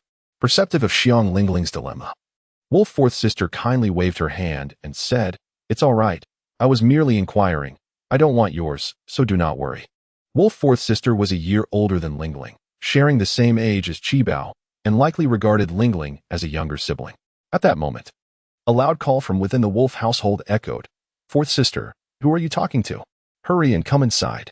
Startled, Wolf Fourth's sister instinctively shrank her neck and quickly turned to leave. Wait. In that fleeting instant, Xiong Lingling felt a pang of compassion. She called out to Wolf Fourth's sister, then took a bite of the tomato and handed a piece through the gap in the fence. Regardless of the circumstances, they were all younglings, and no one should look down upon anyone else. How could she? Wolf Fourth's sister's eyes sparkled with delight as she accepted the offering and unhesitatingly tossed it into her mouth, chewing with a broad smile. "Thank you, Lingling." Only after expressing her gratitude did she turn to enter the house. Meanwhile, Xiong Lingling stood in place, furrowing her brow in confusion. When had she become so easily swayed by her emotions? Chapter 55. The Beauty of Masculinity. Upon reaching the grove, Xiong Wu wielded his blade with extraordinary skill. He had never employed such a sharp knife before. With merely half the effort, he could effortlessly sever branches in two. After a frenzied bout of chopping, it seemed he had released much of the pent-up frustration from the beast's intrusion into their home. Just then, a few beastmen strolled by, engaged in conversation. Although the chieftain had decreed that no one was to forage for wild vegetables today, some beastmen had no choice but to wander around the tribe in hopes of discovering something beneficial. As the beastmen approached, Xiong Wu hurriedly concealed his axe beneath a pile of fallen leaves. Upon nearing, the beastmen were taken aback by the sight of the fallen branches. "Boss Xiong, what on earth are you doing? You didn't start chopping since last night, did you? Live trees cannot be used for firewood. If you hadn't been at it since last night, how could you have brought down so many?" Xiong Wu brandished his stone knife and remarked, "Last night, a ferocious beast invaded our home. To prevent such occurrences in the future, I consulted the clan leader, who permitted us to enclose the vacant space around our dwelling with a fence. This way, we can rest easy knowing our little ones are safe at home while we venture out." The orcs, upon hearing this, finally grasped the merit of his proposal. "What a splendid idea. Hearing you speak, I must also heighten the fence around my property." "Yes, indeed. Why don't we all pitch in? After all, idling in the tribe is unproductive. Let us collectively gather branches today." These few males promptly set off to retrieve their stone knives. Once they departed, Xiong Wu busily gathered the branches he had previously cut, arranging them neatly before carrying a load back home, simultaneously retrieving his axe to stow away. Shortly thereafter, the group of male orcs arrived at the grove and commenced chopping with their stone knives for quite some time. "Oh, how bewildering!" they exclaimed. "This stone knife is as dull as ever. It takes a monumental effort just to sever a single branch. Could it be that Xiong Wu's knife is sharper?" Just observe the clean, precise cuts he makes, as if they were effortlessly sliced. Ha, Brother Xiong, might I borrow your knife? One male, unable to make any progress, mustered the courage to approach Xiong Wu for his blade. Since Xiong Wu is currently occupied transporting branches, he readily lent his stone knife to the other. The recipient's face lit up with delight as he spat into his palm for grip, but the next moment his expression turned to one of dismay. The tree remained the same, and the stone knife was no different from his own, still just as dull. The other males observed this with confusion and each took turns trying their hand at it, only to find no distinction whatsoever. Could it be that Xiong Wu possessed greater strength? The males exchanged glances, quickly diverting their eyes from one another and muttering, "It's best to stick with one's own knife, ha. Indeed, let us use our own knives." In the primitive world of beasts, masculinity was epitomized by strength. With well-defined muscles and the prowess to hunt, the individuals before them were the finest hunters in the tribe, yet they struggled to slice through branches with a stone knife, which clearly reflected poorly on their abilities compared to Xiong Wu. However, they could never admit this. So be it. Sometimes it is quite acceptable to feign ignorance. When Xiong Wu returned to the grove after transporting the branches, he sensed an odd atmosphere among the group. Before he could utter a word, one male returned his knife, claiming he preferred the familiarity of his own. Xiong Wu understood the underlying dynamics as he accepted the knife, clearing his throat lightly. "Do not be misled by the quantity I've cut. I toiled through the night yesterday." Discussing with Xiong Xiu the need to construct the fence promptly to ensure our little one's safety. Upon hearing that the chopping had commenced the previous night, the group of males collectively breathed a sigh of relief, feeling as though they had regained a measure of pride, their confidence rekindled. "That's splendid. We must exert ourselves even more," one declared. "Indeed, we ought to learn from Brother Bear. You two are excessively verbose. Hasten your efforts, lest your female companions come to tug your ears again." Laughter erupted, and in an instant, the camaraderie infused with humor returned. Amidst the jovial banter, they diligently toiled, sweat pouring as they chopped the branches. Meanwhile, after Bear Wu had transported the last load of branches back home, he set about cutting them to size, each branch meticulously trimmed to a height of 2 meters. This would not only deter any ferocious beasts but also obscure the fruits in the field from prying eyes. However, upon organizing the branches, he realized there was still a shortfall. Bear Wu remained unperturbed. Attempting to chop more with a stone knife would be futile, as it was both dull and time-consuming. Instead, he decided to construct the fence with what he had, making the most of the materials at hand, and planned to return to the trees after nightfall. Xiong Xiu returned after felling 3 bamboo stalks. With her considerable strength, she effortlessly carried 3 5-meter-long bamboo poles on her own. The harvested bamboo was then chopped into smaller pieces, and using a knife, she meticulously removed the inner pith, ultimately retaining only the verdant bamboo skin. After soaking in water, these strips were skillfully woven into a fence, exhibiting both flexibility and durability. Xiong Wu meticulously excavated a shallow trench around the vegetable garden, ensuring that once the meticulously crafted fence was erected, the earth could be returned to secure it against collapse. The task of weaving the fence was a skill honed by Grandpa Xiong in his youth, when he was renowned in the tribe for his craftsmanship in such endeavors. Now, as his expertise was called upon, he devoted himself wholeheartedly to the task. As for Grandma Xiong, having advanced in years, she was unable to assist with the labor. Recognizing that time was of the essence, she focused on stoking the fire and preparing meals. The cubs of the Xiong family gathered around their grandmother as she tended to the fire, eager to lend a hand. Some assisted their grandfather by fetching branches, while others helped their grandmother with the fire and drawing water. "Where is Bao Bao?" inquired the elder Xiong, turning to Chi Bao. Upon her arrival, she had noticed Lingling cub nestled comfortably in her nest, still sound asleep. "Oh, is she still sleeping?" Chi Bao pouted her little lips. "Has she been asleep for such a long time? I hope she isn't feeling unwell." Madame Xiong swiftly set down the bucket in her hand and entered the house. She wiped her hands and gently touched Lingling's forehead, confirming that she was indeed fast asleep. "Very well, let her rest. I shall awaken her when it is time for dinner." As Xiong Lingling was indulging in a deep slumber, she sensed a gentle touch upon her forehead. Yet her eyelids remained stubbornly closed. Such is the nature of a languorous sleep. The longer one slumbers, the more ensnared one becomes in the embrace of drowsiness. Moreover, she had not enjoyed a single moment of rest throughout the night. She was merely seeking to recoup her lost slumber. The sound of Xiong Laotai's departing footsteps reached her ears, yet not all had taken their leave. A small voice, nestled by her side, sighed softly, "Eighth sister, when will you awaken? You truly possess the gift of sleep." Were you frightened by a ferocious beast last night, preventing you from resting well? Very well, then. Continue your peaceful slumber. Qibao, do not disturb eighth sister, came a command just as Lu Bao entered the room for a drink. Observing the scene and raising his voice in reprimand, Qibao rolled his eyes in response. Yes, I know. His tone was laden with defiance. If it were any other brother addressing him, he would comply without hesitation, but when it came to Lu Bao, who was of the same age, he felt a sense of rebellion against being spoken to in such a manner. Chapter 56. Our young ones do not fight with a derisive snicker. Xiong Lubao's sharp tongue unleashed once more. How dare you speak to your elder brother in such a tone when you are so diminutive? Who are you calling short? Qibao retorted, his eyes widening. In his perception, Lu Bao was scarcely different from himself. Both were slender and slight. Lu Bao puffed out his chest defiantly. Whoever responds to me is the one I refer to. Qibao, infuriated, could only stomp his feet in frustration. You, humph. Xiong Lu Bao turned and exited the house. But not before uttering a remark. Do not disturb Ba Mimi, understood? Ah, this infuriates Xiong. Suddenly, Xiong Qibao found himself transformed into a small, irate black bear. His fist raised, ready to confront Lu Bao. At that moment, something flickered before his eyes. Qibao paused, following the direction of the movement until his gaze landed on Lingling's nest. There, he beheld Lingling holding a vividly colored bag, shaking it with a long yawn.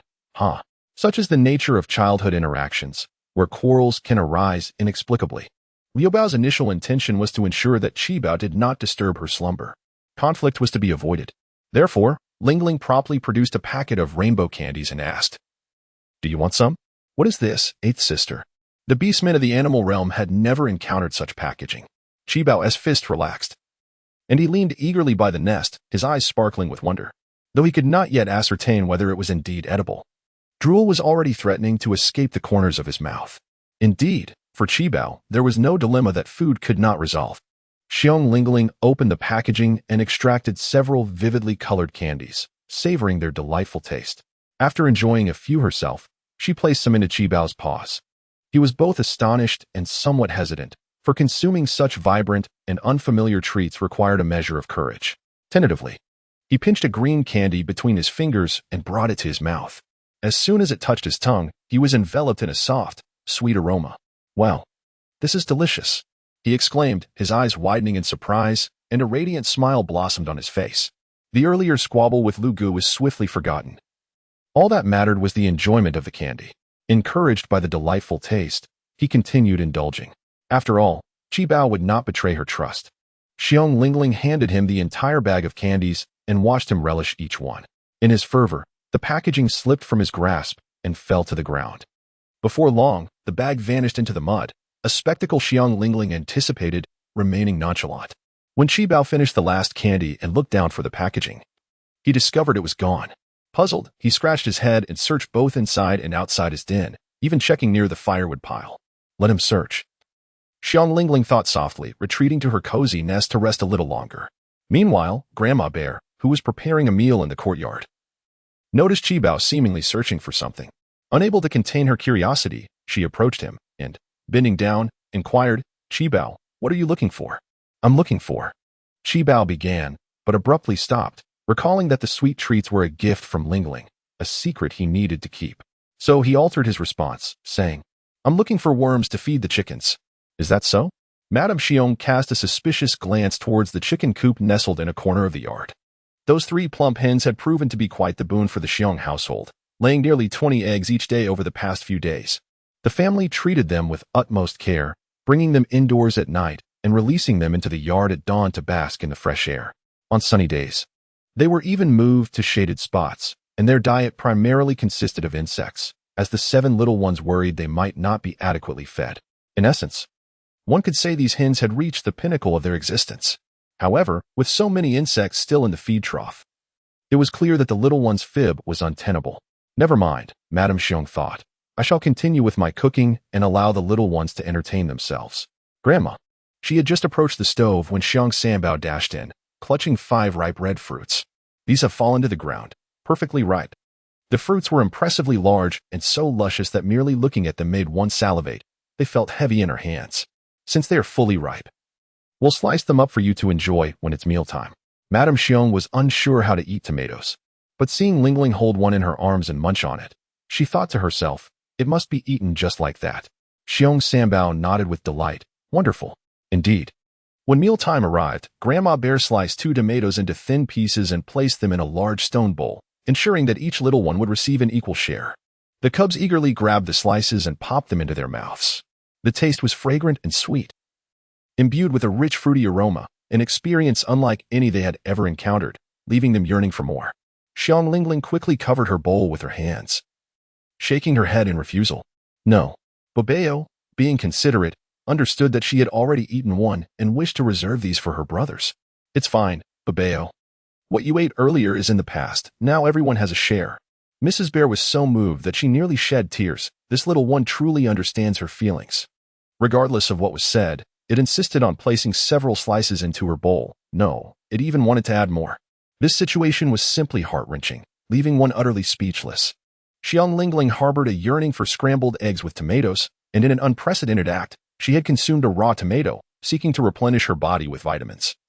As her hair was shedding profusely, resembling a balding dog, it was imperative to restore her health. However, the tomato was rather large, and though she had managed to finish it, her current sentiment was not one of sharing with her brothers, but rather a complete aversion to eating. Nevertheless, the Xiong family indulged her excessively. Refusal was not an option, and she had to partake. Very well, she would eat. Fortunately, the attention of Grandma Xiong was soon captivated by the tomato. Although their household possessed 2, she had yet to bring herself to consume them and had instead carefully concealed them within a tree hollow, making this her inaugural tasting. Instantly, the 4 adult beast men displayed expressions of astonishment. It dawned upon them that such delectable fruit existed in the world. Indeed, they felt as though they had squandered their lives without this knowledge. Such exquisite fruit would surely be invaluable for trade within the Xiong tribe in the future.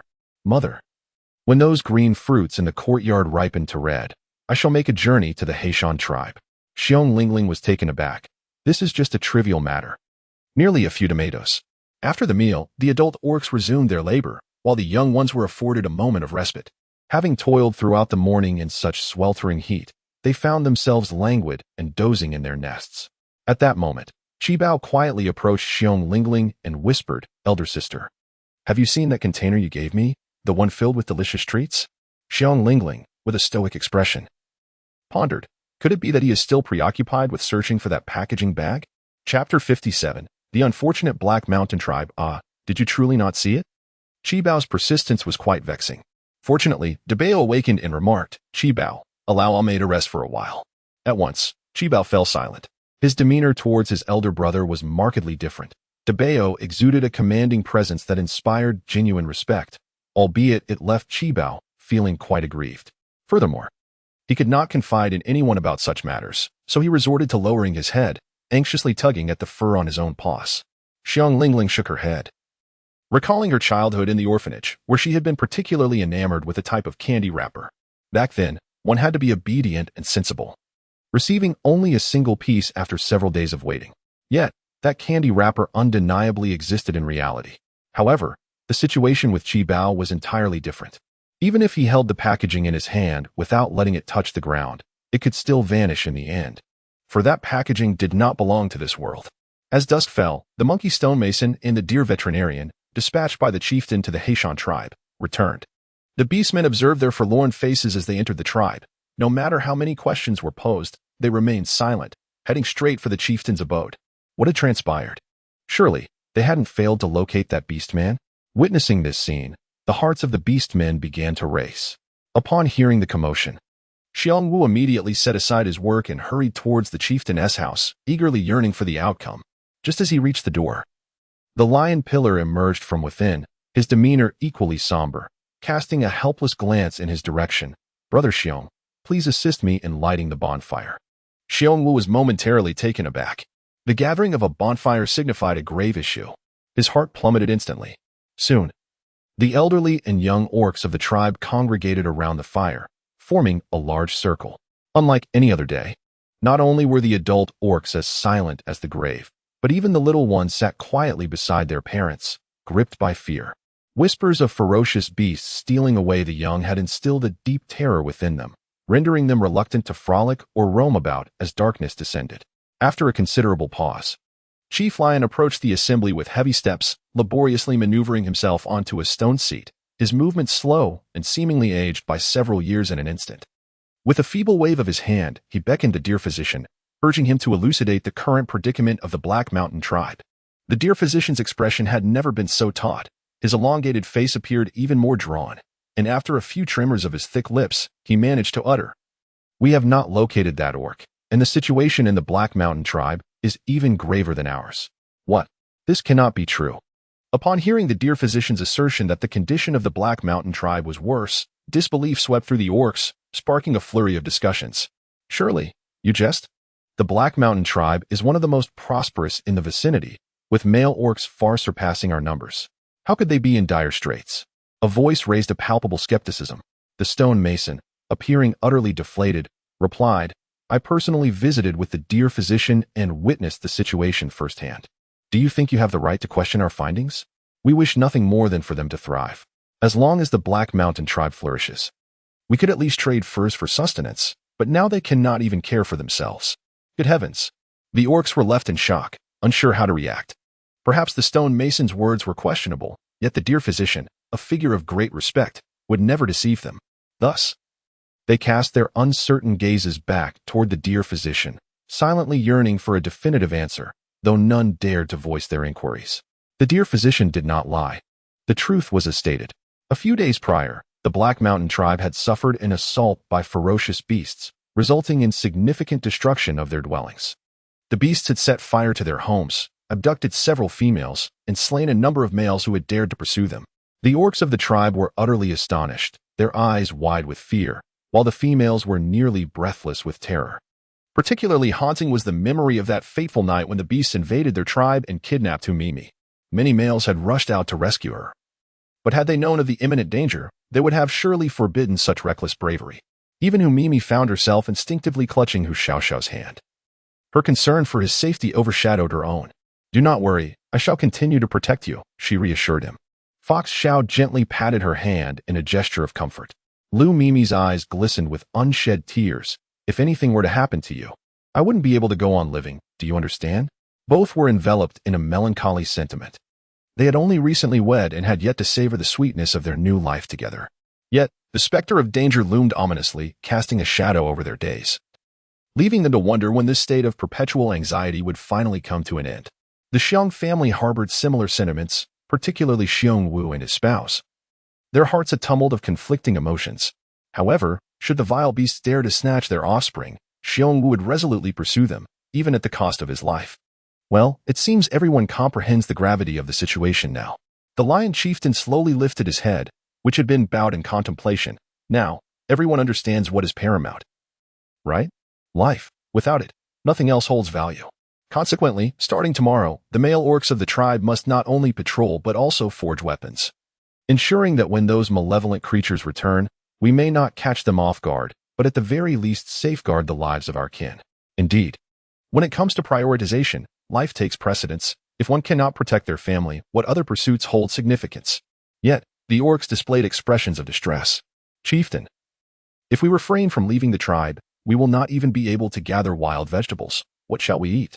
"Indeed, chieftain, without sustenance, starvation is inevitable," one proposed.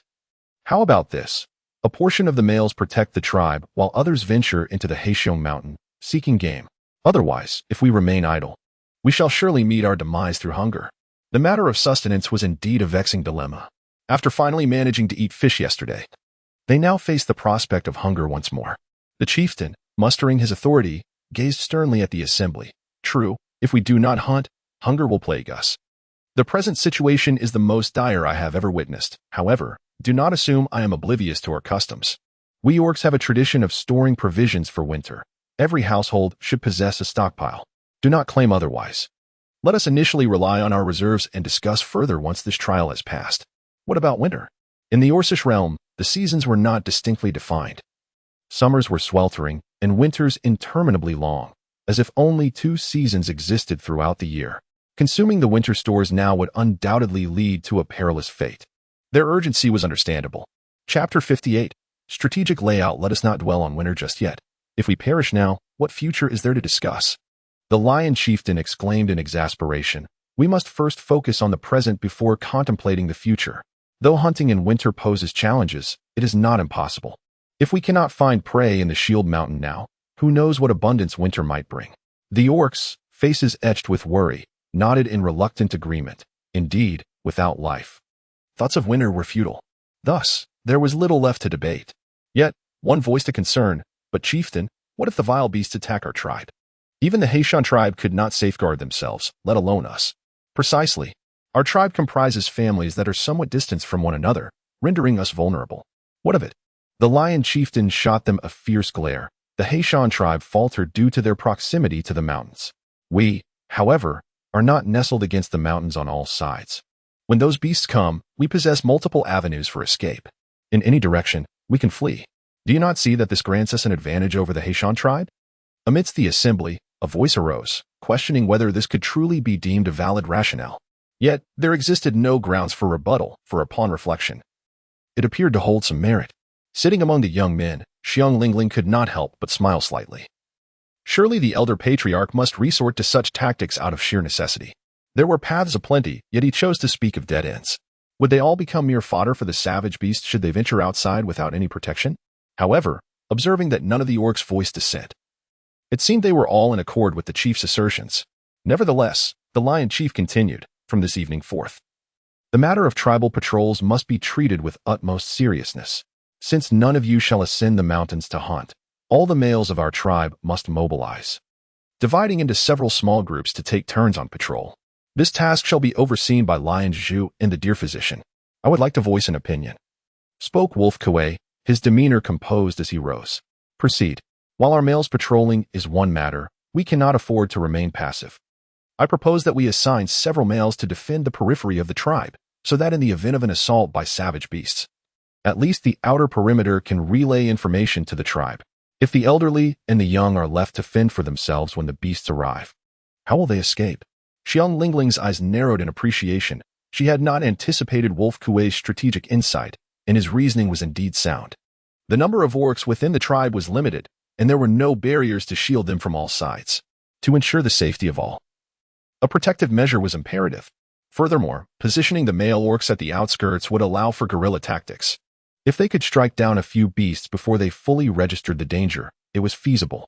The downfall of the Xiong tribe lay in their lack of outer defenses, which permitted the savage beasts to infiltrate their stronghold, leading to an effortless victory by fire. Having tasted success through such methods, it was likely that the beasts would employ the same strategies against their tribe. If that were to occur, escape would be impossible and the consequences would be dire.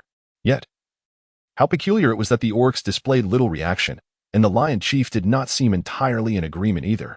He merely let his eyelids droop, neither affirming nor denying the proposal. This will not do. Xiong Lingling swiftly crept beside her father, tugging at the fur draped over him and nodding in his direction. What do you mean, Bao Bao? Xiong Wu inquired, bewildered by her gesture.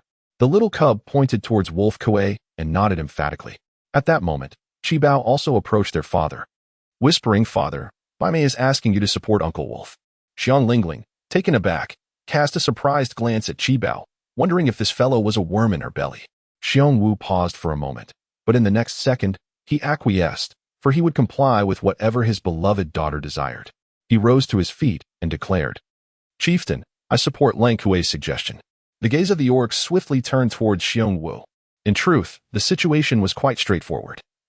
Those who could think would analyze it meticulously, while those who could not would merely find excuses rooted in timidity, preferring to observe before taking action. The Monkey Stone Mason, having visited numerous tribes, was astute enough to grasp the underlying reasoning, and he too stood up to say, "Count me in."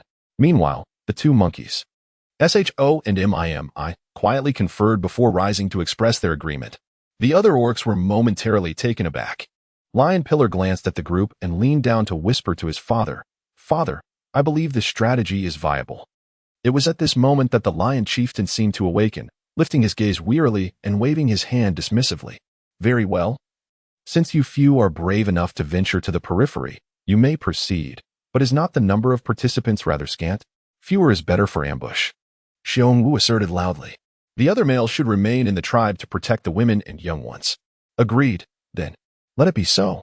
Given the urgency of the situation, there was no time for lengthy discussions. Subsequently, Lion Pillar and the Deer Orc divided the males of the tribe into 2 teams, each leading a group that would alternate during patrols. As for the 4 who would venture to the periphery, Xiong Lingling, the Monkey Mason, and Sho, Lion Chieftain generously proposed, "Since you will be facing the greatest peril at the periphery, let my household provide the rations." However, the Lion Chieftain's household did not possess an abundance of surplus food. They would have to draw from their winter reserves. Lion Pillar would never oppose his father's decisions, and this instance was no different. Although he was aware that the winter provisions would hardly last more than a few days for so many orcs, he did not even blink. "No need. I shall consume my own provisions," Xiong was the first to declare. "I too shall rely on my own supplies." Both Sho and Lang Kuei echoed. As for the Monkey Mason, he had no choice but to express the same sentiment. This heartfelt display moved the Lion Chieftain, who turned his head away to discreetly wipe his face. "Very well, you may all disperse now. Go about your respective tasks." The Bear family had just returned home when Mrs. Bear and the families of Bear Friend and Bear Strength hurried after them. They were deeply concerned about Bear Wu's venture into the perilous outskirts. Not only was it fraught with danger, but Bear Wu's mobility was somewhat compromised, rendering him unable to outrun the other 3. "Brother, we ought to deliberate on this matter first," Mrs. Bear said, her voice tinged with uncertainty. It was challenging to alter a decision that had been made in front of the entire tribe. Perhaps, at times, a mother's instincts veer towards selfishness. Her tone carried a hint of nasal inflection. "In our tribe, there are ample capable males, skilled hunters aplenty. Why must they all watch you take the lead? It is truly callous of them." "Indeed, elder brother, perhaps we should approach the chieftain and suggest a change in personnel," offered one of them. "Yes, brother. Let us consider replacing him." As soon as Xiong and Xiong Li finished their conversation, they were pinched by the female, regardless of whether they would change partners. What was the point of their idle chatter? The elder brother was merely expressing concern. What if the old lady suggested swapping them out? Chapter 59. Moving house. After being pinched by the female, the 2 males dared not utter another word, although the elder female had her back turned to them. Her disposition was unmistakable. With a sigh, she decided to disregard their presence. She continued speaking to Xiong. "The situation is thus. Should you approach the clan leader about changing partners, you will lose all credibility within the tribe. All I desire is for you to return home safely each day. When faced with insurmountable odds, you must know when to retreat. Mother, rest assured, I understand what to do. Please do not worry." Xiong replied with a sincere and honest smile, feeling a pang of guilt for causing his elders concern. Meanwhile, Xiong and Xiong Li exchanged glances, sensing something amiss. Why had they never received such maternal affection before? Instantly, a profound sense of disappointment washed over them. Upon hearing their mother-in-law's words, Xiong Tsue and Xiong Hua finally breathed a sigh of relief. They began to speak reassuringly, saying, "Elder brother, travel safely both to and from your destination. There is no need to worry about home, for we are here to take care of everything. Indeed, we will look after elder sister-in-law and the little ones. There is no need for concern." Madame Xiong turned around and glared at the 2 of them. "The clan leader has made it abundantly clear. Every household must remain indoors and refrain from venturing out. You should also keep your little ones safely at home. My sister-in-law has me and my husband here, so there is no need for you to trouble yourselves." These 2 were not concerned about the well-being of my sister-in-law. They had merely noticed her ample provisions and sought to partake in a meal. If Madame Xiong could not discern this, then her life would have been in vain. Meanwhile, Xiong Tsue, oblivious to the situation, continued, "It's nothing, mother, it's just a short walk." Before she could finish her sentence, she was silenced by a sharp glare from her mother-in-law, signaling her to cease. Xiong Tsue, she had not yet completed her sentence, and it seems that tomorrow, one should not expect to dine at Big Brother's home. Xiong and Xiong Li exchanged glances, observing how the elderly couple were so considerate of the eldest family, that they intended to move in with them. As for Xiong and Xiong Xiu, upon hearing that their parents wished to relocate, they were naturally elated. And their joy was genuine, so much so that they failed to notice the envious expressions of the 2nd and 3rd siblings. "Second and third, come, lend a hand. Today we shall prepare a cozy nest for our parents," Xiong cheerfully proposed. "No need, it's just a small matter, we can manage it ourselves." Just as those 2 were about to speak, Granny Xiong once again expressed her refusal, which only deepened their sorrow. The Bear friends, Xiong and Xiong Lingling, instantly adopted a demeanor of silence. It was only when Xiong Tsue exclaimed, "Oh, look at all these fruits hanging," that the atmosphere shifted. The fence was still incomplete. and Xiong Wu intended to venture into the grove to gather some branches after dusk. However, Xiong Suetsue's keen eyes caught sight of his plans, prompting her to exclaim once more, "Oh, how wonderful!" This latter exclamation was inspired by the sight of the ripe tomatoes before her. Out of the 12 tomatoes, only 5 remained, each one plump and vividly red, a sight that would make any unacquainted beastman unable to resist salivating. The bare flower was more refined as it gazed both near and far. Upon comparison, it mused, those green fruits will surely mature into these red ones. Dear elder brother and sister-in-law, your household is indeed prosperous. By the way, do you have any seeds left? Might you share a few with us? Xiong Tsitsue could hardly contain her inner greed. Desiring the fruits was one matter, but acquiring the seeds was another. After all, a single small tree could bear several fruits. Wouldn't that be a true fortune? Xiong Wu glanced at Xiong Xiu with a hint of difficulty. The truth was, he had never seen the seeds before. Xiong Xiu could only awkwardly gesture towards the children engrossed in their games inside the room, saying, that day, it was Dabao and the others who planted them. I am uncertain if there are any leftovers. Allow me to inquire with him. Xiong Tsitsue immediately turned her head and entered the house, followed closely by Xiong Hua and the others. Madame Xiong shook her head, for she refrained from stopping them. Intending to discuss a matter with the couple Xiong Wu, to allocate 1 red fruit to each family, lest there be no peace. Xiong Wu nodded in agreement. No problem. Perhaps we should give them 2, as the others are nearly ripe. Xiong Xiu, displaying a remarkable generosity, was indeed fond of that flavor. However, with 2 adult orcs and 2 or 3 cubs in each household, it seemed impossible to fairly distribute even a single red fruit. Initially, she anticipated her mother-in-law would object. Yet to her surprise, the elder merely cast her a glance and replied, "Very well, but from this moment forth, we shall not give them anything for free. If they desire 2 red fruits, they must assist in fortifying the fence tonight." Just as she spoke, the 2nd and 3rd families emerged from the house, their expressions revealing that they had not fared well. Xiong Suetsue repeatedly inquired of Xiong Daba, only to receive the response that all the seeds had been sown, leaving not a single one behind.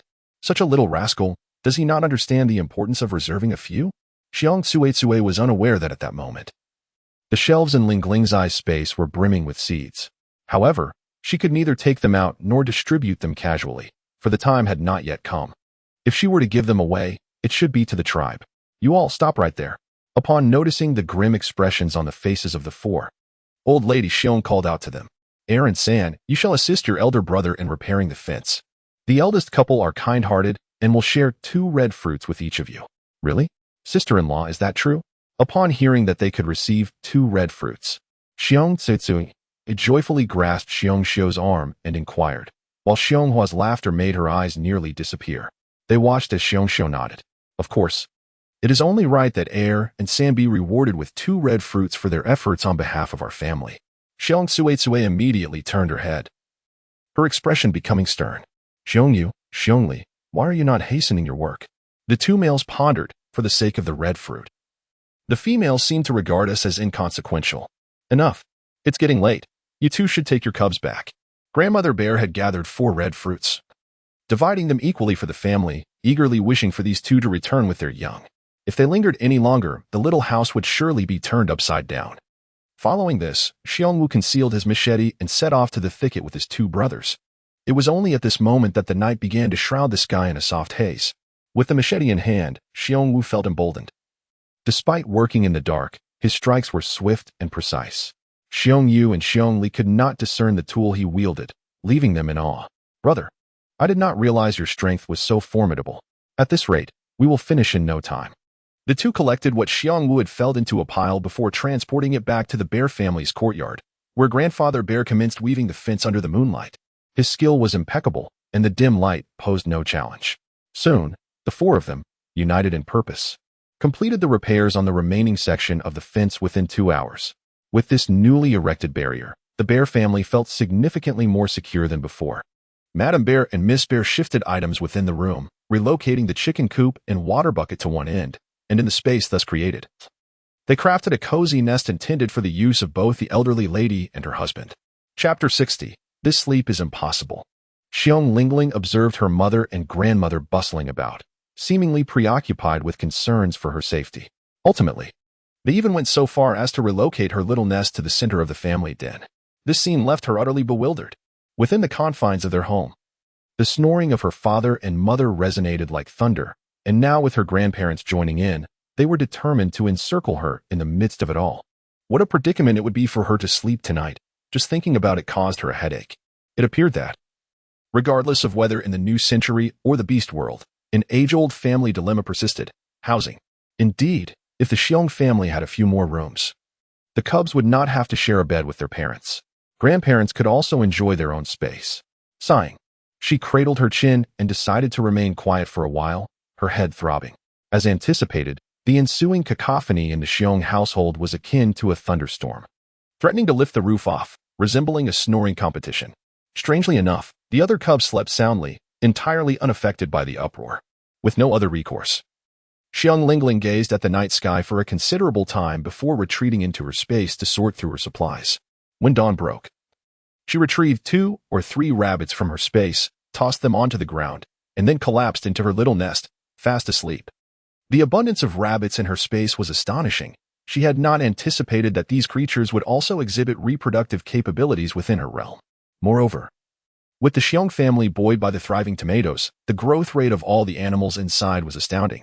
Furthermore, since her father was set to venture out for hunting, it was essential to ensure he had some meat to fortify himself before departing. Early riser Xiong Xiao stumbled upon the rabbits, which were simply squatting in the corner with wide eyes, showing no inclination to flee. Xiong Xiao, frightened, hurried to wake up Grandma Xiong. Mother, there are 3 rabbits in the house. What? Mrs. Xiong sat up abruptly, her eyes still half closed as she followed her daughter-in-law to the corner. At first, she could hardly believe her eyes. After rubbing them, she was overcome with delight and quickly covered her mouth in astonishment. What a plump rabbit! She exclaimed. Xiao. Since the beast god has provided us with prey, we must not let it go to waste. Quickly, prepare one for the eldest. He is heading out to face danger and cannot afford to be hungry. Understood, mother, Xiong Xiao replied.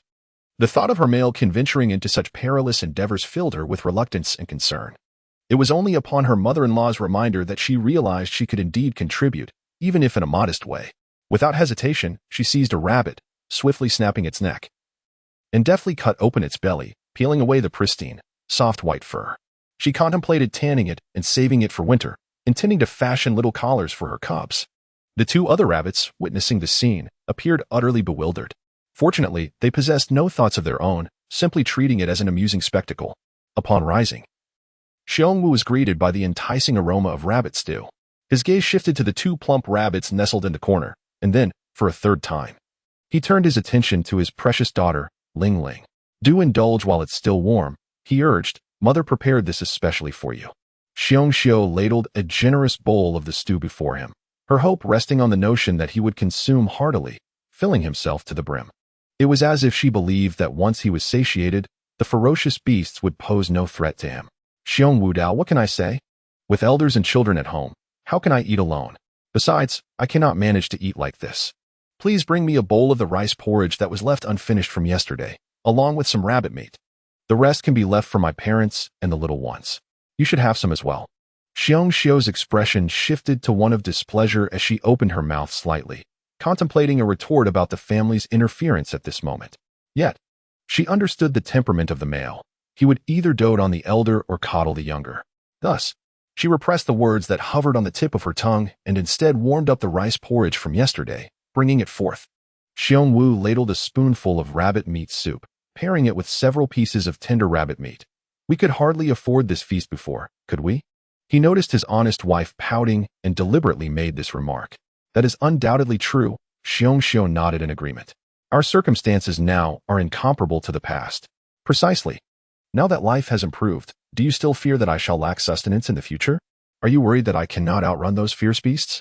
Xiong Xiao lifted his large visage, pondering how Xiong Wu could possibly discern his innermost thoughts. With a smile, Xiong Wu patted the hefty blade that hung at his waist, declaring, with this sword in my possession, what do I have to fear? The scabbard crafted for the stone knife at home fit perfectly. Xiong Wu secured the hilt with a scrap of tattered beast hide, and with the added protection of the scabbard. The orcs could hardly perceive that his weapon was distinct from theirs. Indeed, he possessed such a remarkable blade. At last, Xiong Xiao felt a sense of reassurance and nodded slightly. I believe you will return safely. Then please prepare some rice porridge when mother and father awaken. Let them enjoy a warm meal.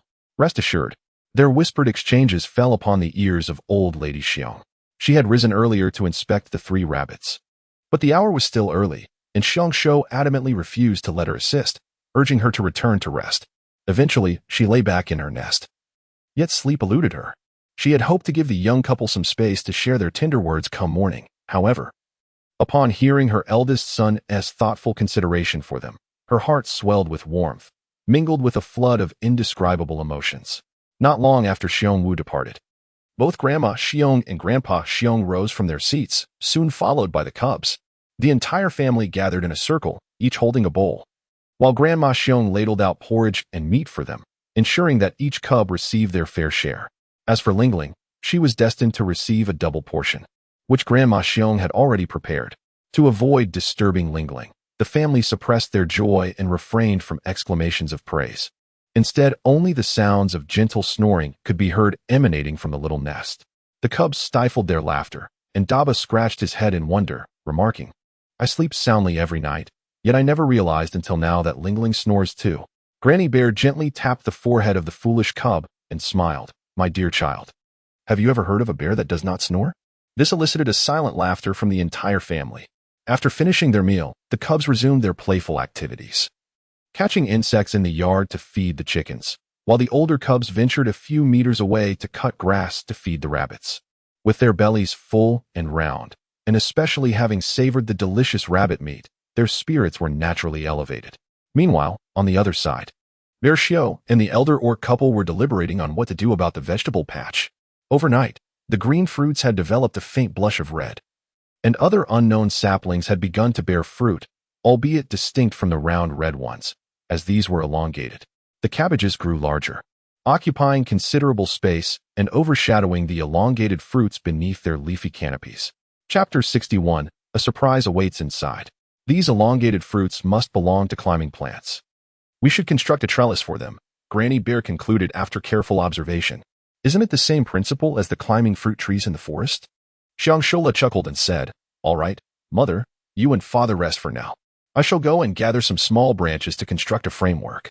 It is quite challenging to cut down the tree trunks for the fence with a stone knife. However, gathering small branches poses no significant difficulty. Besides, if I find it too arduous, I, Xiong Shula, can easily snap a few. Madame Xiong was well aware of her daughter-in-law's strength, and thus she consented, saying, "Then you shall go swiftly and return just as quickly." "All right," replied Xiong Xiu. However, as soon as she stepped beyond the courtyard, she was halted by patrolling male beast men, led by the formidable lion pillar. They urged her kindly, "Sister Xiong, during these perilous times, it would be prudent for you to refrain from wandering about. Should a ferocious beast infiltrate our tribe, we would be unable to spare anyone to ensure your safety, would we? I do not require your protection, rest assured." Xiong Xiu retorted, determined to proceed. Yet, unexpectedly, the deer veterinarian emerged to block her path, turning to smile at Lion Pillar and saying, "You may continue your patrol. I wish to have a few words with the Xiu." Very well, they acquiesced, acknowledging that they could not concern themselves with every detail, and moved onward. But what could the deer veterinarian possibly want with her? Xiong Xiu presently harbors a rather unfavorable impression of him. Ever since that day when she indirectly inquired about the divine fruit, the mere sight of this deer veterinarian unsettles her. However, due to his elevated status within the tribe, she has refrained from voicing her discontent. Yet, true to her nature, Xiong Xiu possesses not only a forthright character, but also a propensity to wear her emotions on her sleeve, unable to feign otherwise. "What troubles you, Xiu?" The entire tribe is currently in lockdown, unable to venture outside, and yet you are determined to defy this edict. This is a blatant infringement of the chief's orders. Are you displeased because the lion pillar has admonished you? "I am not," Xiong Xiu exclaimed, her eyes widening in protest. Her discontent has nothing to do with that matter at all. "What do you mean, I am not? Just take a look at your face." The deer veterinarian scrutinized her from head to toe, a look of disdain creeping into his eyes. TSK, while every household is enduring hunger, you seem to have grown even plumper. Have you been indulging in sumptuous feasts at home? I heard your family has cultivated some fruits. Have they borne any? No, not at all. Xiong Xiu was taken aback. The deer veterinarian was indeed the wisest in the tribe, for he seemed to know that their household had been faring well lately. As for the matter of the red berries, it was far too complicated to articulate at that moment. Thus, Xiong hastily declared, "Since I have violated the rules, I shall return home." With that, she turned on her heel and headed back, while behind her, the dear veterinarian revealed a smirk of disdain.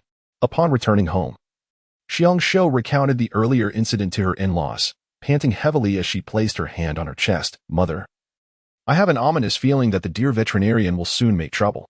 That scoundrel has never harbored good intentions. Have you forgotten that whenever there was good meat in the tribe, he would demand a cut? Just like with Lingling's offspring. He visited twice without offering any real help. Yet he audaciously requested 2 gifts in return." Reflecting on the 2 beef legs, Xiong still felt a pang of sorrow. Had it not been for the fear of the dear veterinarian's considerable power within the tribe, she would never have been so generous. Listening silently to the conversation between the mother-in-law and daughter-in-law, Xiong suddenly raised his head. "It seems we must prepare ourselves early and not allow this scoundrel to take advantage." Meanwhile, the dear veterinarian, having caught up with the group, indeed began to sow discord. After engaging in idle chatter with Lion Pillar, he feigned a look of grave concern. "Pillar, I must remind you of something." "What is it, uncle?" The dear veterinarian's own father was a close friend, and he was the sole practitioner of medicine in the tribe, earning Lion Pillar's utmost respect. "The truth is," the dear veterinarian whispered, drawing him aside, "our tribe is currently in a perilous situation. Those 4 on the periphery, one must admit that they are quite impressive. With them, our tribe is much safer. Should we not do something for their families?" "Uncle, do you mean providing food for their 4 households?" "No, not that." The dear veterinarian quickly shook his head. "Let us set aside the distribution of food. Every household is struggling right now. Even if we were to take from your home, it wouldn't suffice for long. Instead, we should focus on ensuring their safety. For instance, consider Xiong Wu's family. Imagine the horror of those vile beasts sneaking into their home unnoticed during those days. Indeed, fortunately, the cubs were unharmed. Uncle, do you have any ideas? What if we thoroughly search the Xiong household every day to prevent any vile beasts from hiding in corners?" "That sounds good. Only if the Xiong family is in a secure environment can Xiong Wu and the others feel at ease while patrolling outside." The dear veterinarian smiled broadly, patting Lion Pillar on the shoulder. "Exactly. Uncle thinks the same. How about after we finish patrolling, we check on their home again?" "All right." Lion Pillar, being a straightforward man, was not adept at deciphering the dear veterinarian's cunning schemes, and he readily agreed. Not only did he agree, but he also eagerly shared this brilliant idea with the other males, conveying a sense of duty to care for the families of those brave warriors on the periphery. True to their word, after completing their patrol, the males headed straight for the Xiong household. Sister Xiong, what seems to be the matter?" The Lion Pillar noticed that Xiao, the bear, was seated in front of the house, drenched in perspiration, diligently twisting a rope from the coarse grass. Though the length of the rope was modest, it was evident that he was exerting considerable effort. "Ah, it must be the heat," he chuckled. Xiao wiped his brow and grinned. "Have you completed your patrol? For the safety of your home, we must enter and take a look," said the dear veterinarian, eyeing the door blocked by Xiao, suspecting that something unsavory lurked inside. Today, he was determined to gain entry. "The house is hardly spacious, dear veterinarian," Xiao frowned. "If there were any ferocious beasts, would we not have noticed? Besides, there are young ones in here, not to mention my parents." "What nonsense. We are here for your own good. Step aside." Seeing Xiao, who was usually so forthright, resist their entry, the dear veterinarian felt an urgent need to enter. However, the bear's considerable size made it impossible for him to simply push through. All right. No need to get angry. Isn't this for the sake of my family? Then why do you still seem vexed?" Xiong stood up with a look of helplessness, tilting her body slightly. Before she could steady herself, the dear veterinarian rushed in, his actions and expressions suggesting that a fearsome beast lurked within, leaving the Lion Pillar utterly bewildered. Just as he contemplated entering as well, to his surprise, the dear veterinarian emerged, his face drawn and dejected. What could have transpired? The onlookers were left in a state of confusion. Just as someone was about to inquire what the dear veterinarian had witnessed, they heard him exclaim towards the interior, "Tribe leader, I had no idea you were inside."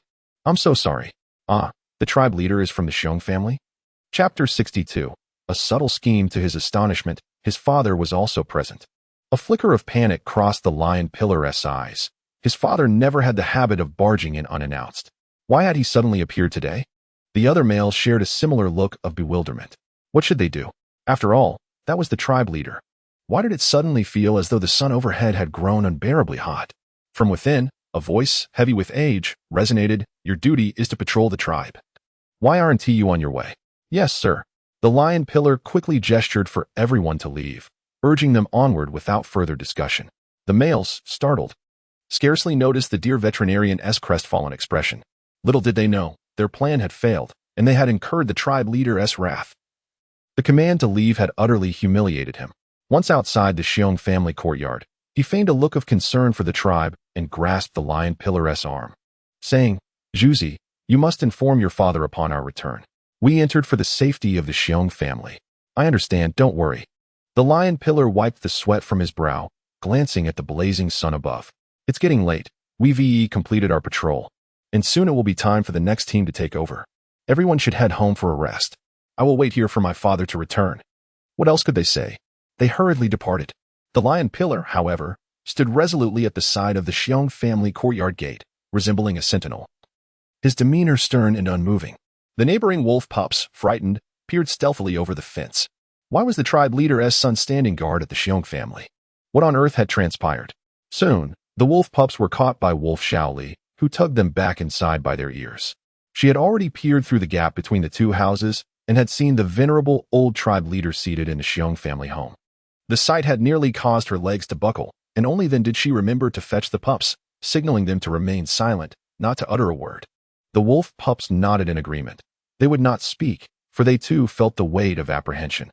The events date back to when Xiong Xiu returned home and informed her in-laws of the dear veterinarian's ill intentions. Inspired by this, the old matriarch of the Xiong family devised a plan, albeit one that required awakening Lingling's cub. "Bao Bao, can you still find the seeds of the red berries?" Xiong Lingling was in a deep slumber, drowsily gazing at Granny Bear. After a moment of blank contemplation, she finally nodded and said, "Yes, that's splendid." Madame Bear, filled with joy, gently rested her hand on her little shoulder and said, "Baba, I am uncertain if you comprehend the words of an elder, but I wish to convey to you that our tribe is now in a moment of utmost peril. Many of the orc families have begun to suffer from hunger, while our bear family, in contrast, has been blessed with an abundance of fruit. Such prosperity inevitably invites envy, and when these orcs become envious, unfortunate events are likely to unfold."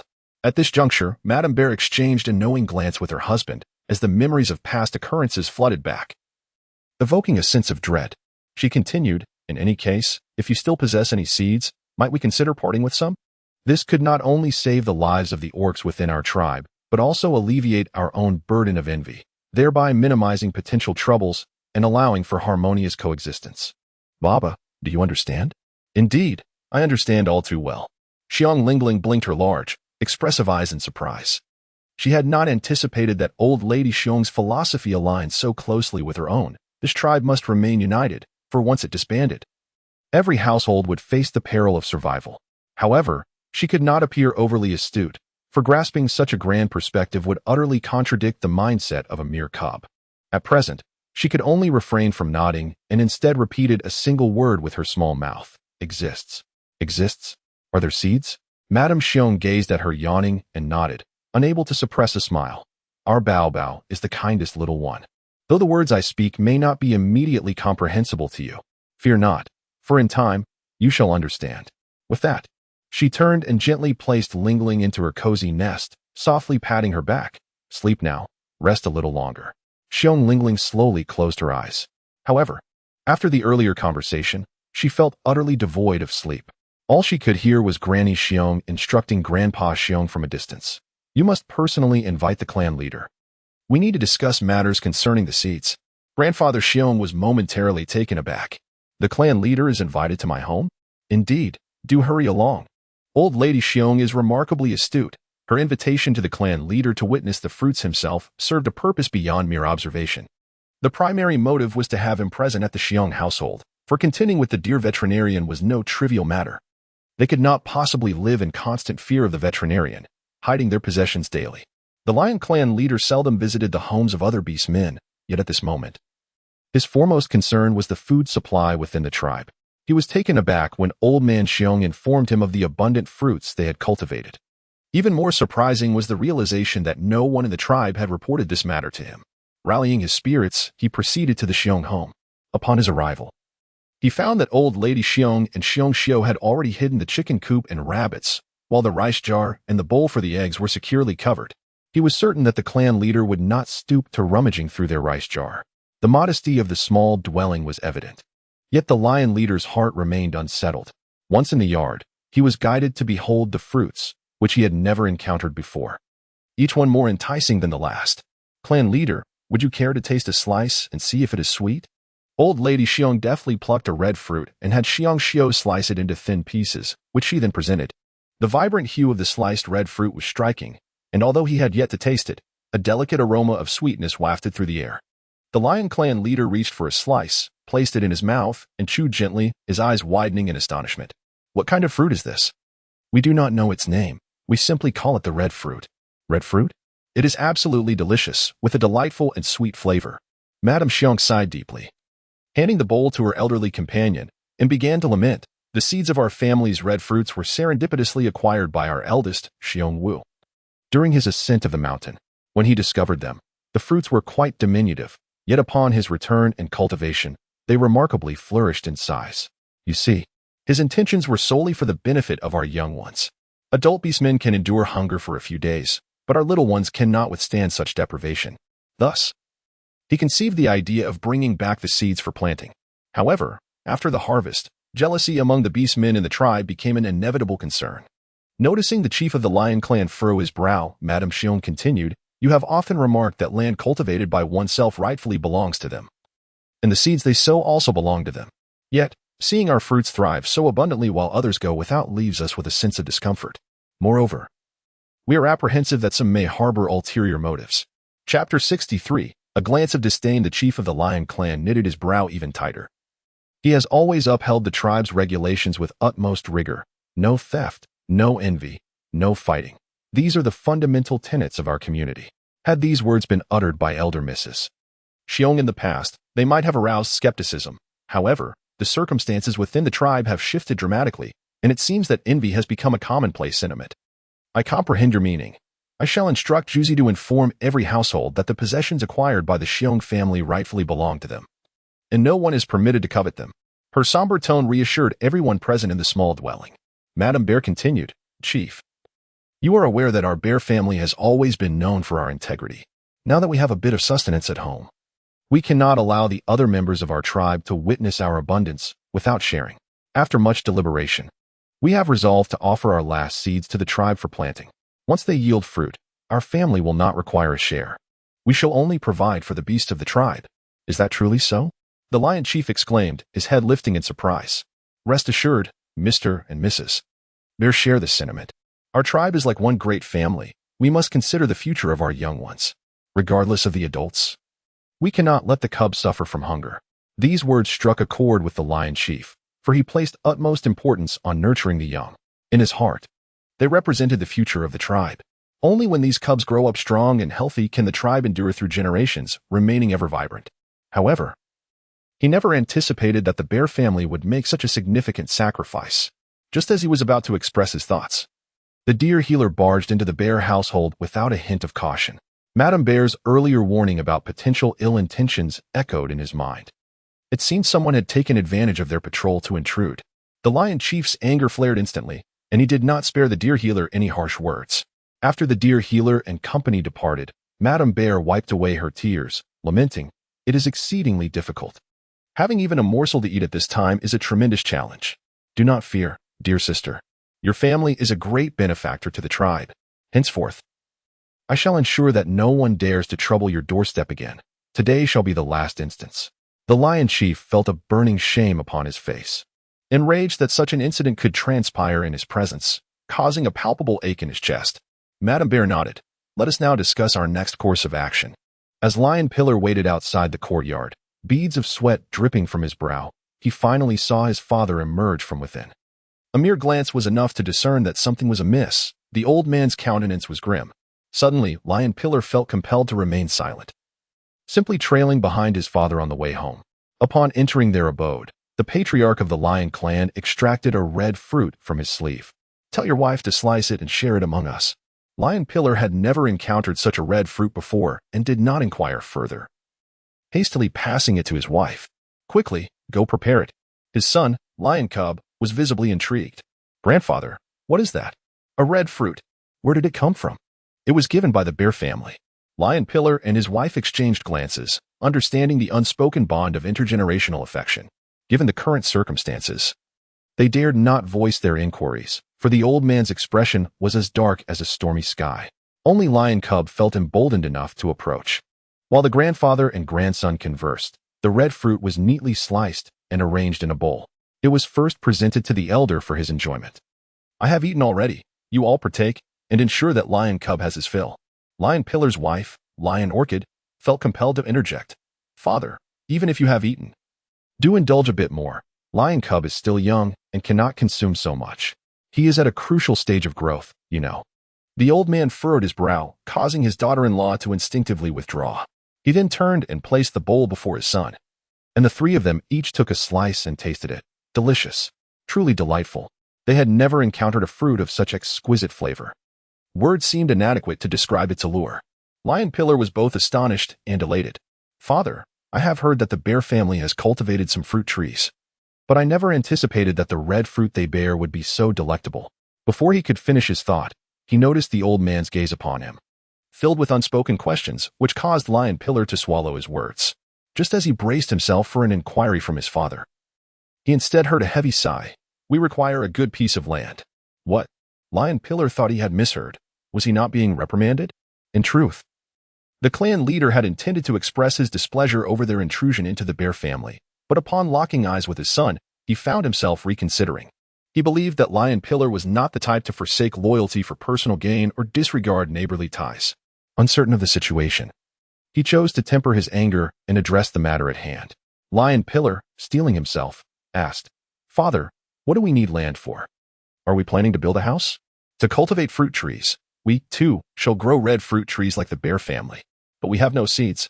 The bear family will provide them. The couple, known as the Lion Pillars, were taken aback upon hearing the news. They had not anticipated the generosity of the bear family. Shortly thereafter, the elder proclaimed that henceforth, all the orcs in their tribe ought to regard the bear family with greater respect. Any further bullying of the limping bear Wu or disparaging remarks about Lingling's intelligence would be utterly unacceptable. The Lion Pillars nodded in agreement, for they had never engaged in such behavior as the other orcs, and internally, they harbored disapproval of it. After lunch, during the second round of patrol, the Lion Pillar led his team while simultaneously scouting for barren land. He had his eye on a plot in the southern corner of the tribe, spanning several hundred square meters. Years ago, the tribe had intended to use it for building houses, but abandoned the idea due to its steep slope. Behind this wasteland lay a mountain, with the front being relatively open. Once they cultivated fruit there, they would only need to guard 3 directions. As he was examining the area intently, the deer veterinarian approached and asked, What are you looking at? After glancing in the direction of the empty space and seeing nothing, no trace of prey, he inquired further, By the way, did you mention to your father the reason we visited the bear family? Oh, I forgot. The Lion Pillar exclaimed, smacking his forehead. He had been so engrossed in the discussion about the red fruit that he had overlooked this matter. However, he felt it was now a moot point and assured, You needn't worry. My father is entirely preoccupied with planting seeds now. He won't remember our visit to the bear family. Besides, if he does bring it up, I will explain that we acted in the bear family's best interest, which is indeed true. What? What did you say? The deer veterinarian was incredulous. What seeds? The Lion Pillar replied earnestly, The red fruit seeds that were cultivated in the bear family's courtyard. They are willing to share a portion with the tribe, allowing us to plant them as well. Soon, every household in the tribe will have a share. That's what I was examining just now. Chapter 64. A sudden display of courtesy upon hearing that the bear family was willing to contribute seeds to the tribe. The deer veterinarian could scarcely believe it and asked once more, Are you certain? The Lion Pillar shot him a look. Is there any doubt? You saw my father at the bear family's home, did you not?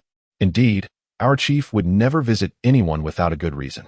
However, he hadn't anticipated that this matter would bring significant merit to the bear family.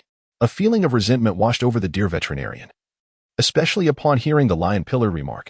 My father said that since the bear family is so considerate of the tribe, henceforth, no one shall bully any member of their family again. If this were truly the case, how could they ever compel the bear family to relinquish the seed of the divine fruit? Though the bear family was attempting to conceal something, The deer veterinarian had been quietly observing their little silly bear. That little bear had undergone a remarkable transformation. Her eyes sparkled with life, and she even smiled at her brothers. The deer veterinarian had even heard her utter a word, albeit just a single syllable. Reflecting on the previously vacant expressions and hesitant movements of the little bear, it was evident that she had evolved into a completely different being. Coupled with the peculiar events surrounding the bear family, such as a large yellow cow crashing into their home and their newfound ability to cultivate crops, the deer veterinarian deemed it improbable that these occurrences were mere coincidences. Particularly, the changes in the little bear were undoubtedly connected to that mystical fruit. Juicy. Do you not find it odd that the seeds the bear family acquired seem rather peculiar? Why is it that we cannot find any seeds while hunting in the mountains? After much contemplation, the deer veterinarian decided to probe Lion Juicy's thoughts. To his surprise, Lion Juicy chuckled lightly, explaining, "It is well known that Brother Bear was once an exceptional hunter. After injuring his leg, he became particularly attentive to gathering food for his young ones, whether it be game or fruit. Over time, he accumulated the seeds from the fruits he collected. We should be grateful for Brother Bear's meticulousness, otherwise our tribe would truly struggle to survive." The deer veterinarian's eyes widened in disbelief. He nearly choked on his own frustration, feeling an inexplicable sense of unease about the bear family, while Lion Juicy perceived them as completely normal and even commendable. "Bah, my stomach aches. I shall not patrol with you any longer." The deer veterinarian suddenly turned on his heel, his face darkening with displeasure, leaving Lion Juicy utterly perplexed. Unable to fathom why the deer veterinarian had claimed to be in pain so abruptly, the other beastmen, standing at a distance, urged him forward, shaking their heads and suggesting he not overthink matters but rather rejoin the group promptly. Upon returning home, he informed his father about the southern slope of land he had his eye on. Chief Lion pondered for a moment before responding, "Time is of the essence. This evening, once the temperature cools, gather the males of the tribe to till that land. We shall plant the red fruit seeds tomorrow." The urgency of the matter was evident. If the red fruits ripened and matured as swiftly as those of the bear family, the beastmen of the tribe would have newfound hope. Lion Juicy agreed. "Very well. This task shall be accomplished." After receiving the chief's promise, the trepidation and anxiety that had gripped the Xiong family began to subside. Now, the matter of the fruit trees in the courtyard no longer incited fear of exposure. To prevent the saplings from withering, Xiong Xiu took 2 buckets to the river to fetch water for irrigation. Typically, the patrolling male orcs would have insisted she return and refrain from wandering about. However, with the chief's directive and the acknowledgement of the contributions made by the Xiong family, the orcs turned a blind eye to her endeavor. Some even took the initiative to greet her. "Sister-in-law Xiong, please be cautious. Sister-in-law Xiong, call out if you need anything." Xiong Xiu, having been married to Xiong Wu for many years, she had seldom encountered anyone in the tribe who would engage her in conversation, let alone in such a courteous manner. It seemed her mother-in-law's words rang true. When one contributes to the tribe, they naturally gain a measure of respect. With this thought, her spirits lifted, and carrying 2 buckets of water felt effortless. She diligently watered an entire plot, drenched in sweat yet never uttering a complaint of fatigue. Observing from within, the elder Xiong could not help but exclaim, "This is Xiu works with such integrity. Her efforts are equal to that of several others." While the families of the second and third sons simply cannot compare, Grandfather Bear is meticulously carving bamboo strips, intending to further secure the gaps in the fence. The old man refrains from uttering feminine remarks, instead letting out a couple of chuckles, saying, "Indeed. Ah, the old fellow." Madame Xiong suddenly leaned in front of him, speaking in a mysterious tone. The 8 treasures promise that there are still seeds, yet this little fellow turned away and fell asleep. You can't help but feel a twinge of concern about whether she truly possesses the seeds. If she does not, would that not be deceiving the clan leader? Grandfather Bear was taken aback. Could it be? He squinted his eyes in the direction of the little den, where the young one was still sleeping soundly, snoring softly, utterly uncharacteristic of one who would venture out in search of seeds. He exchanged a puzzled glance with his wife, genuinely bewildered about where Lingling's seeds could have come from. Could they have fallen from the sky? It was truly something he never imagined encountering in his lifetime. In reality, Bear Lingling was not asleep at all. She was currently hiding within her space. The tribe had finally reached the stage of planting, and the land was indispensable. Seeds were certainly not an issue. But she could not bring the packaging out of her space, for the images and text on it were best kept secret. Moreover, that type of packaging did not belong to this era. It would simply vanish upon exposure. If the beastmen were to witness such an occurrence while holding the packaging, it would undoubtedly spell trouble for the bear family. Xiong Lingling quietly brought in a banana leaf, and now she is diligently tearing open those seeds and pouring them onto the leaf. Various prey and poultry scurry about, the large white rabbit, the small gray rabbit, and the wild boar grunting as it moves. After much effort, she finally managed to package all the seeds, beads of sweat glistening on her brow. Turning her gaze towards the 3 wild boars and the increasingly large yellow ox, she shakes her head. The bear family has recently been subsisting on wild vegetables and eggs. Although they possess white rice, they often reserve it solely for the cubs. If only they could slaughter a poultry at this moment. However, their entrance is rather terrifying. If they were to charge directly into the bear family's yard like that yellow-headed creature, it would be one thing. But if it became a regular occurrence, what would the other beastmen think? It would be strange if they didn't regard them as monsters. Alas, this matter requires further contemplation. Xiong Lingling emerged from the space, still feigning slumber, concealing the banana she had hidden beneath her body. At last, she could indulge in a peaceful sleep. Just then, a piercing scream shattered the serene tranquility of the courtyard. Who on earth possesses such a lack of decorum? A jolt of alarm surged through her, rendering any hope of rest futile. Listening intently, it was apparent that the newcomer bore ill intent. Indeed, it wasn't long before Xiong Lingling stormed into the room, seething with fury. Chapter 65. Trouble afoot. Before she could even utter the word sister-in-law, it caught in her throat. Impulsivity is a devil, and Xiong Lingling did not anticipate that upon entering the small abode, she would not find Xiong Xiu, but rather her in-laws seated in the corner. At that moment, her parents-in-law were glaring at her with expressions of indignation. There was no need for further words. Xiong Lingling directly admonished her in a hushed yet forceful tone. "Shut your foul mouth. Can't you see Lingling is still asleep?" Xiong Lingling, caught between laughter and tears, wore a face contorted in disbelief.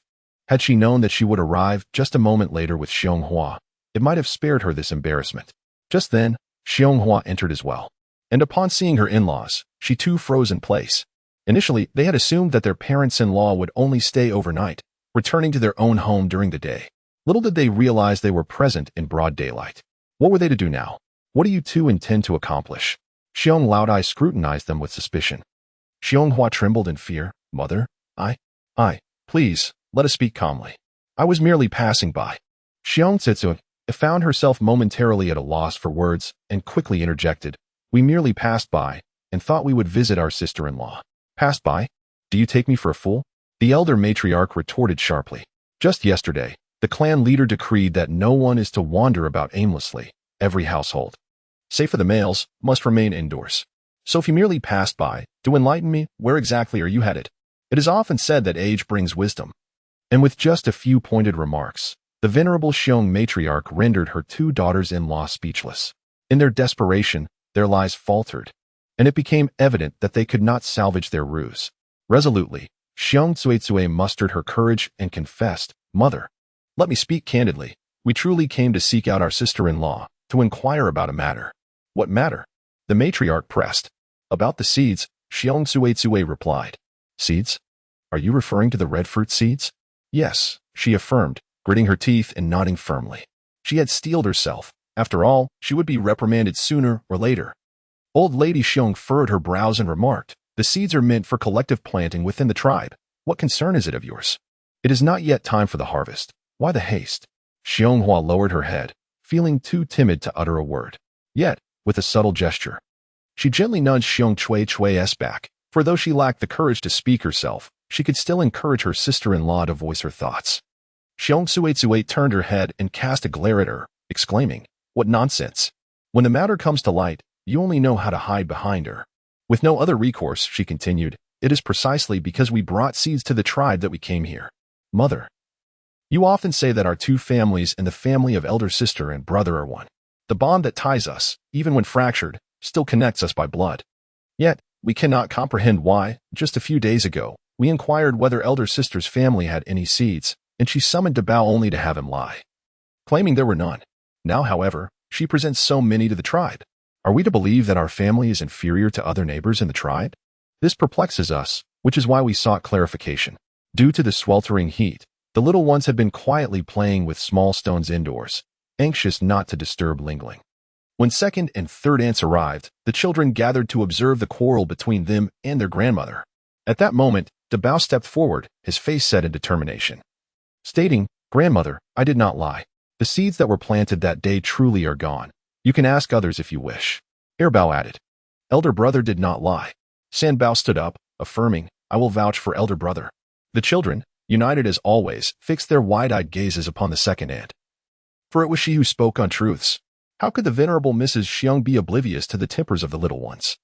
Though they may exhibit a playful streak at times, they would never resort to deceit. Moreover, she is acutely aware of the nature of those seeds.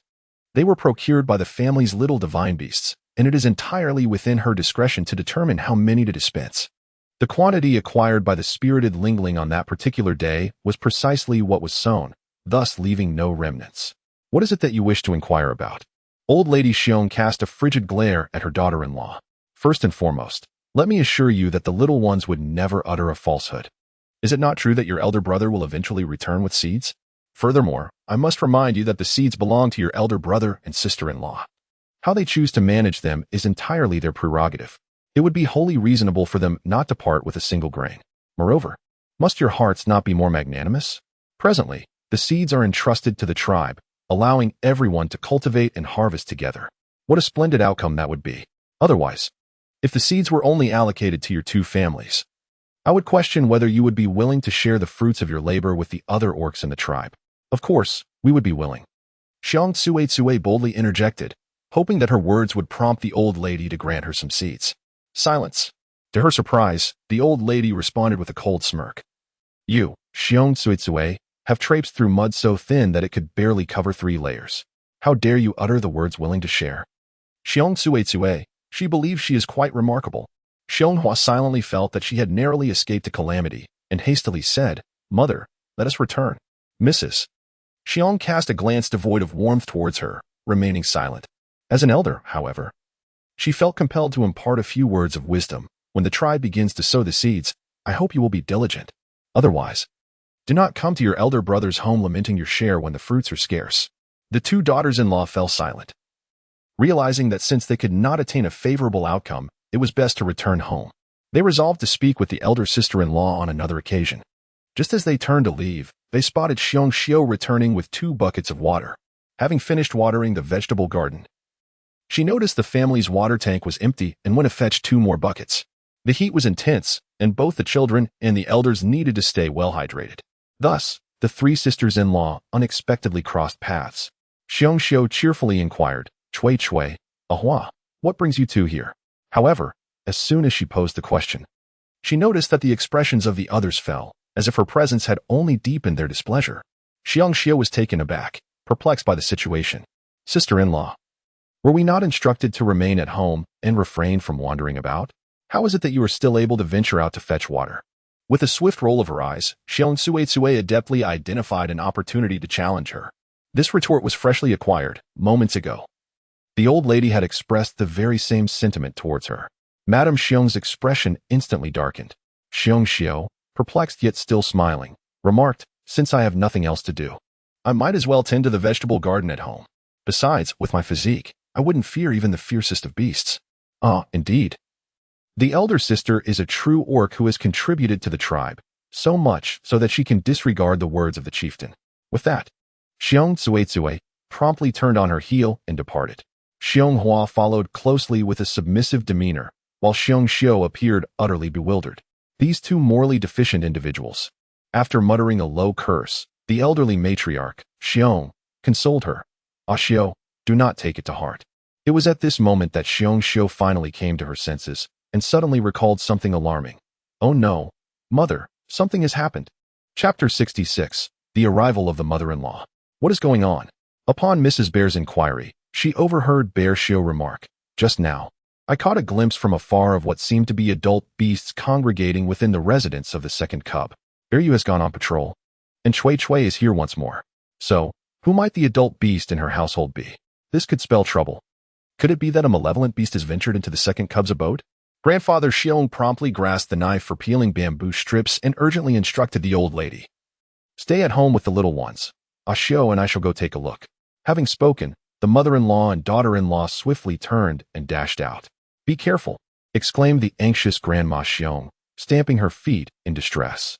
Could they not enjoy a few peaceful days? Grandfather Bear and Xiao Bear transformed into their beast forms as they ran, the sound of their thundering footsteps startling everyone around. The villagers they passed hurriedly prepared for a potential threat, fearing that a ferocious beast had entered their midst. Tension filled the air. However, to their surprise, when Grandfather Bear and Xiao Bear finally reached the home of Bear Friend, they found a scene of distress. "Mother, please stop crying. You've traveled such a long distance and must be exhausted. Have some water." "Oh, my daughter, my life is so hard," sobbed the elderly female. "Mother, please." Upon pushing open the door, they were taken aback to see Bear Chui Chui weeping inconsolably while cradling an elderly female beastman in her arms.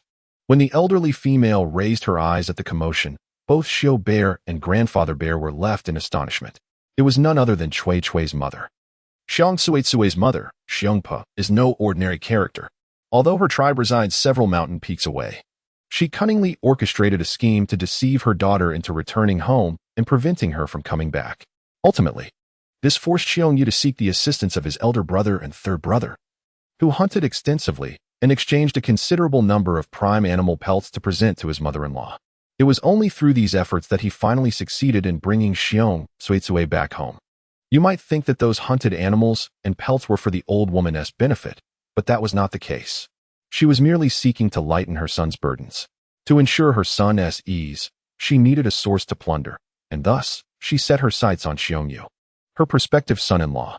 Consequently, Xiongyu had endured considerable hardships in recent years, striving to provide for his family, while also contending with his mother-in-law's extortion. It was akin to a mute man consuming bitter lotus, with no means to express his suffering. After all, who could blame him for falling for Xiong Tsuitsue when he encountered her on his hunting expedition? Because of this situation, Grandpa Xiong and Grandma Xiong harbored deep resentment towards their in-law, having avoided visiting for many years. Yet now, fate had brought them face to face. "In-law?" Upon spotting the visitor, Xiongpa immediately rose to her feet. "Ah, Xiao? Oh my, did you and your daughter-in-law come to greet me upon seeing my arrival? Such warmth is simply overwhelming. In-law, how have you fared all these years?" Grandpa Xiong remarked. Whether it is good or bad is none of her concern. Xiong Xiao felt quite embarrassed. "Oh, it's you, madam. When I passed by just now and caught a glimpse, I thought you were a fearsome beast." As he spoke, he transformed into the appearance of a beastman. Grandfather Xiong, swayed by the presence of his son, nodded slightly and turned to leave. "Oh, dear in-law, please do not depart just yet. Why do you not inquire about the purpose of my visit?" Grandmother Xiong, noticing the elder's intention to leave, hurriedly stepped forward to pursue him with her question. Grandfather Bear nonchalantly remarked, "I have always refrained from meddling in others' affairs." On hearing this, Xiong Xiao could only force a smile and hurriedly followed in her father-in-law's footsteps. Observing the sudden departure of the couple, Grandmother Bear's smile vanished in an instant. "Humph. What is so impressive about that? Mother, they truly are remarkable now," sighed Xiong Tsuitsue from behind. "What is going on? Do tell me, mother." Madame Xiong anxiously awaited at home, only to be taken aback by the news brought back by her son-in-law and daughter-in-law, the arrival of the old witch into their tribe. This was indeed unfortunate. With food supplies already scarce, the presence of that old hag would undoubtedly exacerbate their plight. Madame Xiong clenched her teeth in anger, recalling past grievances. After all, Xiongyu was her son, and what mother could bear to witness her child being plundered by his mother-in-law without feeling a pang of sorrow? She found herself wishing fervently to drive that old scoundrel out of the tribe. However, she realized that this predicament was one her son must resolve on his own. Grandpa Xiong also felt a sense of distress, yet they were powerless. Meddling in their son and daughter-in-law's affairs would only complicate matters further. Although Grandma Xiong did not verbally agree, she still went to wait at the gate of the courtyard. When the patrol team arrived, she called out to Xiongyu and whispered, "Your mother-in-law is here." "What?" Upon hearing the term mother-in-law, Xiongyu now experiences an unsettling chill that courses down his spine, as if every hair on his body stands on end. "Mother, you wouldn't deceive me, would you?" "Deceive you? Whatever for? Your father witnessed it with his own eyes." "My dear, heed my words. With the current scarcity of provisions, you must prioritize the well-being of the children. Your little brother has arms and legs. Why does he not venture out to hunt for himself? Even if he fails, who can he blame? Our tribe faces the same plight. Remember, no one is more important than the children." "I understand, mother. I do not wish for her presence either. How about this? I will discuss it with Chui Chui at my earliest convenience and ensure she departs promptly. That would be most agreeable. After conversing with his mother, Bear Friend found himself engulfed in an overwhelming heaviness. During his patrols, he felt an aversion to engaging with other orcs, even nurturing a desire to continue patrolling indefinitely and avoid returning home. When he heard Lion Column mention the possibility of returning to rest, his immediate reaction was, "Column, shall we patrol once more?" All the males instantly turned to look at him, bewildered by his request to forego rest on such a sweltering day. Lion Column interpreted this as a sign of responsibility, expressing his appreciation. "Do not worry. After we rest, another team will continue the patrol, allowing everyone to share the burden." With no choice but to acquiesce, Bear Friend nodded in agreement. "Ayu, you're back?" Just as he reached his doorstep, a voice made his scalp tingle, causing his already slow steps to falter. As his gaze slowly turned towards that insincere smile, he found himself at a loss for how to respond. Xiong Suetsue hastily nudged his arm. "Quick, call for mother." "Mother." It was a struggle to utter just a single word. The expression on Xiong Po's face immediately fell. "What's wrong? Is my arrival unwelcome?" "Oh, how could that be?" Xiong Yu entered the room and casually asked Xiong Suetsue to fetch him a bowl of water. To his surprise, Xiong Pa held Xiong Suetsue back. Smiling warmly at Xiong Yu, "Dear son-in-law, you can serve yourself. Suetsue has been working hard at home with the little one. You shouldn't burden her like that." The expression on Xiong Yu's face shifted. He had no intention of commanding her. After all, isn't it customary for spouses to assist one another? Fortunately, Xiong Suetsue quickly interjected, "Mother, look at all the sweat on his brow. Allow me to fetch some water." With that, she hurried to pour a bowl of water, casting a glance for Xiong Yu to take it. Xiong Yu, suppressing a torrent of frustration, finished the water and summoned his courage to ask, "Mother, when do you plan to leave?" Chapter 67. Immediate demands upon arrival. What do you call this? Upon hearing the second remark from her friend, the bear matriarch was taken aback, for it was a question regarding her departure date. Infuriated, she exclaimed, "Do you possess no sense of decency? I have scarcely crossed the threshold, and you are already urging me to leave." The friend felt as though his scalp might explode. Every word, every sentence, every expression from his mother-in-law seemed aimed directly at him, as if marrying their daughter, Xiong Tsui, had indebted him to her ancestors for generations. Yet, he found himself unable to resist. At the slightest hint of defiance, the formidable matriarch would declare, "Fine, I shall take my daughter back, and you can manage your little ones alone." In the realm of the beast men, there is no notion of marriage certificates nor any legal protection. Couples cohabit solely based on mutual affection. If they choose to part ways or pursue relationships with other beast men, they face no repercussions. Thus, the friend lived in a state of trepidation, fully aware of Xiong Suetsue's nature. Although she appeared astute in her daily life, in the presence of her mother, she transformed into a docile daughter devoid of independent thought. If her mother were to suggest taking her away, she would indeed abandon her children without hesitation. It was a heart-wrenching reality for the little ones. For this reason, the friend endured in silence. "Mother, that was not my intention." Swiftly, he donned a smile and spoke in a conciliatory tone. "My inquiry was merely to plan our meals for the coming days. Hunting is already challenging, compounded by threats from ferocious beasts. Consequently, every household in our tribe is relying on winter provisions. Enough of your chatter. I am well aware of the beast problem. Or I wouldn't be here," she retorted. Despite the son-in-law's attempts to placate her, the mother-in-law remained unyielding, turning to sit upon a wooden stool, assuming an air of authority. "Our tribe has also suffered from the depredations of these beasts. At this point, forget about winter supplies. We are nearly reduced to gnawing on tree bark. I traveled such a distance to request some food from you, yet your words suggest you are lamenting poverty?" The friend, she admonished, "Let us dispense with these games. Perhaps your household lacks provisions, but surely your elder brother's does not?" With a sense of helplessness, Xiong Yu cast a glance at Xiong Suetsue. It seemed that she had divulged all the matters concerning her elder brother's household to the old lady. The old bear woman continued, saying, "In any case, since I have come, I shall not return empty-handed. Whether you go to the eldest or the third family, you must procure some provisions for me to take back." Xiong Yu was overwhelmed by a sense of despair, his pleading gaze directed towards Xiong Suetsue. Yet, it was evident that this woman was firmly aligned with her mother. Instead of offering a word of comfort to the elderly lady, she proceeded to massage her shoulders, assuring her, "Mother, rest assured, he will devise a solution." What solution could possibly be conceived? At that very moment, Xiong Yu and Xiong Chang, the siblings, approached. Adding to the tension, the bear cub, with a huff of indignation, complained, "Grandma, my uncle's family has an abundance of wild mountain eggs. And there's white rice in the jar." "What is white rice?" Grandma Bear only knew about corn. Without hesitation, Bear Tsitsue rushed to gather a handful of the precious white rice that they had been saving. "Mother, look. It's this kind. It's sweet and fragrant. Far superior in flavor to corn." It truly looked delightful. Grandma Bear discreetly swallowed a mouthful of saliva and suggested, "Let us prepare white rice porridge for our meal today." The entire Bear Friends family appeared somewhat taken aback. The white rice, which they usually refrained from consuming, was suddenly requested for cooking by this elderly lady. At that moment, not only did the bear friend harbor feelings of disdain, but even the most oblivious among them, Bear Chong, was left utterly bewildered. His intention in reporting to his grandmother was not to elicit such a response, was it? Xiong Yu faintly tugged at the corners of her mouth, thinking to herself, "Xiong Chong, you foolish one, now you are the one suffering, are you not? What? Are you reluctant?" Xiong Po's gaze swept across the crowd.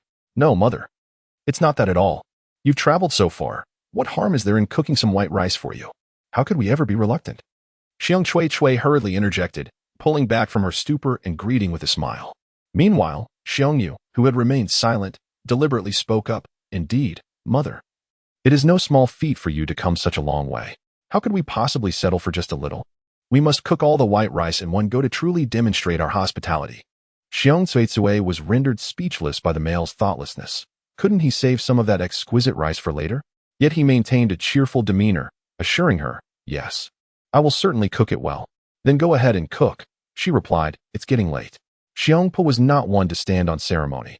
After delivering her words, she scanned the room for a cozy spot, found a suitable corner, and settled in with a sigh, declaring, "Call me when it's ready." Almost as soon as she finished speaking, she began to snore deeply. "Mother, that's my bed," Xiong Yu protested, stamping her foot in dismay. Her nest had always been off limits to others, especially since her grandmother had traveled from afar, muddy and dusty, without even bothering to clean herself before lying down. It seemed rather inconsiderate, didn't it? However, as soon as the words left her lips, she was met with a reprimand from Xiong Tsuetsue. "What's wrong with letting grandma rest in your bed? How can you be so inconsiderate?" "Father." Xiong Yu turned to Xiong Yu for support, but he was even more unyielding, simply retorting, "Do you think I have any power to intervene?" "What do you mean by that?" Xiong Tsuetsue glared at the male, noticing her mother's arrival, and his tone turned sarcastic. With a slight turn of his head, Xiong Yu dismissed her words as inconsequential. Having uttered his thoughts, he pushed open the door and stepped outside. Initially, he intended to recline in his nest for a while. But upon witnessing his mother-in-law's demeanor, he felt an overwhelming sense of suffocation even at the thought of sharing the same room with her. Thus, he chose to leave the confines of his home. As he walked away, Xiong Tsuetsue glared and muttered a few curses under her breath. Once she finished her outburst, she set about tidying up and began to prepare dinner.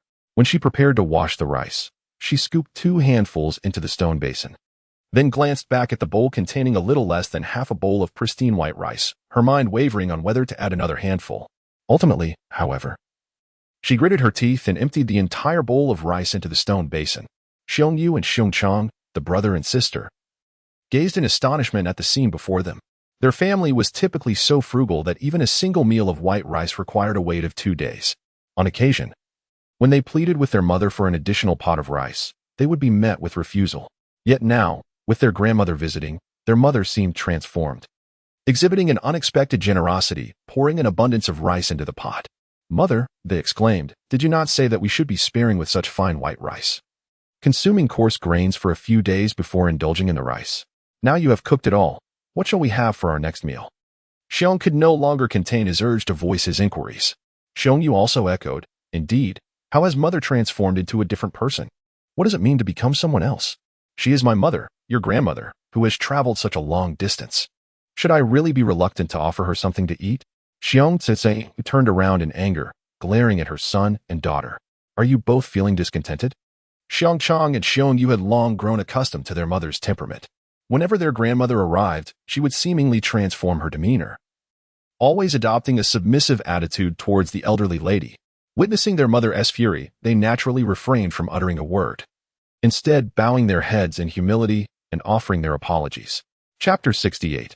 Each living their own lives. Xiong Tsuetsue, upon receiving apologies from her children, nodded in satisfaction and solemnly admonished the two little ones. Remember this, you must never conceal anything from your grandmother. She is my mother, and without her, I would not exist.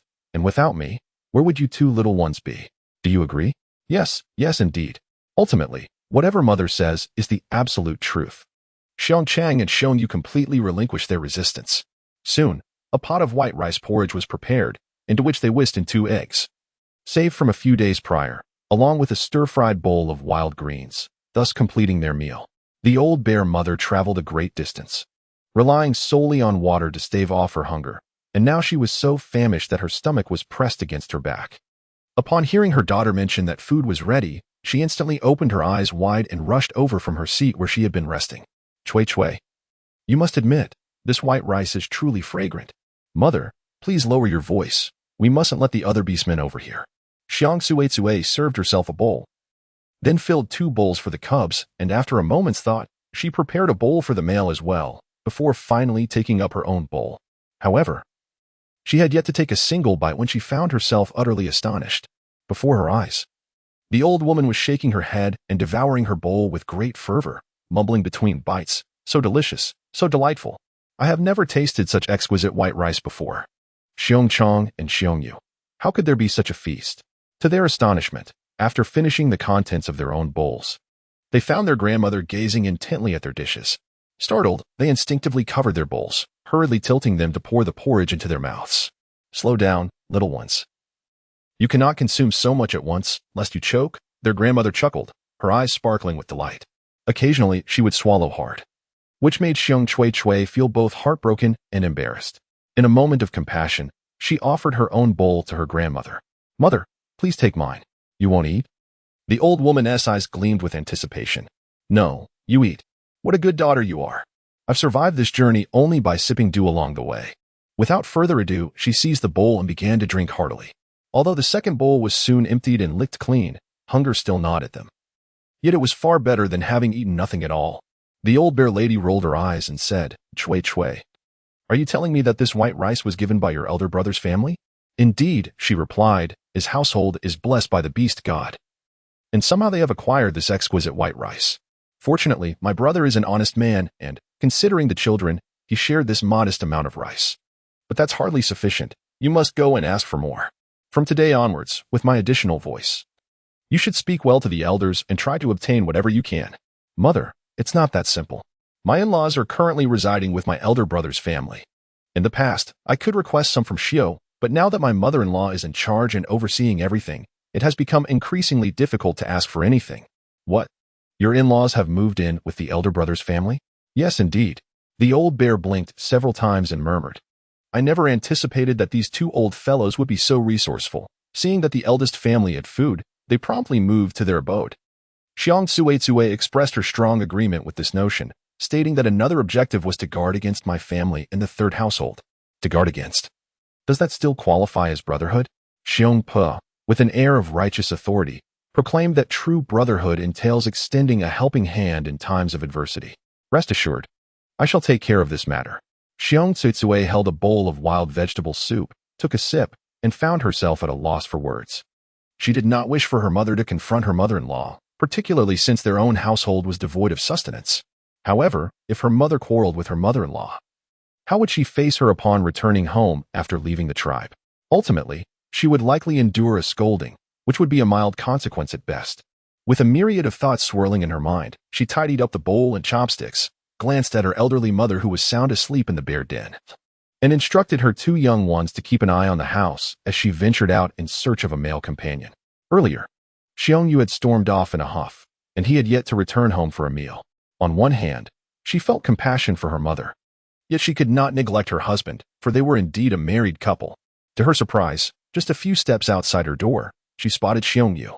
He was squatting beneath a banana leaf tree, his back turned to the path, idly drawing something on the ground with a small stick.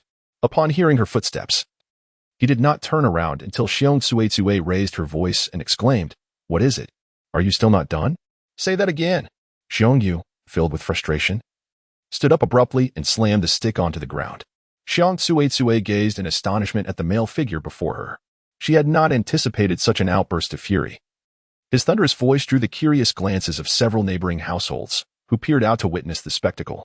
Instantly, a sense of humiliation washed over her. For Xiong Tsue held her pride in the highest regard.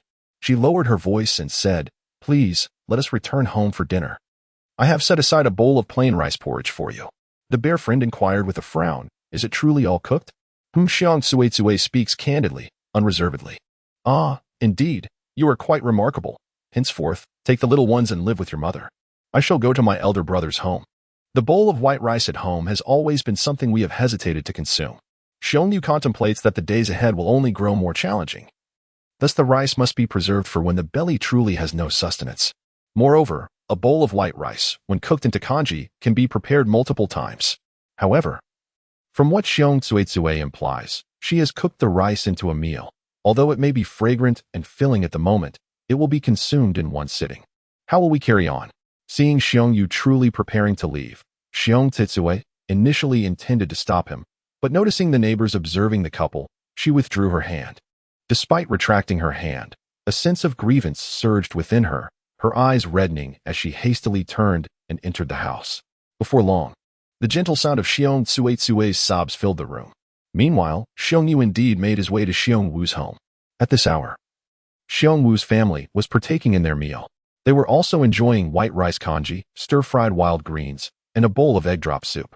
As they savored their food, the unexpected appearance of Xiongyu at the door took them by surprise. He typically would not show up at this hour. Second brother? Xiong Wu was the first to speak, noticing that Xiongyu's complexion appeared grim, as if something troubling had occurred.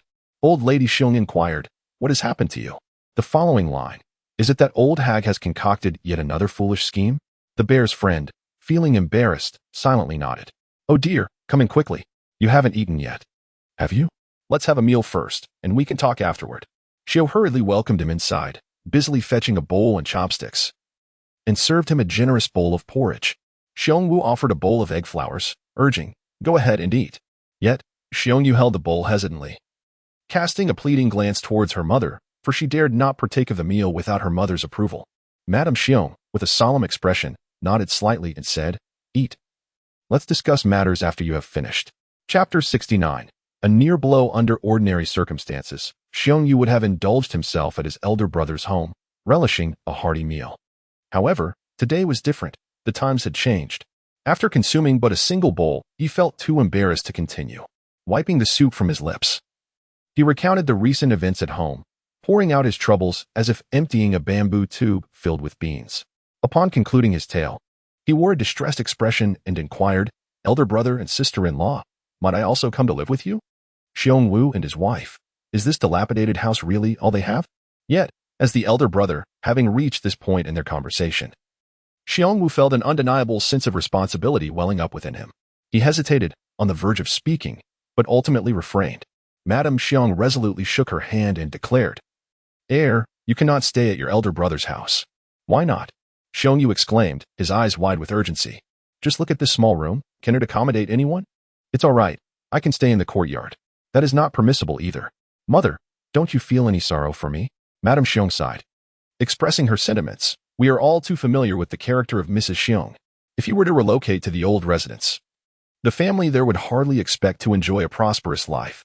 Moreover, all the vegetable plots at home have been noted by her. Will she rest until she has claimed 3 inches of land from the old family? Yet, I have no desire to return to that household." As soon as the words escaped Xiongyu's lips, he froze, his gaze fixated on the outside of the house. The crowd turned their heads in unison, only to behold Granny Xiong peering curiously over the fence of the small courtyard, clearly intent on entering. This was unacceptable. The vegetable patch inside could not be exposed to her sight, nor the water buckets and rice jars, and the 3 old hens had yet to be hidden away. The fact that these 3 hens could lay 20 eggs every other day was a secret even from the families of Air and San. In short, should Granny Xiong catch sight of these items, extricating oneself from her grasp would prove to be a cumbersome endeavor. Without a moment to spare, Granny Xiong swiftly turned and exited the house, transforming instantly into her beastly form to block the entrance of the courtyard. Sneering coldly, I wondered who it was. "Turns out it's you." The bear matriarch was taken aback. "Oh, dear mother-in-law, it has been quite some time since we last met. Is such a strong reaction truly necessary?" she said, stepping back. However, the elder bear was not one to indulge her. She strode out of the courtyard, pressing the bear woman backward. The way you treat my second son leaves me hesitant to acknowledge you as family, were it not for the sake of the little ones. I wouldn't even entertain the thought of conversing with you." The bear matron, filled with indignation, transformed into her beastly form, exclaiming, "What nonsense is this? Are you the only one who can change?" Unfortunately, her beastly shape appeared rather lackluster, emaciated and drooping. Yet she compensated for it with her booming voice. "My Chui Chui would suffer immensely living with your bear friend. Bah." The spirited old bear bestowed upon her a greeting of saliva-laden disdain. "You know very well how much prey you've filched from second brother." At that moment, bear friend stealthily hid by the side of the yard gate. To his surprise, his mother was actually defending him today. However, such candid remarks would only make his future more arduous should they reach Chui Chui's ears. Just as he contemplated saying something to diffuse the tension, the spitting bear matron, in a fit of rage, swiped a paw at the old bear. The force of a bear's paw in beast form is formidable, capable of reducing an ordinary beast man to shambles. Fortunately, the old bear was no weakling. She swiftly blocked with her arm and countered with a strike. Too fast for the bear matron to evade. In such circumstances, males typically refrained from intervening, as it was a matter of female combat. Yet, bear friend could only extend his hand to assist his mother-in-law with a protective gesture, saying, "Mother, let it be." The old bear, startled, withdrew her neck. She did not notice the elderly bear giving her son a knowing wink. "Very well, on your account, I shall spare her this time. However, should I ever catch her lurking around the eldest vicinity again, she shall face my wrath." Xiong Yu, huh? He has just now come to the realization that the slap from his mother was intentionally directed at him, meant to elicit a favor from him. When he returns home, he will certainly have an explanation for Xiong Tsui. The recovering Xiong Pa swiftly hides behind Xiong Yu, her mouth still spewing curses. "Who fears you? If it comes to blows, the outcome is still uncertain. Shall we engage in another round of strikes?" Xiong Laotai gazes at her with disdain. "Hurry, my dear. Turn around and persuade my mother-in-law. All right, dear, let us cease this quarrel and return home." As he spoke, he tugged and pulled his wife towards their abode. After traversing a short distance, he suddenly realized that his initial intention was to set up a nest in his elder brother's yard, yet here he was, having left without accomplishing that. Upon arriving home, his wife erupted in a fit of rage, dramatically recounting the confrontation with the old matriarch, embellishing the tale with exaggerated gestures and tears.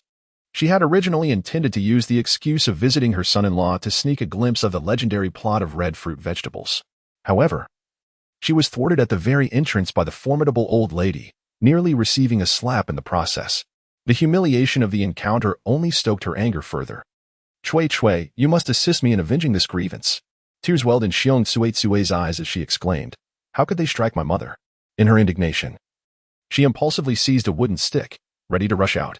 However, Xiong Yu swiftly restrained her, asking, "Are you truly going to confront my mother? It was she who first assaulted mine."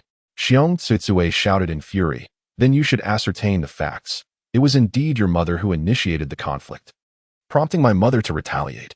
Yet, I prevented her from inflicting any harm. Is that not sufficient?" With escalating tension, she challenged, "So now you wish to attack my mother? Go ahead, I dare you to try." Xiong Tsui was taken aback for a moment and asked, "Mother, is what he said true?"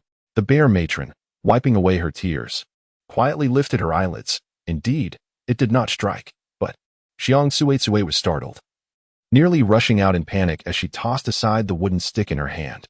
"Could you please articulate your words more clearly in the future? What if I actually went to confront my mother-in-law?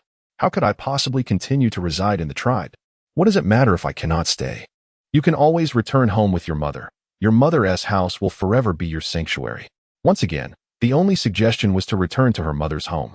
Xiong Tsui glared at her mother in frustration, yet her heart softened as she stepped forward to wipe away her tears. "Please stop crying, all right?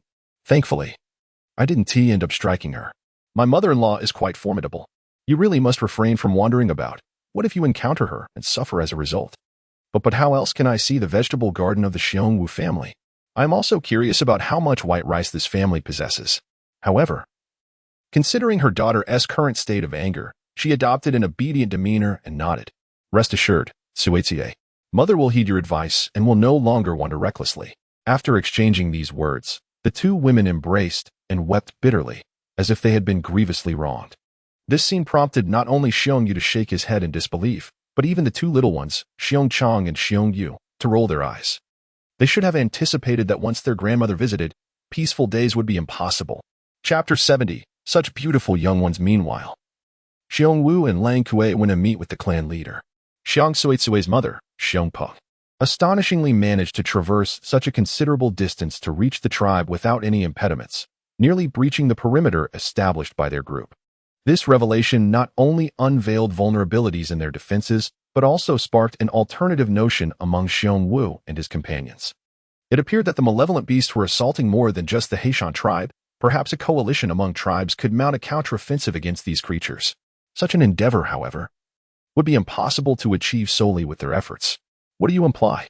The chieftain inquired, raising his gaze to Xiong Wu. We propose that we attempt to establish contact with other tribes. If Xiongpa can arrive at our tribe, then we too can venture out, Xiong Wu suggested. The chieftain fell into deep contemplation. Just days prior, sending Lu Shuyi and Shi Zhuzhu out had posed significant risks. And now they were contemplating dispatching individuals to connect with other tribes, a journey that would undoubtedly extend beyond the proximity of the Heishan tribe. The dangers lurking along the way were well understood by all. I believe it would be prudent to abandon this thought. If our tribe continues to patrol and safeguard as we do each day, the malevolent beast will eventually refrain from approaching. Considering the scarcity of beast men in our tribe, we should focus on leading our humble lives and abandon notions of retaliation. Yet, merely defending without countering would ultimately lead to their downfall. The chieftain raised his hand to interrupt Xiong Wu's forthcoming words and stated solemnly, I am profoundly grateful for the generosity you and your spouse have shown in offering your seeds for the tribe's cultivation. I have already informed Juzi. As soon as the sun sets, we shall commence tilling the sloping land to the south. Once the red fruits are harvested, we shall have sustenance, and the spirits of the people will be uplifted. With both elders and children in our tribe, we seek nothing but safety. Very well. We shall bolster our outer defenses while Juzi and the others plant the seeds, Lang Kuei readily concurred, exchanging a meaningful glance with Xiong Wu. As they departed from the chieftain's dwelling, the two men unexpectedly paused to engage in conversation on their way back. Xiong Wu was perplexed and inquired, Do you not also advocate for a counterattack? Why then do you remain silent before the clan leader? The reason lay in our prior failure to consider the clan leader's temperament. For years, he has instilled in us the principle of achieving victory through stability. Thus, to suddenly urge him to rise in rebellion would undoubtedly be futile. Let us proceed step by step. As he observed Lang Kuei finish speaking and stride forward, Xiong Wu clenched his fists. Were it not for the matters concerning the tribe, these two arch-rivals would never have conversed so calmly as they just did. Moreover, Xiong Wu found himself somewhat bewildered by the recent change in Lang Kuei's demeanor. Previously, he had been perpetually irritable, akin to a thunderstruck individual. Yet now he appeared more subdued. What could be the reason for this transformation? As Lang Kuei walked past Xiong Wu's doorway, he caught sight of a small figure. A child clad in a yellow leather skirt and a cross-body vest, with short brown hair. A small beast man? He could not help but halt in his tracks. Simultaneously, the bear cub and the other adults in the courtyard stood frozen in place. In a serene corner of the courtyard, Xiong Lingling found herself lost in thought, unexpectedly transforming back into her orc form. She raised her petite hands to inspect them, noting the charming 5 fingers, then glanced at her equally adorable feet. As she touched her round little face, she discovered 2 gray handprints left by her own exploration. Her large, sparkling eyes resembled 2 shimmering springs, akin to the luminous moon in the sky. Her delicate, rosy lips bloomed like a tender flower, perfectly set upon her exquisitely sculpted visage. The charm, beauty, and vivacity of this little orc seemed to defy description. No words could adequately capture her essence. Yet, as Xiong Lingling gazed at her hands and feet, the only sound that escaped her lips was a singular exclamation. In truth, she wished to express her relief at finally shedding her fur-covered exterior. But all that emerged was a single syllable. It was then she noticed the surrounding silence, as still as a serene night. Turning her gaze around, she beheld the faces of her companions, and her flower-like mouth broke into a radiant smile. Sister Ba, it's really you, she exclaimed. In an instant, 7 brothers rushed toward her, each eager for a hug, and the Xiong household erupted in joyous cheers, their delight palpable. Suddenly, someone darted past Wolf Kuei, calling out, Baba. My precious Baba. Xiong Wu, filled with exuberance, rushed forward to embrace the cub, glancing left and right, his joy swelling as tears brimmed in his eyes. At last, Bao Bao has returned to normal, he exclaimed with delight.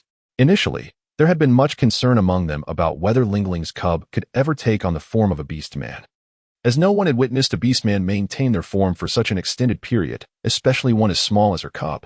Now that the transformation had finally occurred, it was undoubtedly a momentous occasion for the family. Even Lang Kuei, typically stoic, was touched by the scene. He thought, had it not been for the cub's presence, he would have undoubtedly confronted Xiong Wu for the earlier collision. Never mind, let us head home. Upon returning, he overheard Lang Xiaoli quietly inquire, "What is the commotion next door?" "Lingling's cub has transformed into a beast man," Lang Kuei replied with a hint of gravity. "What?" Lang Xiaoli gasped, her anxiety palpable. She feared that, upon becoming a beast man, Lingling's cub might recall the events of that day. Sensing her trepidation, Lang Kuei sighed. Rest assured, at that time, Lingling was merely a small, silly bear. She surely does not remember. Lang Xiaoli nodded uneasily. "I hope so." For reasons unknown, when Lang Kuei's gaze fell upon their daughter, Lang Ximei, he felt a surge of unfamiliar emotion and remarked, "Tomorrow, ensure Ximei's face is thoroughly washed." How can a female cub be so dirty? Lang Xiaoli was taken aback. Was there a household in the tribe whose cub was not in a similar state? Why the sudden emphasis on cleanliness? Later, as she peered into the courtyard, casting a glance at the neighboring abode, the realization dawned upon her. The male was comparing beasts, which was infuriating. Lingling's cub had blossomed into an exceptionally charming creature, a fact she had previously overlooked. It must have been the gaze. Indeed, that gaze had transformed the silly bear entirely. "Oh my, our Bao Bao is truly beautiful. I wonder what kind of beast man will be worthy of her when she grows up," exclaimed the elder bear, cradling the little girl on her lap, admiring her from every angle, increasingly enchanted. It was peculiar. Previously, Lingling's cub had appeared as a beast man, yet for some reason, she had never seemed as appealing as she did now. It truly felt as though one could not find a more exquisite cub within 100 miles of the tribe. Xiong Wu and Xiong Xiu, as proud parents, were filled with a sense of immense joy and pride, for that was their own offspring. Grandfather Bear chuckled, "Oh, my dear. You are so young yet burdened with such concerns." The 7 brothers beamed with delight, for their sister was remarkably beautiful, reflecting glory upon their faces. Chapter 71. Utterly shameless observing the family's fondness for their little one, Xiong Lingling hastily wriggled free from Grandma Bear's embrace, grasping her large hand and leading her toward the house. "What is it that Bao Bao wishes to tell Grandma?" Grandma Bear inquired with a warm smile, following her lead. They proceeded directly to the small nest, where Lingling pointed excitedly, "Here." Inside lay a bundle wrapped in banana leaves, its contents a mystery. Grandma Bear, puzzled, picked it up and unwrapped it. To her astonishment, a multitude of seeds spilled forth, vibrant in hues of yellow and red, each one plump and full. So many seeds. Are they for the tribe? She wondered, exchanging bewildered glances with her family. They all nodded at Lingling, their hearts filled with both joy and concern. It appeared that the treasure of the Xiong family was indeed a little divine beast. Remarkably, without ever leaving the nest, she had managed to procure such a bounty of seeds. Surely, this was not something an ordinary beast man could achieve. Mrs. Bear eagerly handed the seeds to Mr. Bear. And then, with a grave expression, she picked up Lingling and solemnly instructed, "Baba, you must heed your grandmother's words. In the future, apart from our family members, you must never take anything out in front of outsiders. Do you understand? It is only permissible when our family is present. Remember what Grandma has said, all right?" Xiong Lingling certainly comprehended the situation at hand. Presently, the Xiong family regarded her as a divine beast, believing that those extraordinary phenomena were manifestations of her power. Being perceived as a divine entity necessitated utmost secrecy from the other beastmen. Otherwise, both her safety and that of the Xiong family would be jeopardized. In the hearts of the beastmen, a divine beast is akin to an inexhaustible treasure trove. Who would not desire such a boon? She understood this principle better than anyone else, patiently awaiting the moment when a member of the Xiong family would approach her to discuss these matters, thereby allowing her to appear matured. At this juncture, the opportunity was most propitious. Thus, Xiong Lingling nodded without hesitation, affirmatively responding, "Indeed, Bao Bao is truly astute." The entire bear family finally breathed a sigh of relief, each displaying a smile of contentment. Later, Bear Wu and Wolf Kuei continued to fortify the perimeter, while the orc inhabitants of the tribe began to cultivate the expansive sloped land. The males toiled ahead, digging the earth, while the females, under the guidance of Bear Xiu and Elder Bear, commenced the planting of seeds. In truth, None of them had a precise understanding of how many seeds to sow. Elder Bear and Bear Xiao decided the quantity based on the red fruit trees that had thrived in their home. As the moon quietly ascended the trees, all the seeds were planted, perfectly sufficient to cover the entire plot. After the planting was completed, the orcs hurried to the river to fetch water for irrigation, sparing no effort in their task. Gazing at the newly cultivated land, a sense of hope blossomed within each orc's heart. A feeling that they could finally anticipate a stable food supply, instilling a renewed optimism for their lives. Simultaneously, while the adult orcs busied themselves, a shadow stealthily crept to the entrance of Bear Wu's yard, peering inside. Within the dwelling, the cubs were engrossed in their games, tossing small stones and playing hide-and-seek. They dutifully adhered to the adult's instructions, securely locking the door, fearing to open it recklessly. Seizing the moment, the shadow deftly climbed over the fence and, under the cover of darkness, stealthily pilfered several red fruits from the vegetable patch. Exhausted from their labor, Bear Chui and Bear Yu returned home, feeling reluctant to move. Although numerous orcs had participated in the cultivation, the meticulous nature of the work was far more taxing than the coarse labor of hunting. The couple found little time for quarrels at this hour. "Let's rest," they agreed. However, just as they were about to lie down, a sudden whoosh filled the air as the flame within the dwelling ignited, illuminating the fire pit. Chui, come quickly and see this," exclaimed Elder Bear, her face beaming with excitement as she fervently beckoned her daughter. "Mother, you're still awake?" Bear Chui thought, wondering what her mother was up to, and wearily rose to investigate. She soon beheld Elder Bear lifting a broad banana leaf, revealing a dozen plump, crimson fruits that glimmered softly in the firelight, evoking an irresistible urge to take a bite. "Mother?" Xiong Tsue was utterly bewildered. Where did these few words come from? She nearly inquired but hesitated. Where else could they possibly originate? Apart from the Xiong family, the entire tribe lacked such vibrant red fruits. Xiong Tsue was well aware of the bountiful harvest from the elder's orchard. Suddenly, realization dawned upon her. Her mother had gone to pilfer them. "Quick, eat. Aren't you capable, mother?" Xiong proudly shook her head, thrusting a fruit into the stunned Xiong Tsue's hand while she herself took a bite. Truly delicious. This flavor is unlike anything I've ever tasted. No wonder your chieftain urged the entire tribe to cultivate them. Hurry, eat, Tsue. Mother, did you steal the red fruits from Big Brother's house? What do you mean by steal? Aren't we family? I merely picked a few while your grandmother was away. Xiong Pei's mouth was dripping with juice, and before long, one red fruit had vanished from her grasp. Just as she reached for a second, her wrist was seized by Xiong Yu, who had heard the commotion. "Mother, you?" Xiong Yu was taken aback.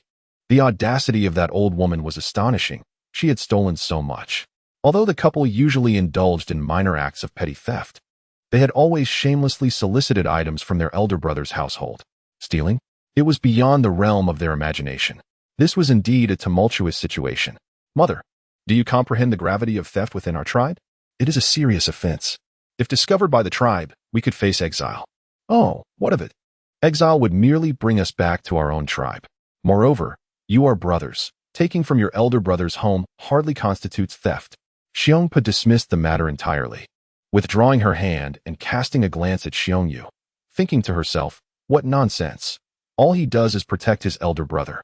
Xiong Tsue now realizes the gravity of the situation, anxiously exclaiming, "Mother, what he said is indeed true." Xiong Pa then awkwardly remarked, "It's all right. No need to rush. At worst, you can simply inform your elder brother and claim that it was taken by the two of you. Given the bond of brotherhood, they will not retaliate." The bear friend's indignation is palpable. How shameless this old woman is. The couple pales in comparison to her. Xiong Tsue furrowed her brows, troubled by the predicament they found themselves in. Meanwhile, upon returning home, Xiong's mother-in-law and daughter-in-law discovered that several precious red fruits had gone missing. These fruits were the staple food of the household, and Xiong Lao cherished them dearly, often checking on them both when leaving and returning home. It did not take long for her to notice the absence of more than 10. Heartbroken, she hastily called for her husband to bring a light to verify her observation. Upon confirming her suspicions, her anger flared. "Quick, go inform the clan leader. We have been robbed." "I will go," Xiong Xiu replied, turning to leave, but was stopped by her father-in-law. "You both need to calm down first." Chapter 72. The Performance. Grandfather Bear pondered thoughtfully. "Have you all forgotten why we constructed this fence? Was it not to prevent the orcs of the tribe from coveting the abundance of our fruits? If this matter reaches the chieftain's ears, our secret will undoubtedly be exposed, leading to even greater complications. His words struck a chord, prompting Grandmother Bear to regain her composure, although a dozen of the red fruits had been pilfered. The vast expanse of land still held at least 100 red fruits, along with long fruits and cabbages, ensuring the bear family would have ample sustenance for the foreseeable future. However, capturing the thief remained imperative, she asserted, if we do not apprehend this rogue. The matter concerning our vegetable garden will inevitably come to light. We must find him. Rest assured, do you not recall what we did in our youth? You all return home to tend to the little ones. I shall handle this matter. Grandfather Bear possesses a remarkable confidence. As a male orc, who among us has not hunted in their youth? With such hunting experience, it is inconceivable that he cannot capture a mere little thief. Old Lady Xiong could only sigh and call for Xiong Xiu to return indoors and wait. Grandfather Bear followed the trail left by the adversary, guided by the flickering embers of a fire, and astonishingly arrived at the residence of his second son, Bear Friend. Inside, Bear Chui Chui and Bear Friend were engaged in a discussion about how to approach their elder brother with the truth. Meanwhile, Bear Mother, realizing the gravity of the situation, feigned sleepiness and nestled into Bear Moon's cozy nook, snoring away. As the couple sat in their home, troubled and pondering solutions, outside, Grandfather Bear gazed somberly at the modest abode of his second son. After a moment of contemplation in the darkness, he ultimately chose to turn away. Upon returning home, the ever-eager Bear Grandmother hurriedly approached, seeking clarity regarding the unfolding events. Grandfather Xiong glanced at her, then cast a sidelong look at his daughter-in-law Xiong Xiu, sighing. It must be the second son's family. I suspect this matter may be connected to his mother-in-law. What? That wretched old woman? Old Lady Xiong exclaimed in exasperation. It is indeed challenging to guard against a thief within one's own home. She had never anticipated that the old matron would dare to come directly to steal. Xiong Xiuxin let out a sigh of relief, grateful that it was her. If it had been someone else, it would have been far worse. You cannot fathom the loose tongue of Xiongpa. She is prone to spreading gossip indiscriminately, and this old woman is solely driven by self-interest, always seeking to take advantage of others. Having intruded upon our silence once, she will undoubtedly attempt to do so again. Madame Bear exclaimed with indignation, this simply won't do. We must devise a plan. The following morning, the orc inhabitants of the tribe, filled with anticipation, hastily made their way to the sloped southern corner to examine the seeds. Their hearts brimmed with joy, fervently wishing to witness the emergence of saplings from the soil. However, upon arrival, they were met with the same barren patch of earth. The meticulously dug furrows yielded nothing, not even the faintest hint of a sprout. A wave of despondency washed over them. Would anything ever grow? They lamented. Let us not toil in vain. On such a scorching day, it would be far preferable to languish at home in slumber. Indeed, to sleep endlessly until we perish from hunger. Is that the goal? A deep, resonant voice interrupted their murmurs. Startled, they turned to see the venerable chieftain approaching with deliberate steps. He stroked his beard, surveying the ground. The previous evening's obscurity had concealed the progress, but today, the land appeared tidily arranged, and the furrows stood in neat rows. Though he had never witnessed such a method of farming, an inexplicable sense of satisfaction swelled within him. He felt an undeniable conviction that success was within reach. Have any of you ever seen seeds sprout the very next day after planting? Though we may lack agricultural experience, have we not observed the wild fruits along the mountain paths? Do we expect that seeds, once in contact with the soil, will instantly take root and flourish? The orc assembly fell silent. The chieftain's words resonated with truth, revealing their impatience. He continued, let us not forget that this land represents the new hope of our tribe. Once the fruits bear, every household shall partake, which is far better than idly consuming what we have. Now, let us resume our labors. The male shall fetch water from the river, while the female shall carefully irrigate the earth as taught by the bear family. The chieftain speaks wisely. Let us mobilize. They urged. Quickly, return home for the wooden buckets. The orcs swiftly cast aside their despondency and sprang into action. After irrigating the land, the males resumed their patrols, while the females tended to their young at home. Xiong Wu and Lang Kuei returned home, bringing along some provisions before heading directly to the perimeter to establish defenses.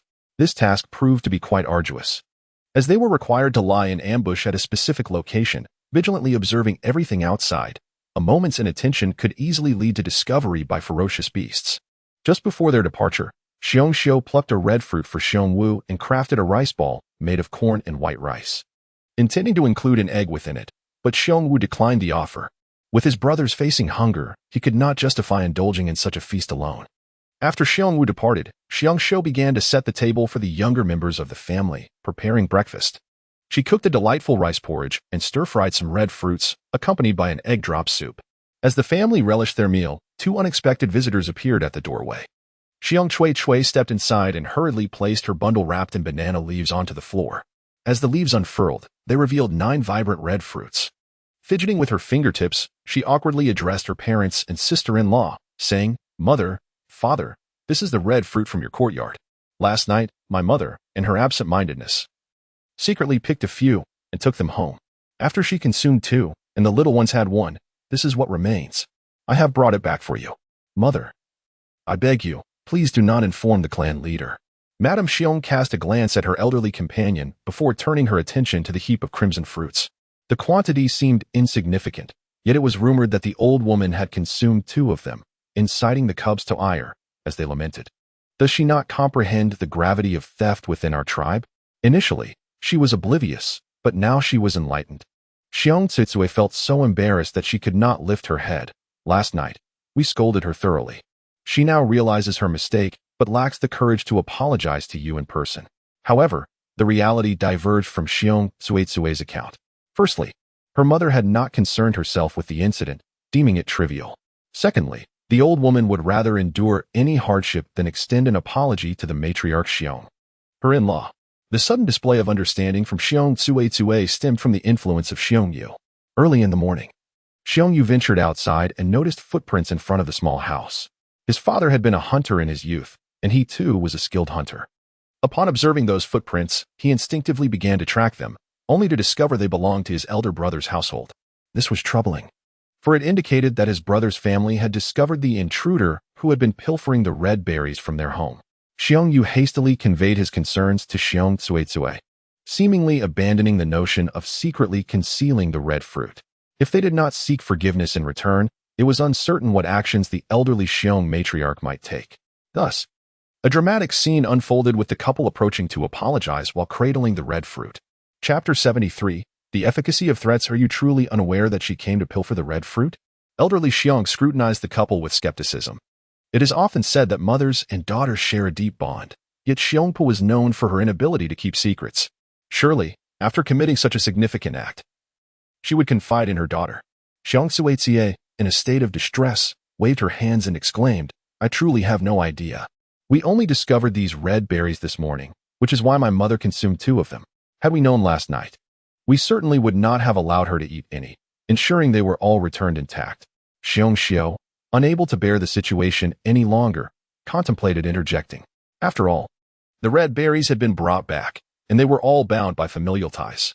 If the conversation continued in this vein, the couple from the second household would undoubtedly lose face.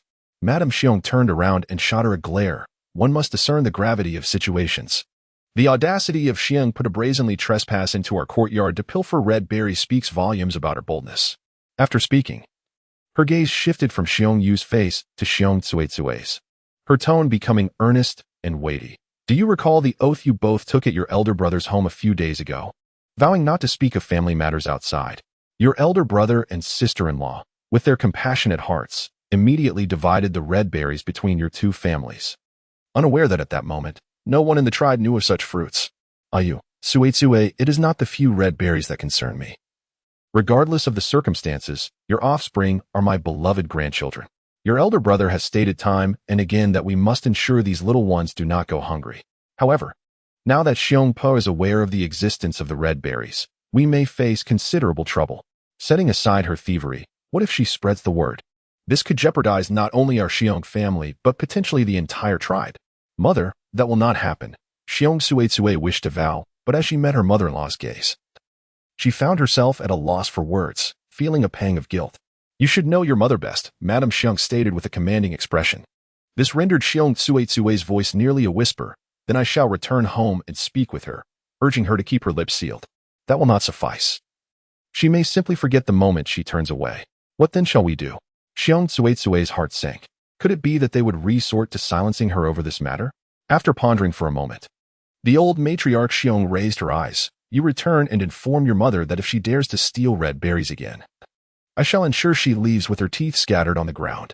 Furthermore, should she have the audacity to disclose our tribe's cultivation of red berries, I will take it upon myself to tarnish your brother Xiong Wang's reputation, ensuring he remains forever without a companion. Ah, what is this? Xiong Tsuetsue was taken aback. Her brother, Xiong Wang, was an Inuduel in their maternal clan, spending his days in idleness. He was inept at hunting, yet he excelled at deceit and trickery, which had rendered him undesirable as a mate among the females in the vicinity. Xiong Po was deeply troubled by this matter. If Xiong Lao were to further propagate her views, Xiong Wang might truly remain a bachelor for life. After the initial shock, Xiong Tsuetsue understood that her grandmother was not one to jest. Her words were final. At that moment, she could only offer a vague agreement before hastily departing. Upon returning home, she relayed her grandmother's instructions to Xiong Yang. What? The old bear woman immediately leaped high. Her slender waist arched and her chest puffed out as she unleashed a torrent of invective. Her words so offensive that they seemed to curse the entire lineage of the bear family for generations. Unable to tolerate such vitriol, the bear friends chose to leave. Rather than endure this humiliation at home, they preferred to venture out on patrol. Xiong Chong and Xiong Yu were engrossed in their game of pebbles at the entrance, completely disregarding their grandmother. Only Xiong Tsuetsue, overwhelmed with concern, implored, "Mother, please refrain from scolding. After all, we were at fault from the beginning. If my mother-in-law hears your harsh words, she might become furious and spread rumors about Xiong Wang. What then? Oh, you wretched girl, are you turning your elbow outward?" Xiong Po retorted, poking Xiong Tsuetsue's forehead several times in frustration. "Pack your things and return to your mother's house with me at once. If your mother-in-law prevents my son from finding a partner, then I shall ensure her son remains without one as well." Xiong Tsuetsue found herself in a state of bewilderment. "Have you heard? Hurry up and pack your things. We must leave." "Mother," she protested, but her mother insisted, "There are no buts about it. I can see that you are not treated well in the Xiong household. Why cling to a dying tree? Once we return to the tribe, I shall find you a more suitable partner." Xiong Tsitsue gazed at her mother in silence, accustomed as she was to her companionship with Xiong Yu. The thought of having to seek out another partner was unappealing to her. Moreover, what would become of the little ones? Her apparent hesitation ignited her mother's ire, prompting her to step forward and grasp her second sister. A voice suddenly called from outside. It was Xiong Hua. Xiong Hua's home is situated right next to Xiong Chui's. In recent days, Xiong Pa has been causing quite a commotion within her abode, and they likely have some inkling of the situation. Just moments ago, I overheard Xiong Pa scolding fiercely, prompting me to come and ascertain the circumstances. At that moment, Xiong Chui swiftly sought an excuse to extricate herself, dashing outside to inquire, "Ahua, did you call for me?" As she spoke, she discreetly gestured to Xiong Hua with her eyes. Xiong Hua, being quite astute, immediately grasped her meaning and replied, "Indeed, I have a matter to discuss with you. Please come to my home." "Certainly." Xiong Tsuetsue hurriedly departed for Xiong Hua's residence. In truth, as long as she could evade her mother, she could venture anywhere she pleased. Meanwhile, Xiong Pa stood paralyzed within the confines of her home, bewildered by the abrupt cessation of their quarrel. Did she truly leave in the midst of their dispute? She contemplated pursuing Xiong Hua to instigate further discord, but hesitated, ultimately halting her advance. After all, what good would it do? In reality, she had nowhere to go, and her primary intention for coming here was to procure some sustenance to bring back home. If she returned empty-handed and additionally brought her daughter, who would only require more provisions, then what was the purpose of her long journey? With these thoughts swirling in her mind, she managed to convince herself, and feeling fatigued from the commotion, Xiong Pa reclined in her nest and succumbed to slumber. Next door, Xiong Tsuetsue found it hard to believe she could hear her mother snoring so promptly. She awkwardly glanced at Xiong Hua and remarked, "That's just how she is. She has a good heart, but her temper sometimes gets the better of her." "I understand," Xiong Hua replied with a smile. "I shall take my leave now, haha. Sister-in-law. Next time mother gets angry, just come over to our house," Xiong Hua suggested from behind. "Hide?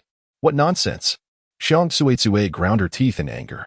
She held Xiong Hua in the deepest contempt, yet this incident allowed Xiong Hua to witness her own folly, making Tsuetsue wish to hurl a few scathing remarks at her. After the threats from Elder Xiong, Xiong Pa scolded her thoroughly, but peace reigned for 2 days thereafter. The household consumed whatever was available. Occasionally, Xiong Daba and Xiong Erbo would bring a couple of red fruits, to which she would merely respond with sarcastic comments about their scarcity. Daba and Erba, indifferent to her remarks, would simply leave the fruits behind and depart. On the fourth day, the orcs, filled with profound disappointment, were suddenly startled awake by a shrill cry. It has sprouted, it has sprouted. The day after planting the red fruits, the orcs had eagerly checked their growth, and on the third day, they found nothing, leading them to suspect that their efforts had been in vain.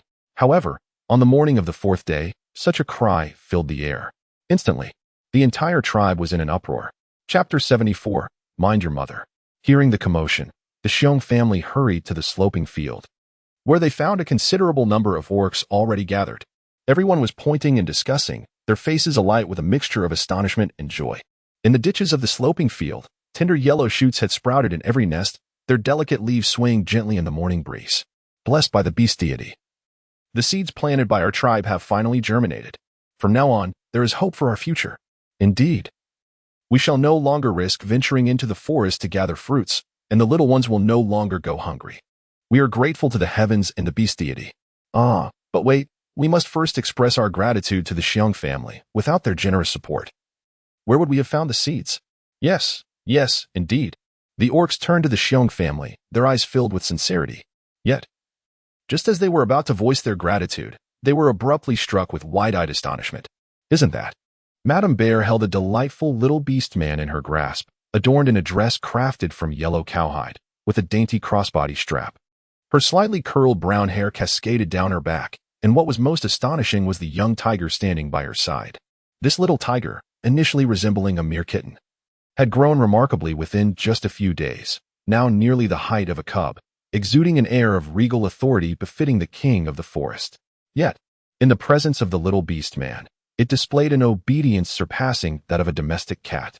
At this moment, under the watchful eyes of many, Xiong Lingling simply waggled her finger, and the tiger dutifully lay down, resting its head close to the ground, patiently awaiting her to mount.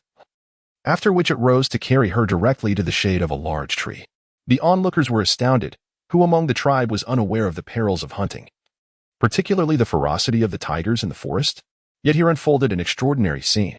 It made sense that the small tiger had grown up alongside Lingling and obeyed her commands. But was that truly Lingling? Had this cub transformed into such a beauty? Just as the chieftain attempted to redirect everyone's attention, the beastmen once again fixated on Lingling. It was indeed a challenge to engage in conversation. Reluctantly, they prepared for another round of chatter.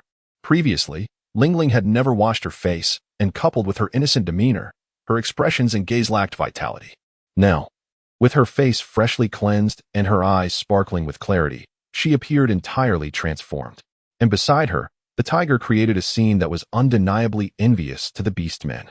After some deliberation, their voices gradually subsided, and their focus returned to the red fruits.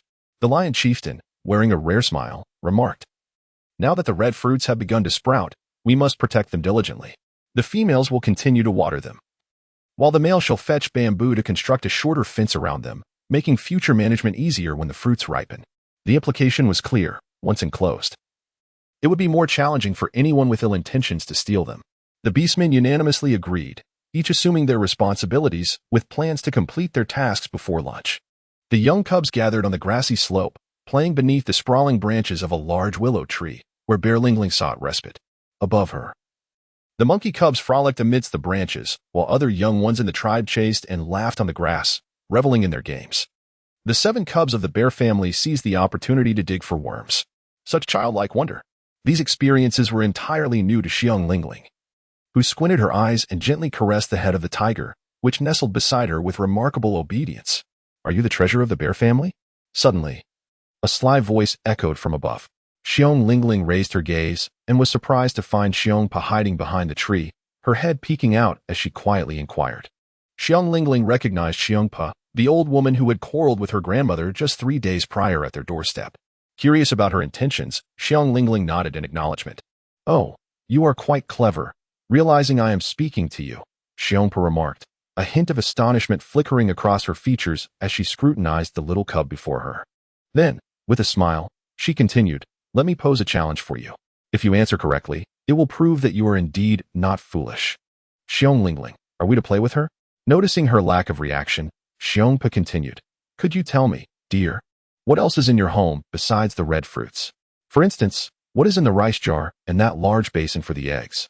If you answer correctly, I shall reward you with a delightful treat. Xiong Lingling observed that the old woman had not yet abandoned her mischievous intentions. As dusk fell, she directed a smile towards Xiong Pa and beckoned with her finger. Ah, it appears that Lingling truly possesses some knowledge. Immediately, Xiong Pa leaned out, her face alight with excitement and anticipation of good news. However, before she could steady herself, a formidable tiger head unexpectedly loomed before her. A tiger? To her astonishment, a tiger existed within the tribe. Startled, Xiong Pa instinctively recoiled, but her grip faltered, causing her to tumble uncontrollably down the slope. What is this? The frolicking cubs. Noticing a dark shape rolling towards them, swiftly moved aside. The shadow finally came to a halt halfway down the incline, unfurling to reveal an old woman. It was the wicked matron. Ha ha, she has tumbled down. Serves her right. The cubs erupted into laughter, unable to stand upright, their voices drawing the attention of the working adult orcs. Upon recognizing Xiong Pa, Xiong Tsue hurried over to assist her. Meanwhile, the old matron instinctively cast a glance towards the willow tree where Lingling was situated, noticing her tiger poised menacingly in Xiong Pa's direction. Was it possible? Startled, she swiftly discarded the gourd ladle in her hand and rushed over to inquire. Babayos, how are you? Did Xiong Pa cause you any trouble? If Xiong Pa had not appeared beside her, the tiger would not have exhibited such behavior. Seeing Lingling shake her head, the old matron finally breathed a sigh of relief. This forgetful old woman must be taught a lesson. Just as she contemplated her course of action, Xiong Yi, who had also rushed over, intercepted her with a gesture, indicating for her to wait. Xiong Wu and Xiong Xiu hurriedly arrived, their expressions laden with concern as they gazed at their daughter. The orc members of the tribe had encircled Xiong Posey, for there was a pressing question on everyone's minds. Xiong Posey had a notorious reputation for her loud and abusive tirades, her voice echoing for miles. What if she attracted a ferocious beast? Moreover, would she be entitled to a share of the future distribution of the red fruits? Some orcs, unperturbed by the prospect of offending Xiong Tsue, boldly posed these inquiries. The tribe leader contemplated for a moment and declared, the distribution of the red fruits shall be based solely on the population of our tribe. Xiong Posey does not belong to our tribe, thus she shall not receive any share. As for her boisterous insults, he glanced at Xiong Tsue with an air of resignation. Tsue, you ought to manage this matter yourself. Chapter 75. Gaining insight under the leader's admonition, Xiong Tsue's cheeks flushed crimson. No matter her thick skin, she could not withstand the collective gaze of the entire tribe. Just as she was about to express her sentiments, Xiong Posey unexpectedly pushed past her and addressed the assembly. May I inquire why you refuse to share the red fruits with me? It is important to note that the seeds of those fruits were provided by my family. Their absence of objection should not permit you to decide otherwise, should it? What? Old woman, can you not comprehend reason? You are not one of our tribe's orcs. Indeed, why should you be entitled to any? Although the seeds were sourced from her family, the Xiong family had clearly stated that they were intended for the tribe, implying they belonged to the collective. Do you understand? The orcs glared at Xiong Posey, astonished that such a woman could twist logic to her favor. Hearing their remarks, Xiong Posey's anger flared. It was one thing for her to embarrass herself, but to drag her family into it was intolerable. She hastened to clarify to the tribe. You are right. Those seeds belong to the tribe, and the right to distribute them lies solely within the tribe, having nothing to do with the Xiong family. Implicitly, she aimed to thwart Xiong Posey's attempts to gain from this situation. The crowd immediately cast disdainful looks at Xiong Posey, the tribe leader. Wishing to avoid further squandering of time on this matter, waved his hand. Enough, return to your tasks. As the orcs begrudgingly returned to their fields, Xiong Tsue quickly grasped her mother's arm. Mother, please go back. I beseech you. Ah, my dear-in-law. Is this how you treat the mother of the 2 children Xiong Tsue bore for your family? Xiong Posey was unwilling to leave, determined to gain some verbal advantage before retreating. Old Lady Xiong clenched her hardened fist and gritted her teeth. Silence. Upon witnessing her fury, Old Lady Xiong refrained from further causing a scene. Although she reluctantly followed her daughter home, her vitriol continued unabated. Just wait. If you provoke me further, I shall take Chui back to her maternal home, leaving your 2 grandsons motherless. This old woman has truly lost her senses. Chui is indeed unfortunate to have such a mother. One cannot deny that this shameless old hag is capable of such actions. The beast men, upon hearing Old Lady Xiong's words, began to murmur among themselves, fully enlightened by the spectacle of the day.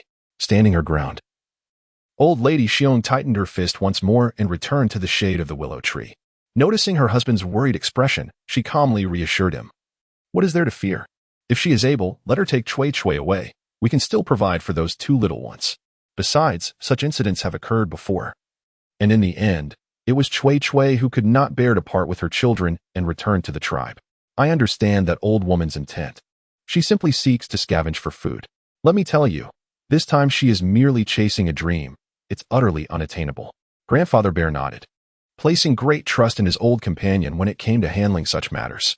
Meanwhile, as the time drew near, Bear Wu had to join Wolf Kuei and the others to guard the perimeter, and thus he had no choice but to depart first.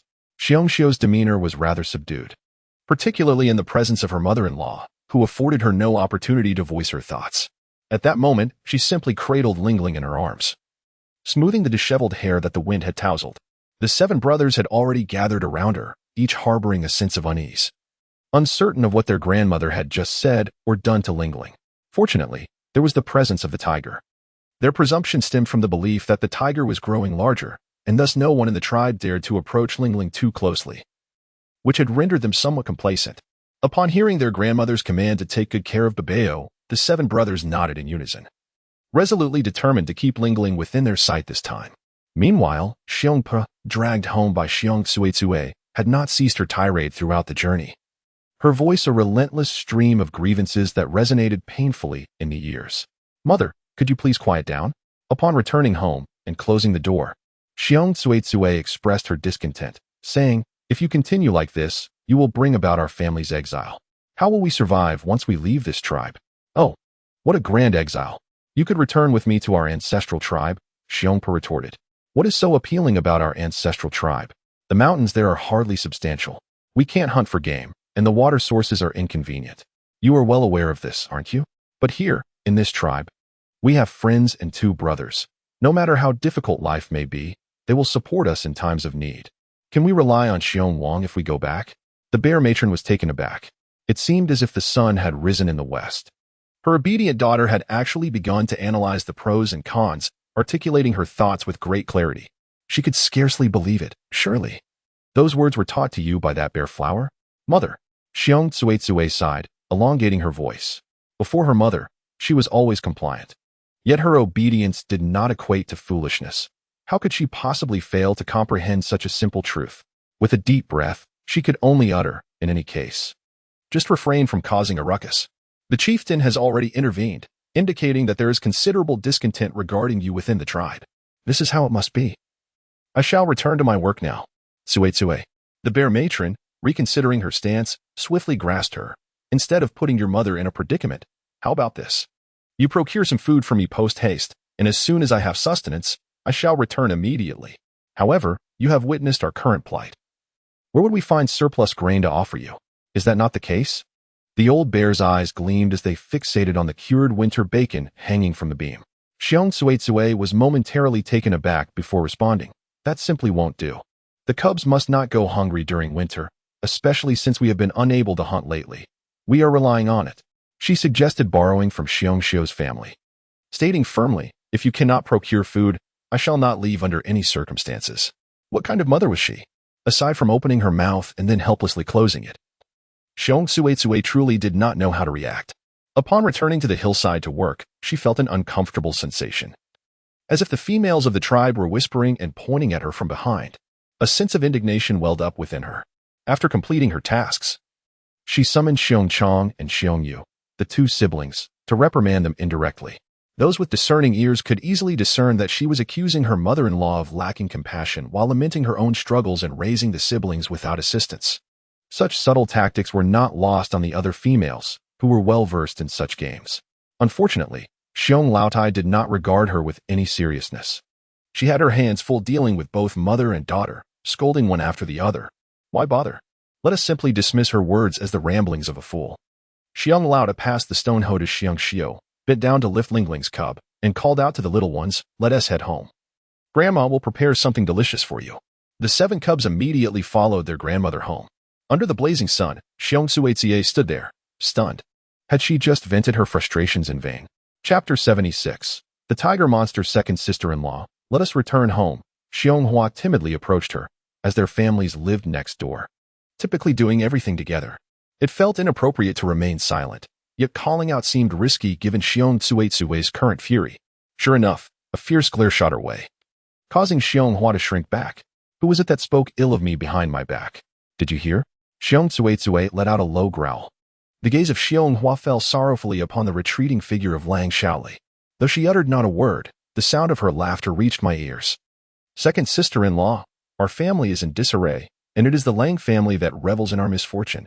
Who else would? Xiong Chui clenched her teeth, vowing that one day she would show her the consequences of her actions. Ahead, Lang Xiaoli engaged in cheerful banter with the female orcs of the tribe.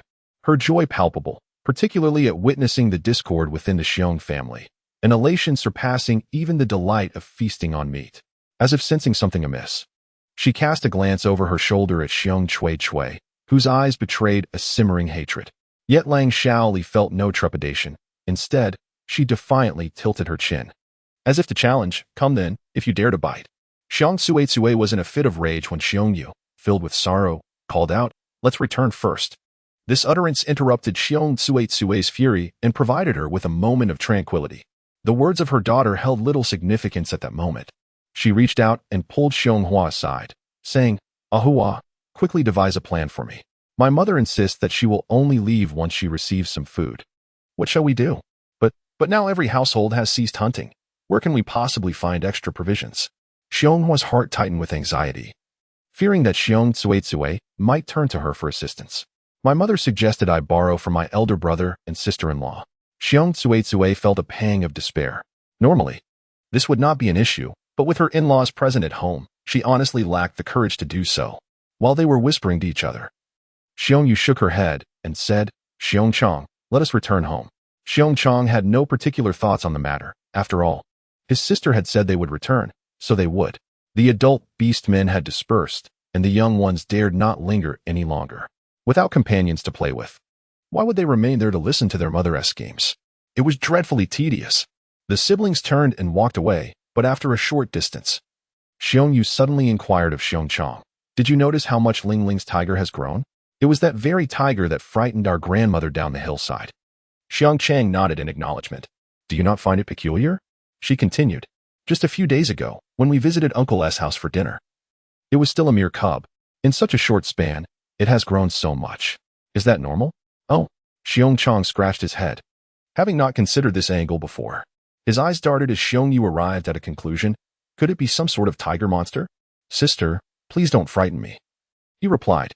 "I've heard that tiger monsters have a penchant for devouring young beast men. How else could one explain the rapid growth of that tiger?" Xiong Chong felt increasingly uneasy, nearly soiling himself in fear, and his lips quivered, threatening to burst into tears. However, Xiong Yu swiftly covered his mouth and whispered, "Do not cry. Mother is in a foul mood. Be wary lest she scolds us again. But remember, the reason we are both facing this reprimand today is because of Xiong Lingling. Had it not been for her tiger, grandmother would not have tumbled down the hillside, causing such a spectacle, and our mother would not be this enraged." Xiong Chong nodded emphatically, as resentment took root in his young heart. Upon returning home, the bear family busied themselves with their respective tasks. Madame Bear prepared lunch while the 6 cubs played and dug for insects, with Qibao keeping company with Bear Lingling. Grandfather Bear is chopping firewood in the yard, while the strongest bear, Xiao, has gone to the river to fetch water for the red fruits. At this moment, not only the tomatoes but even the loofahs have grown quite long and are ready for harvest. The members of the Xiong family have never encountered them, thus referring to tomatoes as red fruits and loofahs as long fruits. Xiong Lingling was aware that they did not comprehend that the loofah, in its current state, signified ripeness. They mistakenly believed it would turn red, much like a tomato.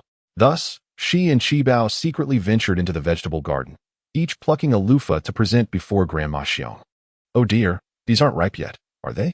exclaimed Grandma Xiong, hastily drying her hands to receive them, while the 2 little ones beamed with anticipation. Xiong Lingling raised her hand, gesturing with her tiny fingers, "Chop, chop, chop." Qibao immediately grasped her meaning. "Grandma, Hua Mei said that the fruit can be sliced and stir-fried. Did she truly say that?" Grandma Xiong inquired, astonished.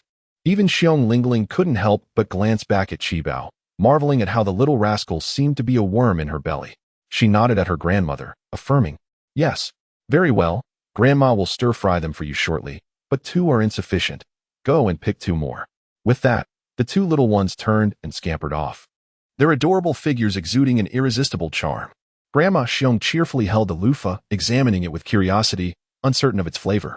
To her surprise, once stir-fried, it proved to be both fragrant and tender, presenting a taste entirely distinct from that of the red fruits. The Xiong family savored this new dish with delight, each member feeling more jubilant than if they had dined on meat. After the meal, Grandma Xiong, cradling Lingling's child, ventured into the fields, pointing to the enormous cabbages and inquiring, what did the 8 treasures say about how to prepare this fruit? With her gentle, crescent-shaped eyes, Xiong Lingling mused. Shall we boil it? Very well. Grandma will prepare it for you all for dinner. Tenderly, she kissed the forehead of her little one. And as she beheld the bountiful fruits scattered across the ground, an unspoken sigh of relief escaped her lips. Each variety of fruit was delectable and succulent, which meant that her little ones did not particularly crave meat. The winter's smoked delicacies could be preserved for a while longer. In truth, their current situation was a day-to-day existence, yet the Xiong family was indeed fortunate. For dinner, to allow her son a taste of something special, Grandma Xiong sought a loofah and butter for the returning Xiong Wu, while also preparing boiled cabbage and red fruits for everyone. Furthermore, as the household abstained from meat, each person was allotted an egg, for the little ones were in a crucial growth phase, and one could not afford to be careless. Xiong Wu savored the flavors of the loofah and cabbage, utterly captivated by the taste of these 2 new dishes. However, amidst his joy, a hint of guilt lingered in his heart. What was the matter? Xiong Xiu sensed that he was preoccupied with something. Xiong Wu lifted his gaze to glance at her before turning to his mother. Mother, as I passed through the village upon my return, I heard the 3 little ones from the 3rd family wailing, perhaps from hunger. Should we not share some of our fruits with them? He continued, Indeed, mother. Our fruits have ripened, and if we do not consume them quickly in this sweltering heat, they may spoil. You see, Xiong Xiu cannot bear to hear the little ones cry from hunger. He expected to be reprimanded by his mother-in-law, yet was met instead with a long sigh. Though the 3rd family may not have an abundance of food, they should not be at a point where their children are left to cry from hunger. It is merely that Ahua is stingy with their provisions, unwilling to cook. She resigned. Very well, I shall visit their home shortly. Chapter 77. A tiger does not eat its young after the meal. Xiong Xiu hurried to fetch 2 banana leaves, 5 red fruits, 5 long fruits, and 2 cabbages, packaging them into 2 bundles. With a playful smile, she thrust the bundles into the arms of Xiong Laotai, saying, Mother, did you not say that the little ones must not go hungry? Xiong Laotai, with a solemn expression, sighed. She indeed felt for the children, but was acutely aware of the nature of the 2nd and 3rd families. They would willingly let their own children cry from hunger just to extract more grain from the eldest family. Moreover, the 2nd family had an old woman who had quarreled during the day. Delivering food to them now would only reinforce her threats. No, it would not do to send anything to the 2nd family at this time, considering that the old woman would only become more unreasonable if she were to receive any benefits now. Xiong Laotai took 1 portion and placed it in Xiong Xiu's hands, offering no further explanation, simply stating, as long as that old woman is around, the 2nd family shall not receive anything.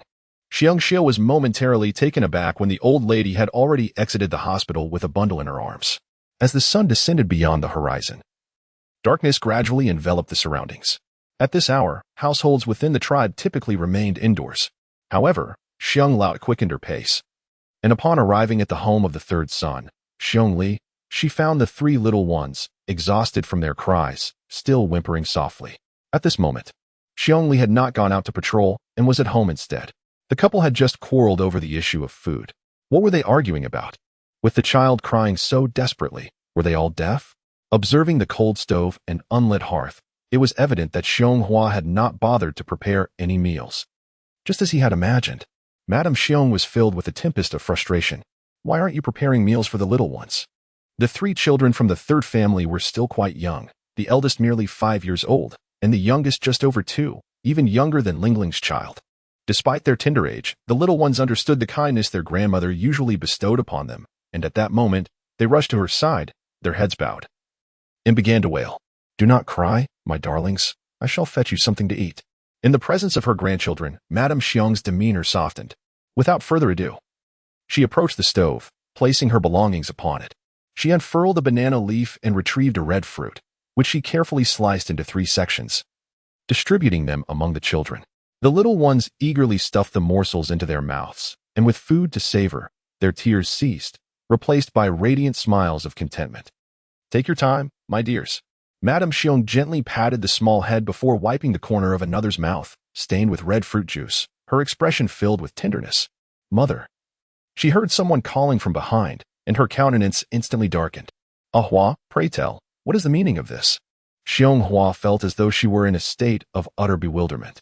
Ever since they had ceased to cook, she found herself anxiously anticipating her mother-in-law's arrival, torn between the hope that she would witness their dire predicament and the dread of her impending reproach.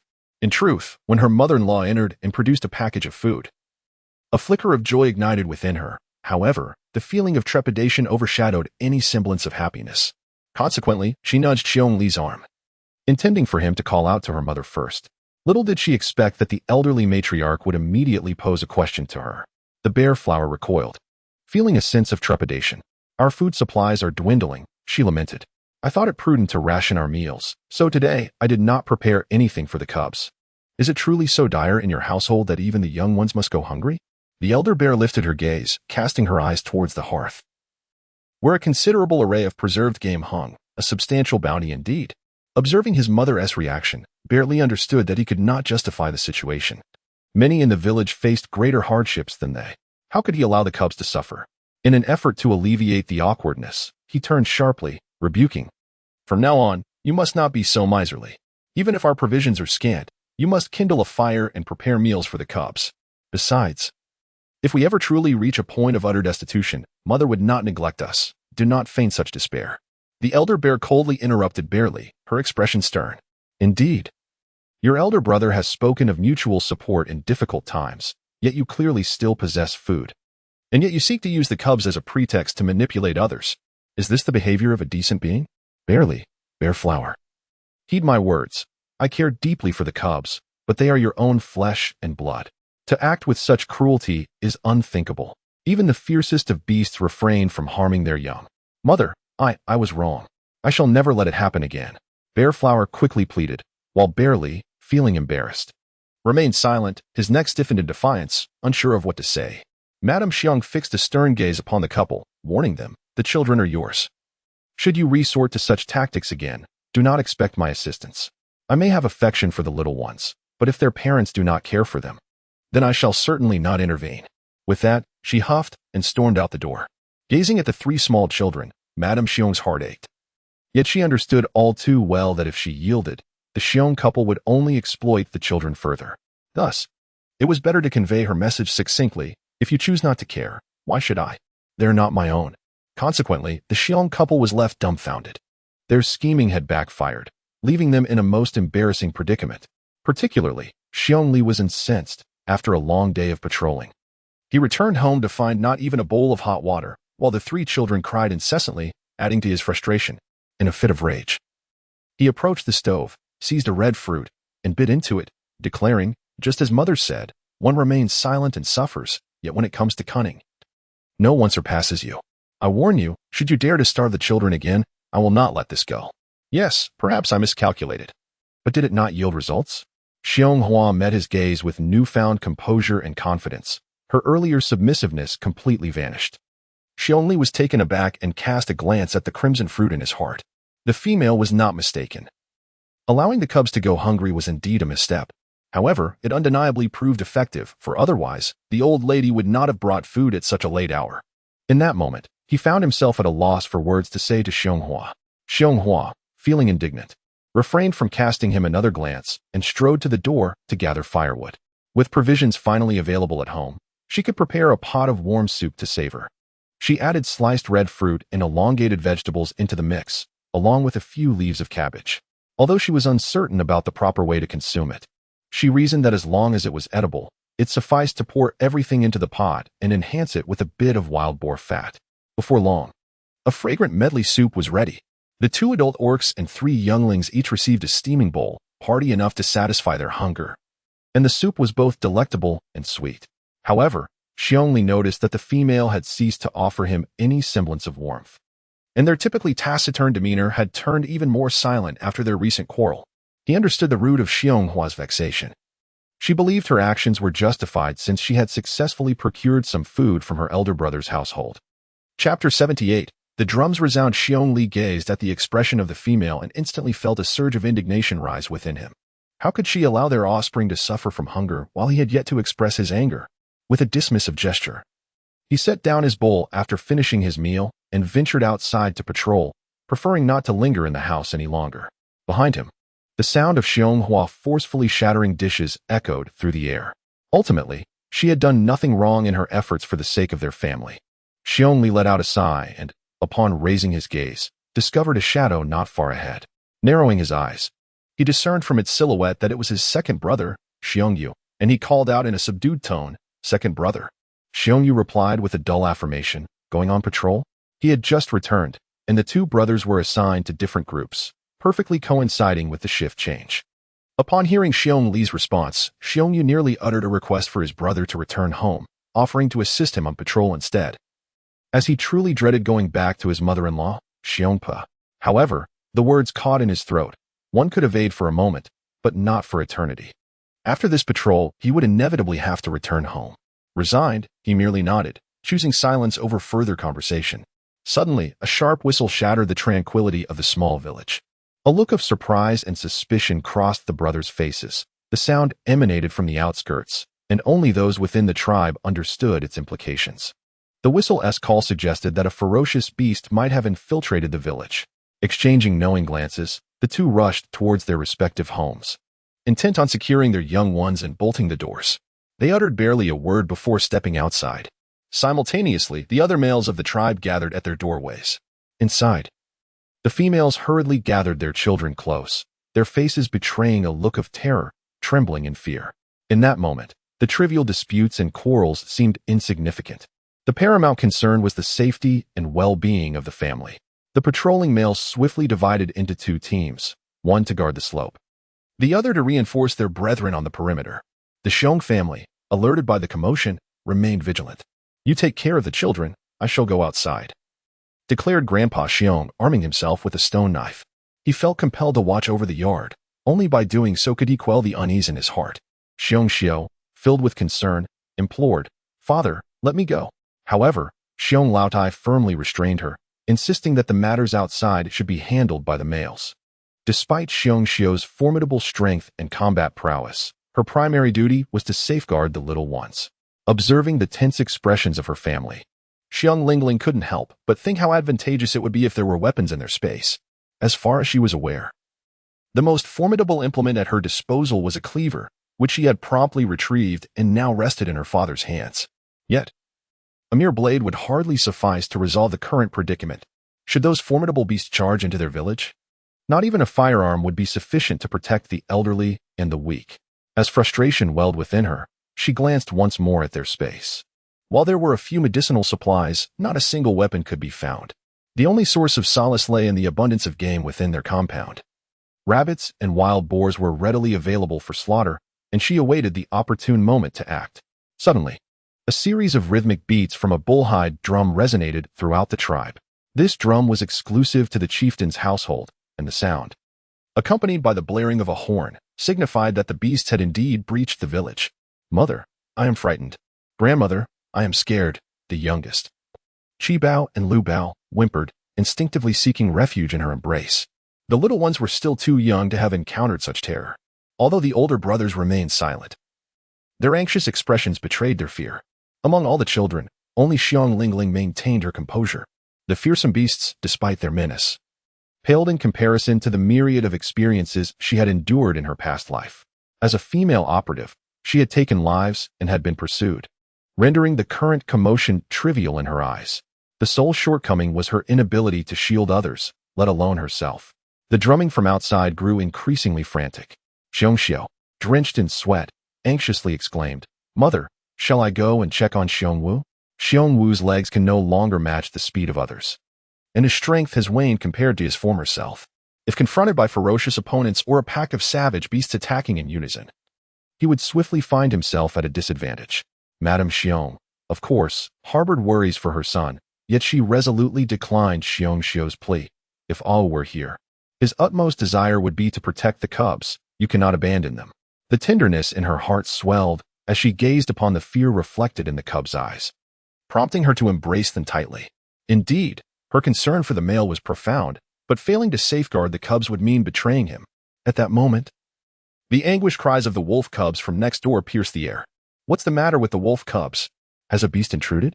Grandfather Xiong inquired. "Sir, the beast is not come. The cubs are merely frightened.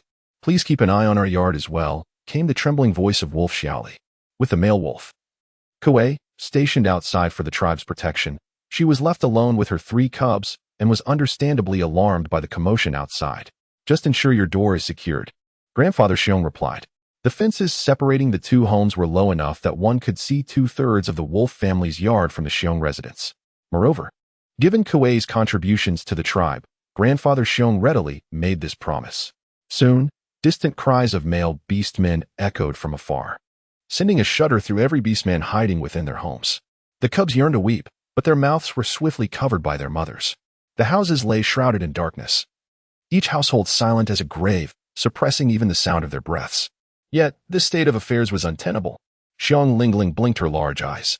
Even if one does not attack, it is imperative to comprehend the art of defense. Otherwise, when the ferocious beasts arrive, Grandpa Xiong would be utterly unable to withstand the onslaught alone.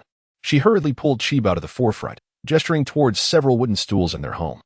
Do not be deceived by the modest size of these stools. They are solid and hefty, each weighing around 20 kilograms. "Eighth sister, what are you planning to do?" Qibao's petite frame trembled with trepidation. He was reluctant to leave the comforting embrace of Xiong Mu, yet it was indeed his 8th sister calling him. Even if it meant risking his own life, he would comply. Xiong Lingling pointed once more at the bamboo strips carved by Grandpa Xiong in the corner of the room, indicating the word bind. Then she gestured towards the beam above, miming the action of hang. Madame Bear and Xiao exchanged glances, uncertain of what Lingling intended to do at such a critical moment. However, they were well aware that this little creature typically remained silent. Whenever she chose to speak or gesture, it invariably carried significant meaning. Fortunately, there was also Qibao at home, who always seemed to intuitively understand Lingling's expressions. As soon as Lingling fell silent, Qibao promptly translated her intentions for everyone. Its sister suggested securing the wooden stool with bamboo strips and suspending it from the beams facing the doorway, so they could use it to strike down the ferocious beasts when they approached. Chapter 79, True Feelings Revealed in Times of Crisis. What? The entire family was momentarily taken aback, uncertain whether Qibao was speaking the truth. Yet, it didn't take long for Madame Bear to comprehend the situation. She slapped her forehead and exclaimed, "Yes, 8th sister's idea is splendid. Let us get to work." As long as there was a plan in mind, securing and hanging the stool from the beams was hardly a daunting task. With Madame Bear's dexterous hands and Xiao's considerable strength, the mother-in-law and daughter-in-law duo swiftly completed the trap. "Old man, you should go inside," Madame Bear urged, concerned about her husband still being outside. He was elderly, and relying solely on his stone knife would not suffice in such perilous circumstances. Grandfather Xiong would undoubtedly refuse. He is determined to establish a protective barrier for his family at all costs. Mrs. Bear hurriedly stepped outside to inform him of the situation within the house. Mr. Bear, caught off guard, swiftly agreed to enter. However, just as the elderly couple intended to proceed, they heard the howling cries of the wolf cubs next door. The only adult orc in their household was little Wolfly, who was typically sharp-tongued and ruthless, but in such a dire moment, undoubtedly paralyzed by fear. With a heavy heart, Mr. Bear waved his hand, unable to ignore the plight of lives at stake. Regardless, they had concealed everything necessary within their home. Mrs. Bear, not one to be callous, nodded and quickly approached the fence, softly calling out, "Little Wolfly, bring the cubs over to our home for safety." "Is that you, Auntie?" Little Wolfly, pressed against the door and listening to the commotion outside, was now so frightened that her grip on her stone knife trembled. "Of course it is. Hurry." "All right." At that moment, there was no time for past grievances. Survival was paramount, and she agreed to anything that would ensure their safety. Little Wolfly hurriedly brought her 4 cubs into the yard, lifting them one by one over the fence before climbing up herself and jumping into the bear household. "Quickly, get inside," urged Mr. Bear, and the group hastily entered. Just as they closed the door, a cacophony of footsteps rushed past outside. "Check this house for any inhabitants," a brutish voice, laden with malice, declared, clearly not belonging to anyone from the tribe. "Brother, we have injured." "Injured? That means nothing. We finally entered the tribe. We cannot return empty-handed. We must capture some females and cubs before we leave." "Yes, Yes, capture the females. The latter's tone dripped with lewdness, punctuated by a whistle that was utterly repugnant. With that, they kicked open the door to the wolf household and stormed into the yard, then kicked open the door to enter the house. However, they were soon met with disappointment. Damn it, brother, there's no one here. Curse it, they run fast. I won't let them escape. Let us move on to the next house.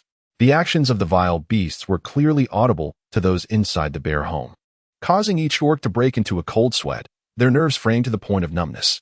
The youngest, 6 and 7 treasures, who had been crying, now dared not make a sound. Even the 4 cubs from the wolf family had clamped their mouths shut in fear. Everyone held their breath, and at Mr. Bear's gesture, they quietly retreated to a corner, huddling together. Simultaneously, Bear Show transformed into her beast form. Being the strongest, and with the space inside being confined, she assumed her beast form first for protection. At that moment, Bear Show gripped tightly onto Zhu Rui's end, listening intently as the vile beast's footsteps approached the yard. In the instant the door creaked open, she immediately released her grasp on Zhu Rui. Phew! A low, muffled sound pierced the air, heralding the arrival of a formidable beast. The leader of the malevolent creatures, still grappling with the unfolding scenario, was about to ignite a torch to illuminate the interior when his keen ears detected an unusual noise. In the blink of an eye, a dark object hurtled towards his forehead. What on earth was that? There was neither time to evade nor to ponder. In a mere instant, the dark mass struck him squarely on the brow. Ah! Thud! The beast was sent reeling backward, inadvertently toppling another creature in its wake. A third, oblivious to the chaos, charged into the room, only to be met with another dark projectile. Thud! Another anguished cry erupted. The third beast, smaller in stature, was flung even farther, taking down the most robust among them. A voice cried out, "Brother!" Soon after, the triumphant shouts of the tribe's male orcs resonated from outside. At the bear's den, quickly, capture them, seize them. The malevolent beasts sensed the tide turning. Brother, we must flee. What lurks within? Who are the orcs that can dispatch us with such ease? The leader of the beasts glared fiercely at the open doorway of the bear's abode, shrouded in darkness, yet he dared not charge in with his great stone blade. Within that threshold, a mysterious force seemed to loom, intimidating all. The cries of the tribe's male orcs grew ever nearer. Retreat! The leader of the beasts waved his hand in resignation, and swiftly, several shadowy figures darted from the bear's courtyard. Inside, all remained in a state of trepidation. After a tense 3 seconds, the elderly bear matriarch finally regained her composure. Fear not, they have departed. Only then did the others seem to exhale the breath they had been holding. Wolf Xiaoli turned to embrace her cubs, weeping softly. The terror had been palpable, and had they arrived a moment later, calamity would have struck. Meanwhile, from another direction, Wolf Kuei sprinted home, arriving at the courtyard to find the gate ajar. His heart plummeted, and he rushed inside. Xiaoli, eldest cub, second cub. To his dismay, the house was eerily silent, devoid of life. Had the beasts abducted his entire family? Father! Just as despair enveloped him, he heard his family's voices calling from the adjacent yard. Filled with relief, Wolf Kuei turned to see his loved ones gathered safely in the bear's courtyard. He leaped over, embracing his cubs. Are you all safe? We are unharmed. It was Uncle and Auntie and Aisho who rescued us, Wolf Xiaoli sobbed, wiping her tears. Her emotions were a tumultuous blend, leaving her with nothing but sincere gratitude. Wolf Kuei's expression softened, and he rose to address Grandpa Bear and the others. Uncle, Auntie, Aisho, thank you. Before the Xiong family had the chance to respond, Xiong Wu rushed into the courtyard. He had exerted every ounce of his strength during the frantic run, his mind consumed with thoughts of his family's safety. Had it not been for the ferocious beast that hindered his progress, he would have arrived home much sooner. Upon seeing his family standing there, unscathed and orderly, Xiong Wu's voice caught in his throat. Father, mother, are you unharmed? Old Lady Xiong looked at her son with a heavy heart and said, It's all right, don't worry. The little ones are doing well. Xiong Wu nodded. Fortunately, the families of the second and third brothers were unharmed, as the patrol happened to be near their homes, preventing the ferocious beasts from entering. Chapter 80, The Losses of the Orcs upon hearing that the second and third families were safe. A collective sigh of relief swept through the group. Soon, the rhythmic beating of the chief's drum resonated again. Hu Xiaoxiao rushed in from outside, exclaiming, Brother Xiong, Brother Lang. Are you both unharmed? We are well, came the response. That is good to hear. However, there have been orc casualties within the tribe. The beasts have now vacated the area, and the chief has instructed everyone to safeguard their families, postponing further discussions until dawn. Who? The news of the fatalities plunged the group into a state of dread and sorrow. Hu Xiaoxiao gritted his teeth. It was Ho Laoba. Ho Laoba was the brother of the stone mason, and among the tribe, the Ho family was the most numerous and astute. During communal feasts, Ho Laoba was always the first to partake, yet he would deftly evade responsibilities whenever contributions were needed. That night, when the beasts stormed into the village, Ho Laoba, still a bachelor, instinctively thought of escape rather than concern for the other orcs. Ironically, as he fled, he encountered the very beasts he sought to evade. The monsters, upon spotting a male, wielded their blades without a hint of mercy, indifferent to his pleas. Now, Ho Laoba lay lifeless beneath the savage blade, leaving the other orcs momentarily at a loss for words. The chief was correct. Tonight, it was paramount for everyone to protect their families. Xiaoxiao, you should return home as well and stay safe. Ultimately, it was Xiong Wu who broke the silence. What had transpired was irreversible, and further discussion seemed futile. Hu Xiaoxiao nodded in agreement. You too. He was anxious about his wife, Hu Mimi. After nearly being kidnapped during a previous incident, Hu Xiaoxiao had excavated a tunnel behind their home, allowing Hu Mimi to escape into the woods should danger arise. Thankfully, she had narrowly avoided peril this time as well. Having conveyed his message to the families of Xiong and Lang, he hurried back home. Soon, tranquility returned to each household. Once inside, the bear family fell into silence as they began contemplating the trap.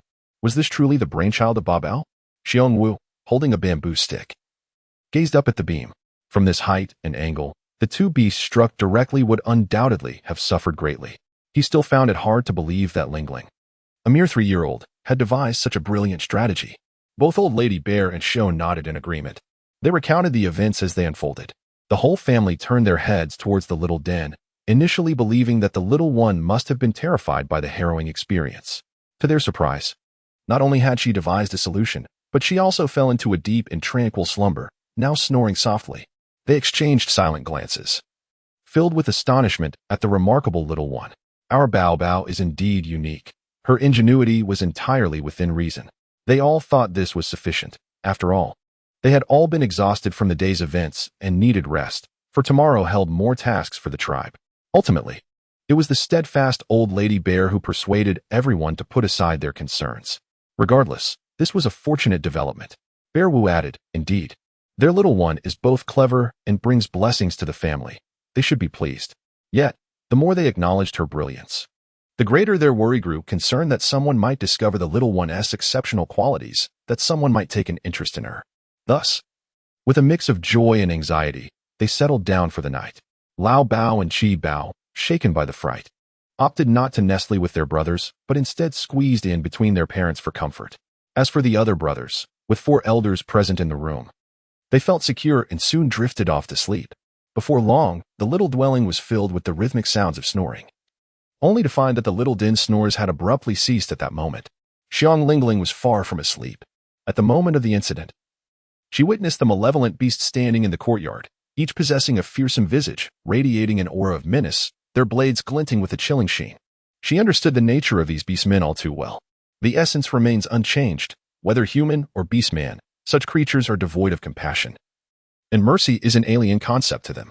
When faced with the prospect of gain, the actions of these beastmen could tarnish the very fabric of the world. This was an era devoid of law and order, where survival hinged solely on fate. In such times, how could one be without weapons? Hence, when she later learned of the death of Monkey Old 8, she was not the least bit surprised. What astonished her was that only one beastman had perished.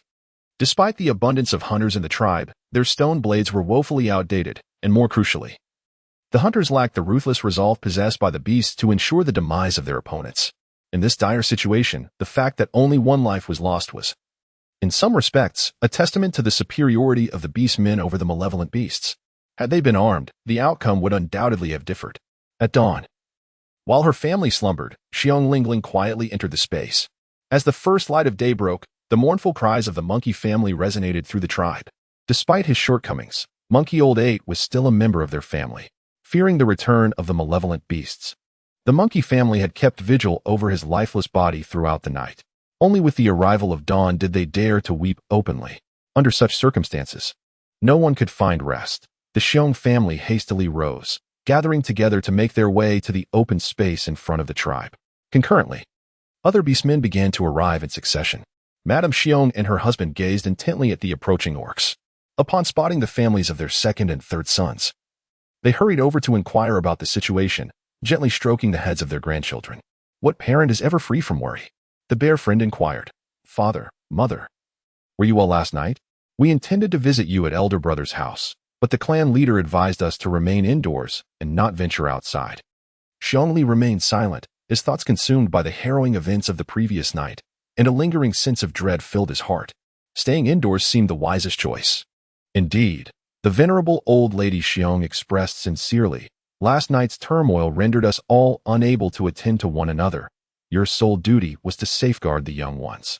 Her gaze drifted behind her, landing on Xiong Tsuetsue, whose visage bore the marks of exhaustion. This was hardly unexpected. None of the females in the tribe had emerged unscathed from the fright of the previous night. Yet, the absence of old lady Xiong was perplexing. As if sensing her mother's unspoken concern, Xiong Tse hastily interjected, Mother, my mother was so terrified last night that she can hardly move this morning. She is currently resting at home. Indeed, the events of last night were unprecedented for her. Old lady Xiong chose to refrain from further commentary, guiding the second and third families to join the first. The orcs were engaged in fervent discussions about the previous night's calamity. Despite the demise of Monkey Old 8, several others had also sustained injuries, some to their arms, others to their legs, and a few with wounds to their backs, inflicted by the savage beast stone blades. In total, 6 male orcs bore injuries, which, while varying in severity, nonetheless weakened the tribe's male contingent. The sheep and rabbit orcs had been particularly grievously harmed. Their families reported that they could scarcely leave their nests, one having sustained a wound to the back, the other to the leg. Presently, a deer healer was attending to their injuries at home. Meanwhile, the family of the monkey had constructed a makeshift stretcher from wood to carry the corpse of Monkey Old 8 to the center of the clearing. It was evident that he had received a fatal blow from behind, a strike both precise and merciless, leaving a gaping wound that likely resulted in his immediate demise. Witnessing this grim sight, the females hurriedly shielded the young one's eyes, some instructing them to turn away. It became clear to all that had Monkey Old 8 heeded orders and avoided reckless flight, he might have escaped this tragic fate. His death served as a poignant reminder, evoking both sorrow and a profound lesson for the tribe. From this moment forth, every member, young and old, must grasp the importance of unity. Selfishness must have no place in our actions. Only by binding together can we withstand the threat of those malevolent beasts. Standing upon the stone, the lion chief spoke with a heavy yet resolute voice, each word imbued with gravity and solemnity. His eyes reflected deep sorrow as he imparted this warning. Do you understand? We do, the orcs replied in subdued unison. A sense of fear permeated the air, igniting a collective fury within them as every adult orc clenched their fists. If the prior incidents involving Xiong and Mimi had merely instilled fear, this latest event had awakened a profound realization within the tribe. The malevolent beasts were indeed real, and their wickedness was undeniable. The lion chief gestured with his hand to the monkey family, saying, Lower him down. In the tribe, there exists a designated area for the burial of fallen orcs. And naturally, the late monkey Lao Ba must be laid to rest. The monkey family, overwhelmed with both shame and sorrow over his demise, had no further words. They simply prepared to inter him. Several orcs from the tribe, who had shared a close bond with him, came to assist. Meanwhile, those remaining fell into a profound silence, anxiously awaiting the chief's decision. Indeed, the tribe was enduring its most arduous times, unable to hunt for sustenance while also needing to guard against the return of vicious beasts. Although no one dared to voice their fears, a palpable unease hung in the air. After a long pause, the lion chief finally spoke. If anyone has suggestions, feel free to share. All ideas are welcome. In times like these, we must not hold back. An elder ram could no longer contain himself and interjected. Chief, I have heard that those vile beasts have decimated several tribes. Our tribe is so small, with such a limited population. If they come again, can we withstand another assault? Perhaps we should consider relocating. Relocate? Who told you that those beasts annihilated other tribes? Be cautious with your words, Elder Ram. I speak no falsehood. While I have no proof regarding other tribes, you may inquire with Bear Chui Chui's mother, Bear Pa, if her tribe was safe and sound. Why would she risk coming to our tribe? The assembly fell silent, recognizing the weight of his words. Indeed, Bear Pa had mentioned this matter. claiming her tribe had suffered an attack from the savage beasts to evoke sympathy from the tribe. At the time, many had thought it akin to the incidents involving Bear Hua and Fox Mei Mei. Only after experiencing the events of last night did they truly comprehend the meaning of a genuine assault.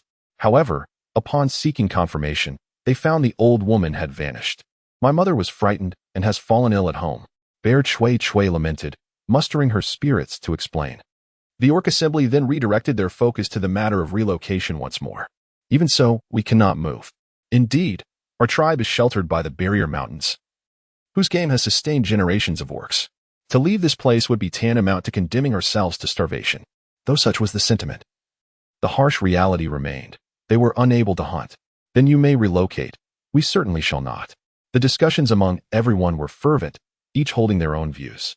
However, Xiong Lingling noticed that the elder chief's brow furrowed even deeper in response to the heated debate. Casting a glance at the arguing beastmen, she suddenly felt a pang of sympathy for the elder chief. Despite appearing to be in a perpetual state of drowsiness, his intellect was remarkably advanced for this primitive era. For instance, he advocated for unity among the beastmen, even illustrating his point with the lifeless body of Monkey Laoba.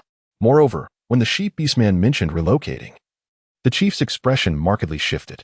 Indeed, moving at such a critical juncture would render them vulnerable, akin to scattering grains of sand before ferocious beasts. This was an exceedingly imprudent course of action. The wisest strategy would be to fortify the tribe, utilizing their stronghold as a bastion, with Shield Mountain as their protective backdrop. Venturing out with families in tow would not only leave them directionless but also dilute their strength, leading to inevitable doom. Yet, Xiong Lingling knew she could not convey this to the beastmen, who would certainly dismiss the words of a mere 3-year-old beastling. Fortunately, the chief finally raised his hand. His voice hoarse as he proclaimed, "Relocation is out of the question. This land has been our ancestral treasure, a site of auspicious feng shui with water and mountains. It is rare to find such a place within dozens of nearby hills. Let us cease this debate." Upon hearing the chief's words, the sheep beastman shook his head in confusion. The others, too, fell silent. Although some remained perplexed and reluctant, the chief's words were definitive, and the matter was settled. "Lao Kuei, I believe we should retaliate. Evasion is not a solution," stepped forward Wolf Kuei. His words resonated with the chief, who lifted his half-closed eyelids. "Oh, do you have a plan? Speak up." Yet, Wolf Kuei turned to the Xiong family. "I have no plan, but the Xiong family does." Last night, their home was filled with cubs and females, along with 2 elders. When the ferocious beasts attacked, they were remarkably repelled without sustaining any injuries. I pondered, if every household in the tribe could protect themselves like that, wouldn't our chances of success increase? Is this true? The chief's eyes widened in interest as he quickly turned to the Xiong family. "Xiong Wu, what exactly transpired?" Xiong Wu was momentarily taken aback, his honesty rendering him speechless in the face of such an unexpected summons. Xiong Xiao, too, found herself at a loss for words. As for the elderly matriarch, upon hearing Lang Kuei's remarks, she discerned that Lang Shaoli must have recounted the events of the previous night. Fortunately, Lang Shaoli remained unaware that the ingenious plan had originated from Lingling's clever mind. With Xiong Wu rendered speechless, the matriarch stepped forward and explained, "Indeed, in a moment of desperation, our family devised a plan, drawing upon Xiong Wu's accumulated hunting experience. Thankfully, Xiao has a good memory and recalled the words Xiong Wu had shared with her, which led to our fortunate outcome last night." She then proceeded to narrate to all present how they had constructed traps using bamboo and wooden stools. Chapter 82, The Challenge of Domestic Betrayal. Upon hearing the matriarch's account, the assembled beastmen nodded in agreement. It was a commendable strategy, yet it was disheartening that only the Xiong family had thought of it the previous night. Lion Pillar remarked, "In fact, stones could also be utilized. Should we opt for stones, they might prove to be more formidable. Indeed, stones would suffice. Why don't we ensure that each household stocks some stones and bamboo in their homes? This is a splendid idea, should the ferocious beasts return. The males can confront them outside while the elders and younglings within receive an added layer of protection." "That is precisely the case, Chief. This is indeed a wise plan." A glimmer of relief finally graced the chief lion's countenance. "Indeed, this is a sound strategy. Xiong Wu, are you willing to teach the tribe's beastmen how to construct these traps?" "Of course, rest assured, Chief." Xiong Wu had regained his composure. Although he had not participated in the trap's construction, he had come to understand its workings. Now that Xiong Wu credited him with the idea, he felt compelled to step forward and commit. Very well, today's task for everyone is to follow Xiong Wu's lead in learning to make traps. Afterwards, we shall tend to the sloped fields. We must not neglect one aspect while attending to another.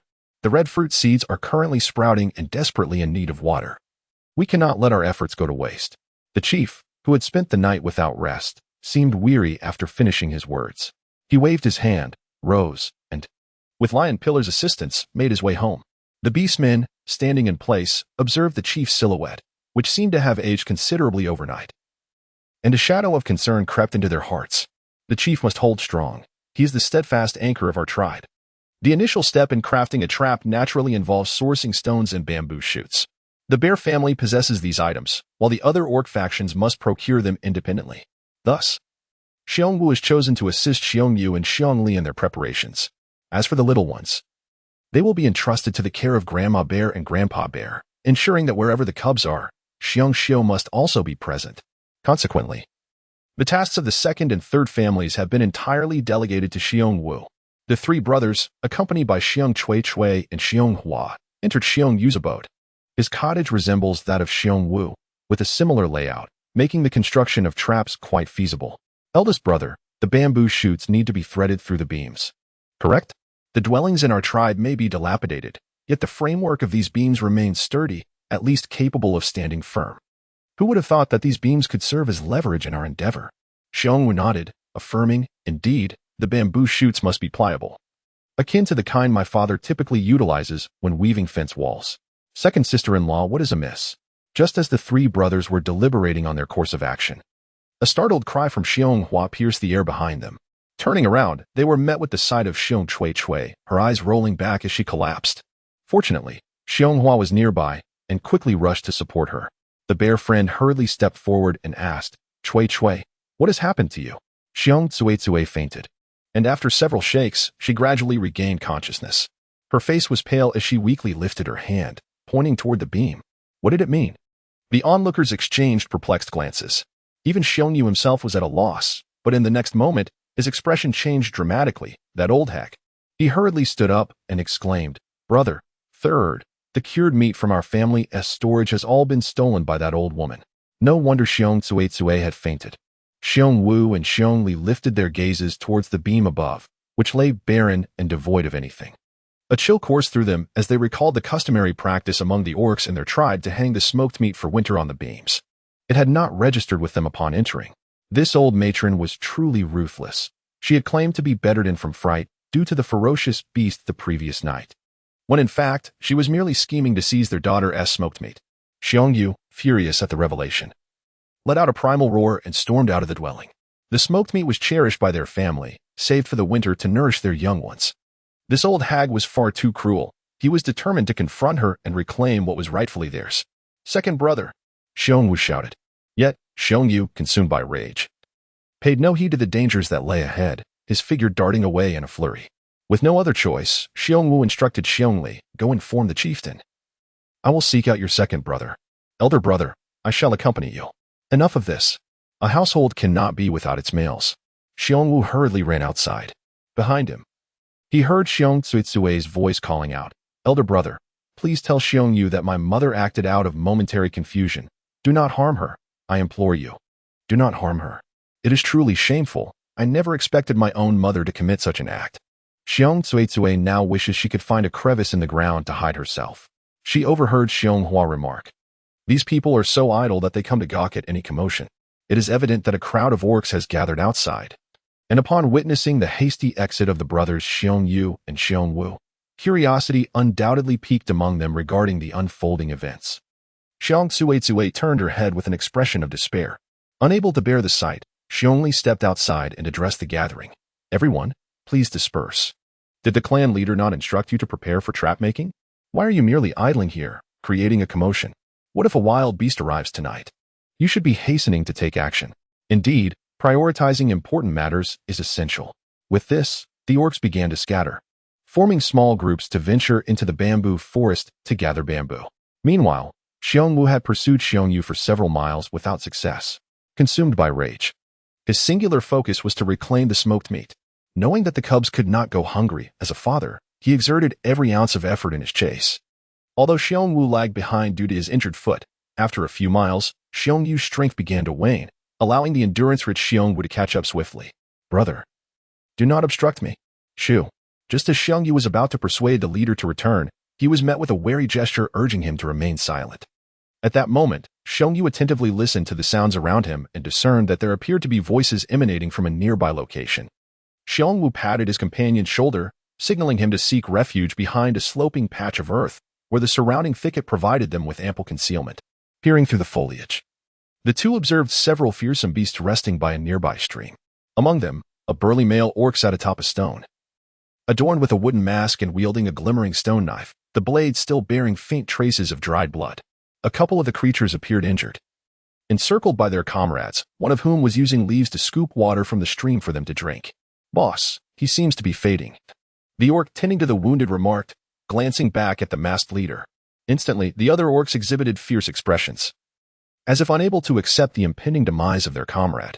Each of them bore a menacing appearance, with grotesque features and numerous scars etched across their faces and bodies, rendering them a terrifying sight. Chapter 83. The savage beasts. The bear companion felt his heart constrict with fear.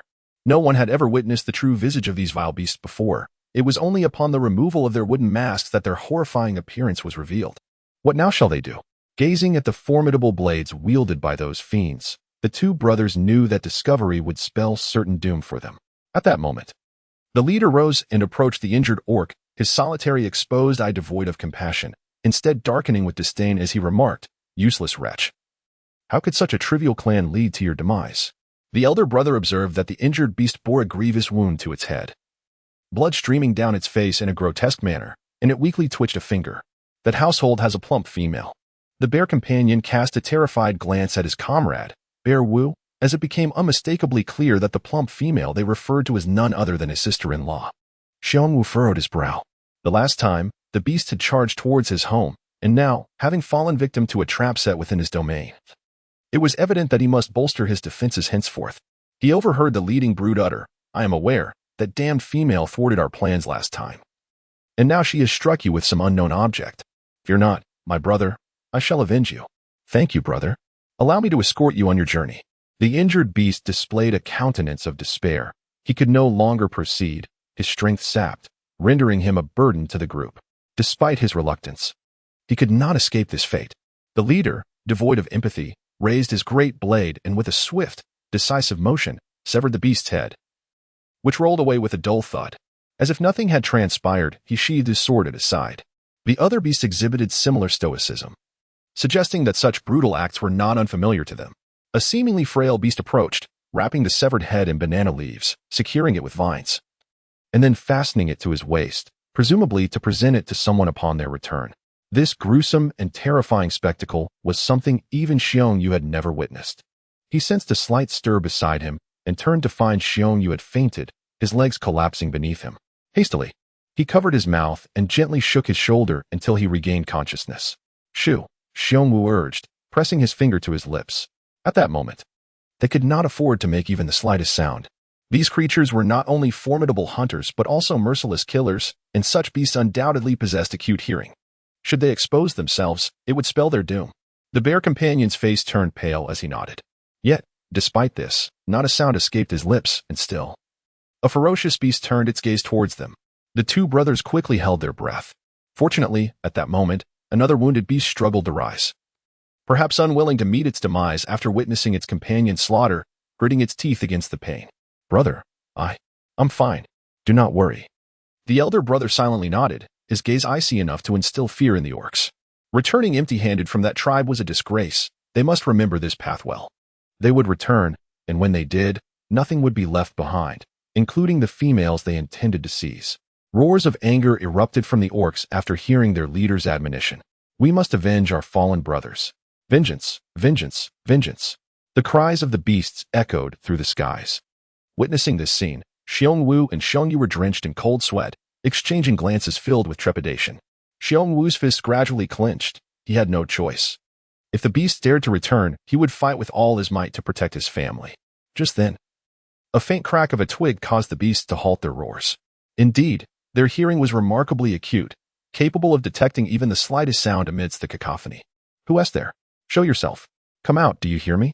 All the ferocious beasts turned their heads towards their direction. Had they been discovered? Xiong shuddered, nearly fainting once more. His arm was firmly grasped by Xiong Wu beside him, that warm and powerful hand imparting strength. With unwavering eyes, he declared, I will go out. You must flee. No. Be obedient. Xiong Yu shook his head. Escape was not an option. This was his brother. Should he charge out alone? He would undoubtedly meet his demise. Yet, even if they both ventured forth, death would be inevitable. Just then, to their astonishment, a figure emerged from the nearby woods.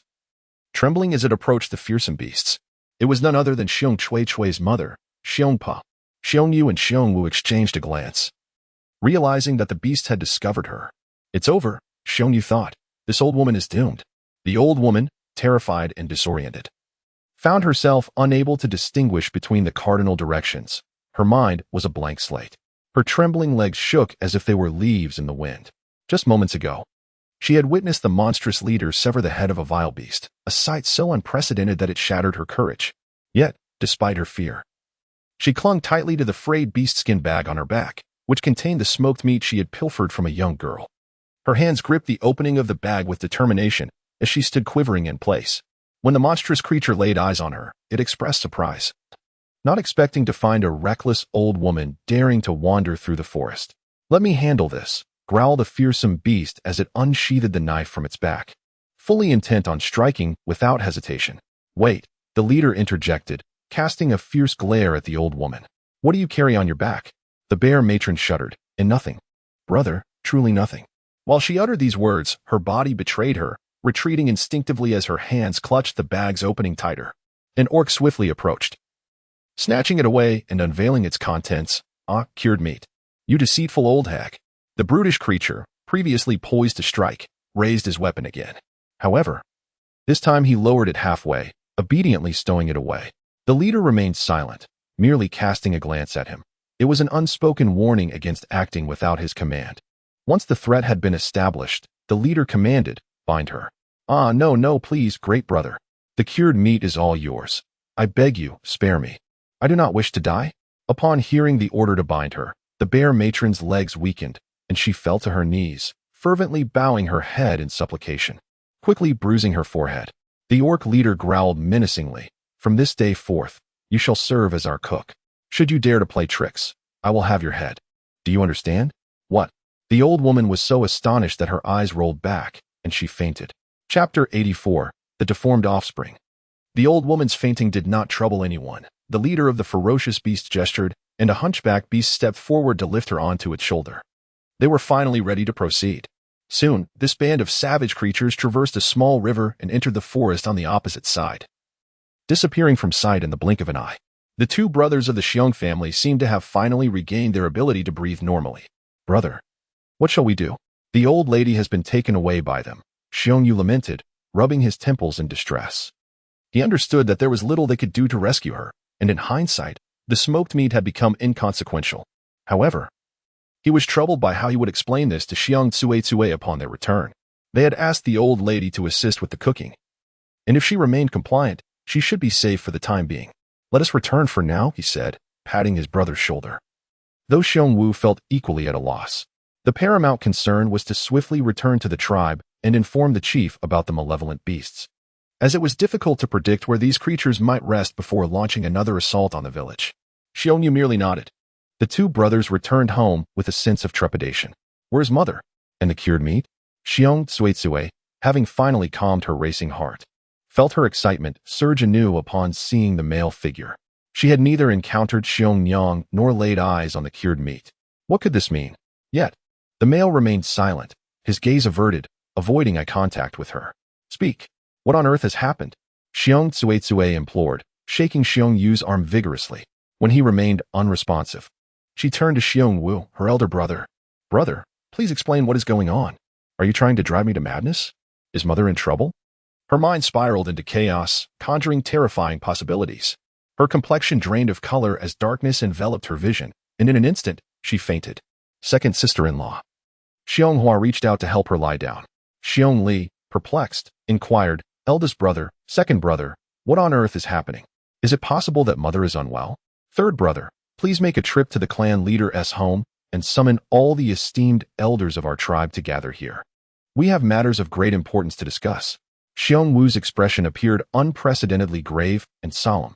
This left Xiong Li momentarily taken aback, prompting him to refrain from further inquiries.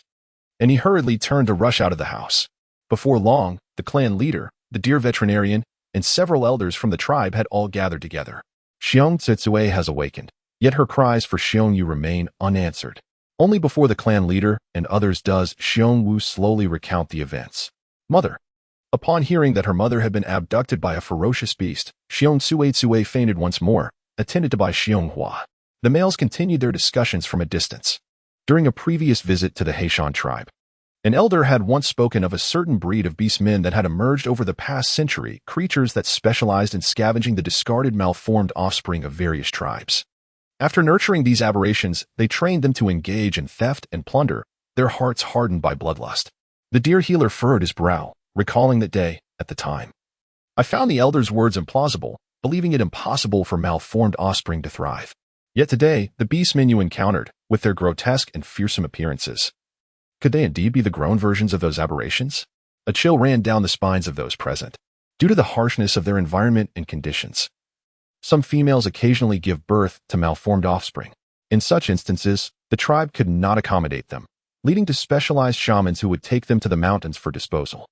The so-called disposal involved leaving them in an open area, where wild beasts would inevitably come to feast upon them.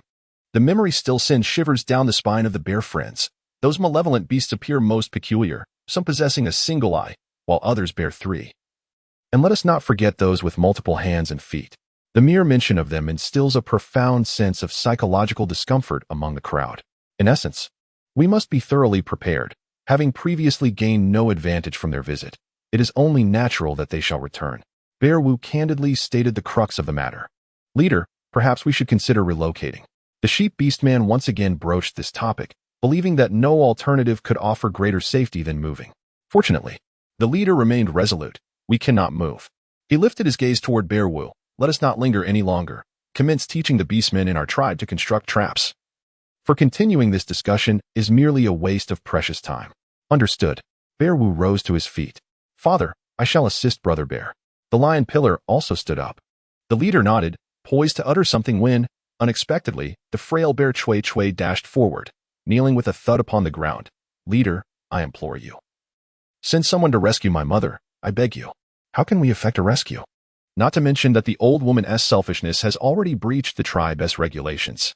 Furthermore, those fierce beasts wield knives longer than average, and their merciless nature, coupled with their overwhelming numbers, renders a rescue exceedingly perilous.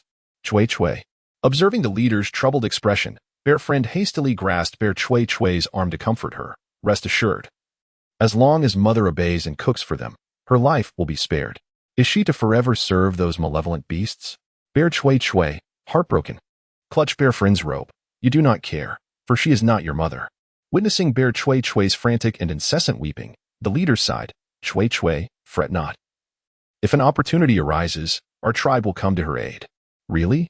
Thank you, leader, thank you.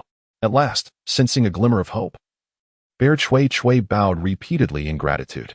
In such moments, it was unnecessary to reason with a female. The leader promptly organized the departure. Behind them echoed Bear Chui's heartfelt expressions of thanks. After walking some distance, the leader called upon the monkey craftsman. I understand your sorrow, particularly with the recent passing of old Monkey 8. Yet the current circumstances compel us to forego even the luxury of mourning. Monkey, could you forge some longer knives? Rest assured, I shall do my utmost. The monkey craftsman lifted his spirits. However, I shall refrain from participating in the perimeter duties. I will focus on producing the knives. Very well. The chieftain patted his shoulder, a blend of emotions stirring within him. Typically, his tools were crafted through bartering, yet at this moment, such concerns seemed trivial. Soon, the males of the tribe were bustling about, some learning to set traps, others sharpening blades under the guidance of the stonemason, while a few safeguarded the females as they ventured to the river for water to nourish the berry fields. As for the troubling events witnessed by the Bear brothers, the chieftain strictly forbade any disclosure. Only they were to bear this burden, for should the other orcs learn of it, it would surely incite panic. However, nothing escaped the keen perception of Old Lady Bear. After a visit home, Bear Wu instructed Bear Xiao to fetch more stones to reinforce their traps. His downcast demeanor caught the old lady's attention. Chapter 85. A touch of cold steel. What's wrong? If there is something amiss, don't hide it from your mother. Speak. I can handle it. Although Old Lady Bear was unaware of the specifics, she gleaned some insight from the conversations of other orcs. She knew her two sons had dashed from their dwelling, their destination unknown. As for their purpose, she had managed to uncover some details.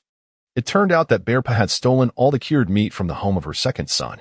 This incident served as a lesson for Bear Chui Chui, who had always been so oblivious, preoccupied solely with her maternal family, even abandoning her children to return to her mother's home previously. Now, she would come to understand her mother's true nature. At that moment, Bear Wu realized it was futile to hide the truth from his mother and recounted what he and Bear Yu had witnessed. Good heavens, how dreadful! Old Lady Bear exclaimed, clutching her chest. Do you think Bearpa can survive this? That depends on her fate. Those vile beasts are capricious. If she cooks well, she might endure a few days, but one misstep, and her fate is uncertain. The old lady's frustration was palpable as she struck the doorframe. If she and T caused trouble for the second son, would it have come to this? Enough. I have grasped the situation. Do not mention this to a Xiao. We wouldn't T want to frighten them further. Understood. Unbeknownst to the mother and son, a small figure perched quietly in the corner, absorbing every word. Just then, Old Lady Bear called out to Bear Wu again, as if she had something more to convey. However, after a moment's contemplation, she waved her hand dismissively. It's nothing. Go on with your tasks. Xiong Wu emitted a soft grunt and continued onward. Observing Grandma Xiong muster her spirits to enter the house, Xiong Lingling fell into deep contemplation in the corner. She clearly recalled the information concerning the deer veterinarian as mentioned by Xiong father. Some beastmen deliberately raise deformed offspring and nurture them. If this were indeed the case, they would be far more formidable than ordinary ferocious beasts. It seemed imperative for her to bring forth the drawings of cold weapons she had created in her space. After a night of diligent effort, coupled with a brief feigned slumber during the day, Xiong Lingling meticulously illustrated the methods for crafting bows and spears based on the knowledge of cold weaponry she had acquired in her previous life. The crafting process demanded precision, requiring her to proceed step by step with utmost care. A single misstep could render the entire endeavor futile. Thus, her progress was slow. Soon enough, the children from her second and third uncle's families gathered at their home, resulting in a raucous commotion. The older ones cried out at the younger ones, turning the small dwelling into a chaotic scene. Consequently, she discreetly slipped away to a corner of the yard for a breath of fresh air. Where was Eighth Sister? Just as she pondered this, the sudden cries of Dabao, Airbao, and Sanbao echoed from within the house.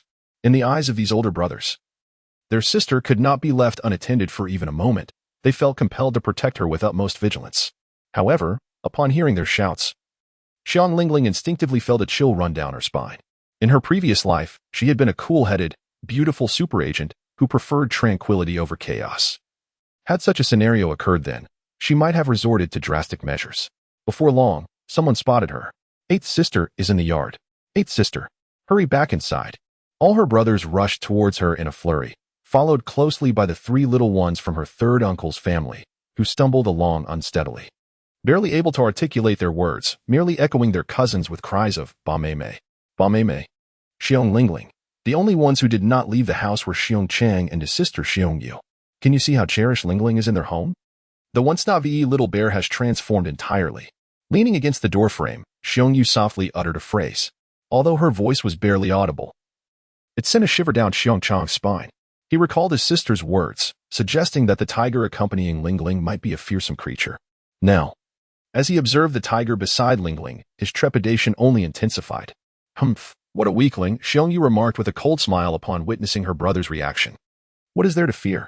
With so many cubs in the Xiong family, if that tiger truly intended to feast on a cub, it certainly wouldn't choose you. How can you be so sure? Xiong Chang inquired, his legs trembling at the thought of the legendary tiger that supposedly devoured cubs. Because it prefers those that are smaller and more tender. Soon, Xiong Lingling was surrounded by her brothers as they ushered her into the house.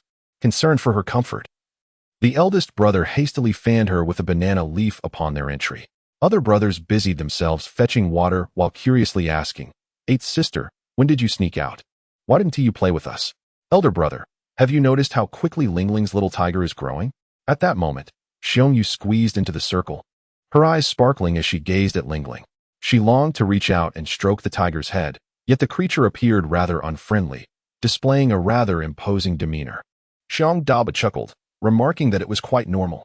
He had heard from his father that tigers, being able to eat and sleep well, generally grow quickly. Is that so? However, this seems rather excessive, doesn't it? What are you saying? Sibao immediately stood up, for in his eyes, no one was permitted to doubt Lingling's cubs, including the tiger by her side. With hands on his hips, he inquired, what seems abnormal? Have you ever seen a tiger grow so rapidly in just a few days? This question rendered Xiong Yu speechless, her face flushing crimson with embarrassment. All right, Sibao, let us tone it down a bit. Has T said anything? Daba said with poise, urging Sibao to take a seat. After all, they were cousins. What was there to argue about? The little ones soon resumed their playful antics. Yet, this minor episode left Xiong Yu feeling a swell of grievance within her. With so many cubs from her uncle's side, she found herself without support when they gathered together. Xiong Chong was utterly unreliable, a complete coward. The cubs from her third uncle's family were too young to be of any assistance. Contemplating these thoughts, Xiong Yu wished fervently to return home at that very moment. She trudged out to the yard, leaning against the fence and gazing at the vegetable patch across the way. From the yard, she could not discern the condition of the garden. Her uncle's tightly woven fence obscured everything inside. How many red fruits could possibly remain within? Xiong Yu absent-mindedly picked at her nails, her mind wandering. Inside the room, Xiong Lingling pretended to sit obediently for a while before pointing to her small nest, signaling it was time to sleep. Little 8 is going to sleep again. All right, go ahead, Little 8. For the cubs of the Xiong family. Lingling's penchant for slumber was a well-accepted fact. Regardless of the hour, they allowed her to rest as long as she was within sight and could be safeguarded. In truth, Xiong Lingling did not wish to sleep at that moment. She merely sought to enter her space and continue her drawings, while also escaping to a quiet sanctuary. Meanwhile, Grandma Xiong was busy constructing a small wooden house in a corner of the vegetable garden. Now residing with her son, the little house was modest, bustling with visitors during the day. She decided to relocate the chicken coop closer to the vegetable patch, ensuring that even if the 3 hens suddenly laid a plethora of eggs, no one would notice. Chapter 86. Bullying. Speaking of the 3 hens, they had shockingly laid no eggs over the past few days. Mother, could it be that the insects have been too scarce? Xiong Shou quietly inquired as she handed a stick to her grandmother. I wonder when they will resume laying. Let us not worry about that. Even if they lay none from this moment on, we should be grateful for the eggs they provided before, which greatly assisted our household. In the face of the gifts bestowed by the beast deity, Grandma Xiong always maintained a heart full of sincere gratitude. Upon hearing this, Shou couldn't help but agree. You were right. Regardless of the circumstances, the chicks have been quite delighted with the eggs we received a few days ago. The 3 hens fell silent. In any case, as long as we do not slaughter them for meat, they will continue to strive with a little more time. Observing the genuine joy on her daughter-in-law's face, Grandma Xiong sighed, pondering whether this person ever experienced worry. Xiao, I wish to discuss something with you. Mother, what is it? Whatever you decide, I will support it.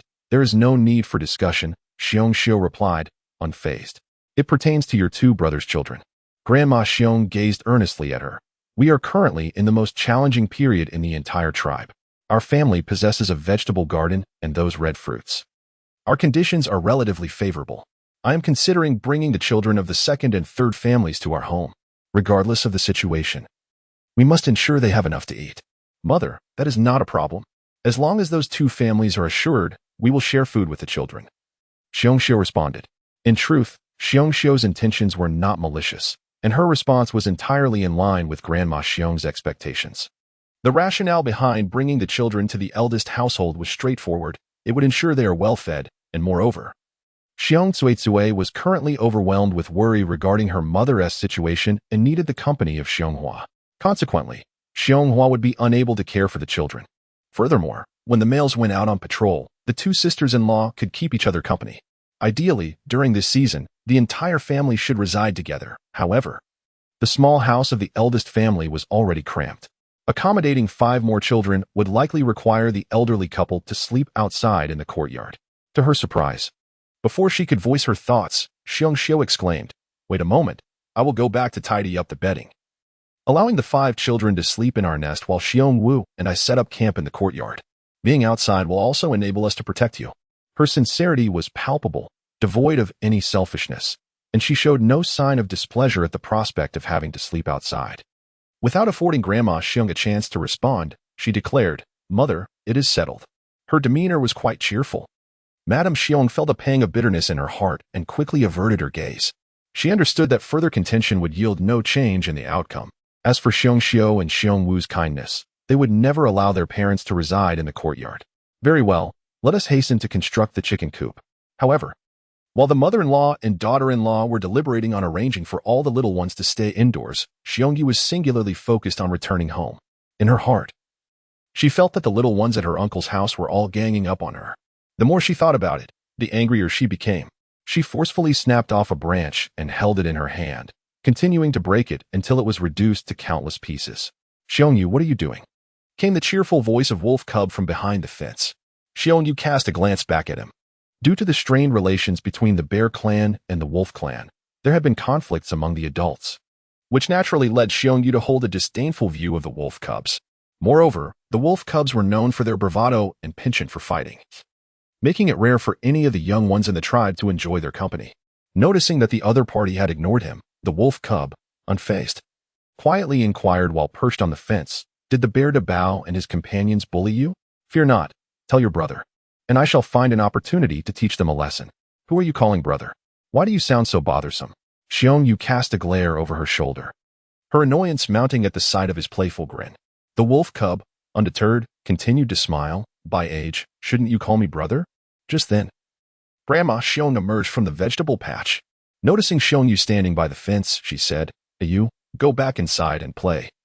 What are you doing standing out here in this sweltering heat?" "Grandma," Xiongyu exclaimed, immediately abandoning the Wolf Cub to run over, her voice laced with dismay. "I want to go home." "Dear child, where do you think you're going? From today onward, you and Achong will be living at your uncle's house." "What? Now hurry inside." With that, Grandma Xiong set down the stone knife in her hand and hurried out the gate. Xiongyu stood in shock, pondering the prospect of residing at her uncle's house from now on. This was unbearable for her. If it weren't for the fear of encountering ferocious beasts along the way, she would have certainly run home by herself. "Xiongyu, do not be disheartened. You can come and play with us," they consoled her. Hearing the conversation between the two children, Xiong Dazai found it amusing and joyfully called out from behind the fence. Xiongyu turned her head and uttered a single word, "Pa." The old Xiong matriarch did not venture elsewhere but proceeded directly to her second son's home. Upon entering, she was greeted by the sight of Xiong Tsitsue, pale and with her eyes tightly shut, lying in her nest, while Xiong Hua vigilantly kept watch beside her. Hearing the commotion, Xiong Hua swiftly called out, "Mother." Yet, Xiong Tsitsue, who was not truly asleep, continued to squeeze her eyes shut, overwhelmed by embarrassment and feeling unworthy to face her mother-in-law. As her tightly shut eyelids quivered slightly, it was evident to all that she was merely feigning sleep. "Tsue, we are all deeply saddened by your mother's situation, but you must take care of your own health as well. Let us set aside everything else. For the sake of the little ones," the old matriarch sighed, offering heartfelt words of comfort. "Mother." Xiong Tsitsue finally opened her red-rimmed eyes, surprised to find that her mother-in-law had not come to reprimand her for her mother's theft of smoked meat, but rather to express concern for her well-being. Tears streamed down uncontrollably as she thought of her mother. "I know," she said. "My elder brother has mentioned this to me as well. It seems that the Vicious Beast team is in need of a cook, and your mother is quite skilled in that regard. As long as she cooks well, those ferocious creatures are unlikely to trouble her. In the meantime, you must take good care of your health. Did not the clan leader say that if the opportunity arises, he will rescue your mother? We must ensure that when that moment comes, you are in good health, for we cannot afford to falter. In such a primitive and harsh environment of the ancient beast world, falling ill is the gravest misfortune. Minor wounds can be treated by the dear veterinarians. But if one's constitution deteriorates from within, there is little hope left." Xiong Tsue wiped away her tears and nodded softly. Madame Xiong then turned to Xiong Hua and said, Hua, from this moment forth, your second sister-in-law shall be under your care. During the day, while the second and third brothers are away, you both will stay in one room, just in case those vile beasts return. As for the little ones from both families, you may entrust them to us. Xiong Xiu and I will ensure their well-being. You need not worry about their meals or accommodations. By the way, I was in such a hurry when I left earlier, but I shall bring you some red fruits and white rice shortly. When you find yourselves with nothing to do in the room, do prepare a meal for the males. Let us share our sustenance during this time. Chapter 87. Heir Xiong. Madame Xiong has always possessed a spirited and vigorous disposition. After uttering those words, she departed without uttering another syllable. Before long, she indeed returned with 10 red fruits and 10 elongated fruits, along with 4 heads of cabbage and 2 bowls of pristine white rice. As she took her leave, she reiterated her sentiment, "Do not thank me. If gratitude is to be bestowed, let it be directed towards your elder brother and sister-in-law." The 2 sisters-in-law watched her retreating figure, lost in contemplation, feeling both a twinge of guilt and a pang of shame. Upon returning home, Madame Xiong, together with Xiong Xiu, began to construct a nest in the courtyard. Grandfather Bear returned with some elongated sticks, simply constructing a triangular main framework. He then bound slender branches to this framework, while the mother-in-law and daughter-in-law gathered fallen leaves and soft dry grass to line the interior. As the 3 adult orcs toiled vigorously, perspiration glistening on their brows, Xiong Yu, observing the scene from the window, furrowed her brow. She was truly reluctant to remain at her uncle's house.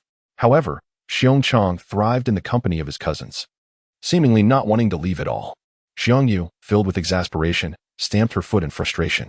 In this household, there were too few female cubs. Apart from herself and Xiong Lingling, the only other females were 2 younger cubs at her third uncle's home, both of whom were far too small and unable to converse clearly. She found it utterly embarrassing to associate with such little ones.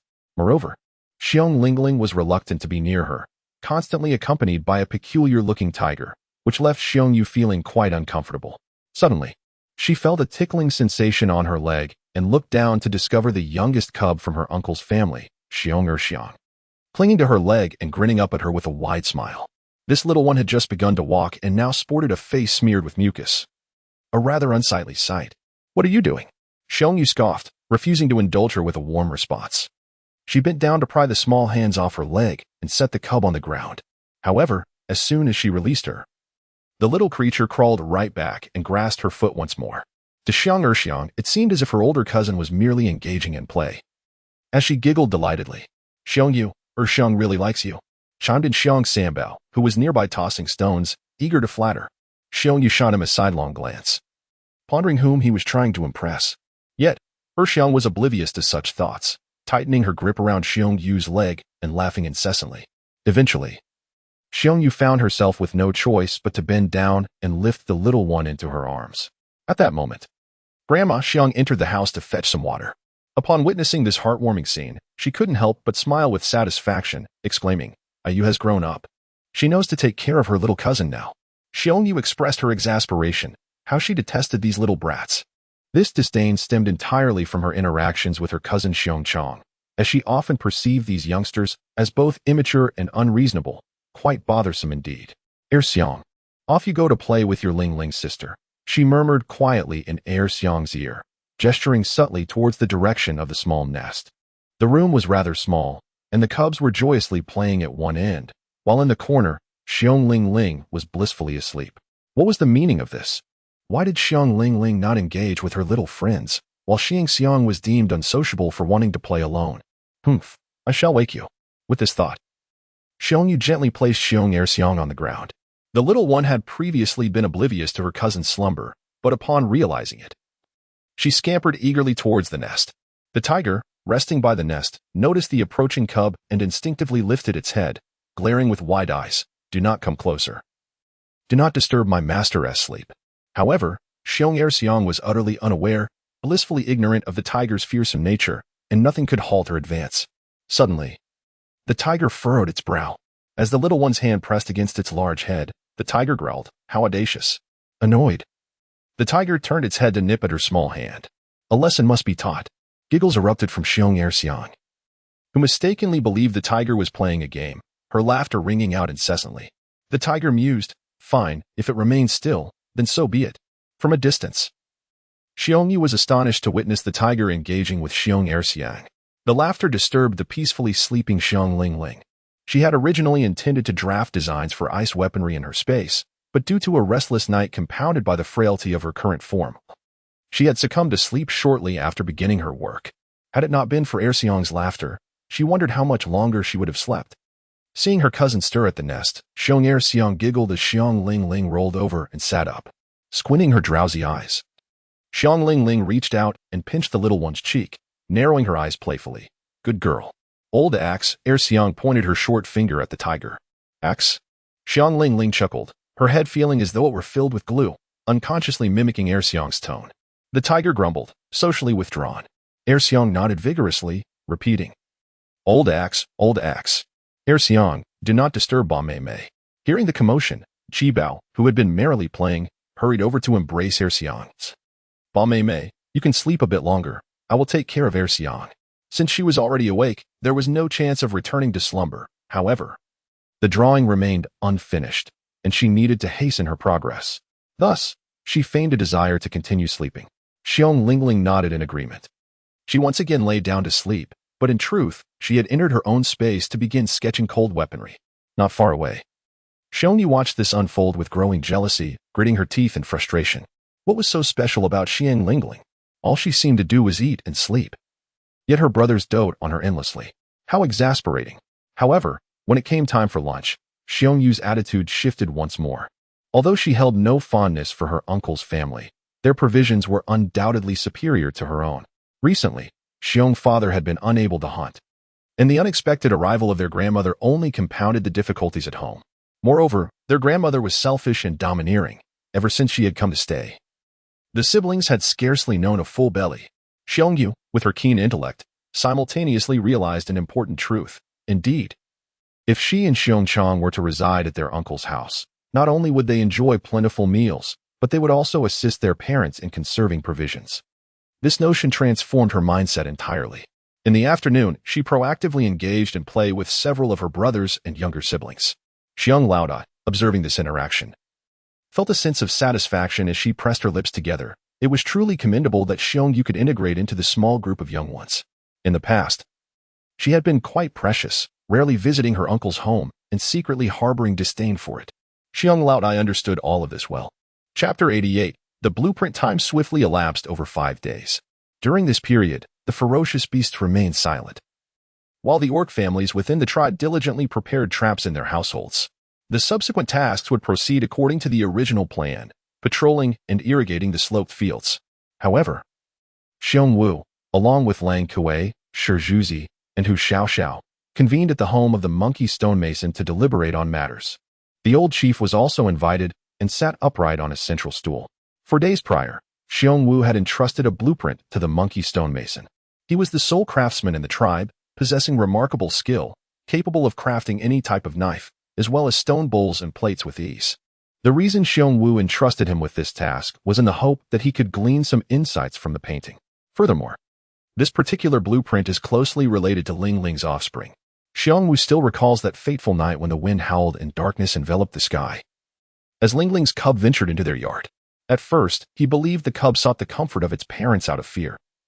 Little did he anticipate that Lingling's offspring would place an object into his hand and gesture for silence. Xiong Wu anxiously clutched the mysterious object until dawn. Upon inspection, he found himself utterly perplexed. Ultimately, he decided to present it to the stonemason, who, to Xiong Wu's surprise, was remarkably astute. A mere glance at the item sparked an intense fascination within him, prompting the question of its origin. "I found it," was the only explanation Xiong Wu could muster. He had never encountered such artwork or paper before, nor did any household in the tribe possess it. The stonemason proposed a solution. In 3 days, gather the chieftain and trusted individuals at my home, and I shall unveil something significant. Thus, at that moment, all were convened at the stonemason's abode. Compared to 4 days prior, he appeared noticeably thinner, yet his enthusiasm illuminated his eyes. As they settled, he extolled, "Chieftain, what Xiong Wu has discovered is truly remarkable." "What is it?" the chieftain inquired, accepting the illustration handed over by the stonemason, squinting his aged eyes to scrutinize it carefully. "Be cautious, this artwork is fragile." Far more so than animal hides, the stonemason urged, sweating with anxiety lest the chieftain's trembling hands tear the drawing. He quickly added, "If I am not mistaken, this image left by the ferocious beast depicts weaponry." The stonemason seemed to believe that the drawing Xiong Wu had found was indeed a remnant from the beasts, which alleviated Xiong Wu's worries while simultaneously filling him with guilt towards Lingling. After all, it was she who had placed the drawing into his hands, and now the one reaping the glory was himself. Xiong Wu had performed admirably. The chieftain commended him before asking, "How can you discern that these are weapons?" deliberately withholding information. The stonemason moved to a corner of the courtyard, lifting a tattered piece of animal hide to reveal a spear and an arrow. "Come and see." This is the weapon I fashioned based on the illustration. The astonished crowd hurried to assist the elderly chieftain as they approached. The spear, hewn from a single wooden pole, though somewhat rudimentary, featured an exceptionally sharp tip. The arrow, however, was quite different, meticulously crafted with several shafts, each arrowhead sharpened from robust stone, exuding a formidable sharpness. Subsequently, the stone mason grasped the arrow, fitted it onto the shaft, and aimed at a distant tree before releasing the mechanism. Whoosh! A piercing sound filled the air as the arrow shot forth at remarkable speed, striking solidly into the trunk of a large tree. The velocity and power left the onlookers in stunned silence. Xiong Wu could not help but ponder inwardly, surprised to discover that Lingling possessed such remarkable abilities. Though merely a 3-year-old child, her understanding surpassed the limits of his imagination. After a moment of astonishment, the monkey craftsman finally spoke. Xiao, would you kindly run and retrieve it? Filled with delight, Xiao dashed off, only to find that the arrowhead was not lodged in the tree trunk. It took considerable effort to dislodge it. Astonishingly, this weapon was truly extraordinary. Brother Monkey, what is the name of this weapon? They inquired. Indeed. What could such a splendid item possibly be called? The chieftain, grinning widely, felt a sense of assurance regarding the safety of the orcs and their tribe upon witnessing such a weapon. How could he not be pleased? Everyone turned to the monkey craftsman, who bashfully scratched his head. I am uncertain of its name. Perhaps the chieftain could bestow one upon it? The chieftain, pursing his lips and stroking his white beard, contemplated for a moment before speaking. Although our tribe has faced many tribulations recently, we cannot overlook the accompanying stroke of good fortune. For instance, Xiong Wu uncovering such a fine weapon. It would be remiss not to attribute this to the blessings of the beast god. Thus, we must approach this with the utmost reverence. I perceive this weapon as if it descended from the heavens, bestowing upon us a sense of security. Let us name it the lightning arrow. And these shall be referred to as arrows, while the longer weapon shall simply be called the long arrow. Very well, from this day forth, that shall be its name. The assembly erupted in joy. Witnessing the might of the lightning arrow, each individual felt a surge of confidence. Then, you must produce more lightning arrows, the chieftain began. But notice the monkey craftsman displaying a troubled expression. What troubles you? The chieftain inquired. To be frank, chieftain, it took me 3 days without food or drink to create this lightning arrow. I currently lack the strength to continue crafting them in succession. However, the long arrows are simpler to make. I can teach Xiong Wu and Juzi to produce them, ensuring that every male in the tribe possesses one. While the long arrow may not possess the might of the lightning arrow, it serves as an effective deterrent against ferocious beasts. As for the lightning arrow, it requires meticulous craftsmanship. Any misstep in its creation renders it unusable. Thus, I must personally handle its production. And we should only distribute the lightning arrows to the most formidable warriors within our tribe. The chieftain nodded in understanding. He recognized the difficulty involved in crafting the lightning arrows, not to mention the arrowheads required extensive refinement. Then let us proceed according to your plan. First, teach Xiong Wu and the others to make long arrows, and afterward, you may meticulously create the lightning arrows. Very well, we shall commence this afternoon. Later, upon returning home, Xiong Wu discreetly gathered Lingling into a corner. Baba has something to tell you. The design you provided has been crafted by the monkey craftsman. He recounted the events that had unfolded. What do you think of the name Lightning Arrow? It was rather unimpressive. Xiong Lingling nearly burst into laughter. However, from another perspective, the chieftain's actions were merely a demonstration of reverence towards the heavens and the earth. So be it. Let them express their joy as they please.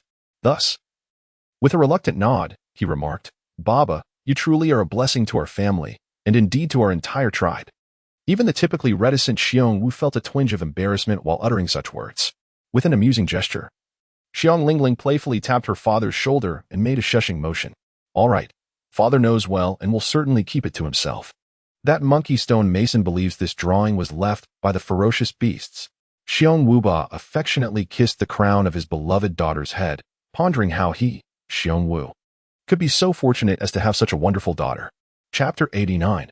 Fortune arrives to her surprise. The monkey stone mason displayed an unexpectedly high level of understanding. Crafting a crossbow is a task fraught with challenges and precision, which astonished Xiong Lingling.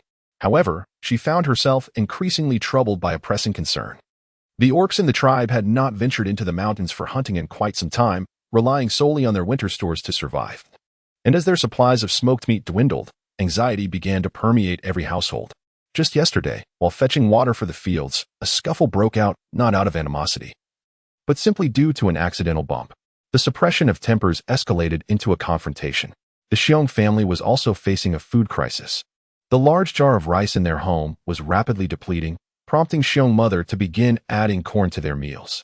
Strangely, the space they relied upon contained no white rice. It had only appeared once and never returned, not even steamed buns.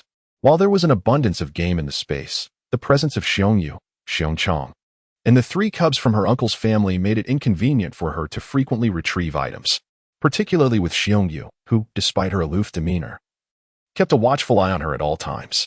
The following morning, the chief's horn suddenly blared, startling the orcs of the tribe, who feared that ferocious beasts had invaded. Instead, they heard the chief, Lion, calling from a high vantage point. "Quickly, everyone to the sloped field. The fruits have ripened." Fruits? It took a moment for the orcs to comprehend that the red berries they had been hauling water for under the scorching sun had finally borne fruit. This was monumental news. Like a revitalizing tonic for the weary orcs, they surged towards the sloped field. Upon arrival, they were greeted by the sight of bountiful fruits, both round and elongated, glistening like emeralds upon the branches, captivating their gaze. "Marvelous, Chief. Our days are looking up," they exclaimed. "Indeed. While it may not be meat, having something to eat is a blessing in itself. All those days of water fetching were not in vain." The orcs buzzed with excitement. Even Chief Lion, rarely seen smiling, beamed broadly, yet he remained cautious. "You are right. We do not live on meat alone. It is essential to have corn and fruits to feel satisfied. Now that we have grown our own fruits, we no longer need to risk venturing into the forest to gather them, and even then, we may not be guaranteed a successful harvest." The orcs erupted into laughter. Indeed, many had suffered losses in their attempts to climb trees for a mere fruit. The chieftain continued, emphasizing the need to cherish these fruits more diligently. "Everyone, take heed. From this moment forth, we must water them with utmost care. We must not allow a single one to fall." Behind the throng of orcs, a diminutive figure retreated a few steps instead of advancing. The fruits held no intrigue for her, as she was more concerned with hastily returning to the bear clan to retrieve some items from her space. Seizing the moment while Xiong Yu and the others were engrossed in the spectacle. However, she suddenly found her back pressed against something. Raising her gaze, she discovered Mama Bear beaming down at her. "My little Bao Bao, what are you doing? Why aren't you enjoying the festivities? This cub is far too composed." Upon finishing her words, Xiong Xiu lifted her up, saying, "Mother will carry you." There were many beast men, and one had to traverse above their heads to observe the situation in the fields. Although she was considerate in her thoughts, Xiong Lingling had no desire to squander time. With a gentle tug on her mother's ear, she whispered, "Home. Home." Xiong Xiu gazed at her daughter's tense little face. Although she was uncertain why her daughter suddenly wished to return home, she acquiesced. If her daughter desired to go back, then so be it. The mother would accompany her. Just as they were about to depart, Xiong Xiu noticed a koala perched on her leg. Upon realizing it was Chi Bao, she picked him up as well, and together they headed home. However, this arrangement posed a challenge, with the bear mother and Chi Bao constantly in her presence. She could not retrieve items from her spatial realm without alarming them. Furthermore, Xiong Lingling was unaware of the potential consequences of revealing her spatial abilities. Fortunately, Xiong Xiu was uneasy about the old hen in the vegetable garden, so she set the little ones down and ventured out to check. Meanwhile, Chi Bao was enticed by the red fruits. Although their home was abundant with these berries, the grandmother had a plan for their daily consumption, and at that moment, Chi Bao was eager to persuade Xiong Lingling to join him. "Eighth sister, do you want to eat some red fruits? If you do, I will ask mother to pick one for us." This clever little rascal clearly had his own cravings, as evidenced by the drool that escaped his lips while he spoke. Nevertheless, in an effort to allow him to leave for a moment, Xiong Lingling nodded in agreement. "All right, I'll wait, eighth sister." Chi Bao turned and dashed off. Delighting in the thought of soon tasting the red fruits, his little hands rubbing together in anticipation. Once he was out of sight, Xiong Lingling directed the tiger toward the door. The tiger had grown larger and more astute. For reasons unknown, it always seemed to intuitively understand its young master's commands. It promptly ran to the door and stood guard. Seizing the opportunity, Xiong Lingling swiftly retrieved 5 plump rabbits from her spatial realm. Though they were merely a handful of rabbits, their robust size made them feel quite substantial, and today marked the end of their rabbit lives. The bear family had not consumed meat for several days. Although the flavors of the red fruits and long fruits were fresh and sweet, abstaining from meat was simply unacceptable, especially for Papa Bear, who often guarded the outskirts. What if he encountered a ferocious beast and found himself unable to defend against it? After catching 5 rabbits, Lingling hesitated over whether to pursue a wild boar.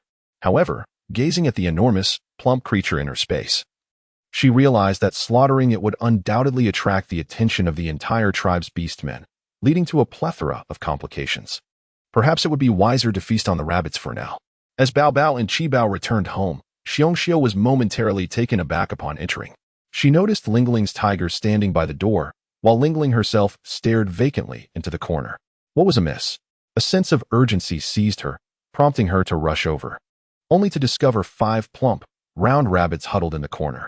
Rabbits? Xiong was bewildered. She was well aware of everything in her home. Before leaving, she had thoroughly inspected the premises. Where had these rabbits come from?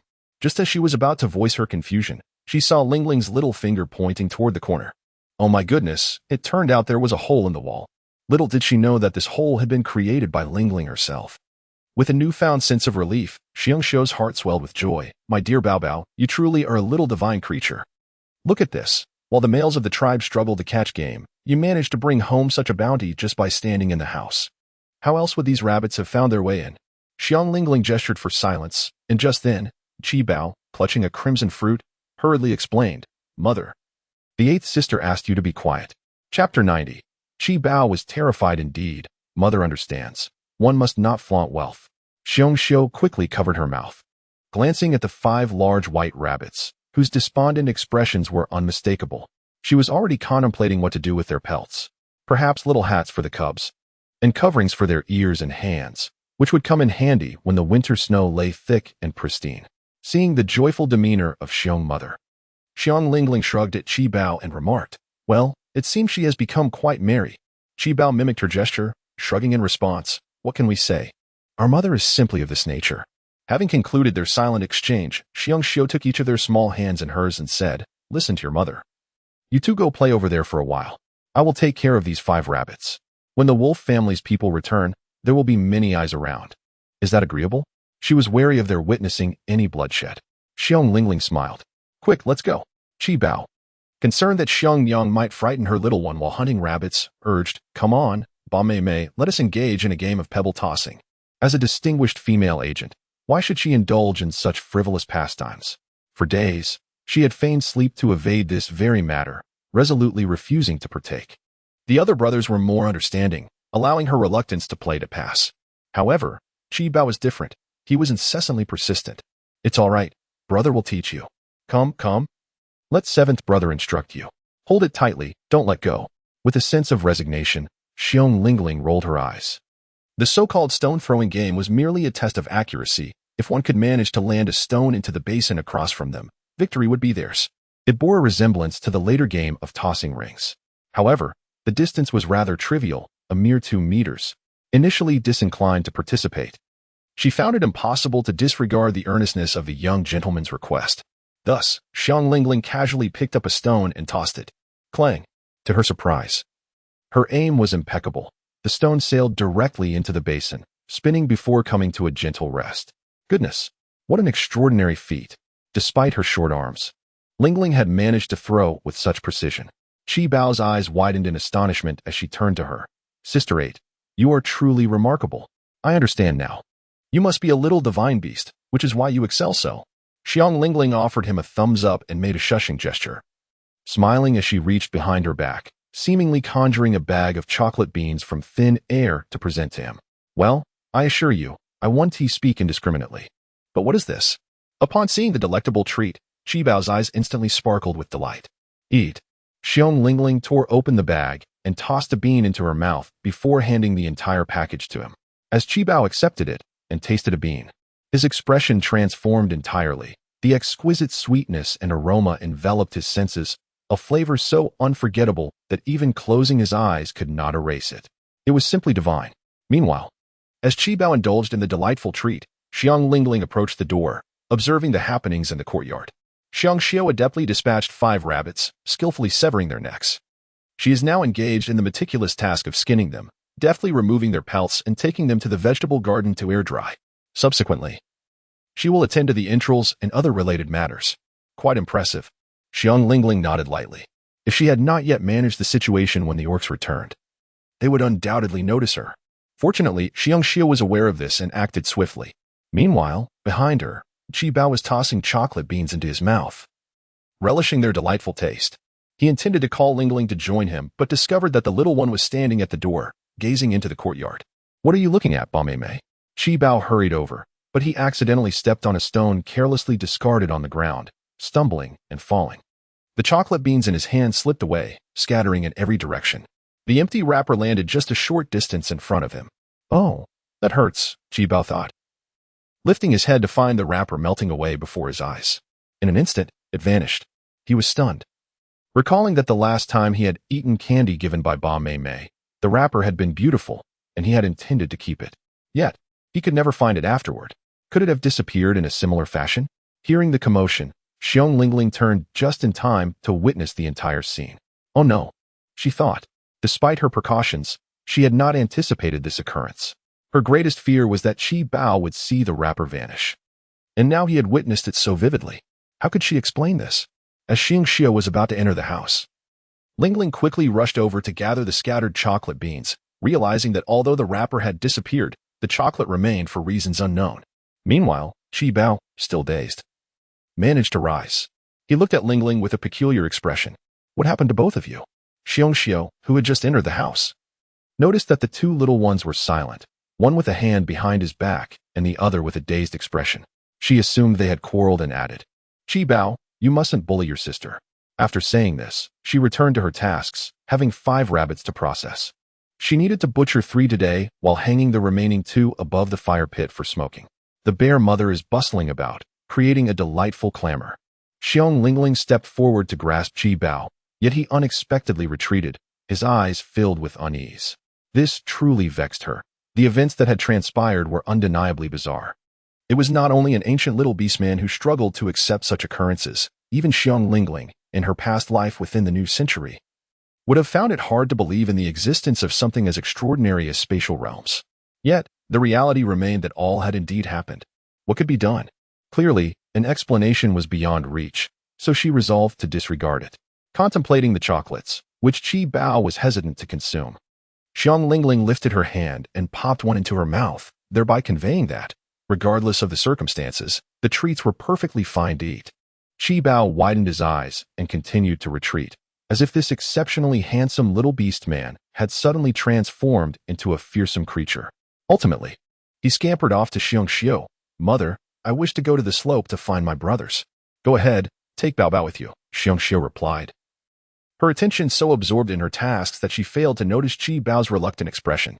He did not call for Lingling, but instead turned and dashed away. Xiong Lingling, left standing in place, thought, "How splendid. Now I can enjoy some peace." With her tiger companion, the two sauntered out of the door. At that moment, the orcs of the tribe had all gathered at the slope, and Xiong Lingling, having yet to thoroughly explore the nooks and crannies of the tribe since her arrival in this beastly world, seized the opportunity to take a stroll with her tiger. It was just the right time to familiarize herself with the terrain of the tribe, ensuring she could assist in strategizing ambush positions should any ferocious beasts appear in the future. After surveying the area, they climbed the massive redwood tree at the tribe's exit, where Xiong Lingling nestled in the crook of its branches, unpacking a collection of snacks to share with the tiger that had followed her up the tree for a delightful culinary experience. Chapter 91. The most beautiful cub in the tribe. A gentle breeze rustled the dense leaves. The towering redwood provided a vantage point from which the entirety of the tribe's corners could be observed. Chewing on jerky, Xiong Lingling playfully poked the tiger's forehead with her pinky finger. "Tiger." She intended to express that this was an excellent ambush point. However, the words faltered on her tongue. The tiger, engrossed in its jerky, promptly raised its head, anticipating her to say something, only for the moment to turn awkward as she could muster but a single word, her thoughts remaining unvoiced within. Alas, she wondered when her ability to speak would return. The tiger silently waited for a moment before resuming its chewing of the jerky. The members of the bear family were entirely oblivious to the changes in Xiong Bao. The adult beastmen were engaged in fetching water alongside the other beastmen in the tribe, while everyone busied themselves with reinforcing the fence surrounding the slope land. The little ones were preoccupied with searching for insects, and the other young ones in the tribe were engaged in games. Although they were perplexed as to why the bear cubs had been incessantly hunting for insects lately, they refrained from inquiring further, choosing instead to remain silent. As for Xiong, It was inconceivable for her to search for insects, and she was also unaware of what her cousins intended to do with them. The mere thought of such repulsive creatures made her disinclined to ask. Sitting in the shade of a grand tree with the female cubs of the tribe, she listened to their idle chatter, which ranged from compliments about one's beauty to admiration for another's captivating eyes. Xiong expressed her disdain. After gazing at her reflection in the river, she believed herself to be the most beautiful cub in the tribe. Unexpectedly, Xiongzai suddenly remarked, "By the way, Xiong, where's Lingling? In my opinion, she is the most attractive female cub in our tribe." "What did you say?" This statement successfully captured Xiong's attention, and she glared furiously. "Lingling is so small. How could you possibly ascertain that she is the most beautiful? Beauty is not determined by size. Although Lingling is petite, her face is undeniably charming." Xiongzai, the sole little princess of the household, was the only one in the tribe who was unafraid of Xiong, refusing to indulge her whims. If she claimed Lingling was beautiful, then Lingling was indeed beautiful. "I believe Lingling is quite ugly." This topic struck a nerve with Xiong, prompting her to spring to her feet. Ignoring her cousins, she was resolute in her stance. Turning to survey her surroundings, she spotted Qi Bao's slender figure sitting beneath a tree and marched over to drag him before her. "Qi Bao, tell me, who is more beautiful, Lingling or me?" Qi Bao appeared somewhat dazed, his eyes looking quizzically at his cousin. Yet his mind lingered on events that had transpired at home. Upon hearing the name Lingling, he could not help but furrow his brow. Noticing his silence, Xiong tugged at him again. "Speak up." This jolt brought Qi Bao back to reality, but he was at a loss for words. Ultimately, under his cousin's intense gaze, he blurted out, "Lingling is pretty." "Huh? Did you see that, Xiong? Even Qi Bao agrees, yet you still think you are more beautiful than Lingling? Perhaps your eyes are faulty?"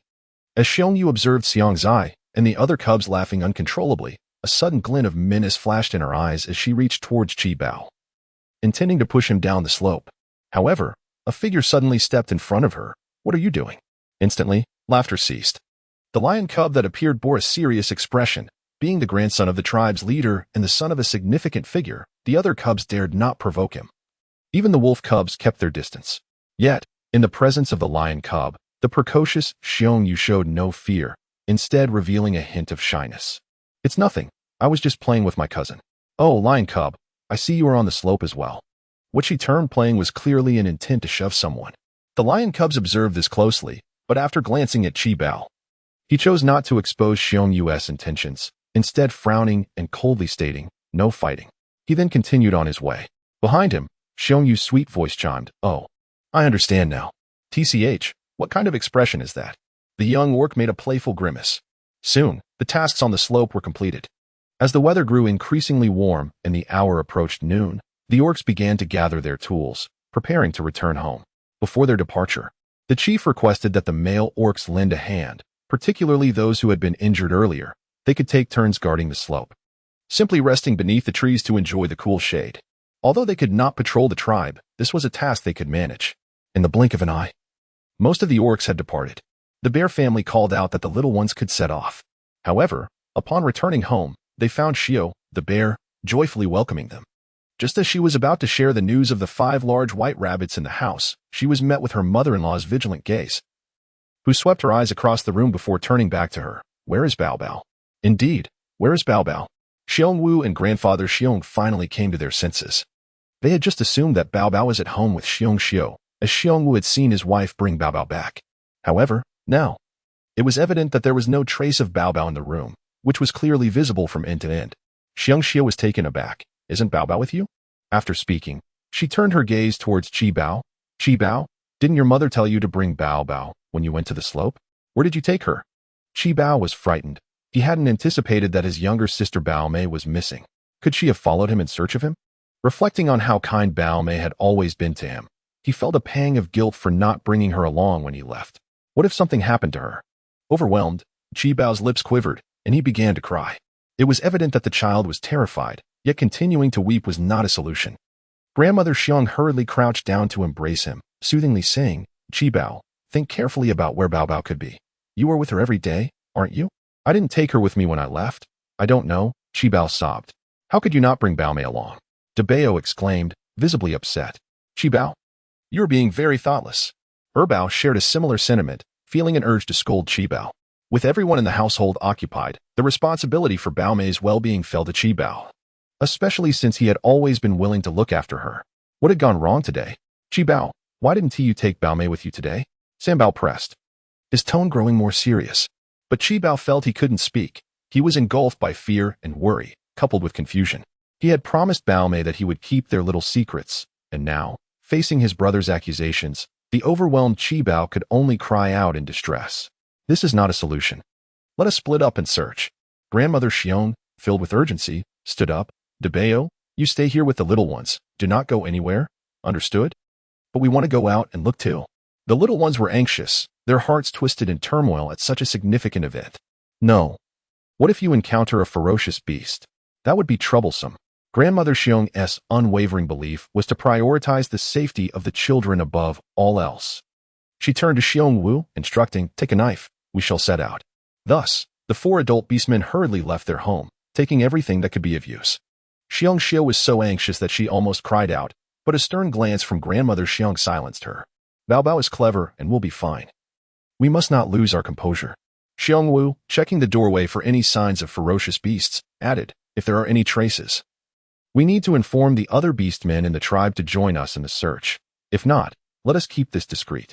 Lingling, a small divine beast, might perform unexpected feats. Grandmother Xiong worried that if the other beastmen were alerted, they might discover the lesser-known side of Lingling. The bear family understood this principle, and thus they patiently awaited the meticulous search conducted by Xiong Wu and Grandpa Xiong, the 2 hunters, for traces of Lingling's whereabouts. To their astonishment, Xiong Wu indeed discovered the trail. Following the signs, the family ventured forth, eventually arriving at the base of a colossal redwood tree at the edge of the tribe. As they looked up, they beheld a small, plump leg swaying gently in the breeze amidst the dense foliage. What a fortunate turn of events! Thankfully, they had not alarmed the other beastmen. Otherwise, who would believe that such a small creature could ascend so high into a tree? At that moment, expressions of relief and gratitude illuminated the faces of the bear family. It was truly a stroke of luck to find their little one. As long as she remained safe and sound, everything would be worthwhile. Madame Xiong cast a knowing glance, prompting Xiong Wu to nimbly ascend the tree. Upon closer inspection, he discovered his daughter sleeping soundly, nestled in a fork of the tree that resembled a cozy little nook, with an old tiger lying beside her. At the slightest sound, the tiger instantly raised its head, its eyes wide open. Even upon recognizing Xiongda, it did not relinquish its vigilant demeanor. I decided to carry Ling home for a safer rest, as this place was fraught with peril. Strangely, Xiong Wu inexplicably felt that the tiger could comprehend their words, and thus he naturally engaged in conversation with it. While the tiger was indeed incapable of speech, its expression visibly softened, and the once rigid neck relaxed as it lowered its head. Xiong Wu then extended his hand gently to lift Lingling up. What? Have 5 big white rabbits entered our home? Indeed, mother, it was discovered by Bao Bao. Look, there's a hole in the corner of the room. By the way, dear, after we finish our meal, you must patch that hole. With Lingling safely found, Xiong Xiu felt a sense of relief and hurried home to share the news of the rabbits with everyone. Lifting the lid of the large stone pot, she was greeted by an impressive sight, an abundant pot of rabbit meat. Moreover, 2 more hung from the beams above. This delightful news alleviated the anxiety the family had felt while searching for Lingling. However, it appeared that only old lady Xiong had noticed the implications of the hole in the corner. After all, no rabbit, however foolish, would dig a hole merely to serve as a source of food for others, would it? She couldn't help but press her lips together, glancing at the little nest where Lingling slept soundly. Surely, this little rascal was the one behind it all. In light of this, let us hasten to prepare the meal. Old Lady Xiong and Xiong Xiu busied themselves. With rabbit meat on the menu today, they decided to accompany it with corn. They first sautéed the rabbit meat to a perfect tenderness, then added water to let it simmer, filling the air with an enticing aroma. Once ready, they ladled out a bowl of rabbit meat soup and tossed in a couple of large cabbage heads. It was complete, meat and vegetables, and the little ones were already salivating with anticipation. They set aside a portion for Bao Bao, ensuring she received her fair share. Old Lady Xiong filled a large bowl for Lingling and prepared another. I'll take this bowl to those 4. Today's rabbit meat was particularly succulent and plentiful, so it was only natural to bring bowls to the 2nd and 3rd families, especially since both had been sharing meals together lately, thus sparing the need for separate deliveries. On such matters, Xiong Wu and Xiong Xiu harbored no disagreements, As a family, they would always lend a hand when possible. Before long, old lady Xiong returned after delivering the meat. The entire family could finally begin to feast, with children of all sizes savoring their meals, their mouths glistening with grease. Prosperity among the descendants was precisely the scene old lady Xiong and old man Xiong cherished most. The elderly couple exchanged smiles across the dining space, their hearts brimming with happiness. In the abode of the bear friends, the sight of a bountiful bowl brimming with fresh rabbit meat left the brothers, Bear-You and Bear-Li, alongside their wives, somewhat bewildered. The most formidable hunters of the tribe had failed to catch any game, and moreover, their elder brother and sister-in-law, along with their parents, were engaged in labor on the hillside today. Where, then, had this bounty originated? Typically, such inquiries would be voiced first by Bear Chui Chui. However, today was different. Ever since Bear Pa had been seized by a ferocious beast, Bear Chui Chui's spirit had diminished, and the tribe had been attentive to her needs, exempting her from communal labor like today's hillside undertaking. Now, confronted with this bowl of meat, she exhibited little in the way of expression. Her thoughts consumed with concern for Bear Mother, as if she had transformed into a different person altogether. Thus, it fell to Bear Hua to voice the question. She heard her male counterpart, Bear-Li, assert, "Did not Mother say that there was a hole in the corner of the house, and the rabbit simply ran in? Do you truly believe that?" Bear Hua's eyes widened in disbelief. "What can I do if I don't believe it?" retorted Bear-Li, equally incredulous. "Come now. We have encountered all manner of peculiarities in our years of hunting. If brother's household has rabbit meat and they think of us, we should simply partake. What is there to dispute? Besides, our offspring is currently under brother's care, so I have nothing to say but gratitude."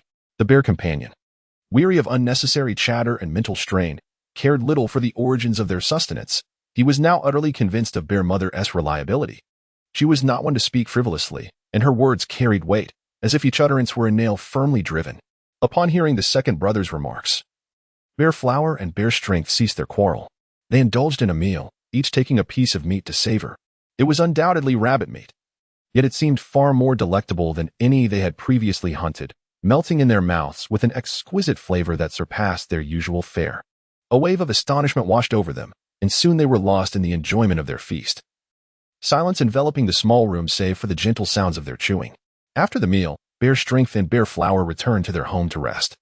When only Bear Companion and his partner remained, he turned to see Bear Chui Chui sobbing once more, her shoulders shaking as she pressed her hands tightly against her face. "Do you think my mother will have enough to eat? Will those vile beasts deny her sustenance? Will she go hungry? I understand your concern for mother, but you must also tend to your own well-being. If you falter, what will become of the cubs?" Comforting the female, Bear Companion himself felt a sense of exhaustion wash over him. Chapter 93. Perhaps they have gone mad. Xiong Tsue wiped away her tears and abruptly sat up. How did the rabbit meat from elder brother's house come about? Despite having been weeping profusely, she suddenly shifted her concern to her elder brother's affairs. The thought process of a woman is truly perplexing. Xiong was taken aback. "Didn't I mention? The rabbit came into the house on its own. Do you believe that?" Xiong Tsue glared with her bloodshot eyes. After days of weeping day and night, she had long ceased to care about her appearance. Her hair was nearing a tangled mess, and her eyes were not only red but also severely swollen. Yet, from those eyes emerged a peculiar and unsettling light. Could it be that she has lost her sanity? Instinctively, Xiong retracted his neck, pondering the insignificance of how his elder brother obtained the rabbit. What truly mattered was that their family had the fortune to indulge in such a delicacy. After speaking, he felt a tension in his scalp as he fixed his gaze upon Xiong Tsue, who reciprocated with an unwavering stare. The two remained in a silent standoff for a moment, until Xiong Tsue suddenly resembled a bowstring that had been released, collapsing back into her nest with a soft thud. And murmuring, "You are right." Xiong anxiously reached out to touch Xiong Tsue's forehead.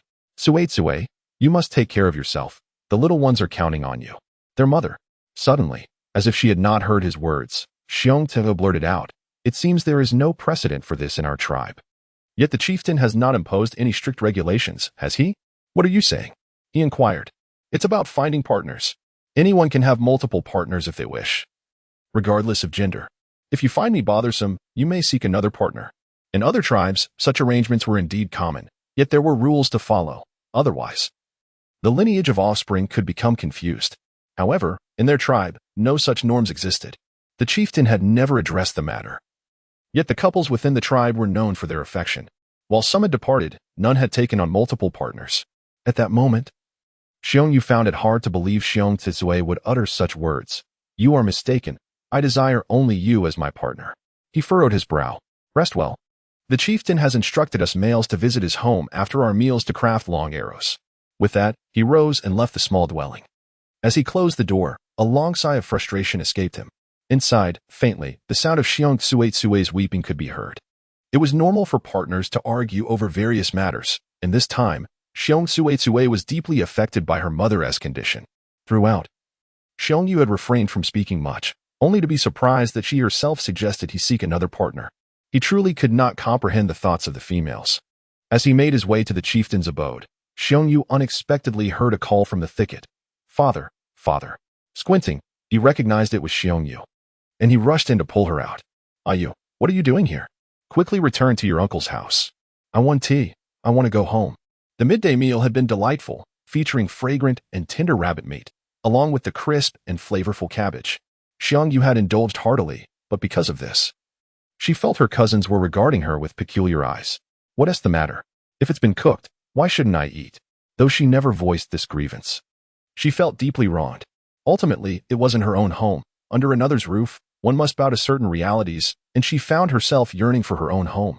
Seizing the opportunity while everyone else rested, Xiong Yu had stealthily ventured out. To evade the patrolling watch, she had hidden in the thicket. Your mother has been unwell these past few days, and your third aunt is taking care of her. Do not return and cause more trouble. Stay at your uncle's house and behave, Xiong Yu implored, aware of his daughter's stubborn nature. I want to go back.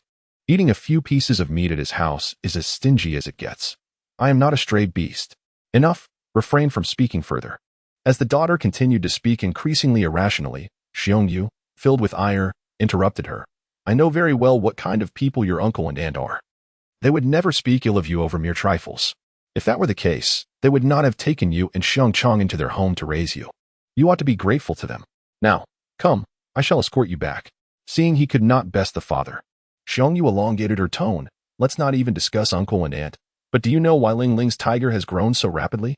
Although a tiger is a predator in the forest, it should not be maturing at such an alarming rate. I am truly frightened. Do you know what I fear? I fear that all of you actually consider this rapid growth to be normal. Yet it is clearly anything but. With that, Xiong Yu, in a huff, turned and ran toward her uncle's house, leaving Xiong Yu standing in stunned silence. What is this girl saying? Is it not good that the tiger is growing quickly?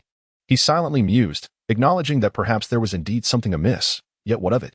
Shaking his head, Xiong Yu continued on his way. Unbeknownst to the father and daughter, shortly after their departure, a figure emerged slowly from behind a great tree on a small hillside. The deer veterinarian, stroking his beard, squinted at the direction Xiong Yu had fled, his eyes gleaming with a hint of cunning. The afternoon sun blazed fiercely, the vegetable plot on the slope had been watered, and the surrounding fence was complete. Thus, the females remained at home tending to the young, while the males went to the chieftain's house to learn the art of crafting long arrows. As for the lightning arrows, only the monkey stonecutter toiled alone at home. He had managed to create one, but it contained only 3 arrowheads, which was far from sufficient. To perfect the first arrow, he had yet to commence work on the second.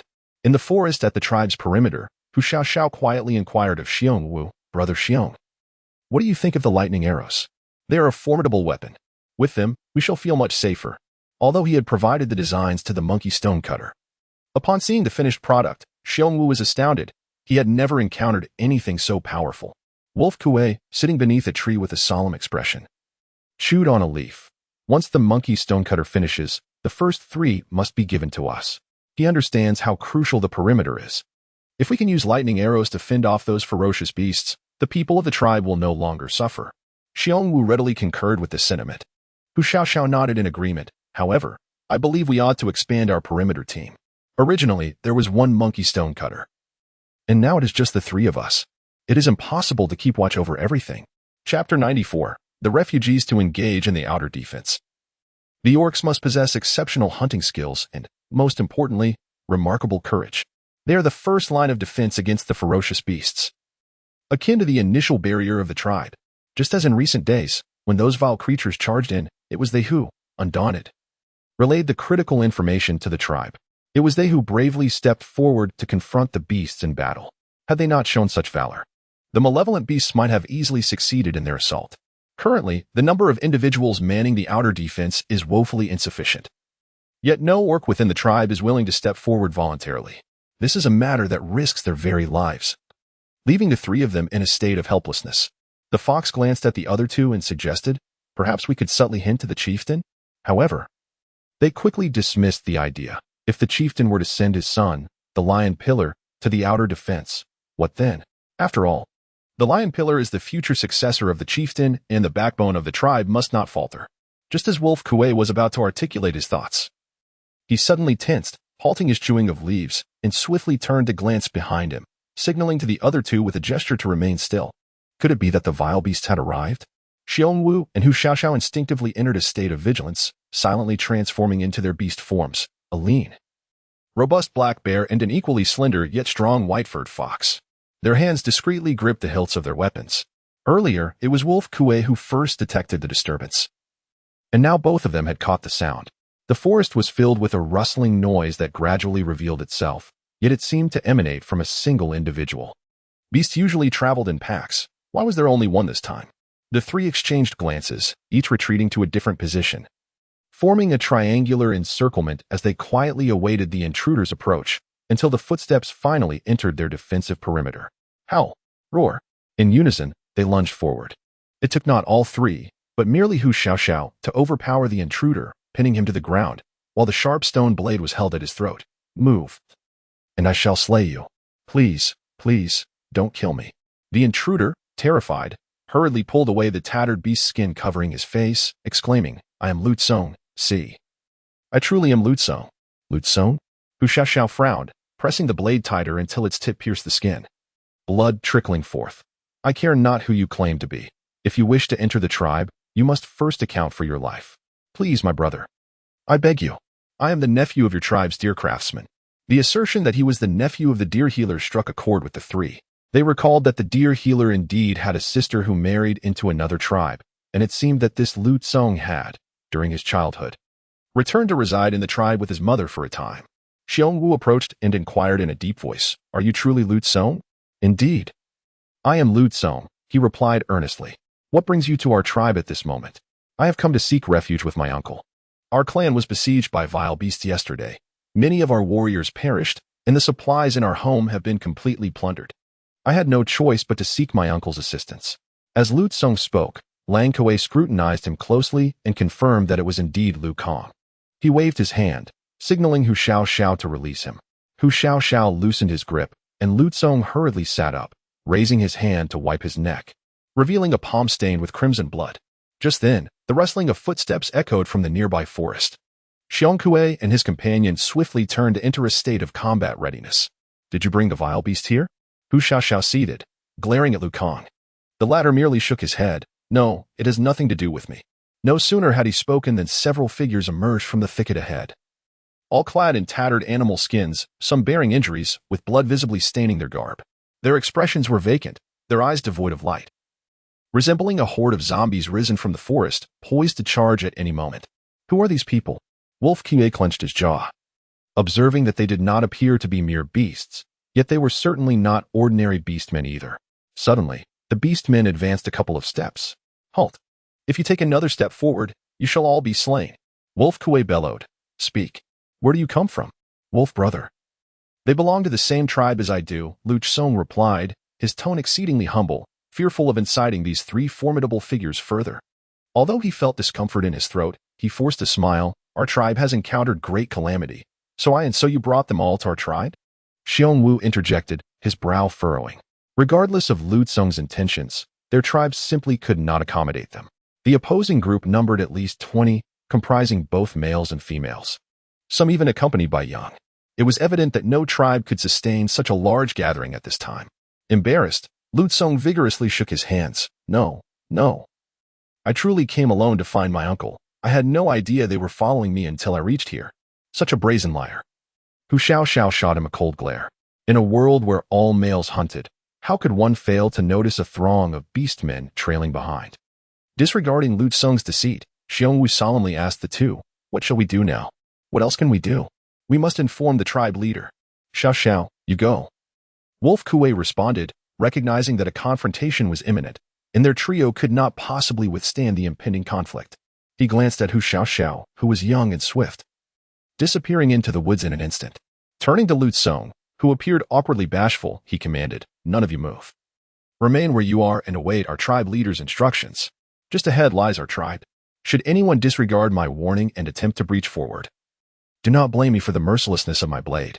Wolf Kuei raised the stone knife in his hand, deliberately adopting a fierce tone, which surprisingly proved effective as the beastmen hesitated, their eyes fixed upon them.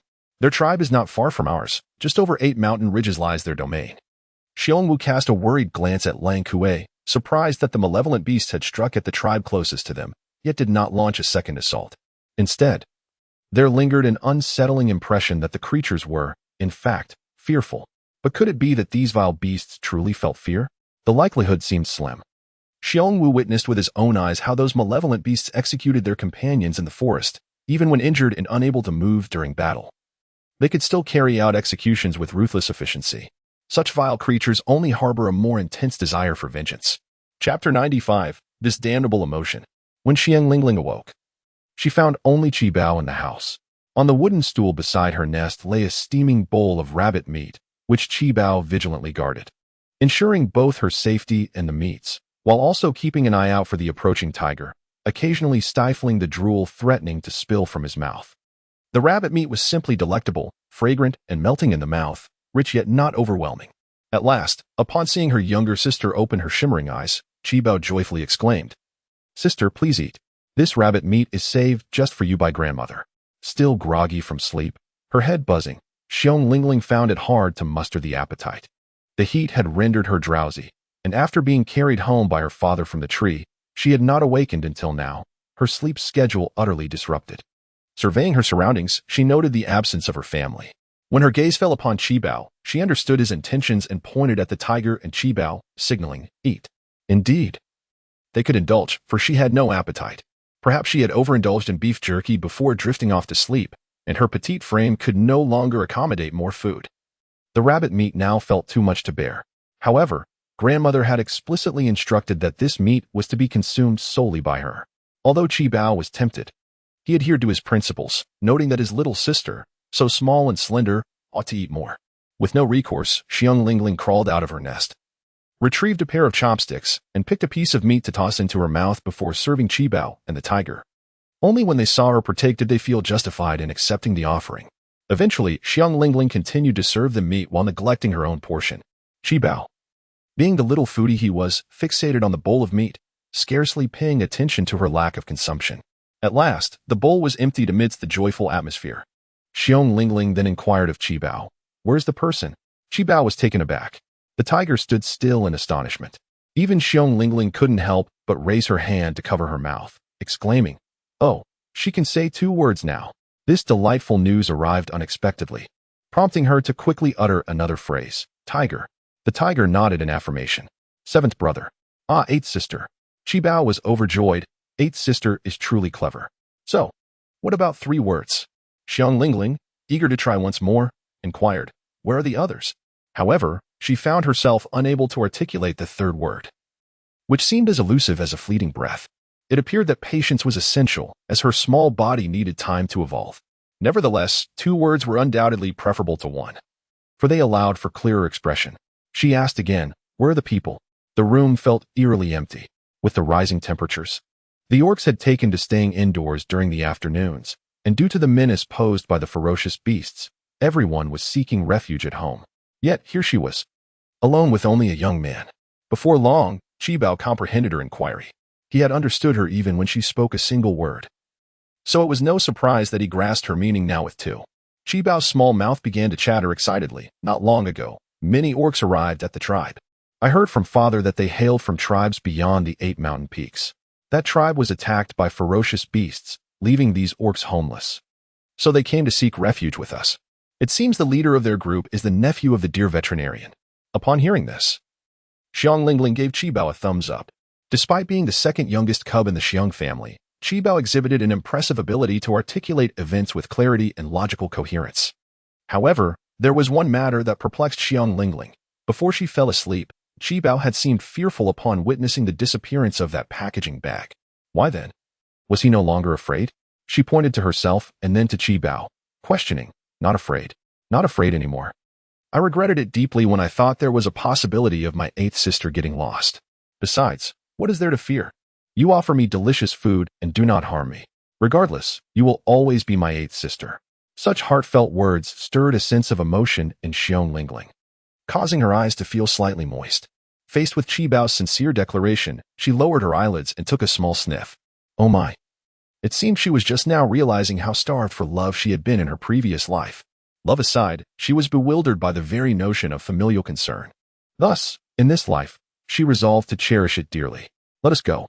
Suppressing the insufferable wave of emotion, Xiong Lingling rose, her delicate face now serious.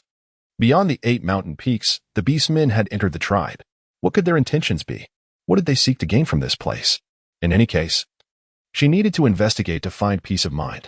In the central clearing of the tribe stood over 20 beastmen, clad in tattered clothing and bearing vacant expressions. Most of them had their animal skins torn by branches while fleeing, hinting at the ferocity of the wild beasts that had pursued them. Surrounding them was a circle of wary tribespeople, all on high alert, as some of these escapees still bore stone knives at their waists, desperate to protect themselves. Having just finished a heartfelt embrace with his uncle, Lu Tsong seemed to regain his composure and quickly addressed his companions. Hey, everyone, don't be alarmed. The beastmen of this tribe are kind-hearted. Otherwise, we wouldn't have made it into the tribe, would we? Come on. Let's all take off our knives and place them on the ground, quickly. His actions were clearly intended to ease the tension between both parties, and to his surprise, the beastmen complied, gradually bending down to lay their weapons on the ground. Chief, what shall we do now? Lu, the beast doctor, asked in a choked voice, wiping away his tears as he stood beside the chief. What do you propose we do? The chief lifted his eyelids to regard him. This was his first utterance since their arrival. Although he had remained silent, his gaze had already swept over the group of newcomers. With red-rimmed eyes, Lu replied, I cannot neglect Lu Kong. His mother was slain by the wild beasts, and he is now my only remaining kin. I cannot bear to abandon him. Since he is your nephew, it is only natural for you to look after him. Who among us in the tribe does not have distant relatives? However, is it not somewhat inappropriate for him to bring an entire group of refugees to our home? To the dear veterinarian. The chief held him in high esteem due to his ability to save lives, which bestowed upon him considerable prestige within the tribe. Whenever a significant matter required deliberation, the presence of the dear veterinarian was indispensable. Thus, the chief's remarks accusing Dear Tsong were uttered only after careful consideration. To the chief's astonishment, the dear veterinarian remained obstinate. It is impossible. Dear Tsong has always been timid since childhood. The mere fact that he found his way to the tribe is remarkable. He lacks the courage to bring the refugees here. I have inquired, and it appears that these refugees followed him quietly, knowing he has an uncle in the distance. He realized their presence only as he approached the tribe, so he bears no fault. Upon finishing his words, he noticed the chief staring intently at him, causing a wave of unease to wash over him. What is it, chief? Is there something on my face? Chapter 96. The threat emerges. The chief lowered his gaze, avoiding eye contact. Then tell me, how should we handle these refugees? With so many of them, what do you propose we do? Should we devise a way for them to leave? The dear veterinarian donned a troubled expression. The numbers were overwhelming, and the tribe was currently experiencing scarcity. There was no surplus to provide for them. Moreover, he feared that these malevolent beasts might use this situation as an excuse to attack their tribe. The chief sighed. Do you truly believe they are inclined to leave? If we persist in our disputes and a conflict arises, our small tribe will be doomed. Father, why not allow them to reside in the surrounding woods, and let them fend for their own food and drink? Lion Pillar wished to incorporate these individuals into the tribe, believing that an increase in population could fortify their defenses against any impending threats from the beasts. However, he was acutely aware that their tribe lacked the strength to undertake such an endeavor.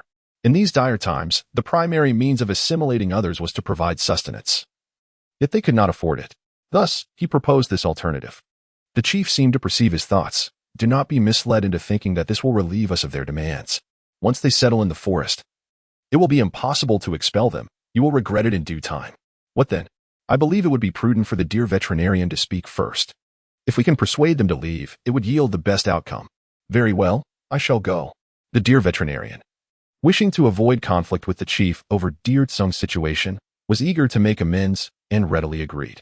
As he approached Dear Tsong, before he could utter a word, the latter implored him, Uncle, please speak favorably to the chief about our desire to stay. I beseech you. I see you are a person of great significance beside the chief. Your words must carry weight. What? Are you suggesting that these refugees should stay? The dear veterinarian was taken aback. Did they not follow you here clandestinely? Our tribe is not faring well. We can only allow them to continue onward. As long as they depart from the tribe, they may go wherever they please. We have no authority over them. No, uncle, it was I who brought them here. What? Keep your voice down. Dear Xiong squinted his eyes, adopting a stance of righteous indignation. Consider this. Our tribe has endured tremendous hardships, with many perishing and others fleeing. The tribe that once existed has now vanished. So many orcs, both young and old, where can they find a new home? I thought to bring them here, so that not only can they establish themselves within our tribe, but it would also serve to increase your tribe's population, wouldn't it? You, my dear, are currently living from hand to mouth. Which tribe is in a position to expand its numbers? No, go tell them to leave. Our tribe cannot accommodate so many people, and as for you, you are not to go anywhere. Stay in my home. Uncle, dear Xiong elongated his voice. Now that they have arrived here, do you truly think they would depart upon witnessing your tribe's prosperity and stability? At this moment, it is likely that my words alone will not suffice. The tribal physician turned to gaze at the refugees, who stood under the scorching sun. Though they appeared utterly beleaguered, their resolve was unwavering. Even when faced with the furious glares of the tribesmen, they stood their ground. Perhaps, as dear Xiong suggested, it would not be so easy to drive them away now. Turning away, he hastily abandoned dear Xiong to discuss the matter with the chief. Surprisingly, upon learning of this situation, the chief exhibited no shock. He finally lifted his gaze to Lion Pillar and commanded, prepare Wolf Kuei and Bear Wu. If they refuse to leave, action will become inevitable. Understood, Lion Pillar replied, turning to depart. Chief, are we truly prepared to resort to force? The tribal physician had not anticipated the chief would make such a swift decision. While others need not worry about him, he pondered, what of dear Xiong? Dear Xiong is your nephew. You should not seek my counsel. It is up to him to determine his own allegiance and choices, the chief responded. Slowly rising and straightening his slightly rounded back, he declared solemnly, esteemed guests, we express our deepest sympathy for your plight. However, as you can see, our tribe is quite small and simply cannot accommodate so many. There is a small river at the tribe's edge. Please take some water and allow our warriors to guide you through the tribe swiftly to other lands. What do you mean by that? The crowd of orcs exclaimed. We are all orcs. Other tribes would welcome our kind. Why would you refuse us? Old chief, look at us, families in tow. Is there no compassion left in your heart? Indeed, we refuse to leave. Let us see how you intend to deal with us. The orcs' reaction was entirely unexpected. The tribesmen had anticipated pleas and conciliatory words, yet instead, they faced shouts of defiance. Was this a threat? The males of the tribe immediately clenched their fists, and the chieftain was evidently taken aback by the outcome. It became somewhat clear why these orcs, despite being battered and bruised, still presented themselves with an air of stubborn defiance. This predicament, however, posed a significant headache. It seemed that to drive them away, a direct confrontation was inevitable. Wolf Kuei whispered beside the chieftain, his eyes glinting with malice. There are 10 males and 7 females among them. The rest are mere cubs. Leave them to us. The disrespect shown by these outsiders had ignited their desire to retaliate. Not yet, the chieftain cautioned. Do not underestimate their numbers, should they transform into their beast forms. The destruction they could wreak upon our dwellings would be catastrophic. If we must engage, it shall be in an open space, with internal strife and external threats looming. The chieftain prioritized the safety of the tribe's homes. If they were raised, they would have nowhere to seek refuge when the feral beasts arrived. Wolf Kuei and Xiong Wu nodded in agreement. The chieftain raised his hand to quell the uproar, and when silence fell, he addressed the outsiders. That young brother speaks wisely. Since other tribes have previously taken in orcs, you should seek refuge with them. Our tribe, however, will not harbor outsiders. Continuing this dispute is futile. The day wanes, and it is prudent for you to depart with your young ones. That is impossible. We have endured great hardships, fleeing over 8 mountain ranges to reach this place. And you would turn us away so ruthlessly? Do not blame us if we resort to hostility. We intend to settle here. This tribe is vast, and we can find shelter among the trees or within the woods. If you provoke us further, we are capable of seizing your homes. Chapter 97. The formidable cub with audacity. A thunderous roar echoed across the skies, and before anyone could comprehend the moment, the audacious sheep orc, who had threatened to seize their homes, found himself pinned to the ground by Lion Pillar. Transformed into his beast form, He exuded a majestic aura as a lion, his mane flowing in the wind, powerful claws effortlessly gripping the sheep-orc's neck. With the slightest exertion, the arrogant sheep-orc would meet his demise. "Speak to my father in such a manner again, and I shall take your life." The sheep-orc's face was a mask of terror, while the other refugees stood in stunned silence, utterly unprepared for the ferocity displayed by the tribe's orcs. In that moment, they exchanged bewildered glances, uncertain of how to proceed. "Enough. Depart at once. I shan't repeat myself. Should you linger here, do not blame us for our lack of hospitality." The clan leader was momentarily taken aback by the pillar of strength displayed, and thus issued a final ultimatum. Meanwhile, Song hastily intervened, saying, "Brother Lion, let us engage in a civil discussion." He turned to the refugees and added, "As you can see, our tribe is unable to accommodate outsiders. It would be best for you to fetch some water by the river and promptly continue your journey. If you traverse through our tribe, you may find other clans willing to accept you." The refugees glared at Song with palpable resentment. They had endured a long journey at his behest, only to be met with such dismissal. Their expressions caused Song to uneasily avert his gaze towards his uncle. From a distance, the tribe's healer offered him a reassuring nod. Regardless of the circumstances, these refugees had followed him here, and it was only fitting that he personally escort them away, thereby justifying his actions within the tribe. However, just as Lion had released the trembling sheep beast man and the clan leader prepared to depart, the furious refugees began to stir. The females quietly retreated with their young, while the males advanced, their eyes glinting with menace as they drew knives from their waists. The imposing leader of the group snarled, "Song, you exploited us to escort you to this tribe, and now you wish to rid yourself of us? It shall not be so easy. Since we have arrived, we shall not leave. The vile beasts have taken our homes. We, too, can seize yours. Only the strong deserve to survive. If you cannot even withstand us, then you are unworthy of this land. Do not speak nonsense. I was unaware you were following closely behind." Song stammered in a desperate attempt to defend himself, his faltering words betraying his unease. Feeling the piercing gazes of the tribe's hunters upon him, he was engulfed in embarrassment, caught between two worlds, unsure of how to proceed. The male hunters of the tribe turned their focus back to the refugees, deciding to settle accounts with Song at a later time. If a confrontation was unavoidable, they agreed to take it into the woods to prevent damage to the houses. Lion scoffed, his gaze fixed on the formidable leader of the opposing group, as if to proclaim that when the time came to fight, this foe would be his alone, and no one else should interfere. The adversary sneered, "Very well. I too have no desire to destroy these homes. Once we triumph, these houses shall belong to us, and we shall have to labor to restore them." Laughter erupted from his companions, their demeanor suggesting they were certain of victory. "Do you truly believe you will prevail?" Just as tensions reached a boiling point, a youthful voice broke the standoff, followed by another proclamation. "Just days ago, our tribe triumphed over the vile beasts, whereas you stand as defeated minions of those very beasts. Are you certain you wish to engage in battle?" Having spoken, a slender figure, upright and resolute, emerged from beneath the tree, without a hint of trepidation. The child met the gaze of the refugees, whose eyes, in contrast, were filled with palpable fear. For behind this child loomed a magnificent tiger, upon whose back sat another child, composed and at ease. This small child, appearing to be no more than 3 years old, bore an expression of cold composure and an unsettling sharpness in their gaze, entirely incongruous with their tender age. The refugees exchanged terrified glances, stunned at the sight. The tiger, a creature revered as the king of beasts in the forest, was under the control of this mere toddler. Could it be that this child possessed the legendary beast-taming elixir? Instantly, the pallor on their faces shifted like a kaleidoscope, cycling through shades of green, white, red, and black, as even the strongest among them, the leader of the beasts, stood frozen in shock, his weapon clattering to the ground.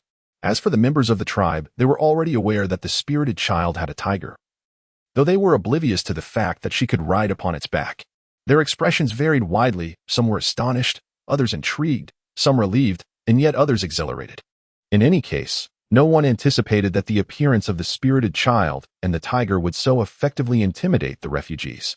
Had a confrontation ensued, casualties would have been inevitable. Thus, avoiding conflict was indeed the most favorable outcome. Turning to the spirited child, Qibao reflected on the words he had just spoken, pondering what further actions were necessary. Xiong Lingling gently patted the tiger's neck, and the tiger immediately glared fiercely, taking a few steps forward. It had now matured into a fully grown tiger, exuding an imposing presence that could dominate several mountain ranges. The displaced people, upon seeing the tiger approach, were instantly struck with fear, retreating in haste. Perched upon the tiger's back, the cub raised its short arm, extending a sharp, pointed finger toward them. Its gaze fierce and penetrating. The refugees trembled in terror, while the cubs hiding behind their mothers began to weep in fright. The sight of the tiger and its rider was far more intimidating than any armed male from their original tribe. It was truly a source of dread. The females hurriedly covered their cubs' mouths, fearful of provoking the tiger into a charge.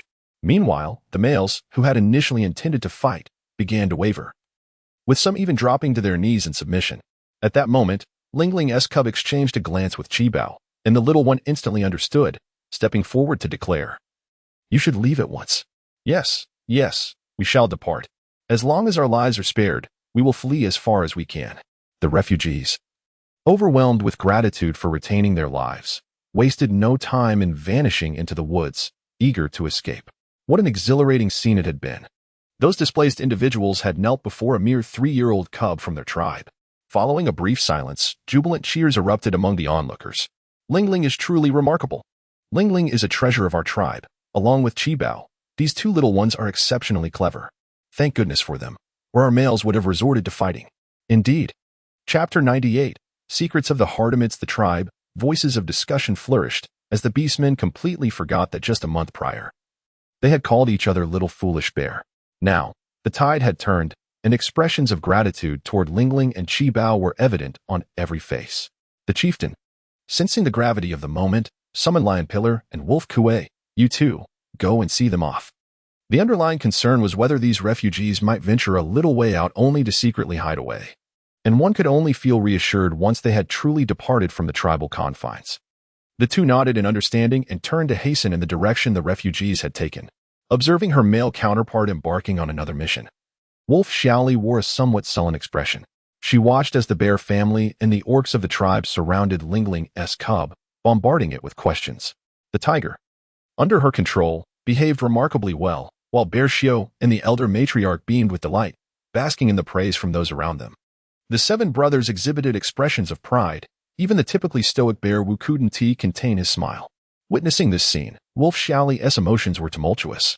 That night when the monstrous beast invaded the tribe, she was grateful to the bear family for rescuing her and the cubs. However, seeing Lingling's cub arrive atop the tiger today, exuding an air of calm and unhurried composure that seemed unparalleled, made her heart ache. After all, this cub was merely 3 years old. Wolf Xiaoli recalled the time she had nearly caused its demise, and a pang of guilt gripped her heart. She wondered if Lingling's cub remembered that day. If so, would it seek vengeance? Suddenly, a voice filled with meaning broke her reverie. "Dear veterinarian,"